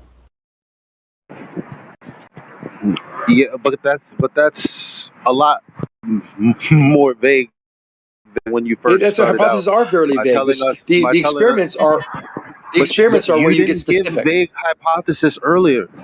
You know what? I'll just go back and listen, and I'll give me a second. Okay, go ahead. That's fine. Yeah, I think you're bringing in too many variables in your hypothesis. So what I was going to suggest, if no one else wanted to jump in, that's what your hypothesis is. Curious. Okay, hold on, bro. I'd be curious as to whether or not, since you know where I'm coming from, how you would formulate an hypothesis based on my claim about mirages, because I think that would be a very specific hypothesis without nutrients and sun and blah blah blah. You don't have to do it now. What's your observation? Think about it. What's your observation? What's your hypothesis? What would your hypothesis be? My hypothesis would be if the mirage is along the horizontal axis, then there is farther distance and higher elevation behind the mirage for which account must be taken. That doesn't really show. I know where you're going with that, and I would have a different hypothesis. I would have something like, I see these mirages. I think it's due to the angle of incidence and the atmospheric conditions in this narrow band, which also has very acute angles. Hold on, my hypothesis. It's my hypothesis. So I would say all these things. That's not what we're talking. I'm making it up as we go here. It's supposed to be accurate. Yeah, you're wrong. I'm telling you, you're wrong. No, I'm talking about the hypothesis. You're talking about Look, the light has an angle of incidence. It causes a reflective, an internal reflection, which we can see as a mirrored type of area in a narrow band in this particular range of angles from the viewer's perspective. All these things I would say in my hypothesis, and then I would go out and test whether that's true or not. It's not a matter of being wrong. You can't say my hypothesis is wrong until you can say, you know what, Zanuck, your test information from your experimentation, which is the next step, is not supportive of what you said in your hypothesis. You see how it works? You're being argumentative just for the sake of being argumentative. Not at all. Not at all. What you described. No, you are. What you described in your hypothesis, Zanuck, did not include any of the language of my claim.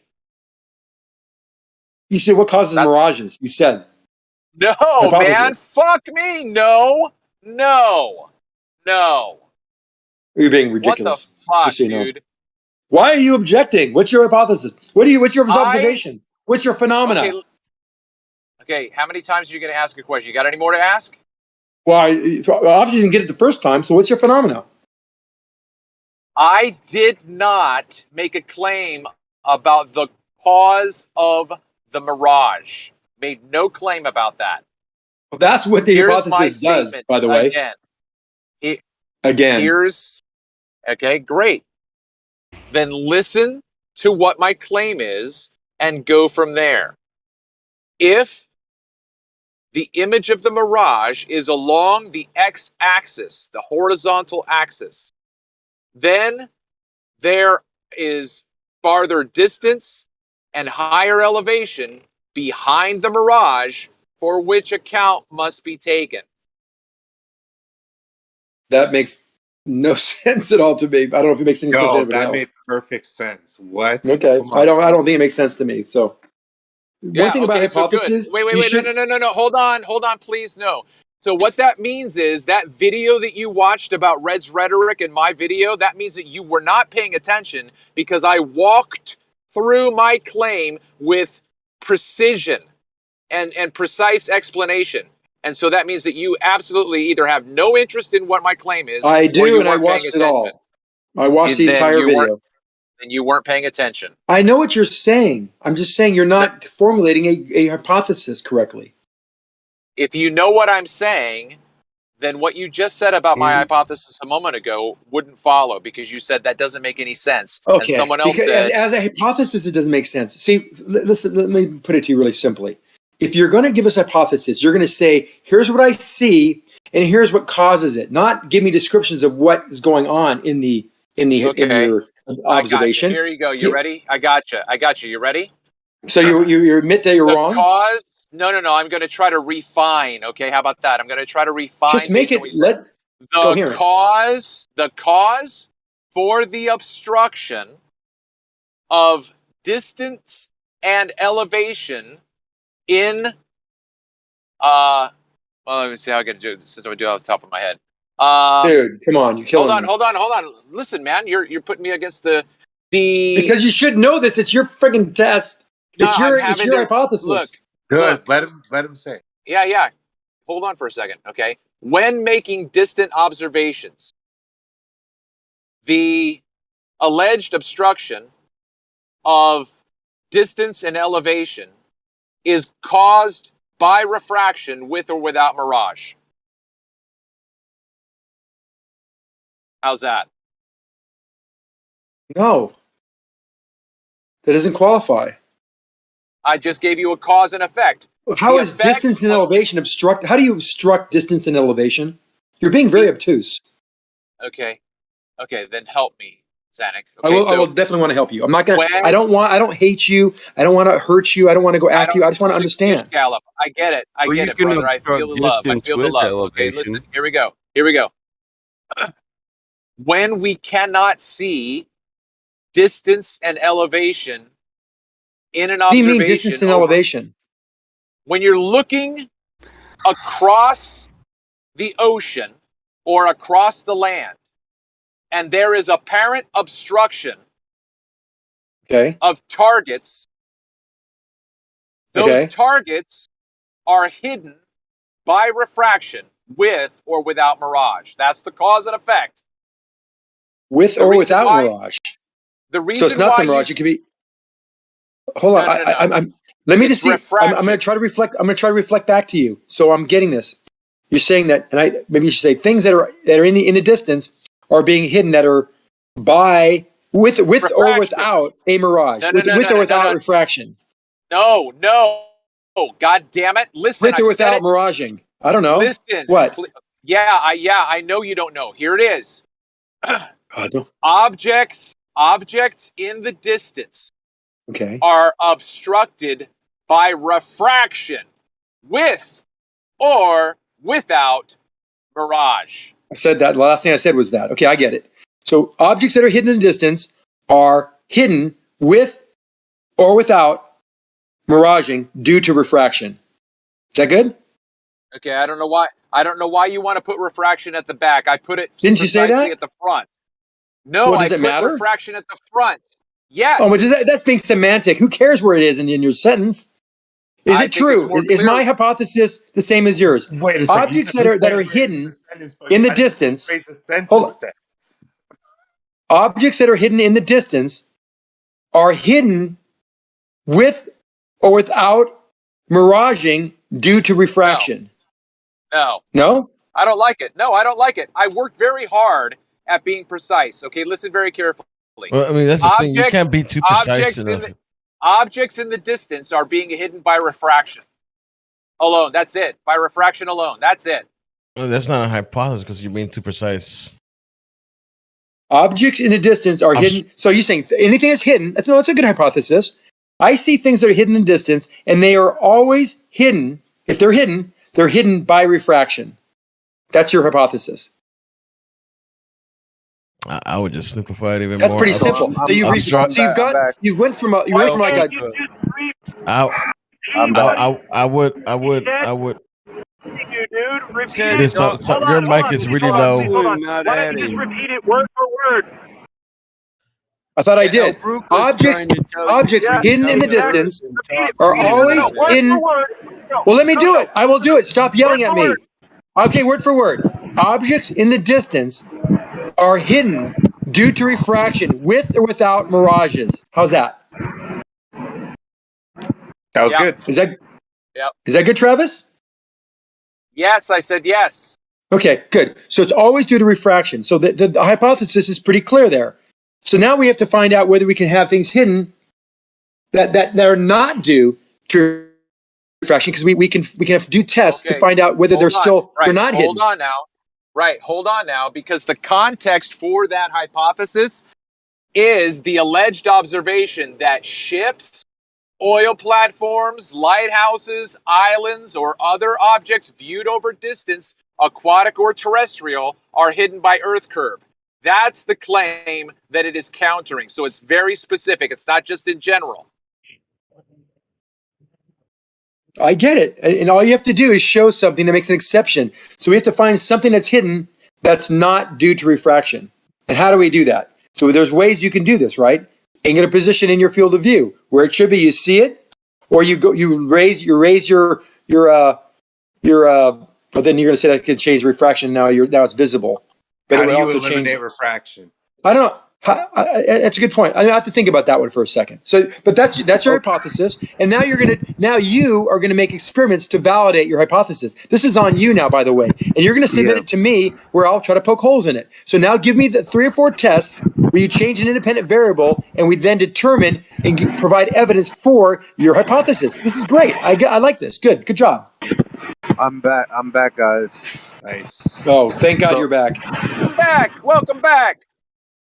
So the point of me leaving was, I'm gonna. We don't need to know you, the point of you leaving. I'm gonna ask you again, because I asked you before. I think you're full of shit. You don't know what a hypothesis is. So I think most people do know that I know what a hypothesis is. Okay, so like I asked you before any of the testing that you said you would do to determine for it to be expressed in the way that it already was in the story, because a hypothesis is a story according to you. In that story that you gave us, you said there were going to be interactions, chlorophene, all of these things. Now, when you're looking at a plant grow, you're telling me that you predicted that? That was my hypothesis. Yeah, I look at these plants. I see it's green. Maybe I know something about light. I say maybe there's an absorption of the sunlight because of this green color that's giving energy, and then energy is and obviously things need energy to be able to grow. Maybe it converts the water and the things in the soil, and then maybe CO2 in the atmosphere gets converted into a sugar molecule. Because I eat the plant, and it tastes kind of sweet, so it's got to come from somewhere. So I make all these deductions, Elijah, and I make this hypothesis. And now you're still talking over me. And now I start testing it. It's not a hypothesis. This shit has been tested over and over again throughout the history of humanity. I'm a farmer. I know. That's not the point. That's completely not the point at all. It is. Mike, come on, man. You're just obfuscating now with that. We're not trying to discover anything. We're just revisiting the past here. Yeah, we're making a hypothesis. If someone makes a hypothesis, all it's doing is giving us a story of why something happens. The effect that we see, the observation we see, we say, why is that happening? And then let me finish. And through experimentation, we validate that hypothesis. It's not that difficult to understand. This is prediction. Yes. The story is when they give you the theory of it. In other words, the tested hypothesis. It's the explanation. So you can look at it. What I'm saying is, you can look at a plant and tell that chlorophyll is absorbing sunlight. That's what you're telling me. It was my hypothesis. It might be something like the green stuff on that leaf is responsible for converting CO2 in water and the nutrients in the soil into a sugar molecule. Hey, you do farm work? You need any work? It's a harvest, bro. What's up? Yeah. Can you trim some marijuana? Yeah. Got way too fucking much this year. I must have been high when I planted all this shit. I'd be sleeping and eating bags of potato chips instead of working. Oh, no. You can just eat the fucking weed and you just sit at your trimming table and you're all good. I've got pre-plant on the go. You can leave with Michigan money and Michigan weed. I'm serious. Hey, send me a plane ticket. I'll be over there. I've got Can I get in on this discussion? I've got no light. So. What airport? Bush. Fly out of. I need a full name. Listen. I'm sorry. One more thing. I gave Zanuck a chance. Okay. Chlorophyll, and I'm reading National Geographic. Chlorophyll is located in a plant's chloroplast, which are tiny structures in a plant's cells. You've seen this interaction inside of a plant's cells No, it's my hypothesis. In fact, that could be one of our tests. We could actually do things under the microscope.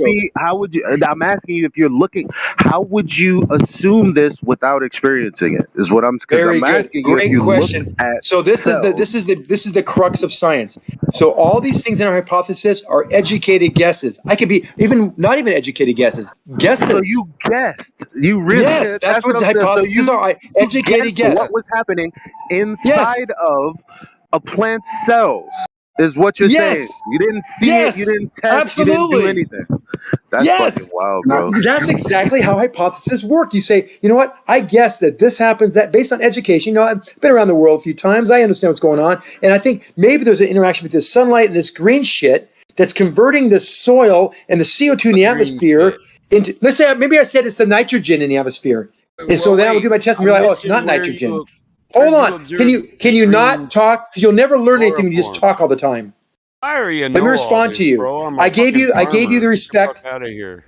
I gave the respect and didn't talk over you, Elijah. Let me speak. I'm just asking where you see the chloroform at, inside the plant or green. No, we're guessing. We're not saying the chloroplasts or the chlorophyll. We're just talking about it's green. And I'm thinking that green substance on the leaves is processed in the sunlight and in the presence of nitrogen, let's say, and with the soil nutrients and the water, it's making the plant grow. And I get into detail about what I think based on just intuition, a guess. Then I go to the experimentation. Oh, let me finish. I'm almost done. You know, it's a two-part statement. Then I go to the experiment and I start testing nitrogen. And you're like, oh, fucking nitrogen fell apart. It doesn't do anything to the plant. Fuck. And it died. Every time I added more nitrogen, it died. Okay, boom.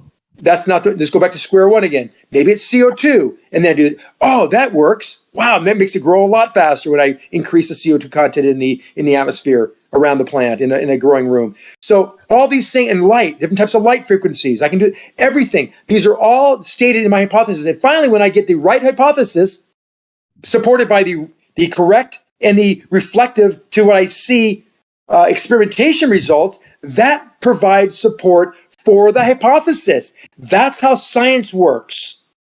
When you see experimentation results, I that's don't not a think real anybody was observation. You're arguing looking at that. someone else's data. Oh my he's God. not, Are you kidding me with that question? He's not saying he saw the results. He's literally saying he guessed them first. Well, Yes. there's nothing wrong with what he's saying, though. No, No, there's not. no, it's okay. I just want people to know that is what y'all are saying. It's like me looking at An water. educated guess. It's like me Hypotheses looking are an at educated guess. water and going, I guess that this water is boiling at 100 degrees Celsius at 14.7 psi atmosphere that I also didn't test, but I'm just going to guess that.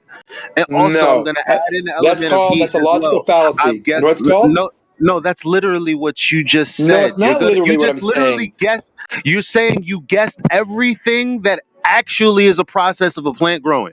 You guessed it. Now I'm saying, okay, I'm guessing everything that's involved with the statements that happen after you've boiled water with heat. It's a literally the same parallel. So you You're could calling me crazy, but that's what you're doing. Elijah, you are the most argumentative person I've ever met in my entire life, bar none. Just for you know. Number two, I could say heat boils water. I could say heat boils water, and I could start guessing at the temperature which happens. Eventually, I'll hit that number, and I'll be right. But along the way, Elijah, to follow your lame story example, was already your story. You didn't say you'd be changing the hypothesis. You said the story is the story, and then no, the story's heat causes the heat. I would never guess at the temperature. That's like I would never guess at how much water a plant needs. Oh, fuck you, Elijah! You're such a jerk. You're such a jerk, Elijah. You're insane. Can I get in on this? Come on, guys. Yeah, whatever. Is that the hypothesis? Either way, it's not a hypothesis. I don't even. We're entertaining it because what else are we gonna do? It's obviously not a hypothesis. I'm wondering what we're going to test. Can I get in on this real quick? He was trying to say what caused the color of the leaf, you guys. I don't know what. And then when Elijah brought That's not what he said. Yeah, he is. That's he said that's not. No, that's what he said after. That's what he said after. That's not what he initially said. That's not what he said first. That's what he said when you heard it. Right. So that's not what we're arguing. What we're saying is he said you can predict. It doesn't necessarily. You don't need to do the experiment first. You can predict all of these things first, and then when you do different tests, it's going to express what you had in your story already. That's what he said. Can you take We're a not making a guess. We're not making a guess. That he didn't prove. I know. We're not guessing about the results of something. Then how can we test that? That's all I want to know. Elijah, your hot mic. Right. We're not questioning testing. We're not questioning. He's guessing he's guessing quantities. And little I'm chemical not guessing structures quantities. That's the problem, Elijah. It's called and chemical structures of shit before he actually even did anything. Correct. That's the same as them saying, well, we're gonna predict that this star appears here instead because of gravitational lensing and yada yada yada. And then I go, well, as a human being that's trying to evade liars, well, just because I don't know you, let me ask, how do I know that you didn't experience and see this stuff and then write the hypothesis? Seeing is that it's exactly the same, aka circular reasoning, aka presupposing. And then they just go, no, we did. And then they just go, no, we actually guessed it first. I said educated guesses, right? We don't know exactly. That's why we're making a hypothesis. And you can use any example you want. You're still going to be giving me logical fallacies and misrepresenting what I said along the way. I didn't predict quantities. I didn't say it's going to be 1 quart of water per hour or per day that makes this plant grow this much. No, we're not doing that. We're just saying the hypothesis is very general. It's a guess, an educated guess, Elijah. Why is this so hard to understand? We say, I look at the plant. I see it over many years. I'm studying this plant. I've seen it dies when there's not much sun out, or when it's too cold, it freezes and dies. All these things I've seen over the years. Do that with gravity. Elijah, Give us another hypothesis with gravity. Elijah. Okay, I'll wait. He's in the valley, bro. You're being such a jerk. What the fuck, shit show? Come on, man. Shut up, Zanuck. Let me finish. Let me finish. I was in the middle of a sentence. So I look at this plant over many years and take an educated guess. By all the observations I've made, I'm going to now make a hypothesis. And it incorporates the color of the leaves. I'm taking guesses, yes, along the way. Water and the content of the air, the contents of the soil. And I put all this, I cobble this together and make a hypothesis. And maybe the first hypothesis is wrong, Elijah. And I go through the testing and prove that it wasn't nitrogen that makes the plant grow. And I finally figure out, after a period of many tests, that it's oxygen that makes it grow. You're wrong. Or CO2 that makes it, CO2 that makes it grow. And it gives off oxygen. That's kind of weird. And I make all these, finally I get the final hypothesis. And all the experimentation supports my hypothesis. No, it hasn't. See, well, and it's not even that, no, it doesn't. It's that, well, what he initially said about a hypothesis is not what he just expressed here in the end. Here in the end, he actually baited and switches with what we say is a hypothesis. But initially, that's not what he was saying. I know. Where are we moving on to? We understand he stuff that makes no sense. Now we're moving to another point of this conversation, and we're going to stay right here.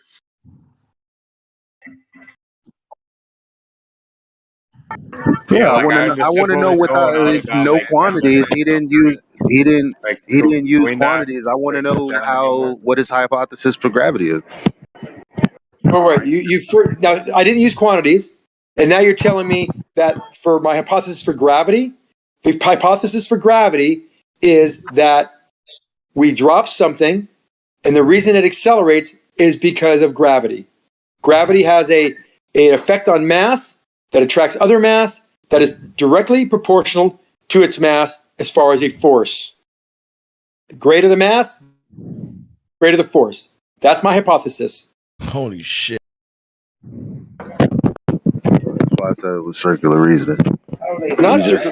He's just saying something that Elijah, we actually experienced. I'm done talking to you because you do not want to accept anything I say. You mistake everything I say. Do it in the middle of something, Elijah. Well, I mean, honestly, I did interrupt him, but I guess it's fatigue from everybody's tired of hearing him talk. But I mean, because if you're gonna say things fall due to gravity, there's nothing to test. You're basically asserting what you're seeing, like, and saying it's gravity. Like, that's it.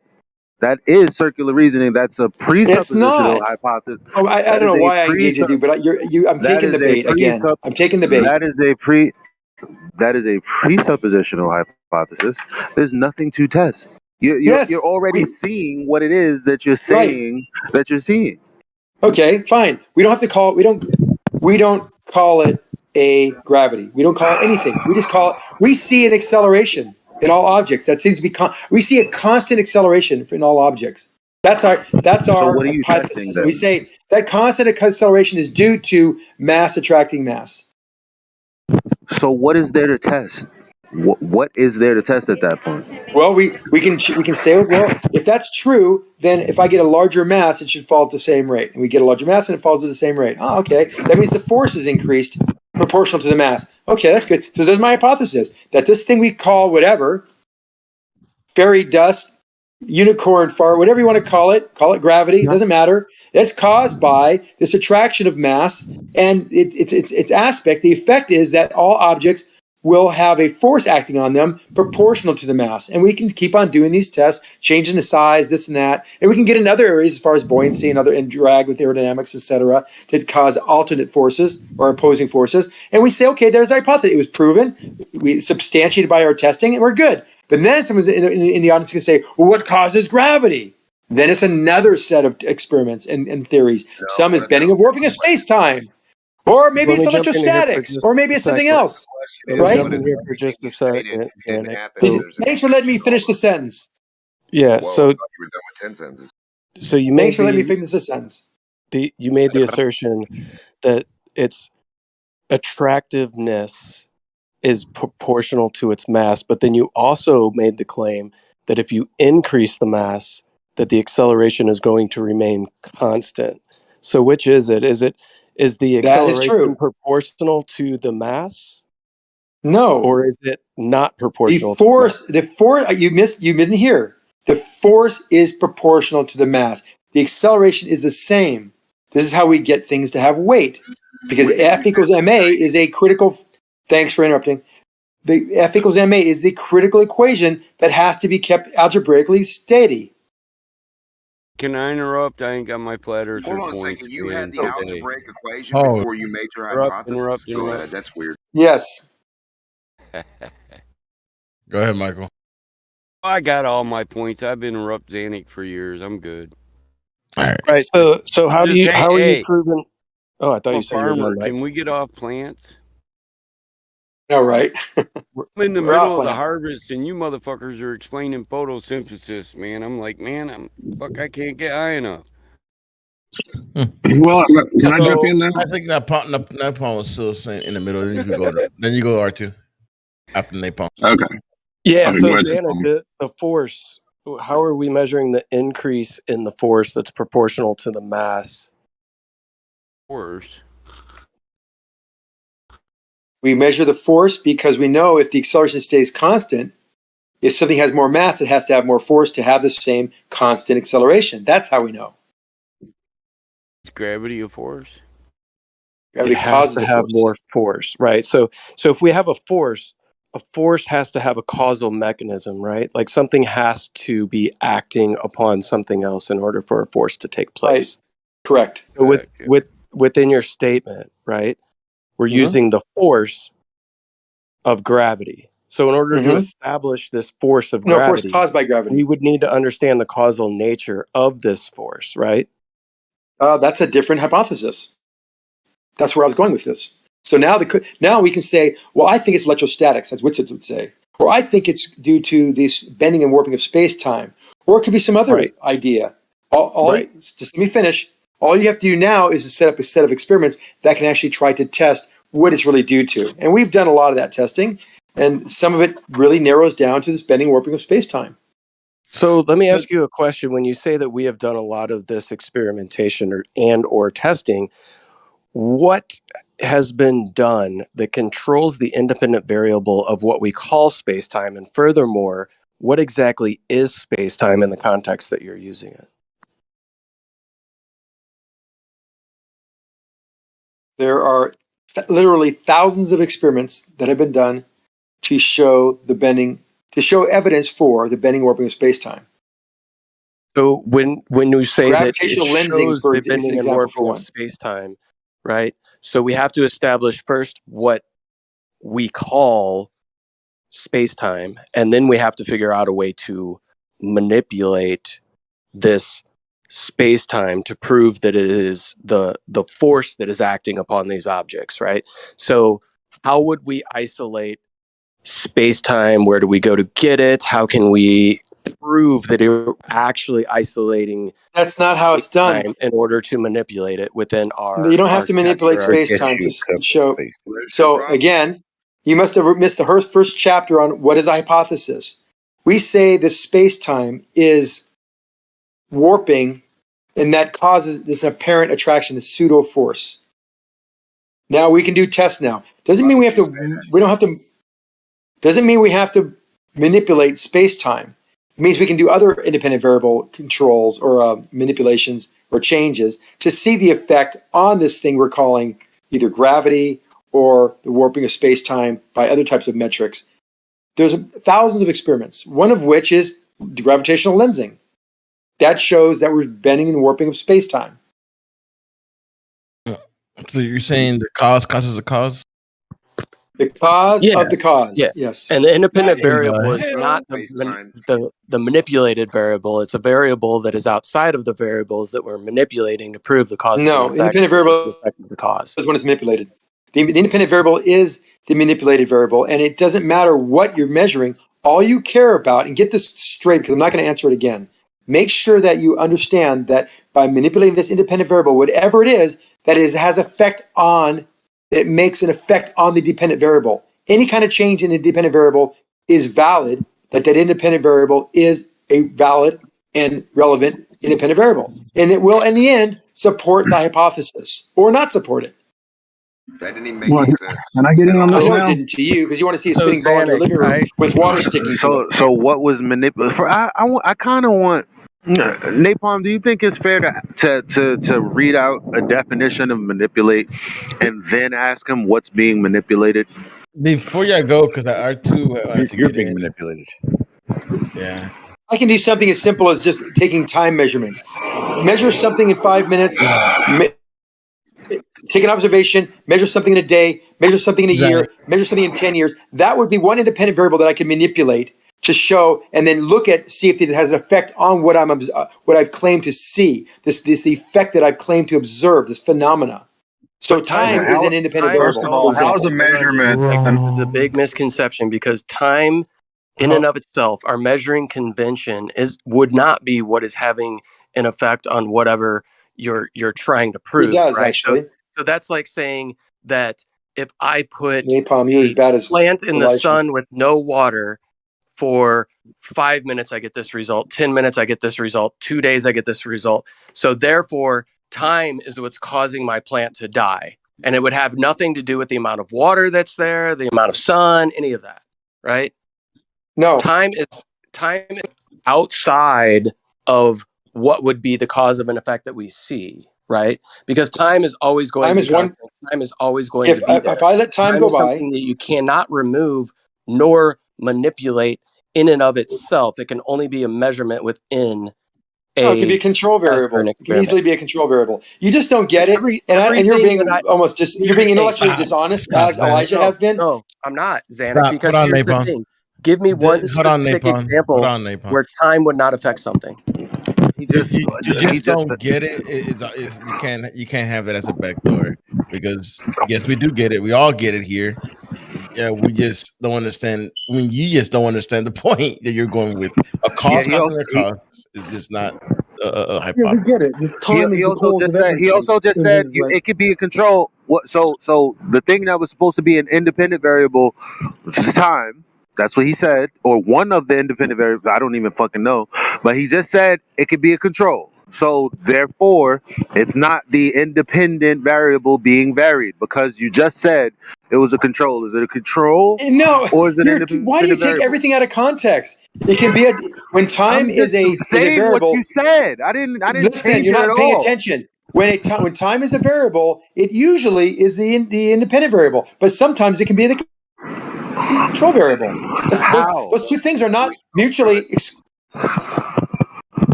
I've been tried. I've really been patient, and I failed. So it's either me or you. Okay. Now you don't have to lie about what you said. You can I'm put it in not words. We can go through lying. Everybody listening knows I'm speaking the truth, and everybody here knows when people are being intellectually dishonest. Can I Trying say too hard, Danny. Type I've it been out. trying to, brother. Type it out. We'll go through your speech and we'll see, and we'll point out and circle every part where you're wrong, like a teacher. Uh, All right, remember this. R2 None of was us are next. here to please anyone. Don't have to bow to anyone. Just remember that. So I can prove what is the R2. cause of gravity. No, Do you want me to do it real quick? Just give me It's 1 time. second, Napalm. It's time. Time is the cause of gravity. Oh, I thought it was Nice. looking. I thought it was looking at time, looking at the watch. Okay, So can you put time in a bottle then? Give me a second, y'all. R2, Elijah, hold on. Okay, here's a problem, and just a simple one. What Zanuck is arguing, this is real simple. A measurement is the cause. Okay, time is the measurement of change. a man-made convention. How can a measurement be the cause of something? It's like saying the 50-yard field is the cause of the football game. No, you've got it completely. No, you've got it probably the completely. same way that You of Zanuck all is the people should get citation. this. I do get it. That's why I'm questioning you on No, it. I get it more than you realize. time can be measured. It is not a measurement. Time is not a measurement? What is time Time then? can be a measurement. It can also What is time then? No, to define time is the progress of existence. Progress of existence. You can use any unit of measure you'd like: the second, the hour, the day, the year, or make up something of your own. Real. Okay, so so the progress of existence is the cause of gravity. Why would the progress of existence be the cause of gravity? Remember, the gravity change the time and see if it. Hold on, change the time. Change the time you allow for something to happen and see if it changes the gravity. It won't. That's a flawed hypothesis. Invalidated. Okay, so time is not the cause of gravity. Time is not the cause of gravity. And it's not the Okay, progress. so then let's talk about speed. Let's talk about space then. What is space? Okay. What is space? The distance between objects. Okay, another measurement. Okay, so you got space-time. Now, what is space-time?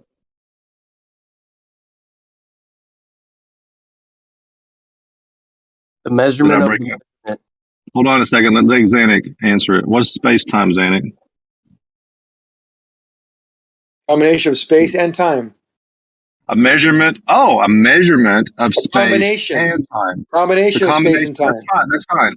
Both the measurement. So we're back to measurement again. So the measurement of No, space not measurement. and time is the cause of it. If it's not You a just said measurement. A that. measurement is actually, if you measure something, that's a verb, right? We're talking about a noun. There's a difference between verbs and noun. Right. Nouns or verbs usually cause move as an action. A noun is just a description. Right. Or saying So something we is have fact. the description of space-time. It's this fabric of space-time that we contend, or that the physicists contend, is bent when in the presence of mass. And this bending is proportional to the size of the mass. That's a theory. It's a theory. Okay. Define Now, how do you- hold on a define space as a noun. Go ahead.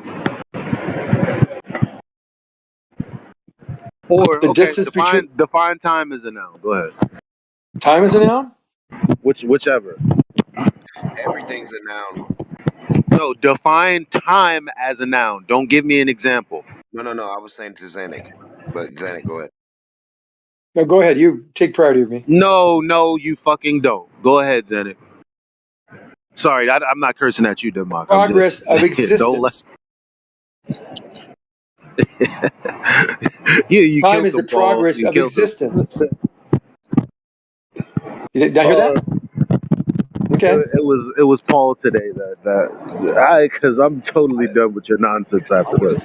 If you want to do a test, where you see the effect of something with allowing for 1 second to go by or a day to go by, you can then see how that effect is changed by the allotment of time. We're not bending or warping space-time or changing time anyway. All we're saying is that we're allowing some time, the progress of existence, to go by, and then we're verifying or observing what happened in that time. It's a valid scientific experiment. It's a valid independent variable relationship, and it's acknowledged by every physicist and scientist and biologist on the planet. So you guys are wrong. They're right. And I'm right as well. So observing. So when you observe something happen, are you manipulating it? Is there manipulation? Not by observation alone. No. Well, that brings it. So you just said. Stop talking. I want that one. Let me have that one. Go ahead. I want that one. Okay. I'm gonna. You know what? I've been talking way too much here. Let's let someone else take the helmet because you're just getting annoying, Elijah. Okay, you had an observation of gravitational lensing, and you conclude because you have an observation of gravitational lensing, that is the cause of things falling down. That's a gross generalization, but generally at high level, that is true. Would you just think about that? So you're making observations. So See, the problem you're running into is they call it the sharpshooter fallacy. You make a hypothesis or whatever you want to say, and you go out into the universe and you find something that matches it. As soon as you match it, you say bullseye. Yeah, that's the theory. They say when they predicted this to happen. Then suddenly, when they were waking up, okay, Paul, I can't answer you if you can talk over me. Okay, go ahead. They make the theory that the bending and warping space-time bends and creates this pseudo force between masses. It also can bend light. And then they ran into this eclipse and they saw this star that known to be in a certain position and it ended up being seen when it should have been hidden. So that validated their assumptions or their theories that the bending and warping of space-time was caused by large masses. Okay, how did you it's a big stretch to say that causes gravity, but that is what gravity does, and saying it manifests itself and not only bending light, but also attracting mass to other mass. As affirming the concept. Hang on a second, guys. Hang on a second. How did you know that there was not some other cause for the light to bend around that star? Or did you make assumptions? No, they made the assumption, or they saw the observation, they drew the conclusion, and then they started testing that to see if it was some kind of refraction or some kind of optical effect. More testing, Paul. More tests, more independent variables that have been massaged and manipulated to see if they could find it to be due to something else. And yet today, they still have not found anything else that could make that star visible besides gravity. How far is that stupid because you haven't got gravity in the first place. Everybody talk together. It sounds great. Hold on a second. Yeah. How far is that star away? Trillions of miles away. Okay, so you're not there. So you're just looking at something. Something happens trillions of miles away, and you make an assumption that you think is this. And we've eliminated as much as we can, but we really don't know. It matches our theory, so we're going to call it bullseye. Paul, you've never been this simplistic in your thinking before. What got into you? Have you smoked some weed or something this morning? No. Okay. The thing is, you don't believe. Okay, Paul. No. You don't believe the observational sciences are real? Okay. Or sciences are not real sciences? Okay, I can observe things and make observations and say, okay, I see this happen. But through observation, not all observations, you can determine the cause of something. Operative term, all. Yes, not all observations, but some you can. Many you can. Okay, yeah, I can watch a bird build a nest and make the conclusion that the cause of the nest is the bird. Yep, I can do that. But something that's trillions of miles away that I cannot touch, smell, taste, or anything except just look at it through my eyes, and just to make an assumption that I know what caused that from trillions of miles away, I think that's a little bit of a stretch. You can think what you want, but they've done plenty of testing to support their conclusions and their hypothesis. So they have done. They don't just look. They didn't see it one. You keep Paul, saying plenty of tests, Paul, they didn't see it. Paul, they just didn't see this one hidden star and say, that validates our claim that mass attracts mass and that gravity bends space time. We're done. Let's go on. Have our merry way. No, they have many more tests that they did to support that basically that theory. And there's all these tests. Why is it only this one that always gets brought up in the discussion? This is the most easy for everyone to understand. Oh, but you said there's many. So name me five more. Name me five more. Five more. There are certain galaxies that you don't usually see when the light passes around another large galaxy or large masses. There's stars within our galaxy that we see eclipsed by other stars that we shouldn't see eclipsed. There's a million. I don't know them all. I know there's a lot of them. They've been mentioned in passing throughout many years. This is not like it's new things. This is not a new science. This astronomy and astrophysics. Astrophysics has been going on for 50, 60 years at a very advanced level, and they can justify a lot of this. And then of course the special relativity as well. The reasons that we can deal with satellites doing the things that they do. GPS systems, for example, all rely on this fact that we know about the effect of not only the bending and warping of space-time, but the time dilation. Fiber optics communications around the world all validate the speed of light and also validates time dilation.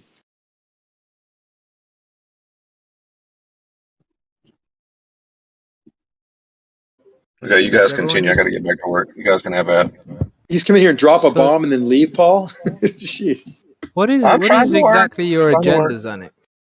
We're just completely and utterly ignoring what's being asked of you and just continuing to affirm the consequence. What's your purpose? I haven't. I think I've been very honest and very descriptive in some of my high-level explanations of what we are talking about. So to say that is being disingenuous and not being very honest yourself. No, because you're saying these guys have proved it. But then I didn't say that. I never said they proved it. Yes, you never have. said they proved it. You lied again. You said prove about 5 times. No, provide evidence. No, provide evidence. Prove. You said test to prove. Test and experimentation to provide evidence for their hypothesis. You're editing your words now? I don't believe I said proof, but if I did, I was mistaken. And if I used the word proof, I meant to exchange it with evidence. Even when you do the sideline stuff of evidence to point to, it's still affirming the consequence because you're stating gravity in your conclusion without ever doing the due diligence to prove whether gravity can even be brought into the question in the first place. That's I have a question, Zanik. I have a question real quick. Zanik, are you talking about space-time, yeah? For one of the experiments and for one of the observations. Yeah, that was going to be my question. So can an observation solely based on just being an observation, can that be considered a test or an experiment? Of course. Of course. So a simple observation can be considered an experiment. Yes. But because an observation in the means same breath, Zanik, you said you need to manipulate. You already conceded that. In an experiment, you manipulate, and as you said, quote unquote, massage the independent variable. Yes, you said and that, right? in an observation, you could. How do you massage the independent Well, no, you're variable? looking at change. So an observation means you're looking at some kind of phenomena, and through that phenomena, you can see something streak across the sky. What's implied by observing something streaking across the sky? You're observing a change in time. It's an implied that could be an independent variable for that observation. There could be a change in color. That could be a change. Hold on. The observation itself could incorporate. The observation itself could incorporate certain independent variables that are implied in the observation. So but that's not manipulation, though. Yeah, so manipulation doesn't have to be so you're confusing the word manipulation. We use that word often, but it doesn't have to be manipulated or massaged per se. All we have to do is have a change in that value. That's fine. Or level. You use the word. Yes, you said it. I'm quoting you. You're inferring something that I didn't say.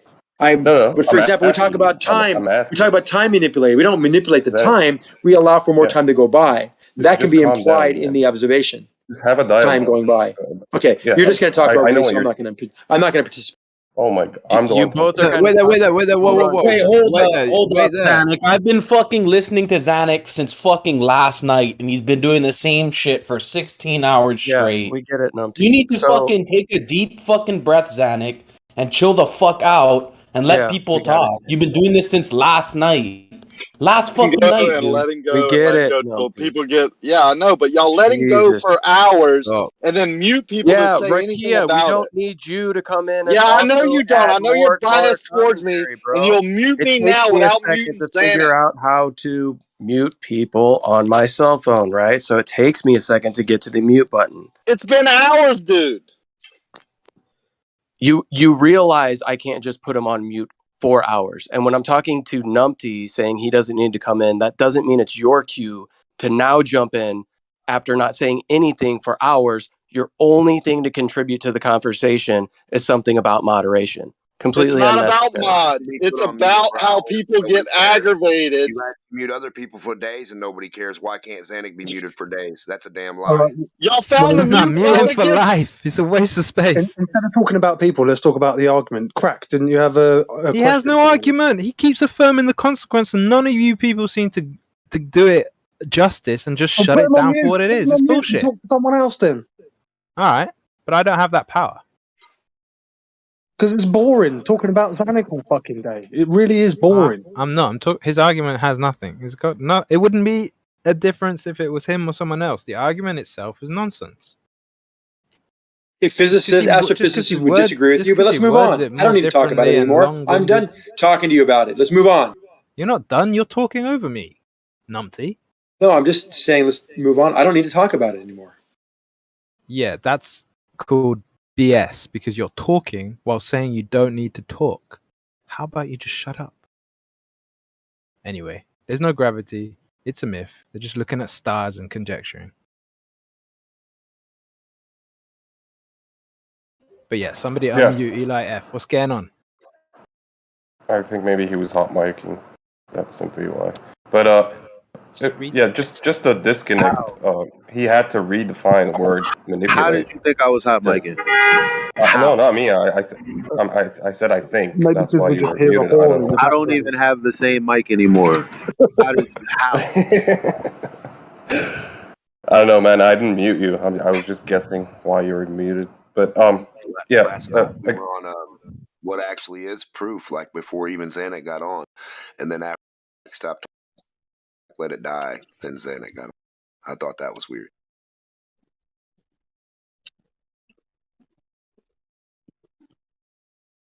But one thing that should probably be noted is that he has a completely different way of viewing things. So everyone's by definition going to be having cross purposes every time they talk with him.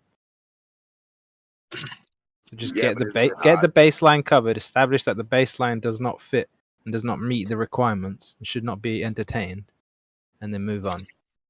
But I'm curious if Eli, if you're free, that stuff that you sent me, can you run through some of that now, or is it not appropriate?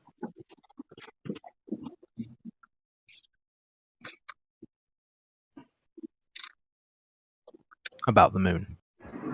Yeah, you missed it yesterday. Couldn't wait. Already had a conversation yesterday. No worries. I was busy, but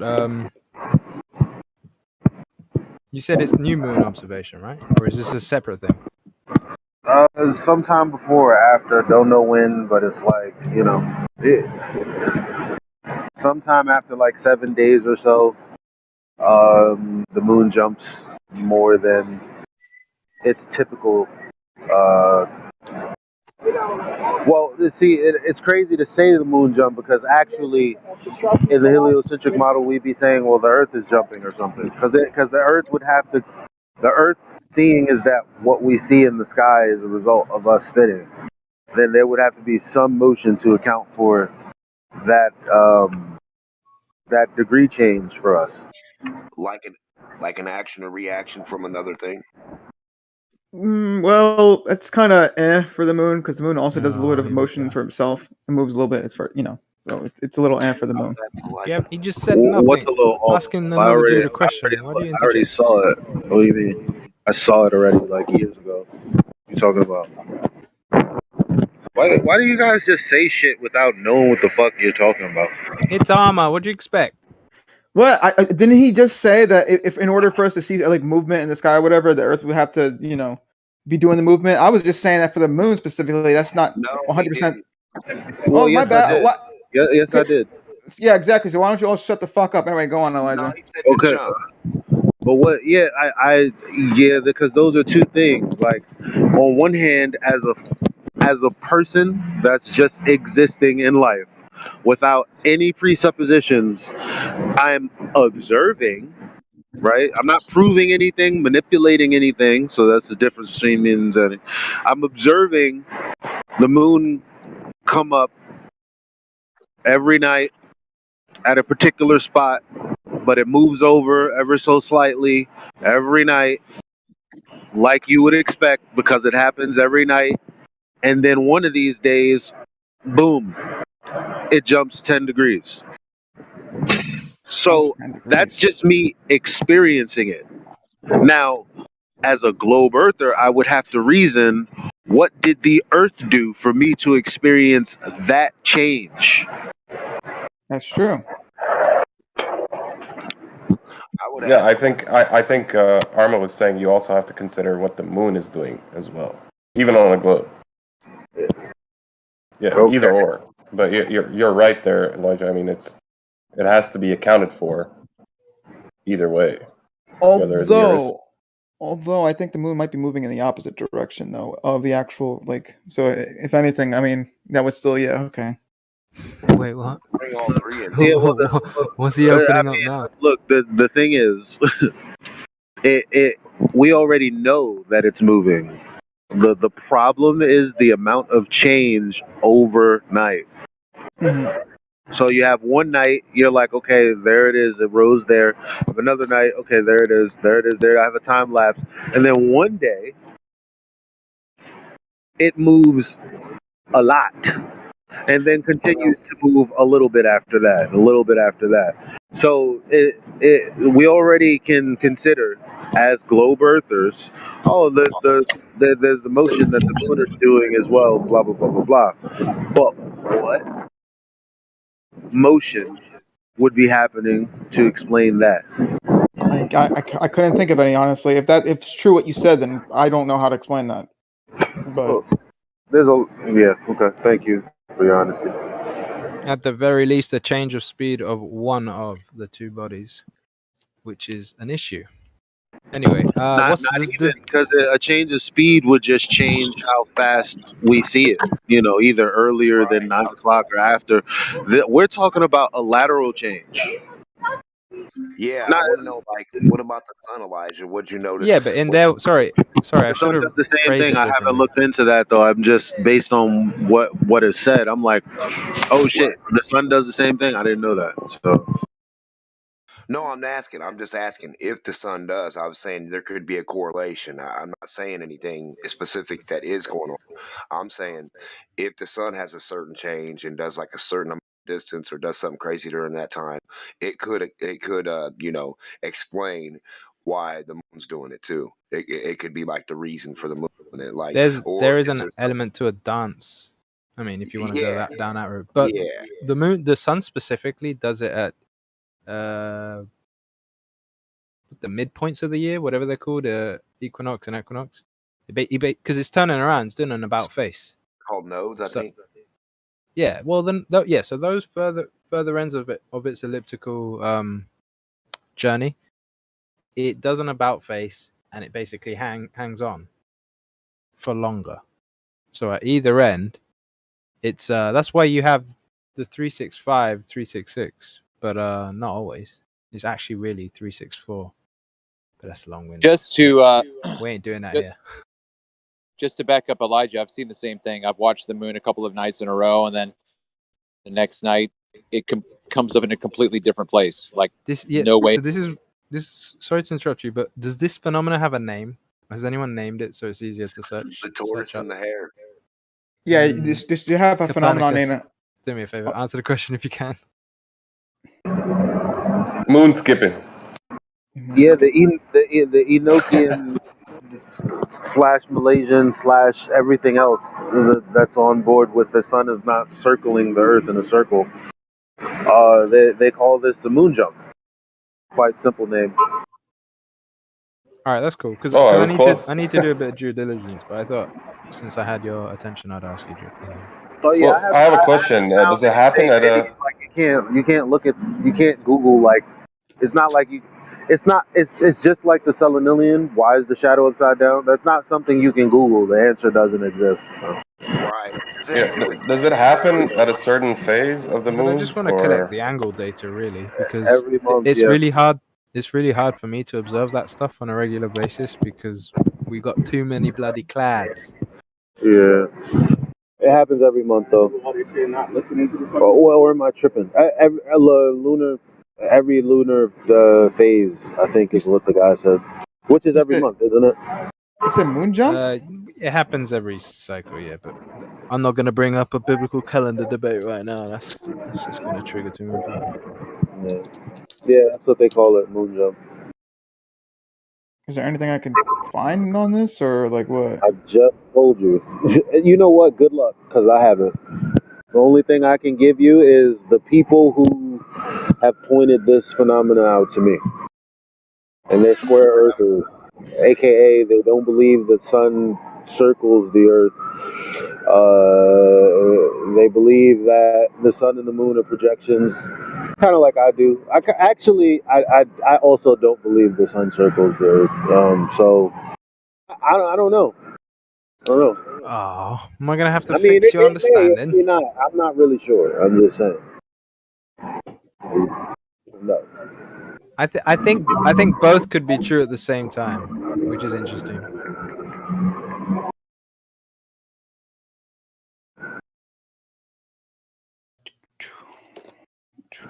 But at least if we're going to use biblical text, it definitely traverses. It has a circuit. It passes through gates. Oh, let me turn on my mute. My bad. Bro, it's hellacious. A hellacious amount of background noise.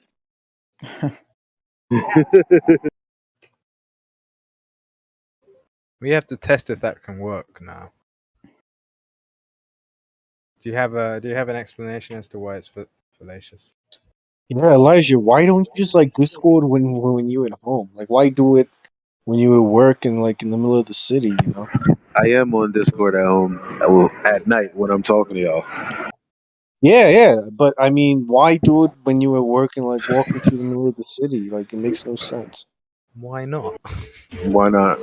Just like Because you got why all do you that background exist? noise, and then Why do you nobody breathe? can hear anybody else talk. Okay, but I was just talking to you guys for like 3 hours. No one said a word about anything. Know You why? Because I lie. was. People been complaining about your Yeah, background the whole noise. What do time. you mean? Elijah, why don't you No, use the push to they talk? didn't. Hey, give me one of Everybody them complaining sandwiches about your when you're background at the noise. store. Fuck them. I'll come get Why it. don't you use push to talk, Elijah? Shut up, Zanuck. No. My problem is when I'm on the Shut mobile, up, I Zanuck. can't. Let me Yeah, finish my Zanuck. sentence. I was handling it, Zanuck. You just kind of ruined it. I No, already told them. Anywho, as I was can I saying, ask you a question? Because I Zanuck, can't please. I was figure out. talking to Elijah, man. Can you Oh my shut up? god. Like, just stay muted. So, Elijah, as I was saying, it just comes off as a bit inconsiderate, you know? That's all. Yeah, that's why I bought a new mic. No one said anything. No, we've Yo, been I was complaining just about in a your background noise. conversation with Like New you just Leaf. heard Jeremy just now. Wait a second, guys. I was just talking to New Leaf in a conversation. He left in the middle of it, very disrespectfully, then comes in here and talks about someone else being inconsiderate. Bro, you left in the middle of our conversation. You're crazy. Was that running that away I good left for in the you? middle of Talking, what that's conversation? inconsiderate as hell too. Who's he talking about? You have no courtesy for you to come in here and tell someone else they're inconsiderate. Who Oh you my talking days! about? Don't cry in Who the are you talking DMs, you about? children. Really We're here to talk about the earth, not your Guys, feelings. hold Yeah, up. but who are you people. talking El about? Who else Bruca. is in the middle of a El convo? Bruca. I want a virtue signal, bro. Everybody relax change for a subject. second. Hey, yeah. Electric, by the way, that was Nate talking. That was not New Leaf or Smooth. So you're just Yeah, confusing people, man. yeah, you're a weirdo, Electric. Jesus. Let's go back to the Anyway, moon. Why do you sound this?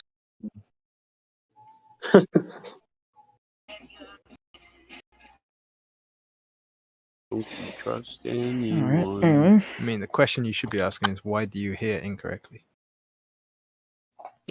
New Leaf is Nate on slow mo. I'm sorry, guys. It's all right. New Leaf You will usually be. gets confused with Lil more Sorry so didn't than do anybody it. else.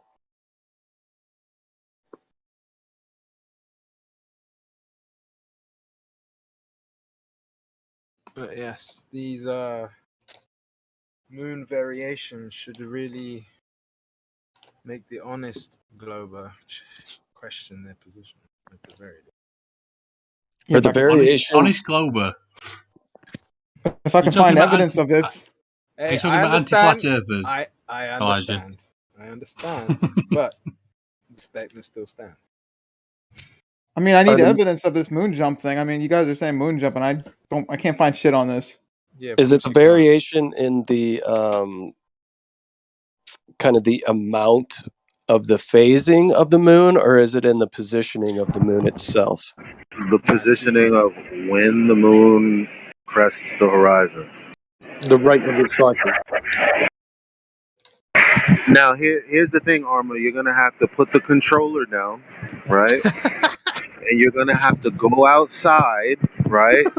And you're gonna have to take observations of the position of the moon, and then when you see it jump, you go, "Oh, okay, that's what he's talking about." And then there you go. Man, you're asking a lot. You're asking a lot for him. Can you even survive outside? Would there be a change What do in you the guys mean declination by? of the moon? Yeah, what do you guys Sorry, mean by say moon again. jump? He just explained it, Nate. Yeah, man. I'm so Yeah, sorry. I was distracted. Yeah, but this should be documented though. If this is like such a big thing, I mean, It hundreds is. of people would have. Okay, then give me something already. I can't find anything on it. Arma, what do they mean like by moon jump? Like what would happen? Something about the position, like moving every month or some shit. Like I'm not really exactly sure. Well, we're talking about the astronauts on the moon. Oh, you guys are. Come on, stop trolling. Okay, so Moon for is real, I made mean, of cheese. Come on. if this is a legitimate thing, can I at least find like some evidence on it? Hey, Like, look. Give me something. Okay, hold on. So here's another argument that I've crafted. So when you see the phase of the moon when it's in its waxing phase and it's chasing the sun, right? And the sun sets at 6-7 o'clock, and the moon sets more like 2-3 o'clock. Okay.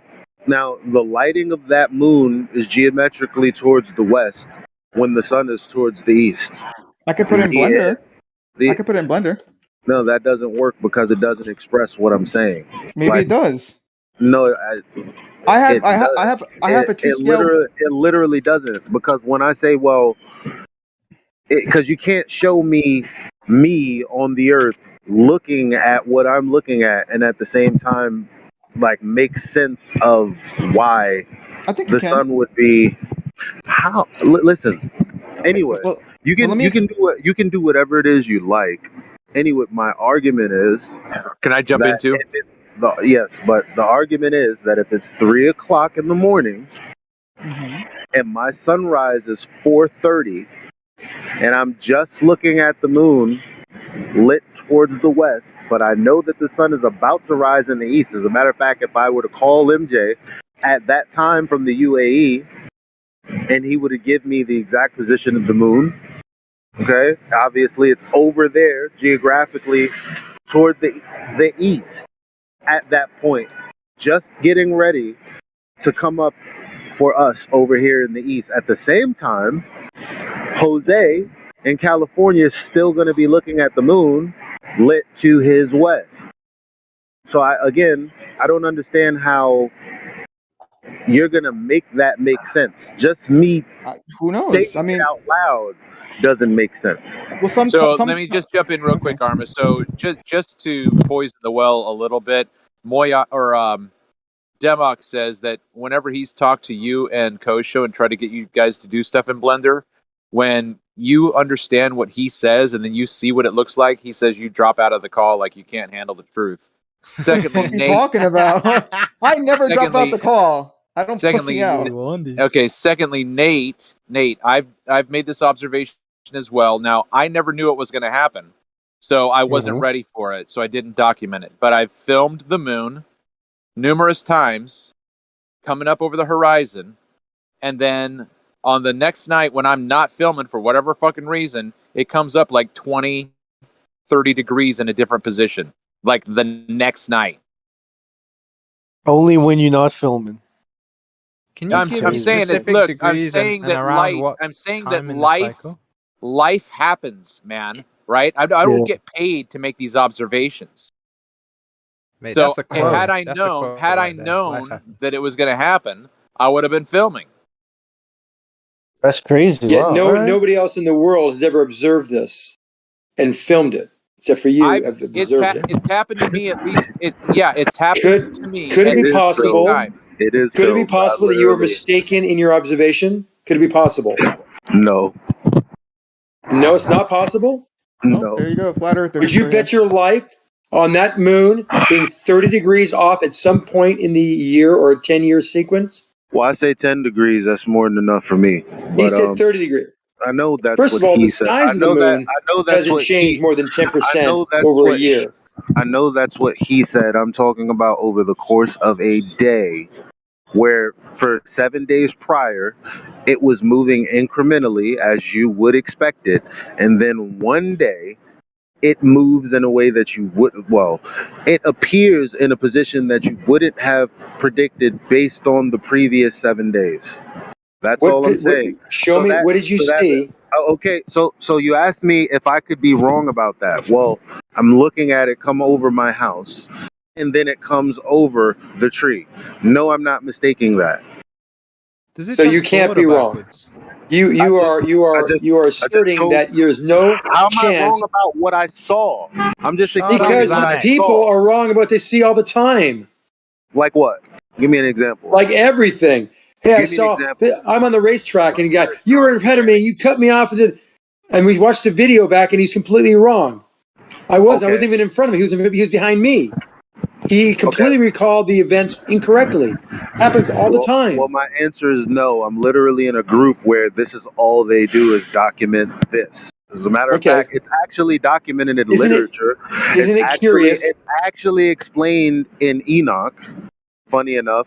So if it's in Enoch, then it's in other literature. You just haven't heard of it yet. You just haven't found it yet. Just So like nobody in before, the scientific just like community, no one has stopped. before we were just like Do you before ever we were stop? talking about just like before we were talking about the Selenilian eclipse. No one was really talking about it.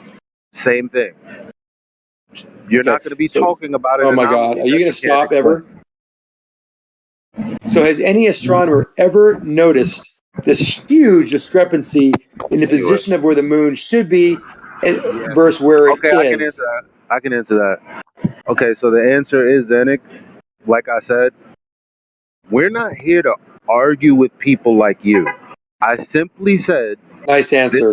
I simply said, this is what I see. Now you're asking me about astronomers and this and that. Listen, I saw what I saw. You can see what I saw. And then we can make a group effort to try to figure out whether it's a nothing burger or a something burger. I already know which it is. Can you stop? Thank you.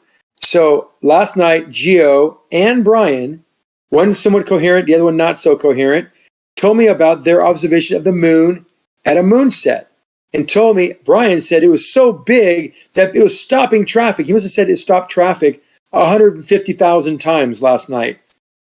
He literally said, it stopped traffic. People got out of their cars. Couldn't believe how big it was. I go, how big was it? Could you stick your thumb up in, in a picture? It's not going to look bigger, but I saw it look bigger. I swear to God, it was bigger. Can you put your thumb up? Because it's much bigger than my thumb. So you said how much bigger it was? He said it was 20 times bigger. He said if it took 180 moons to traverse the entire sky as far as their width, it'd only take 50 moons. So I go, roughly it's 5 times bigger. He goes, yes, 5 times bigger.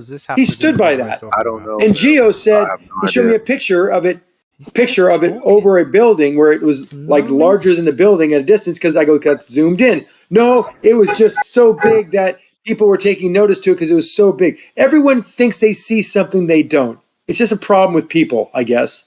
All you gotta do is take a picture of it, or even if you don't want to take a picture, hold your thumb up and see if it's bigger than your thumb. But with that, I would probably agree that it is an optical illusion, but I don't think it's zoomed in the photo.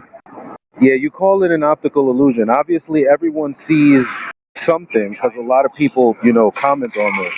The problem is, well, there is no problem. You just call it an optical illusion. It's not that people aren't experiencing something. It's just not what they think it is. I'm not experiencing an optical illusion.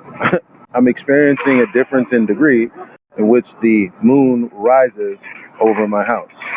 Yeah, well, I was just talking about the picture. I wasn't talking about what you saw. Yeah. Have you ever Carnivore posted a picture of the moon in same intervals between the pictures as it says on the picture clearly. I have many of those pictures as well for both the sun and the moon, and it doesn't change angular size. Yet some would believe that they're seeing something that they're not seeing. Because it appears to be larger. It's not larger. And you might be seeing something about its position that you didn't validate. You didn't really do the due diligence to say, where is it between these two buildings in Manhattan, and where was it last night? Where is it tonight? And is it 30? Is it really 30 degrees off, or is it me just making a mistake? This And is 2 I would years bet my ago. life Many on you. times after I would bet that. my life, Elijah, on you making the mistake. You want to bet money, Zanuck, that's in here in assuming you front of have a everyone? life. Time out. You want to bet money in here in front of everyone? Yes, Again? that the moon is always going to be where it's supposed to be. Are you gonna actually pay out though? Dude, no, hold on. The fact that you'd say that you would bet your life on anything online means you're fucking faking. You're trolling, dude. Get out of here. It's ridiculous. No one says that shit. Come on, the reason he can make a bet like that is because he probably doesn't have the life to bet in the first place. If all Yeah, his other, you're right. all his You shouldn't be other betting your life on arguments are anything. based on assumptions, Because there's always some kind of why would his bet be squiddly, based? squirmy He owes QE $2,000. way that people get. No, Using the word, my QE's bet. son. Pay I up. won. I clearly won because he doesn't know the definition of what entropy is. I defined it clearly. He was wrong. He overtalked me. He muted me, and then he got a quorum of people in his discussion that says that I was wrong, but I wasn't wrong. Drama. Let's move past Zanuck. Look in the chat. I got a oblate moonoid from Saturday Night, man. Oh, yo, guess what, Travis? What? Speaks. Now, this is the thing that everybody. This is the optical illusion where everybody's wrong. It's not. It's not a case. Look, if you made a claim as to it's bigger, it's this much bigger. Yeah, okay, we get your point. It's no need to do that. 5 But times bigger. That can be validated.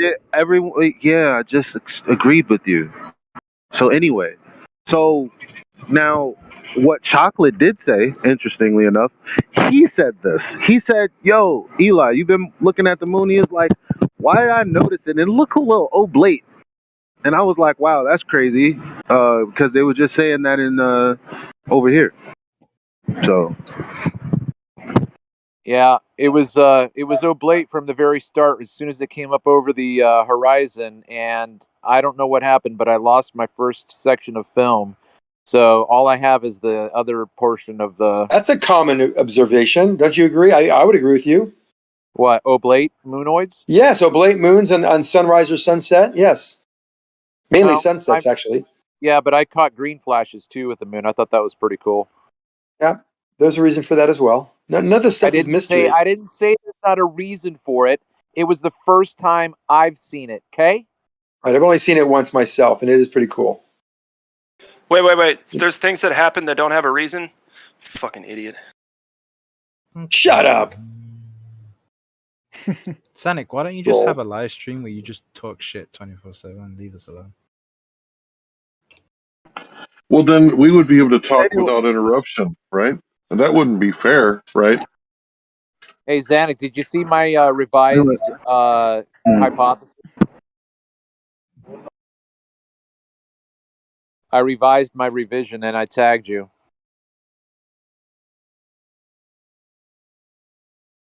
Okay, whenever you're finally this is part of science. You're going to refine your hypothesis to where you're comfortable. So it was after my new hypothesis. So you had a new one, huh? I'm trying to be more clear. I'm not trying to change any claim. I'm trying to be more clear. You've changed it quite a bit since we started, but it's okay. I don't mind you changing it. Just good. Thanks when you for finally your permission. rest. Thanks. When you rest one. Okay, so it sounds like I already responded to yours. What do you mean? What do you mean? It sounds like you already responded to mine. Well, I don't see a new one, but I basically reiterated and updated it and said, here's what's your hypothesis. Now it's up to you to so new hypothesis. If a visible target over a distance is optically displaced, the cause is only refraction with or without a mirage. Now you need to test this, Travis, and show the evidence to support your hypothesis. Yeah, I've already done that. I've got all the evidence for that. Yeah. No. Don't go ahead of yourself. Just give me the tests that you did that support your hypothesis. I just let Lady Aetherband do the changing for me because it's all about the condition of the medium through which I'm looking. I don't have to do any test. Okay. A test means hold on. Follow the scientific method. You like so it? you can't you can't look at an observation and observe a change and say that's a test, but he can. I can do that. Yes, but I'm asking him to outline it. Tell me what your independent variable is. Tell me what your dependent variable is, and let's try to go through it point by point. Get several of these tests and see if it supports Your hypothesis, and I'll try to get a couple tests that will probably be able to deny that the hypothesis is valid. Shut your bloody mouth. I was talking. No, you weren't. You were interrupting. Yes, I was, and I was being interrupted the entire time. Someone was trying to talk, and maybe it was you. You're like a tirade, you're speaking man. past You're the on a man that tirade. opened up the conversation. You're not even listening to the words he's saying.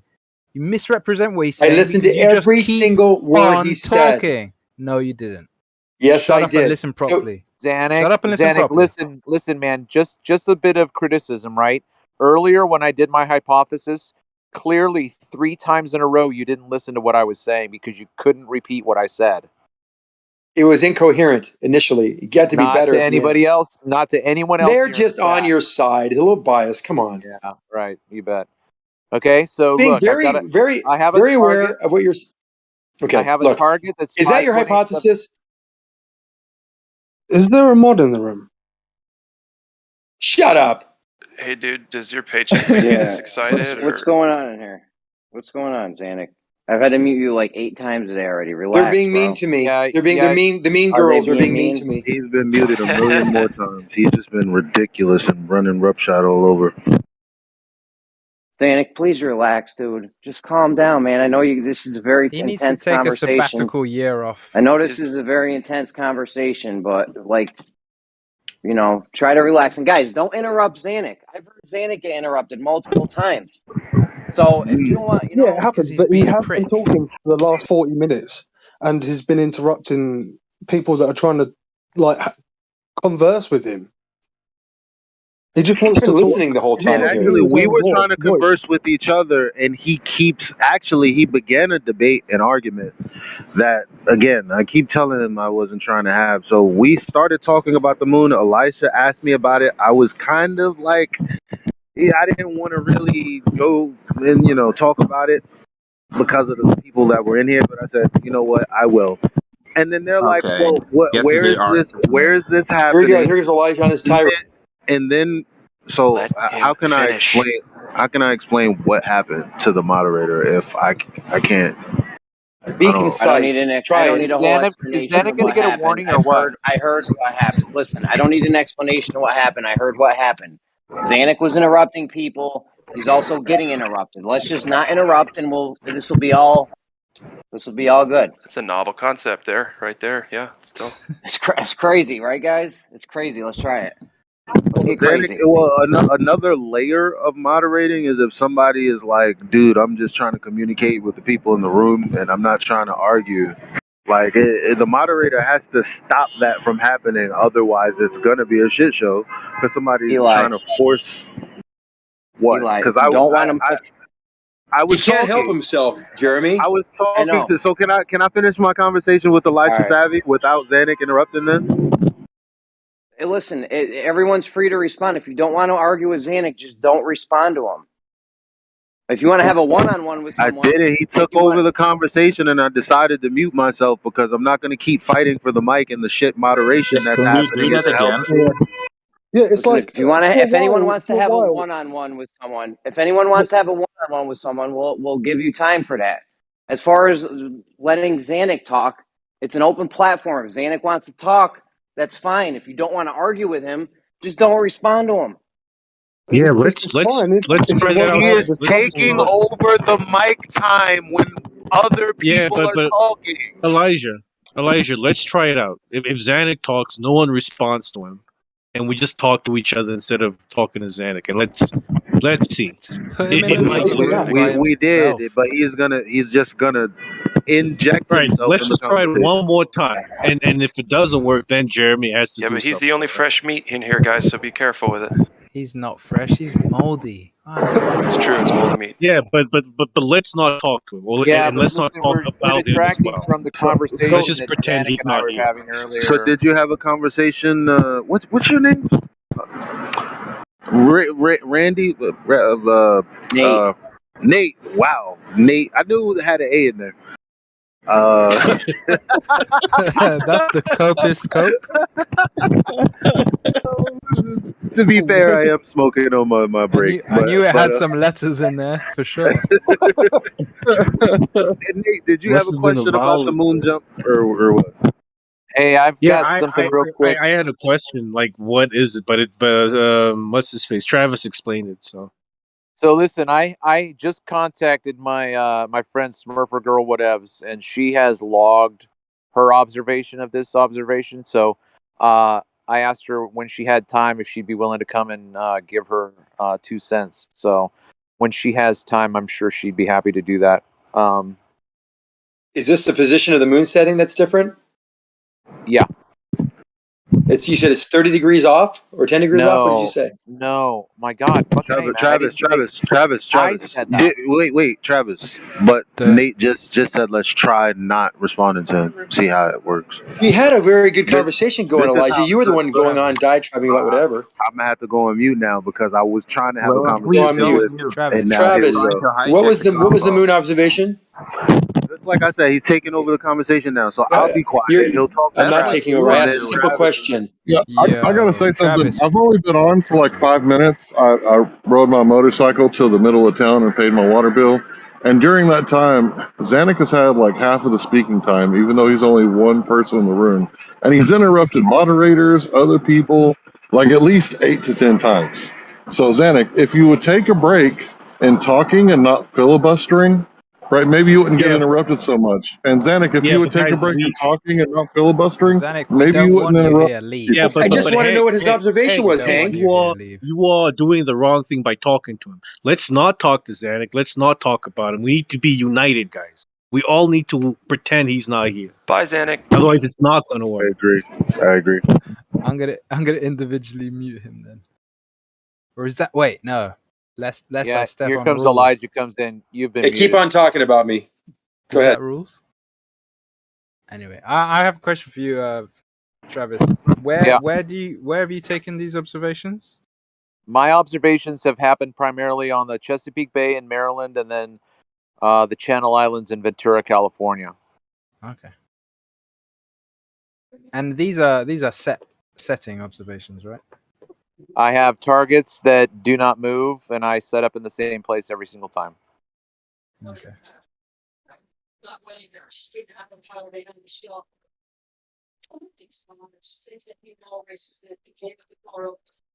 So when you look into Andrew Thomas Young and he gives you his inferior mirage model, he has to be the independent variable.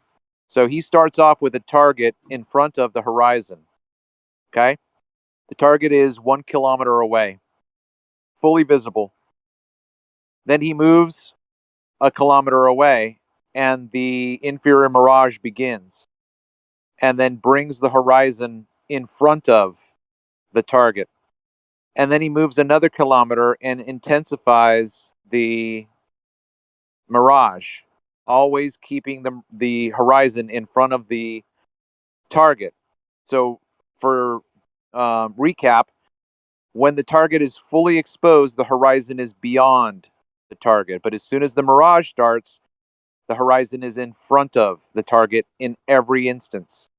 But he is the one that changes the variable. He moves farther and farther away. The thing that's awesome about my positions are I don't have to do that. I just have to sit back and let Lady Aetherband put on a show because she moves the fucking target up, down, forward, backward. It's awesome. Can I ask you a question? Of course. Because maybe I'm just not familiar. Who is or what is Lady Aetherband?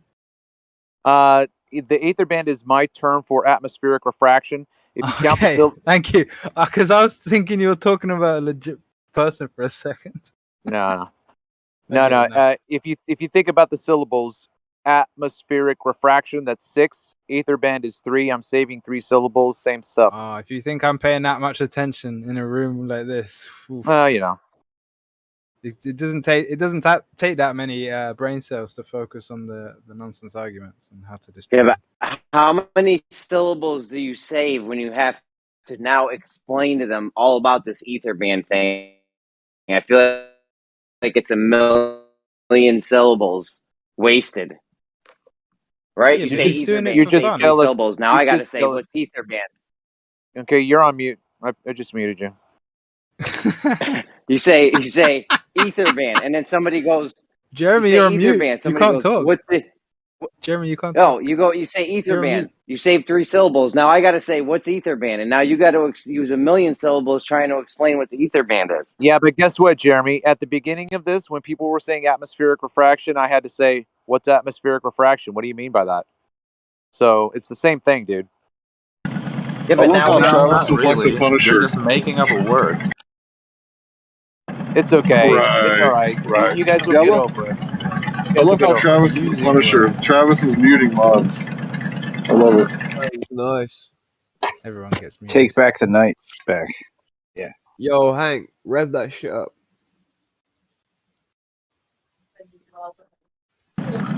I'll do it one good time. See any cops. Yeah. America, baby. America. That's probably one of the most American. One of the most American sounds. Fly ball to left field. It's the sound of that. Yo, Demarc, I don't know have you how to ever make that done sound. an experiment before? Has anyone ever heard that? Yeah, I've done a What? couple. You don't want to know what they are, though. Please, tell us about one. You're probably the subject of one of his experiments. You don't want to know. I want to know, Demarc. Come on. You don't want to know, tell us about man. one. It'd be sad for you. Trust me, you don't want to know what the experiments are. Trust me. If I say them right now, you'll start crying. Please stop. Make me cry, bro. Come on. Tell us about these experiments. He wants to cry. Let him have it. I ain't cried since I was 11 and a half. Come on, man. Well, when me and Oh, your you need grandma, to have a good cry, bro. You need to have a good cry, Nate. me and your, What do you mean? When last did you You cry, rumped us in Jeremy? I was experimenting on your. Is that all right? I cried about 4 years Whatever, ago. Demarc. You cut out. Say You again. got About 4 bored years real ago quick. when my son was born. I was experimenting on your grandma. Here we go. You want to know what I Your, did? your son is 4 years old, Jeremy? Yeah, that was the last time I cried. Nice. That's what's up.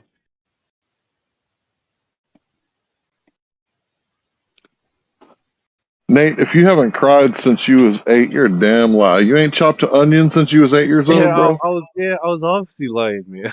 I was just trying to bait them up into telling us about his experiment. That's not crying. That's a reaction. It's a natural reaction. No, if experiment. Oh, here we go.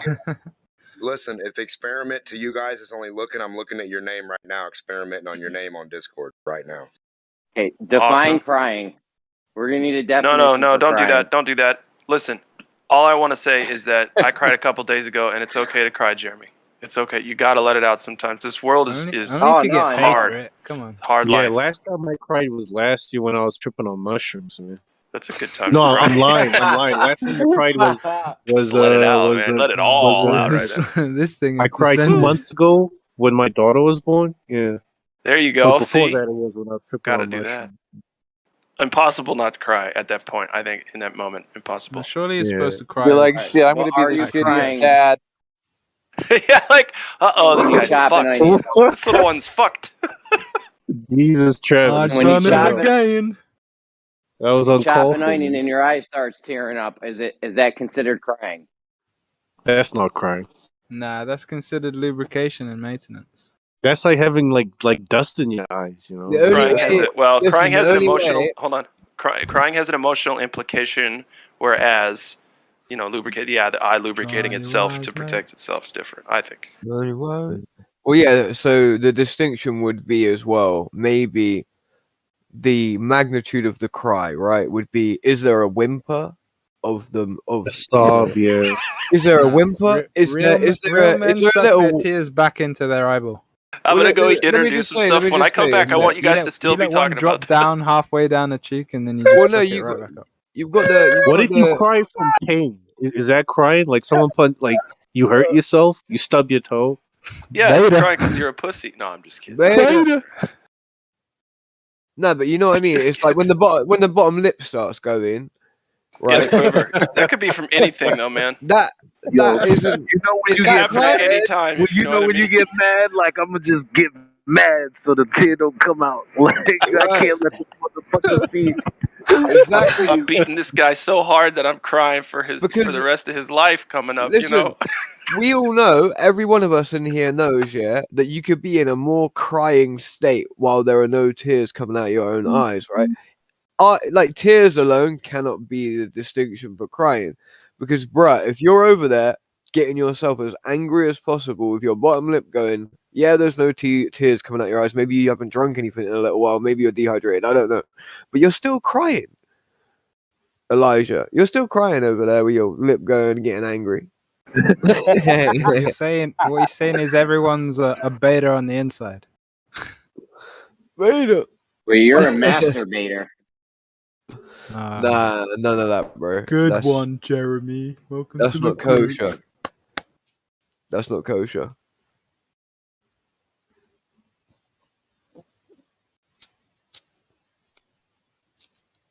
Yo, is an electron a real thing? No, Is that like disputed anywhere? it's not real. It's not real. It's like a concept. It's a concept. It's a theory. It's real. It's a theory to explain phenomena. Elections are all fixed. Who disputes electrons? Come on. Don't vote. Anyone who knows what they're talking about, even the people who made the theory up in the first place. Yeah, you're made of electrons. Hold up. Come on, man. Don't try and listen, right? If you Moleculars, don't read, molecules. try and listen. This goes for everyone. If you go and read the original documentation when these people were purporting this theory, they had the intellectual honesty to be very clear that this is a theory to explain the phenomena, and that Who are these people? This isn't a proven fact. Whoever it is that's using this, like if you're going, one example is a very good example. Are you laughing midway through the sentence? No, sorry. Go ahead, man. Go ahead. If you go and read the Navy documentation, for example, early on, with the communications and all the electronic stuff they would be doing, in the manual that they received, they present it as a theory, very clearly an explanation for the phenomena, so that people can get their head around it. But they never touted it as a just so this is proven, no other option, like they do nowadays. Because nowadays people don't know what they're talking about. You just run their mouth because it says it in the syllabus. It must be true. But no, it's not. It's not. That's it's not, so vague, man. These people, the military manual nowadays. But I hear you. Just I mean, if you believe an electron isn't real and no one knows what they're talking about, that's fine, man. Okay. Introduce me to your electron friend. I'd love to meet him. Well, we couldn't do chemistry without electrons. So electricity That's doesn't such a exist. dumb. How can anyone legitimately make that statement? Unless they're taking Because the piss. electrons are whatever. You can't do chemistry without an electron. Since when did you ever pick up an electron to do a chemistry experiment or to do a chemistry observation? Since when? Yeah, that's what are responsible for the bondings. Yeah. Oh my days! Yeah, That's just a theory to explain the phenomena. It's a theory to explain the phenomena. It doesn't actually mean it's true, and that's the only way you can see it. It works. What do you mean it works? It isn't a thing for it to work. It's an explanation. Okay, well, you'd have to do some chemistry to understand it, I guess. I don't know.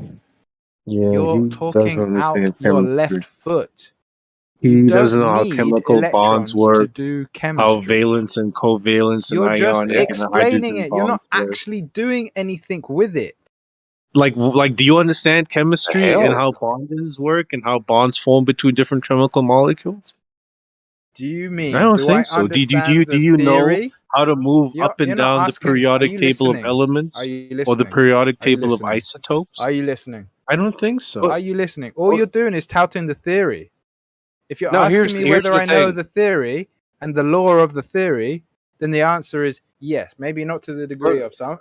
No, some the answer is people. no. You don't understand the theory. Are you going to talk through me, or are you going to pay attention you keep and pretending? listen? You keep. Are you going to talk through me, or are you going to listen to my response? Like you got to pass the mic. No, what are you responding why ask to? Me questions? You haven't even let me say anything. I don't know what it is you want to my respond. Responses. Yo, because the questions are rhetorical. Hold on 1 second. Hey, yo, Elijah. Let Nate go, and then you're next. Yeah. Nate, say, Those when are you're done, rhetorical questions. say over. Over. All right, cool. Yeah, Say those are over, rhetorical Red questions. Rover. I'm not going to say all of that. But yeah, those were rhetorical questions because I know you don't know the answers. You don't know how different chemical So bonds work. you You don't know how to move that I up don't and know down. what you don't know that I Jeremy, don't I know. never said over. This guy's a I clown. know. I never said over. No, you can't call names. You can't call names. Yeah, please. Yeah, so you don't know how to move up and down the periodic table of elements or the periodic table of isotopes. And just because, you know, the you might want to say these things are theories, within science, you know, the word theory has a very different contextual meaning as compared to the way the word theory is used in like layman's speech, you know. A theory is a bona fide real thing substantiated by observation and experimentation. It's not just idea or something you read in a manual. You know, that's just silly. Over. In theory, you can leave the planet. Hold up, Demo. 1 second. So let's just address where this whole thing started from. Somebody asked a question about electrons. I was like, no, there's no reason to. It's just a theory. And now he's saying, without actually knowing what I know, that I don't know how it works, right? And then he's also stating that it's his bona fide real thing. When I ask him to introduce it to me, he doesn't provide anything of an introduction. He's just going through the theory and the explanation for the phenomena, and he's misconjecturing that they're one and the same. But that's not the case. Well, I mean, just for instance, EI DuPont, they make titanium dioxide, which is pigment, which is added to paints. Anything with color has titanium dioxide in it. And the process of manufacturing that is just a series of chemical reactions. They get a black product called coke, and they heat it, and they mix tickel with it, and they extract the titanium from the ore, and then it goes through a series of other chemical reactions, and you end up with pure titanium dioxide. If chemistry didn't work and electrons weren't a thing, they couldn't do that. That's ridiculous. That's not what I'm talking about. Listen to the words that I'm actually saying, right? The theory to explain the phenomena is one thing. The phenomena itself and how it actually operates and its constituent parts is completely separate. What you're saying is that the natural phenomena and the different manipulations and things that people do with those natural phenomena to elicit certain substances, etc., like you stated, you're saying that can't happen without the theory. That's a nonsense. So explain how hydrogen bonding works within water. Why do I need to explain it? Because you say that there's a difference between the theory and a difference between what actually happens. So explain to us what actually happens, you know? When you take these two gases, like how do you get this liquid? When did I ever say that I have... Hold on. Do me a favor, one at a time. When did I actually say that I have the answer for this? Oh, you don't? Did that ever come out of my mouth? No. If you don't have the answer, it's fine. I thought you did. My bad. Yeah, see, that's the problem. You're just my bad. You're just jumping to conclusions. You're making assumptions instead of listening. I did. This whole conversation started because somebody raised the topic of electron, and I said it's just a theory. No, it's not a theory, and I would love to express to you as to why.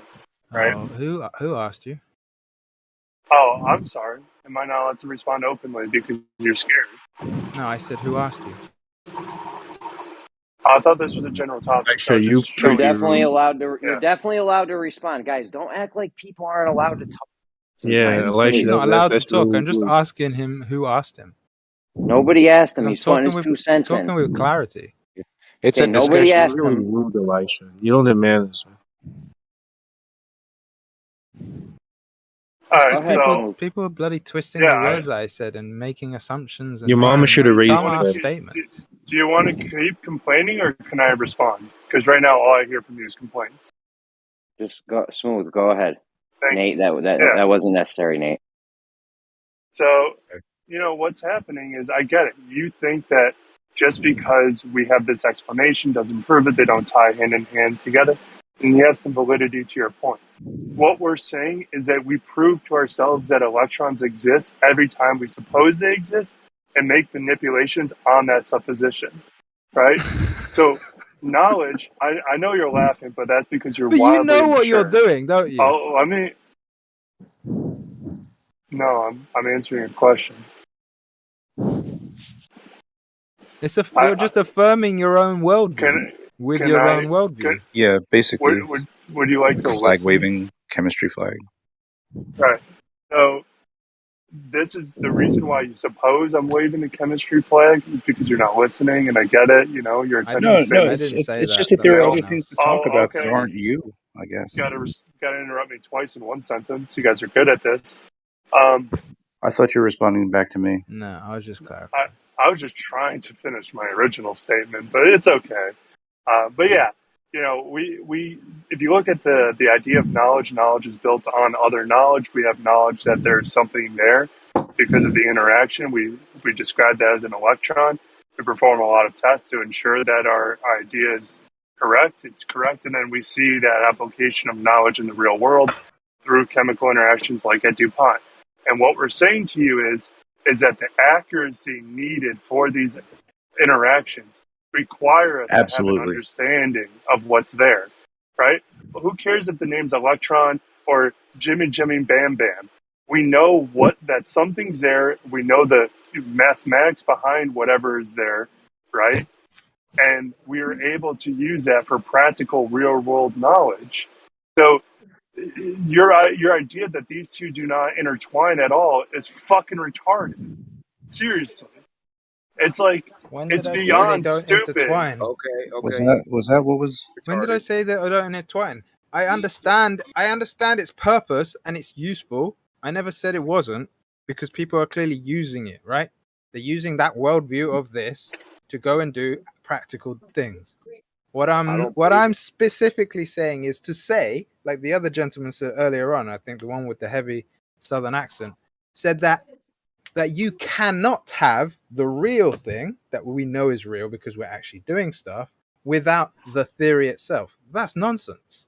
No, but see, he's putting the explanation and the description, which is incomplete and not even definitive. He's putting that before. He's putting that before, as if that's the foundation for the basis of the chemistry that we're doing. That is a nonsense. But no, like, it's not. You don't. The explanation for chemistry cannot ever come before chemistry. But that's the essence of what he said. No, that's not. He's saying He's saying that this is not possible without the explanation. It's impossible. Yeah, you can try as hard as you want. You want. No, that's a stupid statement. You're out of your mind if you think that the accuracy would allow. I'm trying to tell you. No, I'm not talking about accuracy. Listen to the words. I'm You're trying saying to that tell it's you. impossible without the explanation. Elijah, smooth. Can you guys hear me? Go for it, Jeremy. Stop interrupting, guys. I'm not joking. Elijah. Come on, you never. Thank you, Jeremy. All right. So what he's saying is that for the result to happen, the tolerance is so small that it would not happen by accident. You cannot repeat this accidentally at chemical plants around the entire world every single day, right? If it was, we would see a lot more waste product, but we don't see any waste product because we know how to manipulate these reactions for perfect yield and accuracy. So your statement that this shit would just happen, I can put you in DuPont and you will never make one. Just happen. Oh my God. Why do you keep misrepresenting the words that come out of my mouth? Because these are the words you said. He is stating that see how you stop interrupting. Even that. I asked you why do you misrepresent my words, and your answer is because these are the words. Interrupting, you dumb cunt. That's not necessary. I've been interrupted like 6 times already. Yeah, can we get a that mod should be for a the penalty. name calling, please? I get interrupted every time I speak, but I don't call people dumb cunt. Yeah, can we get a mod for that one, please? I want to know where DuPont's melting down particles. I want to do it too. Where do I get my particles to go melt them down? I just got back. I didn't hear what happened, but I see these two guys are muted. Are they supposed to? There were basically some interruptions, and then a dumb cunt came out, and I called him down, but I was muted. I'm sorry. All right. Are they supposed to be muted, or what was the combo? Where's it at? I don't know. Elijah kept interrupting. Smooth was calling names. I just muted them both. I don't know. There you go. I can't micromanage it. I'm at work if you want to. Yeah, all right, let's try it again. Can you guys just go one at a time? Yeah. I can, but for the record, the only reason I interjected, I didn't interrupt. I interjected because he keeps twisting my words. And if you just sit back and let someone twist your words and you're supposed to sit back and let them talk, how the hell are you supposed to have a coherent conversation? Because then when you then have a chance to speak, you have to spend the next section of your speech unraveling all the bullshit they've just said about what you've said. It's then stupid. you shouldn't talk. You shouldn't talk if all you're going to do is complain. Well, I mean, that's part of the idea. No, I'm not complaining. You literally, I asked you a question, right? You twist my words. I asked you. Hold up. I ask you why are you misrepresenting my words, and your next response was because this is what you say. So even in a question that's directly to what you're doing, you're twisting my words again. You're disingenuous. And you're open about it, and for whatever reason, the moderation is somewhat slack. Yeah, it's been pretty ridiculous. It's been pretty ridiculous. I observed the whole thing. And actually, I don't care about the dumb cunt thing. I don't give a monkeys about that. It's the bullshit of twisting my words, and that's allowed to fly. I'm not twisting your words. You don't understand. I'm not talking to you. Hold on, dude. But somehow me interjecting, and then I'm muted. But I'd rather go with what Demok said, because this is the whole point of what we're talking about. Back to the substance. Show me the particles. Let's actually have a representation of this theory that they're touting, of a manipulation of the particles that they say exist. Not just because they say they exist and then they do this thing and it works perfectly and it's accurate 10 times out of 10. That doesn't prove anything. I want them to demonstrate and give us and manipulate these things that they say exist. Okay, thank you. So I'm just going to say real quick, so I'll unmute if he wants to respond. But that's part of the reason to not have the ad homs, because I agree with you. If somebody if somebody starts speaking and they're just ad homing you, I understand the tendency to want to jump in and interrupt, because now they're just slandering your name or whatever. So I get that. However, if they're not doing that, even if you think that they're misrepresenting you, I think it's fair to let them speak as long as you can respond back. Otherwise, it's just interruption chaos, you know? So I hear what you're saying. I understand that, but you realize how rampant it is, and it's not like I do that. Right. I mean, my whole approach is to try and take exactly what they say and point it out. So no one can ever accuse me of doing that. But somehow, because whatever they're saying clearly is weak, in my opinion, they have to misrepresent what I'm saying to even have anything to say. Right, but I hear you. But like in a debate format, you know, if like each person gets 3 minutes, kind of an idea. Then you get your chance to. Well, it's just like it's like in a just jump. Sorry, well, it's like in a court case. You know, it's like each person gets their time on the stand, kind of thing. So, well, if we're gonna do that, then we really should have some more coherent, consistent moderation. But I understand you. I would. Hold up. In the difference is that in a court case, the judge will interrupt you at any given moment. If the judge asks you a question and you start talking about something completely regardless of the question, the judge will interrupt you. The other lawyer will interrupt you.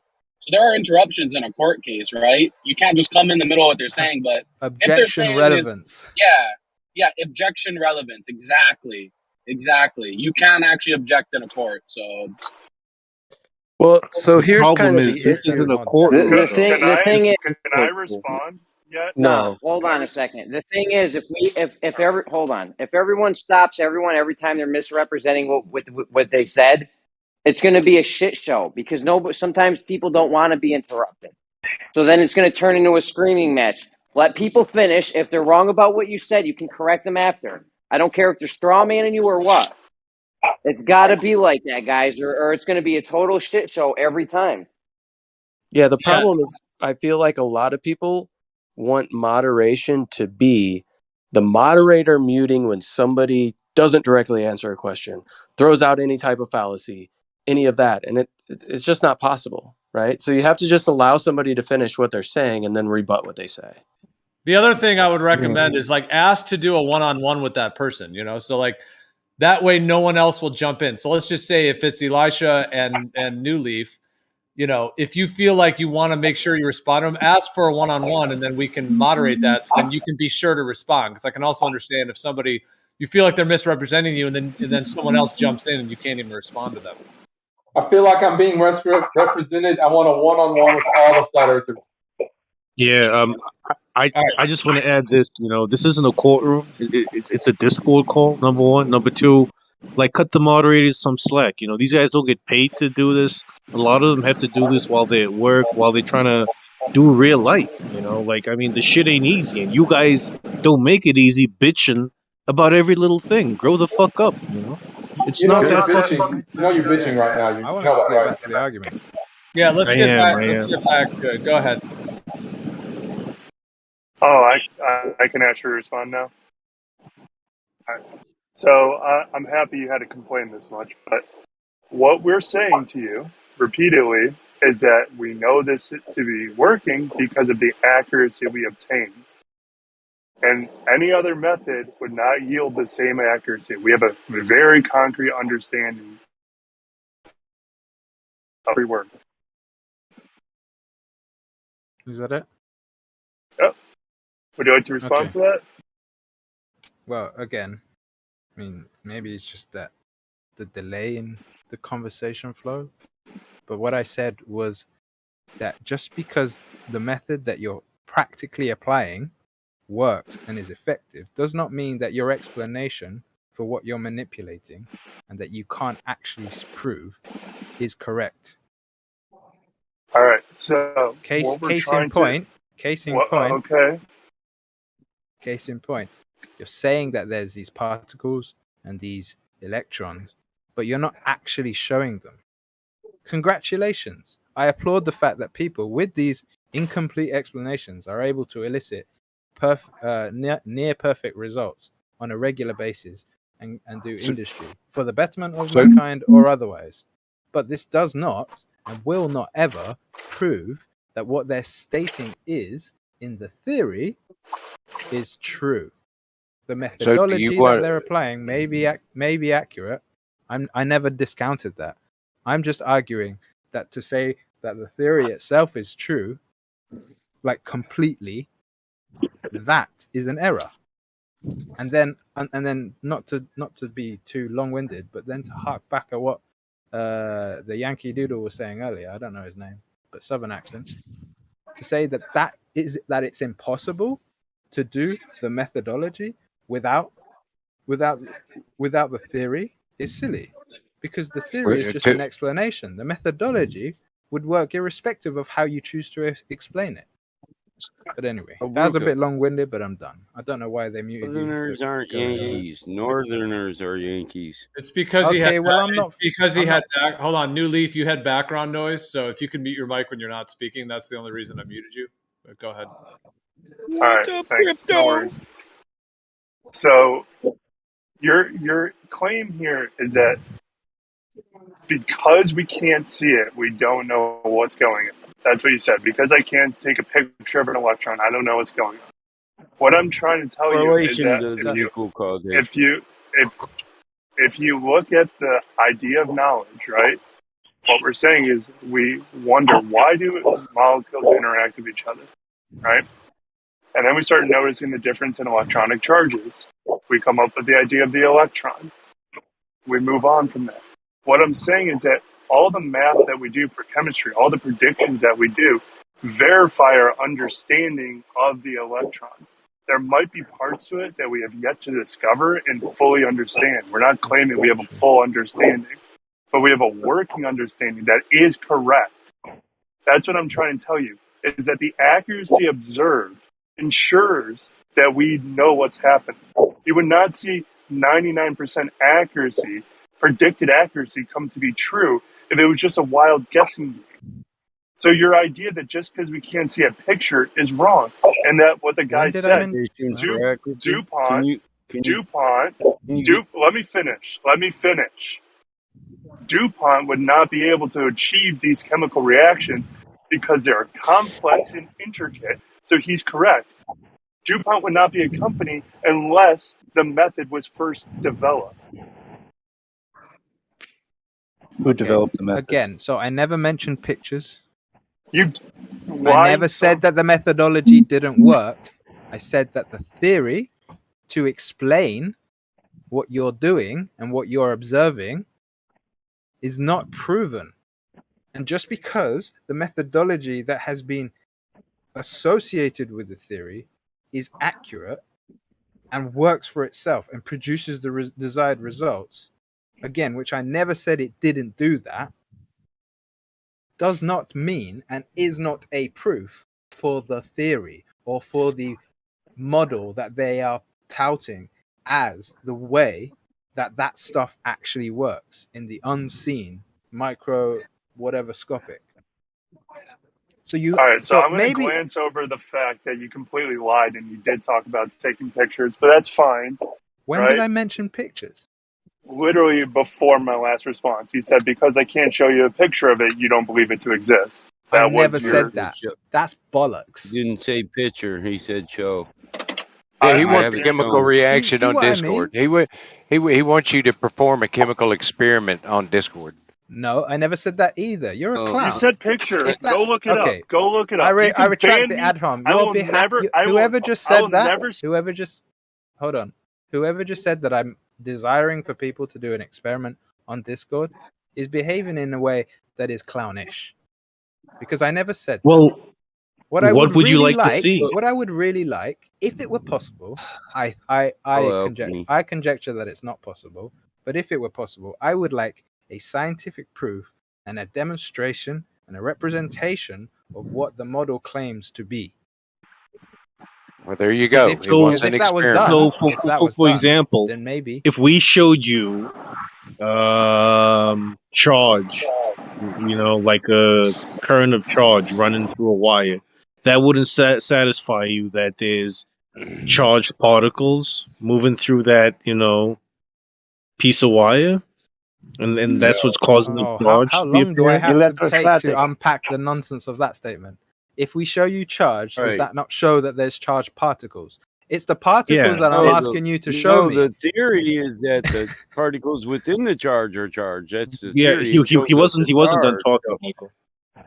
I know he It wasn't, doesn't- but it he's doesn't matter. misrepresenting it. It's a false dichotomy. So so British guy, you do agree charged particles exist? No, I never said that. Okay. This is the issue. I'm asking you, and if you don't have it, that's fine. And if it's not out there, that's fine. If it were possible, that would be wonderful, and then maybe I might concede. But it hasn't been shown, as far as I'm aware, the particles and the model that is being touted. It hasn't been demonstrated. It hasn't been scientifically proven. It's just a conjecture. It might be a convenient conjecture that, for all intents and purposes, is effective in the real world to get people to, envision what they're doing. But the actual methodology doesn't actually need the model to exist. All right. The So methodology, God. for instance, when they go and do the stuff, they get this much of that much of that, mix it together, boom, we have this much of this new substance. At no point in that methodology did you ever have to go protons, neutrons, electrons, particles. Well, yes, you You do. never have to involve that. Yes, bro, you do. this is the thing now. Until we had Show the concept me of the protons charged and particle electrons. and don't conjecture it. All right, I thought you were done, really. So until we had the concepts of protons and electrons and neutrons, we didn't know how to do these advanced forms of chemistry and other That's not true. And Well, we come didn't on, know man. anything. We Come on, started please stop. with quantum Please stop, electrodynamic guys. theory. Come on, guys. Yeah, what the All fuck? that please doesn't do So anything. It's I mean, you like, started with you theory. know, I just want to know, like, according to you, what is the current? What forms an electrical current, and That's a what different generates question. I'm not. We're not an asking me electric what I field? think. Try I and am asking. focus. I'm the one who's asking for a demonstration, a proof, positive, for the model that you're claiming to exist. All right, but if I show you a charged particle generating an electric field, that wouldn't be sufficient for you? One particle. Where? What you're saying? If you had You're gonna this, show it me would one it char- would be one something. charged But particle? you don't have that. Even when you first mentioned this, like 2 sentences ago, Mm-hmm. you Called said an induction charge. theory. You mentioned charge, and then you, without ever proving anything, went charge particle. So you in the flow of the Hey. sentence, you went if we have charge, then we have charge Mhm. particle. Yeah. Can you first do me the favor This of coming from showing a me the person part? using a computer, yeah? Can you first show Yeah. me? Can you stop interrupting? Can you do me the favor of first showing the particle before you ever presume that the charge that you're dealing Yeah, I with want to see the is the ion. particle that's charged? Okay, but the I ion. can't. By the way, I and this might can't. help. This might help people. I By the thought way, you were this done. is the same methodology, if you can call it methodology. It's the same tactic that's employed with things like gravity. They use gravity to explain other stuff, but at no point have they ever shown the gravity first. Is it really that difficult? Wait, what do you mean show That gravity? if what you had was true and what you had was real, to not just show it? What do you mean show And gravity? CGI does not show. And look at the difference in the photo and the CGI. If that could even be touted as a photo. By the way, I'm responding to whoever posted that thing in the chat. You posted one? This is the issue. Like, is it Show that me an difficult? ion. Is it that yeah? Or a Show me charged an ion. particle. Show me a Yeah. photon of So light. Show me these things that you say exist. all right, and but stop you just gotta let saying me that they respond, exist. bro. Like you've been talking. Okay. Come on, man. Okay. Yeah, you've asked the question 8 times. Yeah. Okay, so I'm telling you now, I can't show you a photo of That's an fine. electron. That's fine. What I can show you is the effects it has on things around it. Wouldn't that be sufficient? Okay. Oh, I would there are assertive I would effects without accept. proof Hold on, the ion Michael. is a Michael, real one second. Yo, thing. Michael, you can't Michael, keep over talking Michael. people. I would I just I did, would bro. Are accept you gonna that. stop me? Michael, you're old enough to be my Michael, just one dad, bro. sec. Come on, Michael, man. one Act second. right. I can Yeah, deal with grow this. up. Quit whining. Michael, can you hear me? One sec. So I would accept. Who am I speaking with, by the way? So I don't just keep calling you random names. Who's the American guy that I'm speaking with? Oh, chirality. Okay, you're up there. So chirality. I would accept what you said, only the way you phrased it, again, affirmed the consequence. So if you remember what you said, it's like, if I can show the effects that it causes, you're putting the it, and we know what the it we're talking about is the particles. Mhm. So if you just deal with the effects, that's fine. By the way, at no point did I ever discount the effects. The effects are very fun, very cool, and people are using these things to do stuff. It's what the effects are caused by and what the effects are actually in the real world. That's the part that I'm dealing with, and that's the part that I, in just wanting to be of pure understanding and not just running my mouth and saying stuff that isn't true. I want to deal with that because the effect, yes, obviously the effect is real, but to then say that the effect is caused by something, and that something you're saying is caused in this case electrons or whatever, you haven't actually proven or demonstrated, is a real problem.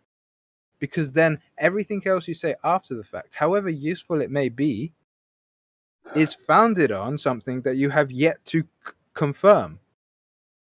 And yes, you may get somewhere, and people have got somewhere. And I would say that it's a twisting of the facts or the twisting of the reality to say that it's because of that theory. But that's my position, right? But I would say that if you haven't yet proven what you're talking about, electrons, photons, ions, all the rest of that, you are maybe not by definition, but you are doing a disservice to to technology as a whole by not having a clear explanation and not dealing with whether that theory really is the reality. Because if it was the reality and you've proven it definitively through the scientific method and other demonstrations, etc., that's cool. Because then you can carry on, charge down the path, and go and achieve things that are good for commerce, business. But I would say better to focus on, helping mankind. But whatever, right? Yeah. So any understanding you might hope to gain. He's denying electricity, basically. Bro, you gotta be concise, because now you're just repeating yourself. You've made your point clear. You feel just because I can show the effect something has on things around it, that's not enough. What you want is an actual picture of an electron. I gotta pick up an electron with my hands and put it in your hands so you can touch it, feel it, smell it, and taste it. And I'm telling you, I can't do that. No one can. I can't hold an electron and throw it to you so that you can catch it. So what you are asking for, nobody can provide you. And if that's the case, and if no one can provide that to you, and because no one can provide it to you it's just not real, then fine, bro. No one's ever going to satisfy you, and you shouldn't believe that phones work, that laptops work, that all electronics work. You should just believe. Don't interrupt me, bro, because you went on for long, and Can I just say let one you thing, on Nate? over. Just I'm real not quick. done, Trav. I'm not done. Why don't you just I'll call it be a? done. I'll be done real quick, Travis. Just wait for me to finish, please. So, if you want to sit here and say that, science hasn't verified or validated these things because no one's put an electron in your hand, that's on you, bro. But then I don't know how you think phones work, laptops work, all You just said electronics that. Now work. you're I don't saying it know again. how you feel You just because did you what you said interrupted he me, did. Travis. Because you No. interrupted me, Travis. So let me No. finish. I don't know how you No. feel electric fields are generated, magnetic fields are generated. I don't know how you feel electricity This works, is all based lightning on works, current plasmas work. Okay. Free range I don't know how you Hold think on, just chemistry real works. quick. It's just real quick. Over. Why don't you just call it I'm a done. fucking pink fairy? Why don't you just call it a fucking pink fairy instead of an electron? Why? You still can't Why did show y'all? it. Why did y'all drown him out at the end of his statement? Yeah, why? Yeah, Are you I scared mean, of if what he that's was all gonna say? you were gonna say, Travis, really? Yeah. Like, Yeah. really, He did start Travis? to repeat himself a little bit, but guys, please. The other No, thing I'm is, just it's myself. I have no issue. the other. Just so you The can other say thing pink is, I'm still fairies? waiting to hear him finish so I can What a respond. clown. the other thing is that it doesn't mean that we don't believe in electricity, right? You have an effect, but you're trying to particulate something in that effect that you can't see or get a hold of. Why do that? The very thing that they manipulate to produce the effect of electricity. No, that's conjecture. There's no proof that you're manipulating electrons. Who said that? Why do you keep saying proof? Science doesn't talk about proof. That's pseudoscience. We provide evidence for it. We provide evidence that the cause for the effect we see is the electron. If you feel it's not, No, you don't. No, you do not. if Who said? Oh See, wow! you Let guys, me you guys, one-on-one you guys this are thing, cutting me man. out all over again. Let Please let me one-on-one finish. That If you statement alone, I want feel, a one-on-one if for the you, rest of the night. if you feel that this whole, idea of like electron and elementary particles with charge is nonsense, do you have any alternative ideas or theories Do as to I what have might be to? going on? At what You don't point have to. am I I'm just obliged? asking if you do No, have. at what point am I obliged to have an alternative to debunk the veracity of your presentation? You are not obliged to have one. I'm just asking if you might have one. If How you do you don't have one, debunk the veracity? If I'm not How do you obliged, debunk the veracity? and I've debunked it. Yeah. Shush, Janik, no one asked I'm just you. asking, He's talking out of nonsense. curiosity. Janet, calm That's a down. different discussion. By the way, when those discussions do happen, when people actually start talking about that, you guys Yeah, have but all let's sorts have of that other nonsense discussion to now. interject. Because it's clear to you But that's that not what this electrons discussion is aren't about. real. I'm focusing. I'm doing you the service of sticking to what, because this was you who brought it up in the first place. Yeah. About 10 minutes Okay. ago. Yeah, but So- bro, Giving you the I've service already of conceded. caring enough to Duality. focus on the conversation. Yeah, Wait there one but sec. Let me wait there. Let me Elijah, just say something. Let me just say something quickly. Jesus Christ, man! Like we're All right, trying to all have a right. one-on-one here. I know, but I'm a little No, bit. crack villain. You sound high. Please stop. So Well, I'm Elijah, not. I've already conceded to you that I cannot Bro, take an be electron quiet. and put it That's in your fine. hand. I That's cannot fine. meet your required levels of I don't think it's my provability. required levels. I think it I should can't. be It is your everyone. required I levels. think it should be everyone's required. It's not though. Well, it's the scientific method because if you're talking about science, That's you not can't. the scientific method. The scientific method doesn't talk about proving things. That's pseudoscience. So I'm telling you, This I guy's can't taking prove the it to you. I can't pick up an electron and put it in your hand. All right. So I've already conceded. So there's you no have a point problem. beating Like a dead horse. it's Instead of 3,000. carrying on down this road that I've already given concessions towards, do you have an alternative? What do you think happens? But you don't get to sit there and pretend You that wanna talk he about is saying molecular electric doesn't work at all, bro. You don't get to sit there and say I never said that. now. Yeah, Those you words did. never Straight left away. my mouth. You You literally implied did. you implied You some straw man nonsense him. when you talked about Straw man. when you talked That's about what you did technology. by mentioning that shit. That was you Straw Hold straw on. man in his Crack, position. it's Remember okay. that. Crack, Straw man. it's all right. No, Yeah, but calm down, Craig. what Crack's referring to is that you I'm fine. implied some nonsense about what I'm saying by bringing up technology as if I need to think like you about these effects to understand or to even use a phone.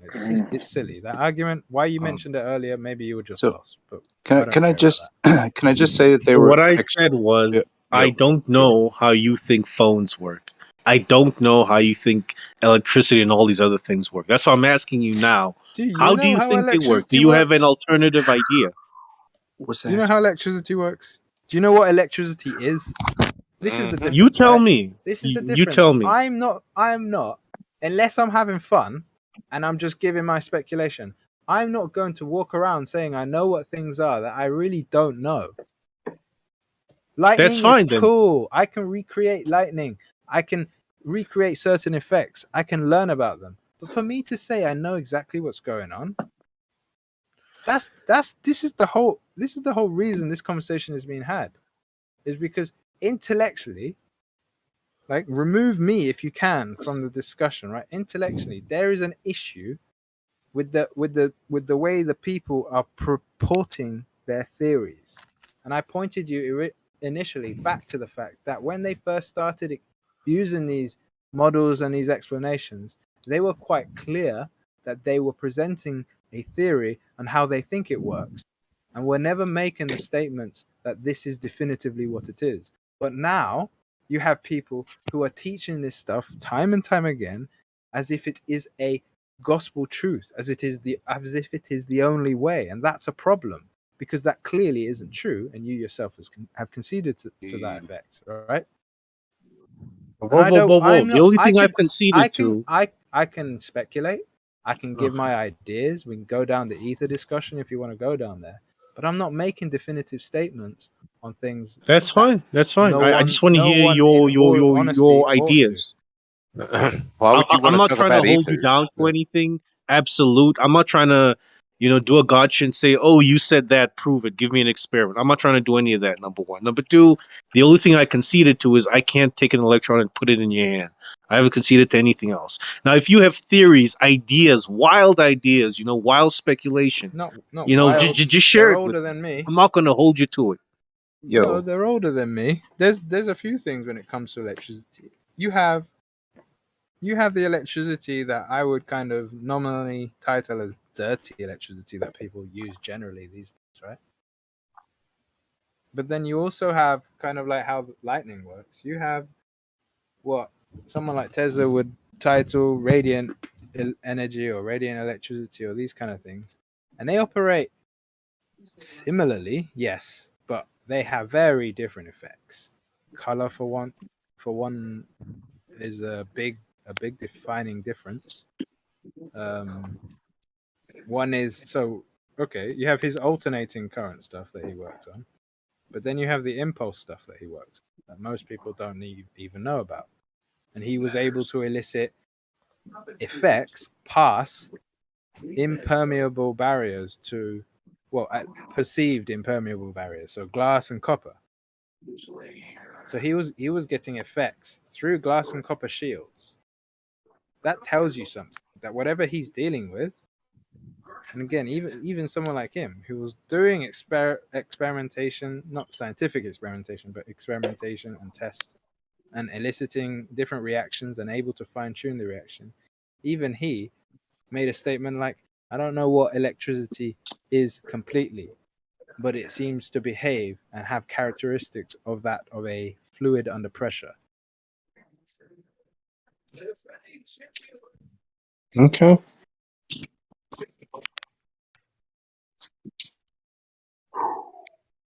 So, can I interject real quick?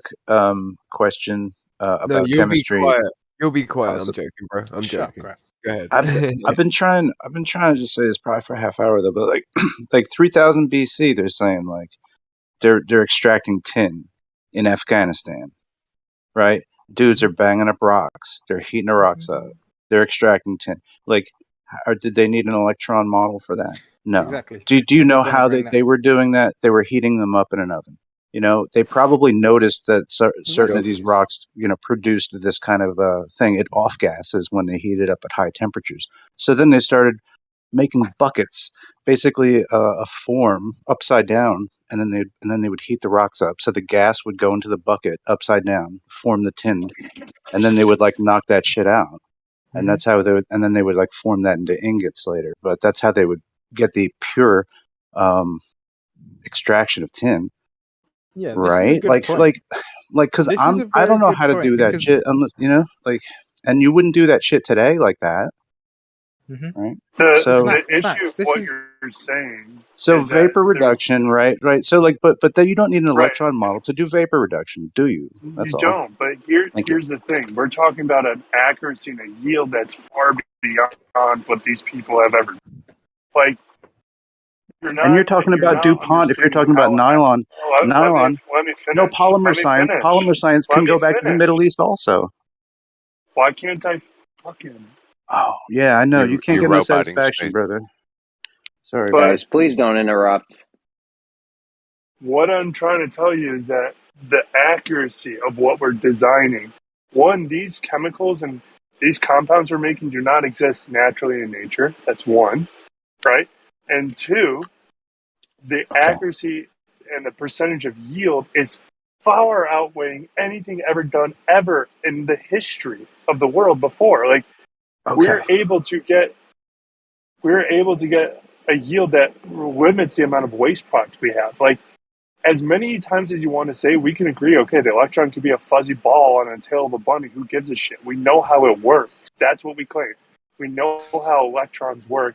To a degree, there's more to figure out. But we know you're kind of motorbiking over you're motorbiking over the whole thing here. Is that you're thinking that you need a whole scientific intelligentsia to tell you how to extract tin out of rocks, right? Yeah, it's time for me to talk because But I'm just saying, you're just talking about validated discoveries. Because a discovery happens, then it's a validation. Then we understand it. Now we can make rules, right? So then you build your framework of understanding from that. So everything is a validated discovery, isn't it? And then we say like, oh yeah, it makes sense. We just put all these validated discoveries in a tree and it makes sense like this. Now we'll teach it to you. Doesn't that make sense? This doesn't have to be some kind of modern convention that is like it's purely like this 20th century vibe that I'm getting from you. But this stuff goes back clearly a long ways, and that's all. Like you can do very perfect extractions by method, and you don't necessarily have to have an electron model. Instead of extraction, what about synthesis? Tell me how you can get 100% accuracy and yield with synthesis without understanding chemistry. You would hold on. Don't fall for that. He's conjecturing that. What do you mean? Don't fall for that? Because get the fuck out of here. You're splicing two things together. He's talking about the one model, and you're saying without understanding chemistry. That's a sly tactic. Oh my god! It's not a sly tactic. See, that's the thing. You're so scared of the truth that you have to censor me. What I'm truth? saying to you guys, how how the hell can you disprove chemistry, right? By saying we don't know see what's that's going the on, but now when we ask, you're straw oh, manning you our got to interrupt position. me. You got to interrupt me. Keep Don't interrupting straw me. man our Come position. on. We won't need to interject. My Come goodness. on. Yeah, I'm we just trying went to through this. explain If to someone, you hold on, Smooth, that hold on. Guys, we just went through this. If someone straw mans you, wait till they're done and then you can address it.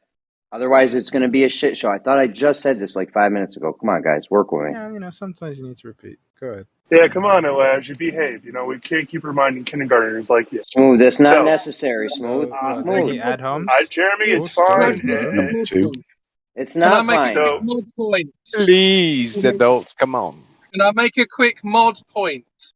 Yeah, guys, if you're complaining about being interrupted, and then the very first thing you say is obviously mocking the other person, you're also to blame.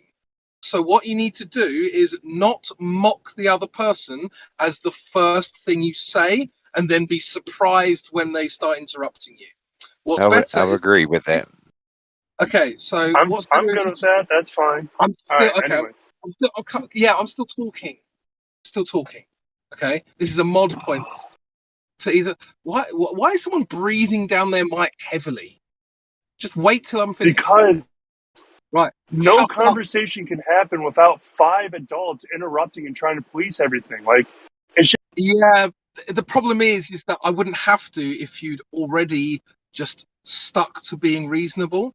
So that's the first point. The second point is, straw men are really annoying and they also beg people to interrupt you. So please don't do those two things.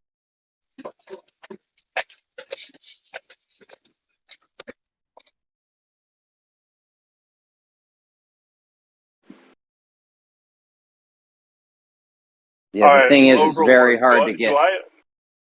Go ahead, Smooth. Do I have permission to fully state an idea? Can I have a 1v1 with Elijah?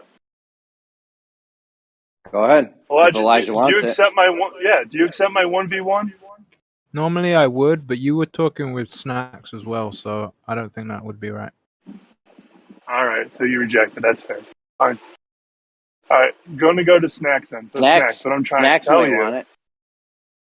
All right, Snacks, do you want to do a 1v1? Dude, you're so not fun to talk to, though. All right. I mean, You can still state your opinion or whatever you were going to say uninterrupted. Go ahead, Smooth. All right. So what I'm trying to explain to you, both Zan and Elijah, is that you cannot do anything to comment on why I get such a high yield and accuracy with synthesis. You have yet to respond directly. How am I able to synthesize a compound that does not exist in nature with accuracy if I don't understand the model? Someone explain that to me. Snacks, I'll give you the mic if you want, but I have a response. I mean, so like plastics are cool, right? We like them. It's very probable that you would. Well, you can just do a simple extraction, I think, of polymers from just like oil, like crude oil, and I think if you apply like lye to it, it starts to separate out, and then you can develop like a mass. So something like Bakelite could have existed long ago. It would have turned to dust by now, but it doesn't preclude other things from existing too.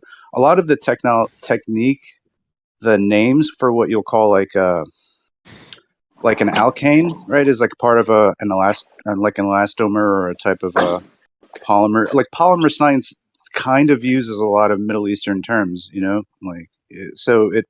alcohols and all these things are part of a scientific understanding, right? And I would think that the Middle East would be probably pretty advanced in this if they were like able to do things with extracting of tin.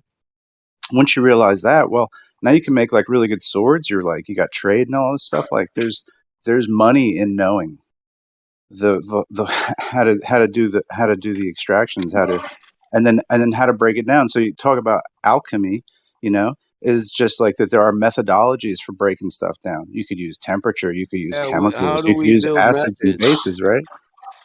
Right. You And so make like processes through trial and error. if you have like if you wanted to try to get lye naturally, right, you could take like white wood ash like from oak or something like that, or hardwood or something, though that the ash from that and rainwater will concentrate a pH value we could Have a call good that night. lye. You can develop Okay. simple chemistry just from I have observation a of more things that would be. specific So and so succinct answer to your you question, though, stated a Leaf. lot. Go ahead. Yeah, I'm this is just rambling here. Go for it.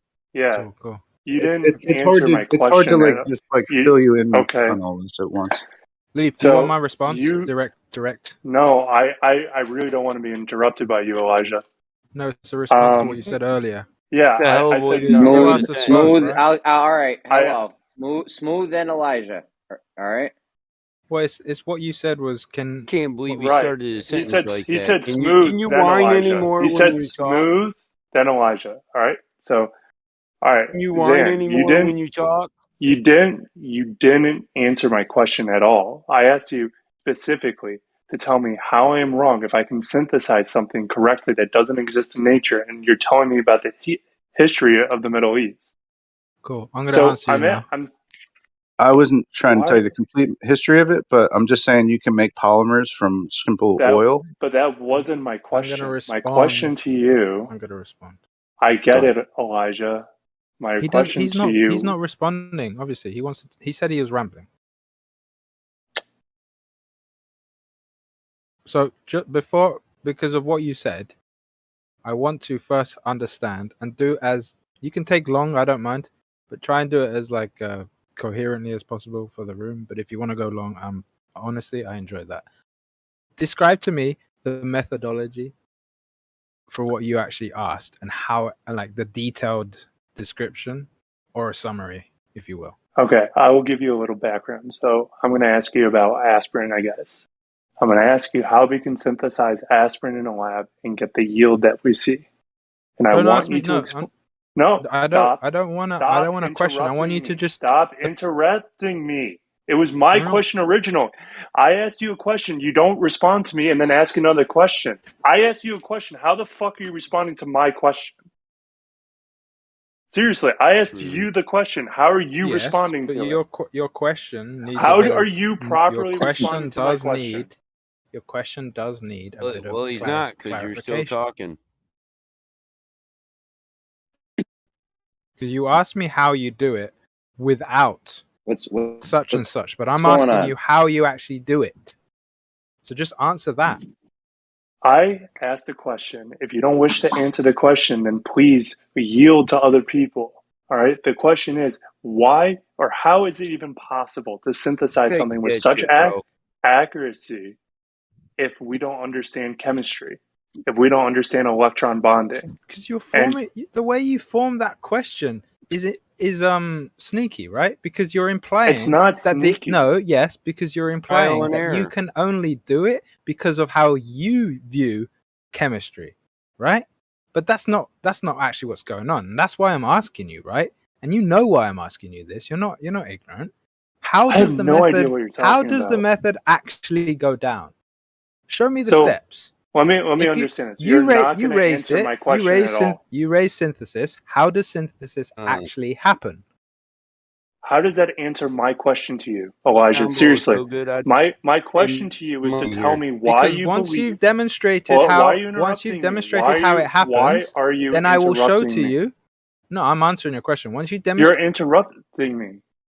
Yo, guys, Elijah, I've had to mute you like 5 times in the past 10 minutes. I don't know what's going on, but if you guys can't handle it, maybe just don't interact with each other. There's 2 questions on the table. No one's answering. I mean, you guys are getting mad because neither of you are answering the question from the other person. I don't know what to tell you. Yeah, I would mention as well though that if you ask a question and then carry on talking after, you're not really going to get an answer to the question. yeah, and for clarity's sake, no, you haven't had to mute me 5 times in the last 10 minutes. That's false. At least 5 times. At least 5 No, times. that's hyperbolic at the best. But that's that false. was me. Anyway, that was me, bro. You muted me, bro. Anyway, it doesn't matter. I can answer the whole thing in one. The reason your thing doesn't work is because when if you ever choose to, or we just pull up how they do it, aspirin for example, when you actually go and look at the methodology employed to synthesize it, nothing in that methodology requires you to apply directly the model of electrons and all of that. Okay, I would like to respond directly. So it does. All chemical bonding synthesis, right, requires the interaction of electrons at different states and different tiers. That's how we understand how chemical bonding works. So your statement that chemical bonding is not important in synthesis is incorrect. No, you're not understanding what he's saying. Can I put it in a different way? Let's just say that. Let me just say that everything was exactly the same, and instead of electrons, protons, and neutrons, I decided that it was gremlins, goblins, and dragons. But everything else was exactly the same. Would that therefore mean that gremlins, goblins, and dragons are synthesizing? I don't care if you call them gremlins, goblins, and dragons. I don't care what you call them. I'm answering your question. I'm answering it. All right. You're not though. I've gone 3 words in. What do you want me to do? You want me to act like you're? I'm trying to. People aren't. Hold on, guys. Hold on. People aren't going to always answer the question the way you like. And then if we start interrupting them, it's going to be a shit show. Let them talk. Let them answer the question how they're going to answer it. And then when they don't answer the question, you can detail that when it's your turn to go. Otherwise, it's going to be a shit show. I'm going to repeat the same thing 5 times, then that's fine. Okay, so your statement about calling them whatever, that's fine. We're not saying that. You're strawmanning me, bro. I'm not strawmanning you. Are. I know that you're strawmanning me because I know what I said, and I know what you're saying isn't answering what I said. The only person who knows what is strawmanned is me. I think you're losing your mind. I haven't strawmanned you. I haven't even finished a statement. How could you know that? Because you stated something I'm answering, and then you're calling me a strawman before I finish the statement. You have yet to hear what the point is. I think you're honestly going crazy. Yeah, okay. So, Adhom.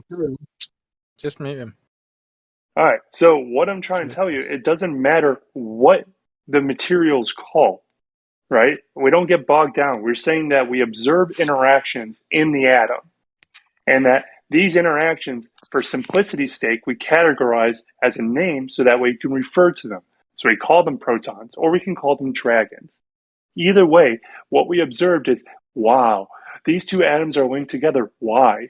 We couldn't figure out why. And we started seeing that there has to be some reason why these 2 atoms are connecting to each other. And we understood that there had to be another element to that puzzle. We eventually discovered that it was because of the electron, right? It doesn't matter what you call it, but if it's a dragon, it's still going to be doing the same thing. It would be the dragon that connects the 2 atoms together. And I'm trying to express to you over and over again that it doesn't matter what you call it. It's the observed interaction that allows for us to do chemistry. You can't synthesize anything without chemical bonding. Can I respond yet? Yes, please. Okay. It's not what I call it that matters, right? So the fact that you said that 4 times, you've addressed the same wrong point 4 times. It's that if I actually had the idea that it was literally actual dragons, right? Not that I'm calling protons dragons. It's that they actually were dragons. Do you understand? And that if I had a theory that actual dragons, actual goblins, and actual gremlins were responsible for this, we had the same effects, I could then say that therefore the cause must be that thing because we have the same effects. This is what Elisha's trying to point out to you, and you're not getting. And you think it's calling something a different name when it's not what he's saying. That is what you just said. So let's talk about that again, right? Let me respond. Let me respond. I don't understand. Let me respond. If you need to yell, yell, but that's fine. You said, what if it's an actual dragon? What if it's an actual dragon doing it, right? So you're telling me that there's a dragon doing this thing. All I'm describing is the thing that's being done. I don't care what is doing it. I don't care what the fuck you call it. I'm saying what is being done. A bond is being created because of an electron difference, right? If the dragon is doing it, the observed interaction that the dragon's performing to ensure that these two atoms bond is the exact same fucking thing that the electron is doing. That's what Elisha's point was. So what I'm trying, then Elijah was with me the entire time, because my idea is saying that we know No, that the there's no electron way exists. I'm letting that fly. I wasn't with you at any point. Let me finish. Let him finish. Yeah, but he keeps on not responding to what I've said. I don't know. Then stop engaging him. Then, we just let him finish. Then he's wasting the room's time because he's not understanding the point. Everyone in this room is dumber for this conversation because he doesn't understand what's going on. He's wasted my fucking time. That's for sure. All right, shall we move on then? Because clearly I demolished the whole argument. Absolutely insane.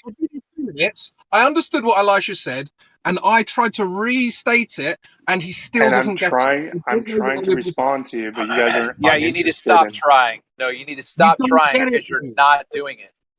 Guys, let him respond, and then if he just doesn't address the point or answer the question, just stop engaging him then. We've already done that. Let's stop engaging him right now. You haven't. You keep engaging him.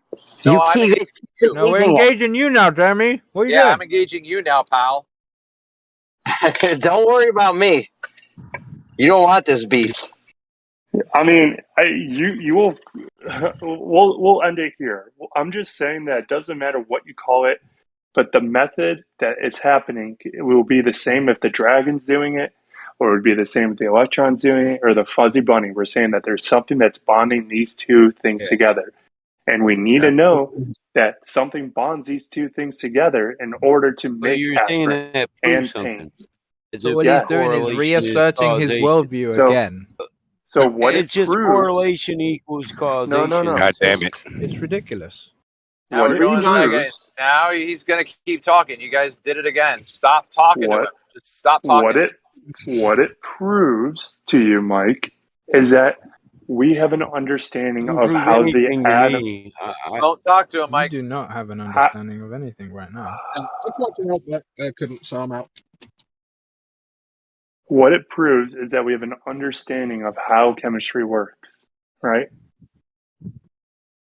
If you could show me one little possible counter explanation of how chemistry works with anything that is different than what I've described. That's a fallacious straw man approach to deal with the whole topic. I'm just talking here. I'm saying that your statement, fine, it's cool. I get it. It could be something else. That's fine. I'm talking about the method. The method is secure and understood.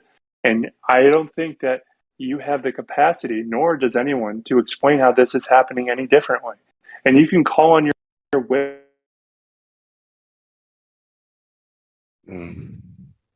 Thank you, Creator. So I guess the argument was Yaha and out. Wait, did God just mute Smooth? I don't know. I mean, the argument's just really boring. It's like, Yaha, you don't understand. Well, actually, he doesn't understand the counterpoint. Let's move on. So I feel like many of these conversations, right, when we're trying to say that at a certain level, the definition for the existence or the ideas of the existence of certain things hasn't necessarily been proven. When we come at that from a critical standpoint, right, of saying, okay, we don't feel that the electron is a particle, right? The critic isn't saying the effects that we see based on what you would call an electron will always be the effects. We're not saying that those effects don't take place. We're not saying the reactions that take place within what you may call an electron aren't actually taking place and won't take place unless we come in and change some sort of part of the process. That's not what we're saying, right? Most of the time, the argument is solely based on whether or not these things are actually what they're claimed to be. Not that the effects that we work with aren't going to happen, because they do. The effect of what we call gravity is what we see in the world, right? It's the explanation as to the cause that we have contention with, right? So it's coming at it from a critical standpoint. Most of the time, the people on the other side of the argument, like Smooth, for instance, in this case, is trying to say, well, then how can you do chemistry if X, Y, and Z? Well, it's not that we're saying chemistry doesn't work. We understand the effects and the causes that are taking place. What's in contention is the basis as to how you define these things, right? So I don't know. And it's weird because when they phrase it like that, first of all, it's a misrepresentation of everything we've been saying, but also you're giving some kind of entity status to chemistry when chemistry is a study of something specific. It's not an independent entity. It's a methodology and study and a categorization of I guess natural science. Yeah, so to a degree. If Witsit came into the room right now and he said, well, guess what? You better do. The electron is not a conversation. particle, right? If Witsit came in the room right now and said, guess what? An electron is not a particle. It's a gap in the ether field. And that gap in the ether field will still give you the effect that you currently see in the experiments that you're doing within chemistry. Yes. I mean, I don't think he'd be happy with you saying that, but the point stands is I'm just saying. The point stands is that what the whole reason for this something that descended into a debacle was an attack on the model and the claim that the model is, rather than that the model is an explanation and only an explanation. So because oh, go ahead, whoever I cut off. We say an electron does this. You're saying a gap in the ether field does this, right? No, that's not what we're saying. I thought that's what he just said. He used that as an example. I was using that as an example, not claiming that. Okay. Well, as an example, if that were the case, how would we determine the difference? Here's the question. Say that again. You cut out. No, hold on. If that was the case in that example, how would you determine which one it truly is? Which one is the real cause and which one is... I mean, obviously within that hypothetical that Napon presented, that would be the good question to ask. And that's kind of the whole point of what I was asking is because I obviously have my opinion and I think their model was rubbish. But if it was true, the efforts should actually be geared towards presenting a method, finding a way to prove the model, as opposed to just asserting the model repeatedly. So I can't necessarily answer your extremist, but that is a good question. And obviously Napalm's was a hypothetical, so I mean we don't really know. Yeah, and it would be a back and forth, right? So if I came at it from a different outside perspective and I said, okay, this is what I think is taking place and this is how I'm defining it. And you said, okay, well, go ahead and prove that to me. If I came back to you and said, all right, perfect. Can you go ahead and prove to me what you're claiming is X, Y, and Z is actually the case, not just, well, since we see these effects and these effects take place, that means that how I define it is what's actually taking place. Do you get what I'm saying? Yeah, and this obviously, at least within natural science, is a problem with some of these claims. Is that you're dealing with things that you can't really manipulate, or at least as far as now you can't. And that's what's funny, because if you could manipulate them, then you wouldn't actually need to employ the scientific method to present them, because if they're manipulable, then you already have proof of them. And that's to me that's actually kind of hilarious, extremists, because if what they were saying was legitimate, then they wouldn't even need to go so far as to employ the scientific method, because they're saying they exist. I mean, let's just like transpose that to something else. Like someone's claiming that apple trees have apples in them. You don't need to employ the scientific method to prove that. You just go and pick the apple up and go, okay. And then the question would be, okay, do apples cause this or whatever? And then you could go and do other things. But that's part of the problem with their claim. Same with gravity. Same with many other things. Yeah, that's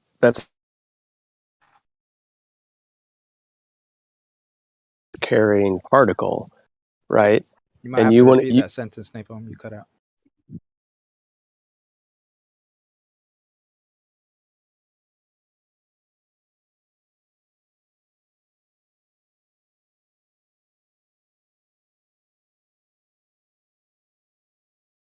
Napalm, can you try again? You said that's and then it cut out. I'm not sure if you're reconnecting or what. Can you hear me now? Yeah, that seems better. All right, sorry, I'm walking my dog. I'm cutting out.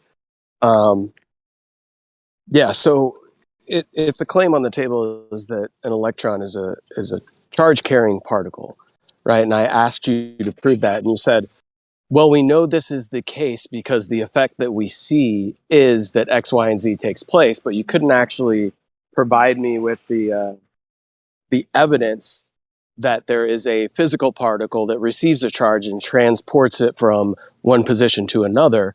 All you see is an exchange of charge, right? Yeah, that's like it's affirming the consequence and whistling past the proof claim that you're desiring for what they're saying, if that's the right way to say it. Well, yeah, I mean, you could effectively say that actually it's not a particle; it's mini dragons doing it, and therefore it explains the same effect. It's very Substantiating obvious. any portion of your claim. Yeah, I don't think he meant to do that, Crypto. Napalm, I think you're lagging. that was it. Yeah, the way he kind of came in there seemed like it was from yesterday. I mean, I think we all understand this whole discussion. I don't need you guys to keep going. I know exactly what you're saying. Oh, I know, but you're preaching to the choir. I know, but there might be some people out there who could benefit from this. I guess. No. Sorry, go ahead. I think maybe some of the more astute philosophers on the globe side, maybe they can pipe up and see if they're understanding what we're saying.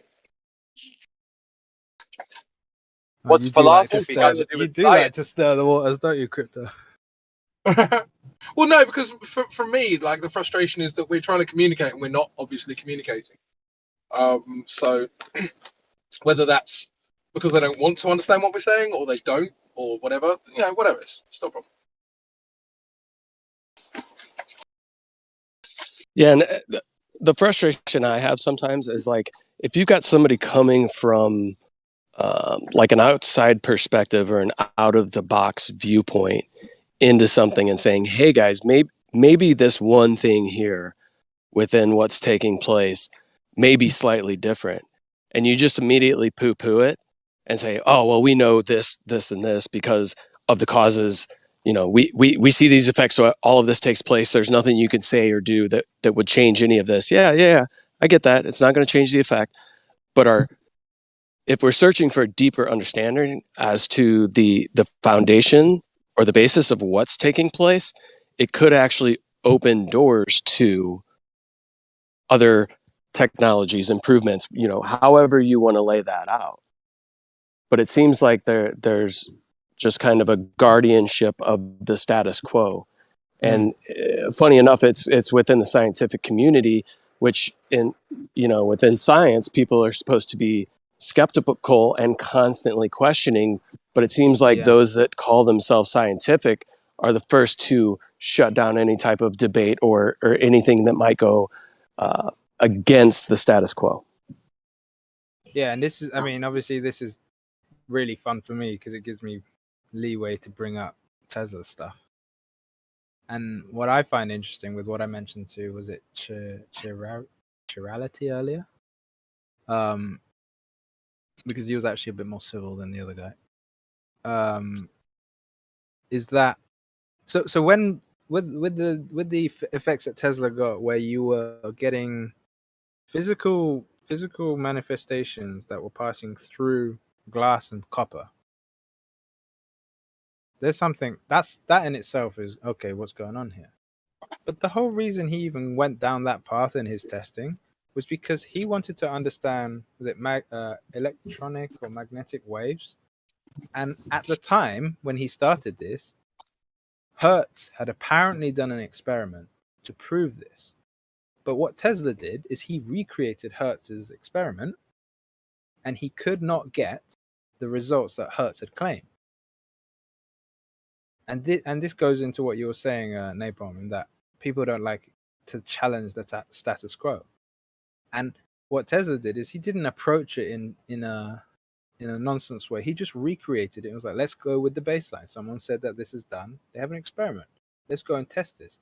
And what he found that basically, whether it was malicious or just incompetence or a mistake, I'm not gonna put any judgment on Hertz because I don't know the whole story. But the results that he presented weren't true, and what that did is that forced Tesla, because he wanted the answer, to actually start doing more things and to actually dig deeper and uncover things that people didn't yet know. That's like me reading Andrew Thomas Young. I don't know what you mean by that. That's okay. Do you want to explain? It's basically if you go to. We already know, Jeremy. I mean, Travis. Yeah, but I asked him to explain because I'm just playing. Yeah, basically, it's a textbook science against natural science. So when I go out into the field, what I'm seeing and looking at doesn't match up with what I read the science to be on Mirage. Like, for me, it's not an intuitive understanding. And they don't give enough information in the sources that are out there to explain precisely what they think is happening. They give just enough generalities so that when I go out and look for those generalities, I don't know where they belong or what they're doing, and it just doesn't make any sense at all. So I have to create my own language to describe what I'm seeing. Yeah. Not saying I'm Tesla. It's just like last night when we were saying what is evidence and proof, and why would evidence be considered the real stuff and then not proof? Like in court, if you just have evidence, which would be considered like, oh, I got a piece of string here, I got a splatter, I got this, I got this, I got this, but I don't have. Whoa. But I don't have DNA, so I'd have a lot of evidence built up, but I don't have the proof. And they're saying all this evidence says you're going to jail for because I got a string in somebody's blood that's not yours, because that's evidence. So now that I got evidence, you must have did it, right? I mean, how does that work? It doesn't even make any sense. It's ass backwards, really. It's ass. Yeah, and it's an interesting point bringing up the court, because one thing, whether they stick to it nowadays is another thing, but the core of what they should be doing is prove without a shadow of a doubt. So all that evidence, if it doesn't without a shadow of a doubt demonstrate or prove that such and such happened, then all it is circumstantial at best. Yeah, it's just a piece of information, not good or bad. It's just a piece of information going towards the cause or effect of what we see, like action, reaction. And then we're going to try to put our interpretation on it. Now, when the interpretation doesn't match reality, they want to just keep adding and adding and adding more interpretations of excuses. And saying, oh, The Satanic fallacy. Yes. But the field equations. Right. Yes. Mass is reality. Well, making a cake. The mathematics that proves. I'm not trying to interrupt you. That's okay. What about the field equations? Superman, right? I don't know. It was Andy who brought it up. Andy, what did you mean exactly? I just meant that an equation, you can't. It just annoys me. I don't know. Flat earthers don't accept equations as evidence. I accept them.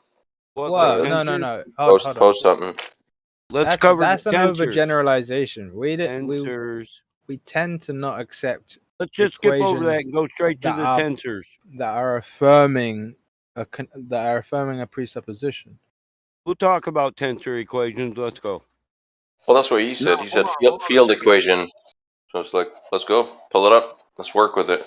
What are you going to prove with Einstein's Where field you equation? Now you got two. Nothing much.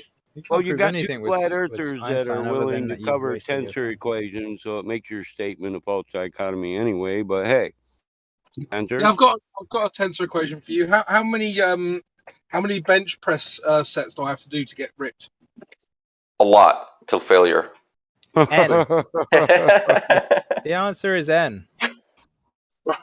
And N to the power of 2. and N is equal to however many you need to get the N. result. Yeah. I got the joke, Elijah.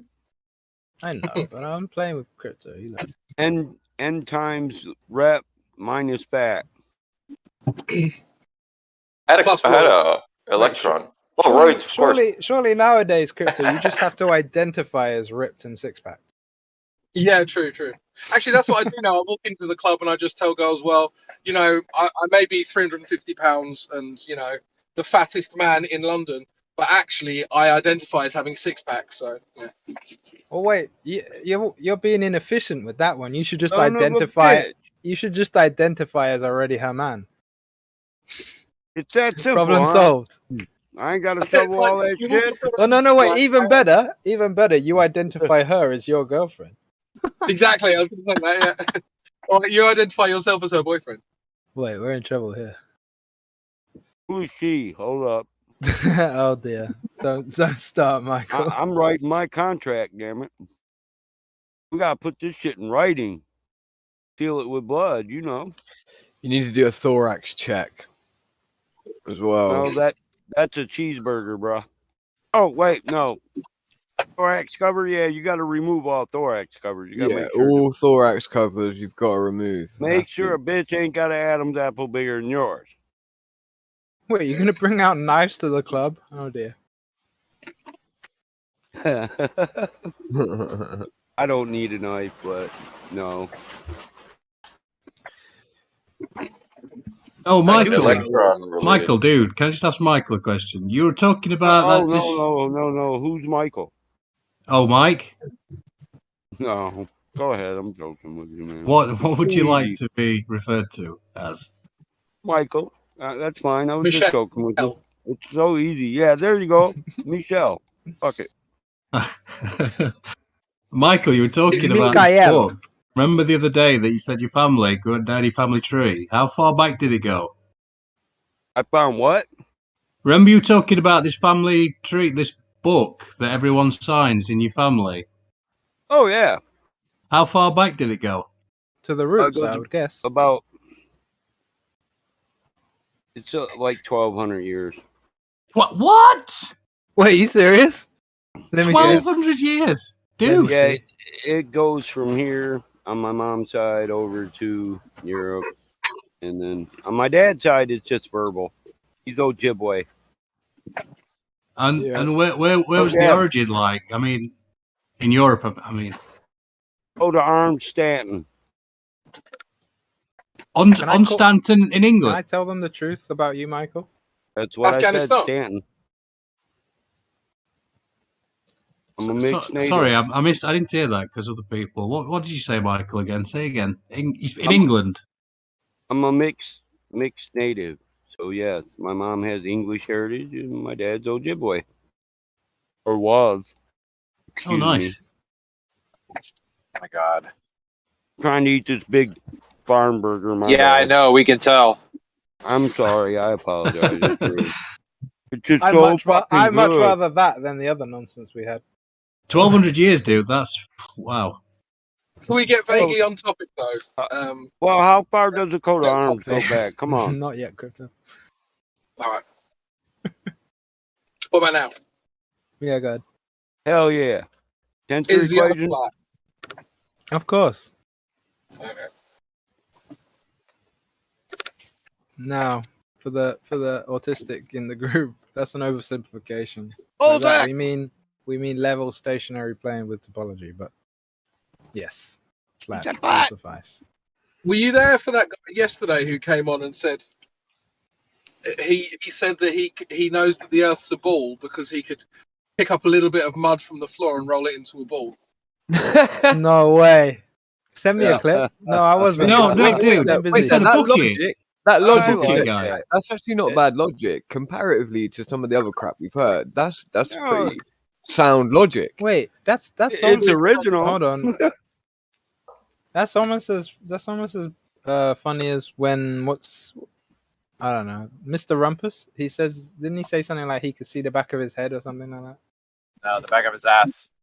Oh, okay. I don't know all that Thanks for talk the- about thanks no for the flat clarification. That's Only- listen. That's in a textbook. I bought the book and came across that when I was reading up on refraction. It's called the Physics of Air, I think, is the book and it's by Humphreys.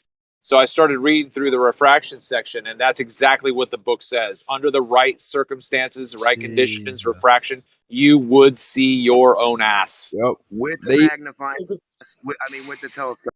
With the They telescope. say that about cannons as well. They say if a cannon was powerful enough, right, to fire a round fast enough with a straight enough trajectory that it would legitimately come back around and hit you. And that's been said to me by many a glober. Yep. Didn't they said that? Yes, I remember in school or something. They said that one time in history they fired a cannon up on a mountain or something and they put it into orbit. Some bullshit like that. Hey, That's Cyrus. orbit. That's what orbit is. It's free fall. We'll mark this as the day Yeah, they didn't want to talk about tensor equations.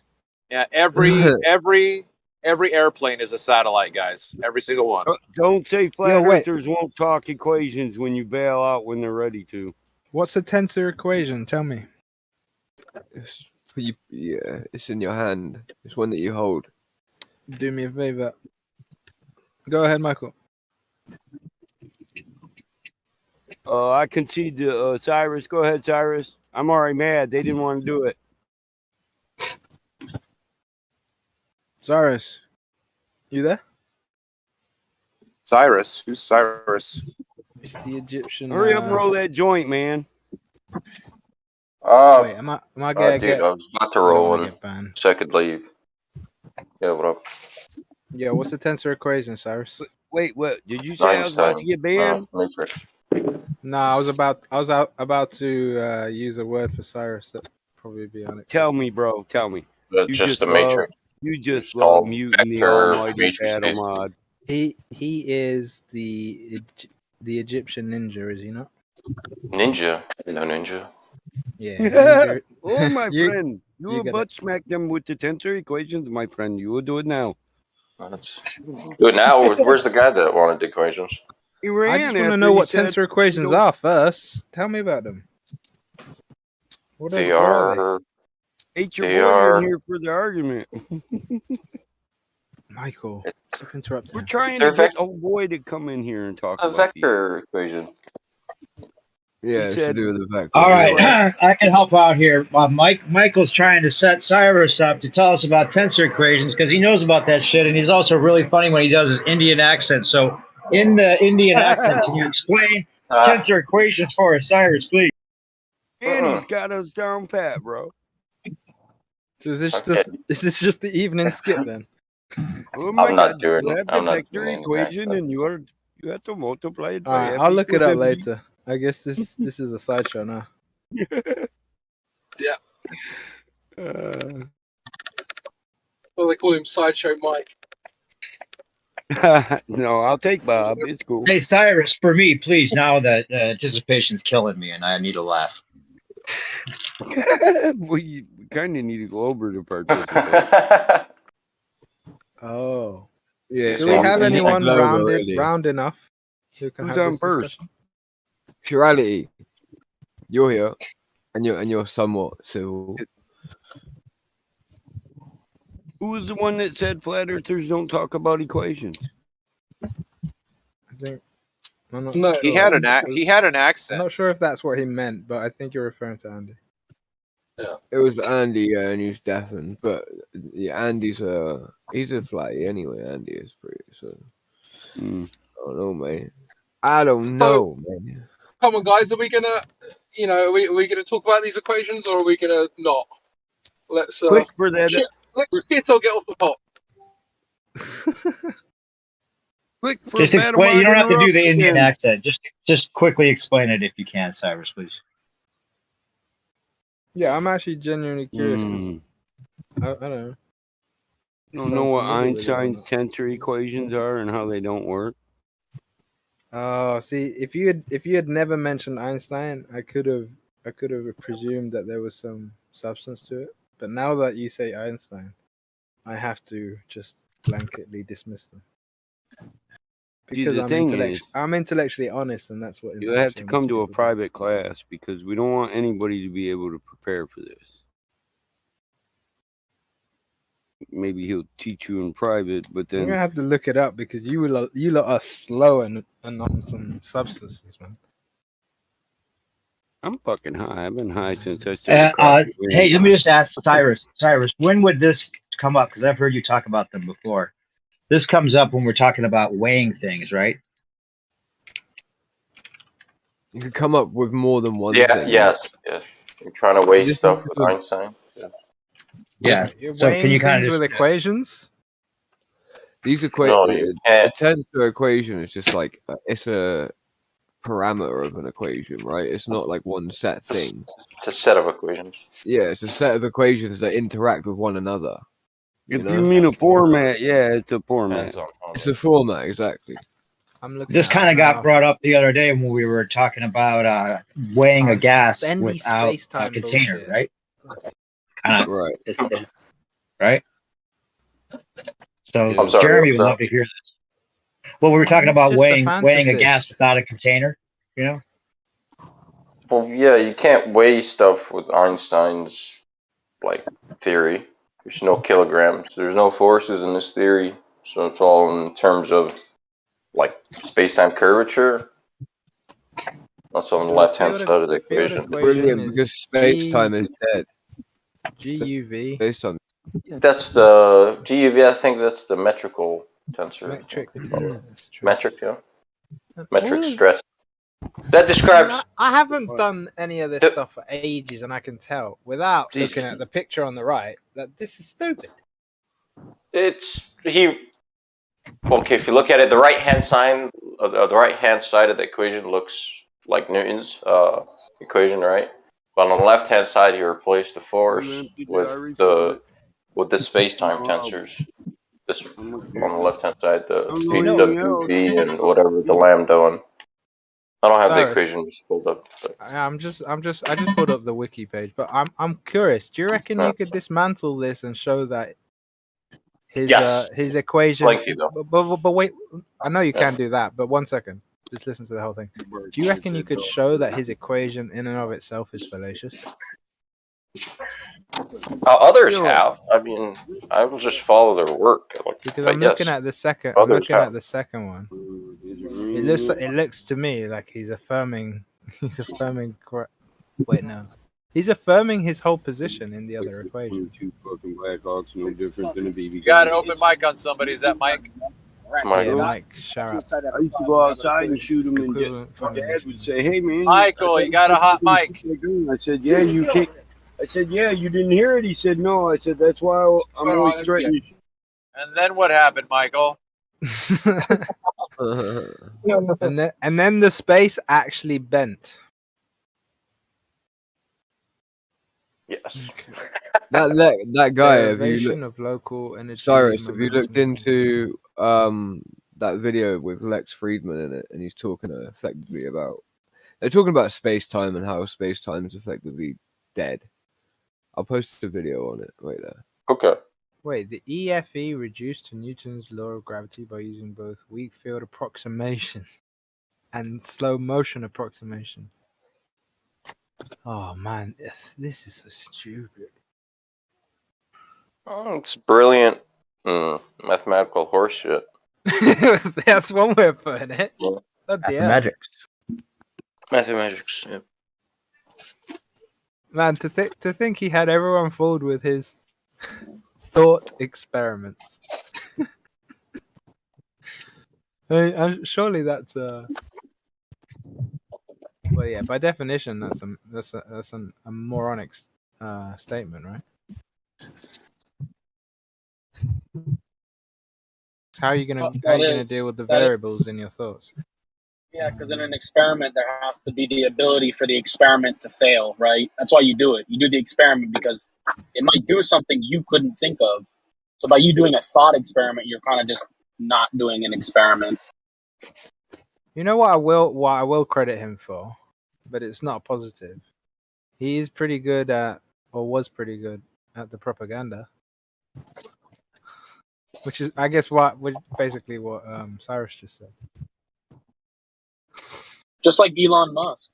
Magical horseshit. But at least Elon Musk has a business to show for it. What the hell did Einstein have to show for it, other than inbred children? Have you guys seen the? There's a video on YouTube that tells you how you can make 1 + 1 = 3. Yeah, I heard about that. How does that work? It took him about what, an hour, and loads of paper or loads of whiteboard. Just round up to a half. There was about 10 different steps that I remember. I can't remember exactly how it's done, but I'll. Do you have the link? No, I mean, look, if you just put 1 + 1 = 3 on YouTube, it'll probably be the first video that comes up. I'll find it. The thing about maths is that people assign objectivity to math that it just isn't.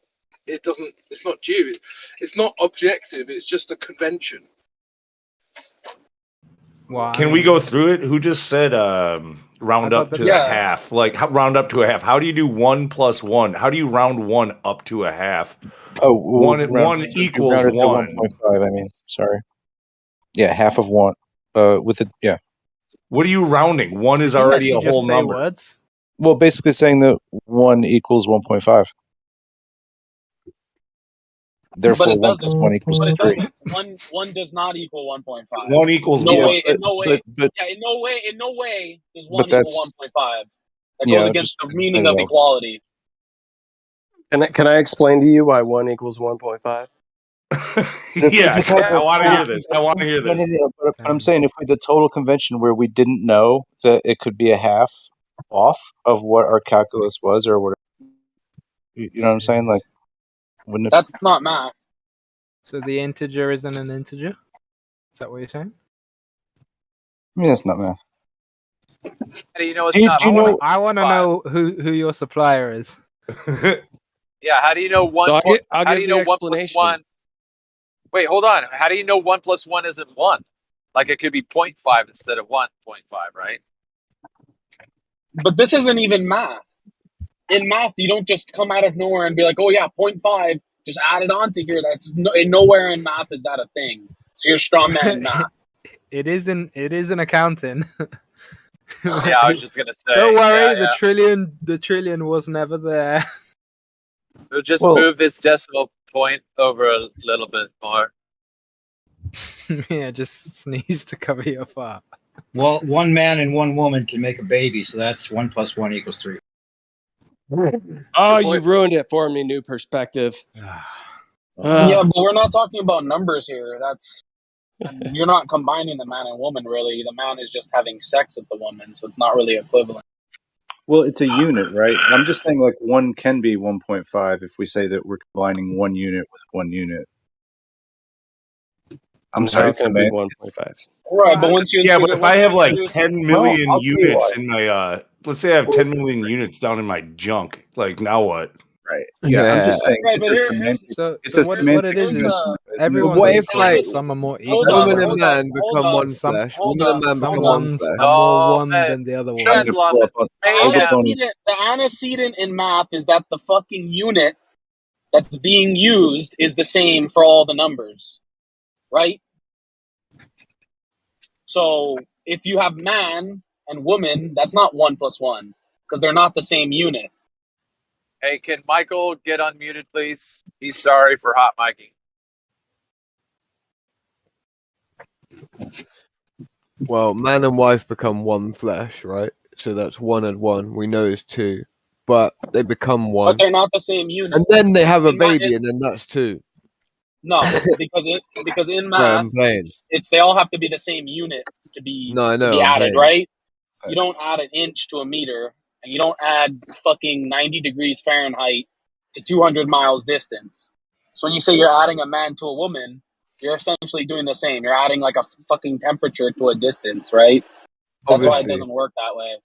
Obviously. Yeah, no, I'm just explaining because for you it might be obvious, but not everyone. It might not be obvious for everyone in this chat. Trust me. So would it be there's a differential equation if the woman identifies as a man and a man identifies as the woman? Well, yeah. Can we go back to moon gazing, please? Wouldn't it be the case that a man and a woman are the same unit? They're both human, the human unit. So you could say that, yeah, one human plus one human. Well, that's where conversion math comes in. We can just create some conversion math. No, one is a male plug, the other's a female plug. Just accept it. It's reality. Well, like conversion math. Cool. We should get some gay conversion math going. You say we should just accept it, You but said really, it. the female accepts the male. That's the only way that it goes. Oh, hey, Napalm. Had a question, man. What's up, Cyrus? How you been, man? Not bad, man. How about yourself? How you doing? Good, man. Hanging in there. You said electrons, I'm not saying that you said that, but if the electrons are charge-carrying particles, then what's the charge that they carry?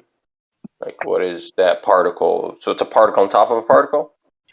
Yeah, I don't know. That'd be a good question for somebody who believes that an electron is a particle that carries charge. Piggyback particle. Yeah, piggyback particles. I'd also ask them to define charge and how they could quantify that. They'll tell you electrons by electrons. Right. So it'd be circular argument, right? Well, see, let me ask you this, Cyrus. So we were having a conversation the other night, and I was really trying to drill down to, kind of base levels of things. And we were trying to figure out what mass was. And I said, okay, so how do we come up with atomic mass? Because I look at all the material within the world that we have. When we break it down to its elemental properties, we have the periodic table of elements, and that's comprised, or at least organized, based off of what we call its atomic mass. So what are we measuring, and how are we, differentiating these elements when we say they have different atomic mass? What are we dealing with? What is the stuff that we're measuring that is comprising its atomic mass? Fairy dust. I do not know. That's I'm still researching that stuff, how they found out all that stuff. Well, there's more than one method. Weighing stuff against hydrogen based on weight. There's no need. Everything they say, nonsense. Not everything. Based on the atomic mass come or on, something. Cyrus. It's not that bad. I find it funny that, the next day, Kosho came back into a conversation talking about mass energy, kind of like space-time, but mass energy, like one word, like mass and energy are the same thing. Is that mass over energy? Like, is that I think it's just mass energy. You know how Germans just kind of squeeze a bunch of words together to make it one word? Did they get married? Mass energy. Mass energy. Yeah, I guess that's like fuel. Yeah, there is mass energy. Gasoline. That's pretty good mass energy. Yeah. Well, usually, mathematically, if you put it isn't when you put two things together like that, you assume times in between, right? Time. If you say AB, you have A and you have B, and then you have AB. Like A is A times B, correct? Oh, okay. No, Kosher was just saying mass energy, which, if the claim is that the two terms are somewhat interchangeable, I don't know if I would necessarily disagree with that, because I haven't found really anybody that's come to the table with a really good definition of either of those terms, to be honest with you. I have a question. Or energy? Are we still talking about the weighing? No one knows. I don't know. We're all over. Because part of the weighing thing that has become way stupid these days is that originally the whole idea was to compare a known thing to another thing to make sure that everyone's doing equal measures for what they're selling and what they're buying.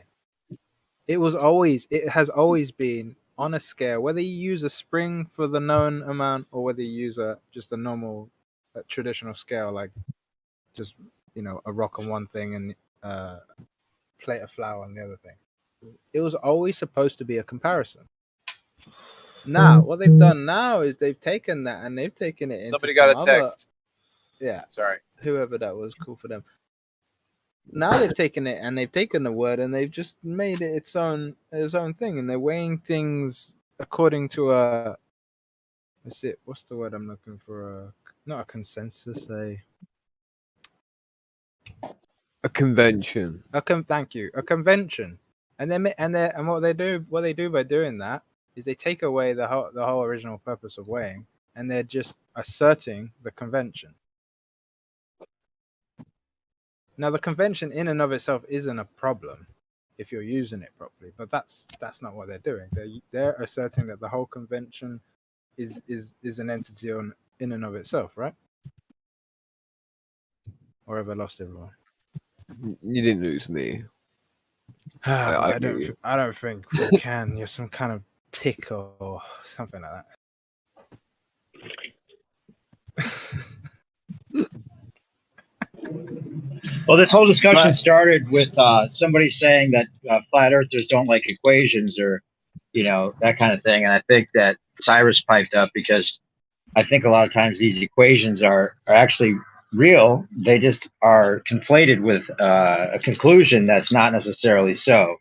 So understanding them, like Cyrus might be able to more than a lot of us, is an interesting thing to look at, because they're actually saying the right answer, but then the interpretation is not exactly what anybody would.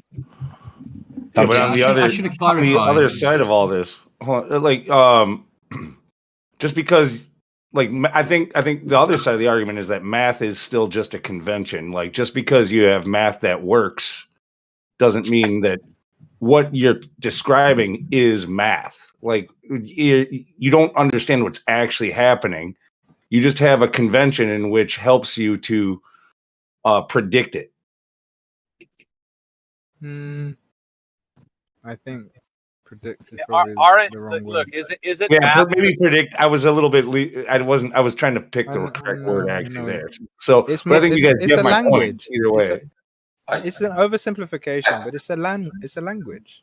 The same way if we talk and we write a book, so we write a story, a fairy tale. It's all true. The language is all grammatically, syntax, all that. It's fine, but it doesn't mean the content that it's describing is real.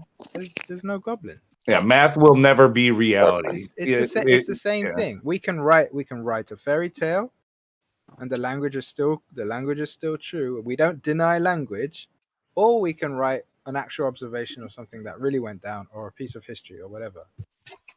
So that the language is a neutral. But they try to do these nonsense arguments as if we're denying the language or we're denying maths. We're not doing that. They've been doing that for a long time. We're denying the conclusion that they used. They've been using language as a way to formally validate. They've been doing this for a long time, trying to formally validate one concept with effectively words that have been deified, right? Well, and look at how many words we've seen very recently that they've just decided to redefine. Yeah, like you can control the way that everybody thinks about something or understands something by changing its definition. Yep. Definitely. But it doesn't mean that the definition is actually changed. So careful what happens in the courts. You remember when it said in the Bible about people having a language of truth? No, but this is a good point. Just because they've changed the nominal accepted definition doesn't mean that they have the real definition for the word is changed. Because if you go into the court trying to use that kind of the modern understanding of words, you're gonna get yourself in big trouble.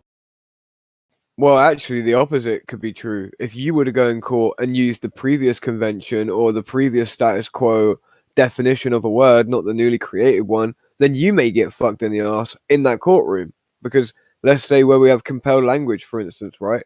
We have compelled language in places like Canada. Compelled speech. I think is normally Yeah. at least yeah. So you go in there with the original definitional status quo of the word, you'll get your ass handed to you in there. If you try and assert in a courtroom like right now, No. this young Not- girl is if, a boy. If you're using the correct definition, that won't happen. The only reason they can get you on stuff like that is if you play into their other game. But now we're going into the law topic, and I'm going to stop it right there. We don't need. Well, yeah, I agree with what you're saying. We are not our legal fictions. Is the easiest obviously way to that's true. summarize it. Obviously that is true, but I think it's a good topic. I do too, but I'm not sure if We everyone go wants deep to on do this, that bro. right now. You should come over to our You can say server. whatever We you go- want. Yeah. We go deep on law over there. Well, I mean, it's only coming up. I sort of, I guess, did the what would you call that? Introductory. Well, I didn't even mean to take it there. Really, I was just relating with an analogy, and it all of a sudden you guys want to go that far. He Yeah, that much. I didn't do it. Hey, wait. Instead, let's go back to the math and the claims and the conclusions that the equations might tell us. And Cyrus, I thought it was interesting when I talked to you a little while back. The speed of light is something that you think is a real thing, but at the same time, you're also down with the ether. And now, how do those two fit together? Like a glove, man. The speed of light isn't like the limit or the absolute anything. The speed of light is an effect. Once you understand it's an effect, then you dig for the cause, right? So what's causing the speed of light? So then it takes you back to Maxwell and his equations, not Einstein's quack. And you have to look where it's applied, right? Yeah. This is where they did the cheekiness. It works, right? Let's just, at least in general electronics, right? It works there. Oh, sure.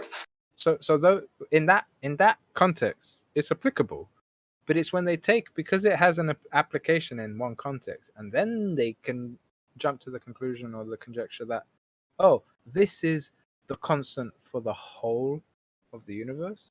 That's a mistake.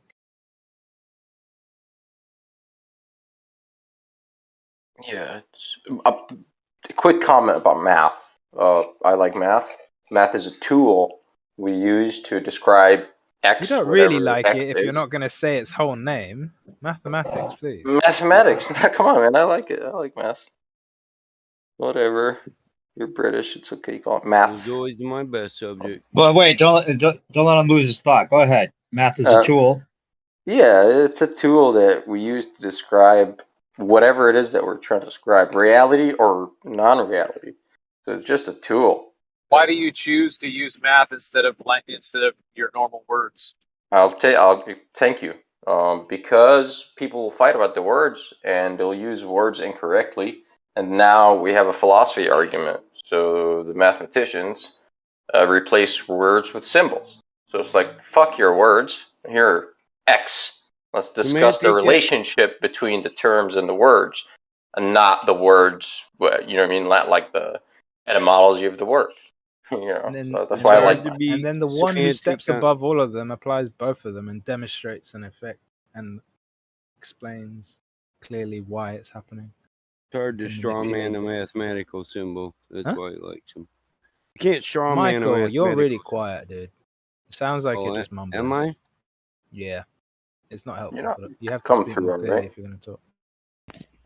He's fine. I don't know why Okay, the hell maybe- I'm so Okay, go quiet. ahead. Maybe it's just me. I don't want to. Go ahead. You got my volume down? No, you're at 100, but maybe I need to put you up to 200. Me quiet? Shit, let me go to voice and video.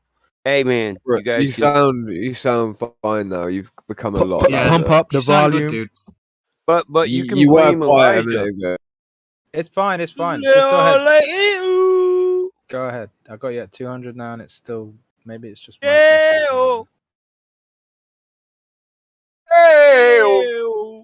Oh, by the way, an tensor is nothing more than like a description or a set of description of something. Okay. Most of them will be vectors and scalars. Depends. Both. Well, So, so let me go back to the guy. Let me go back. Okay. Carry on. Let me go back to the guy who answered my question. Like, why do you use math instead of language? So, I mean, I would have to take your word for it that your answer is legit, but I don't buy it. I don't buy that that's the answer. Like, that's a faulty question. Why do you use words instead of math? Is a quantitative language. No, math What are you talking about? Yeah. Okay, well, that's a faulty question. Do your question of why use words over numbers or why use language over math? They're both languages. One's a quantitative language. yeah, but you can. What happens first is when you look out and see an observation, you don't see maths. You see an observation, and then you can say what you see. I'm not trying to cause a fight. I'm not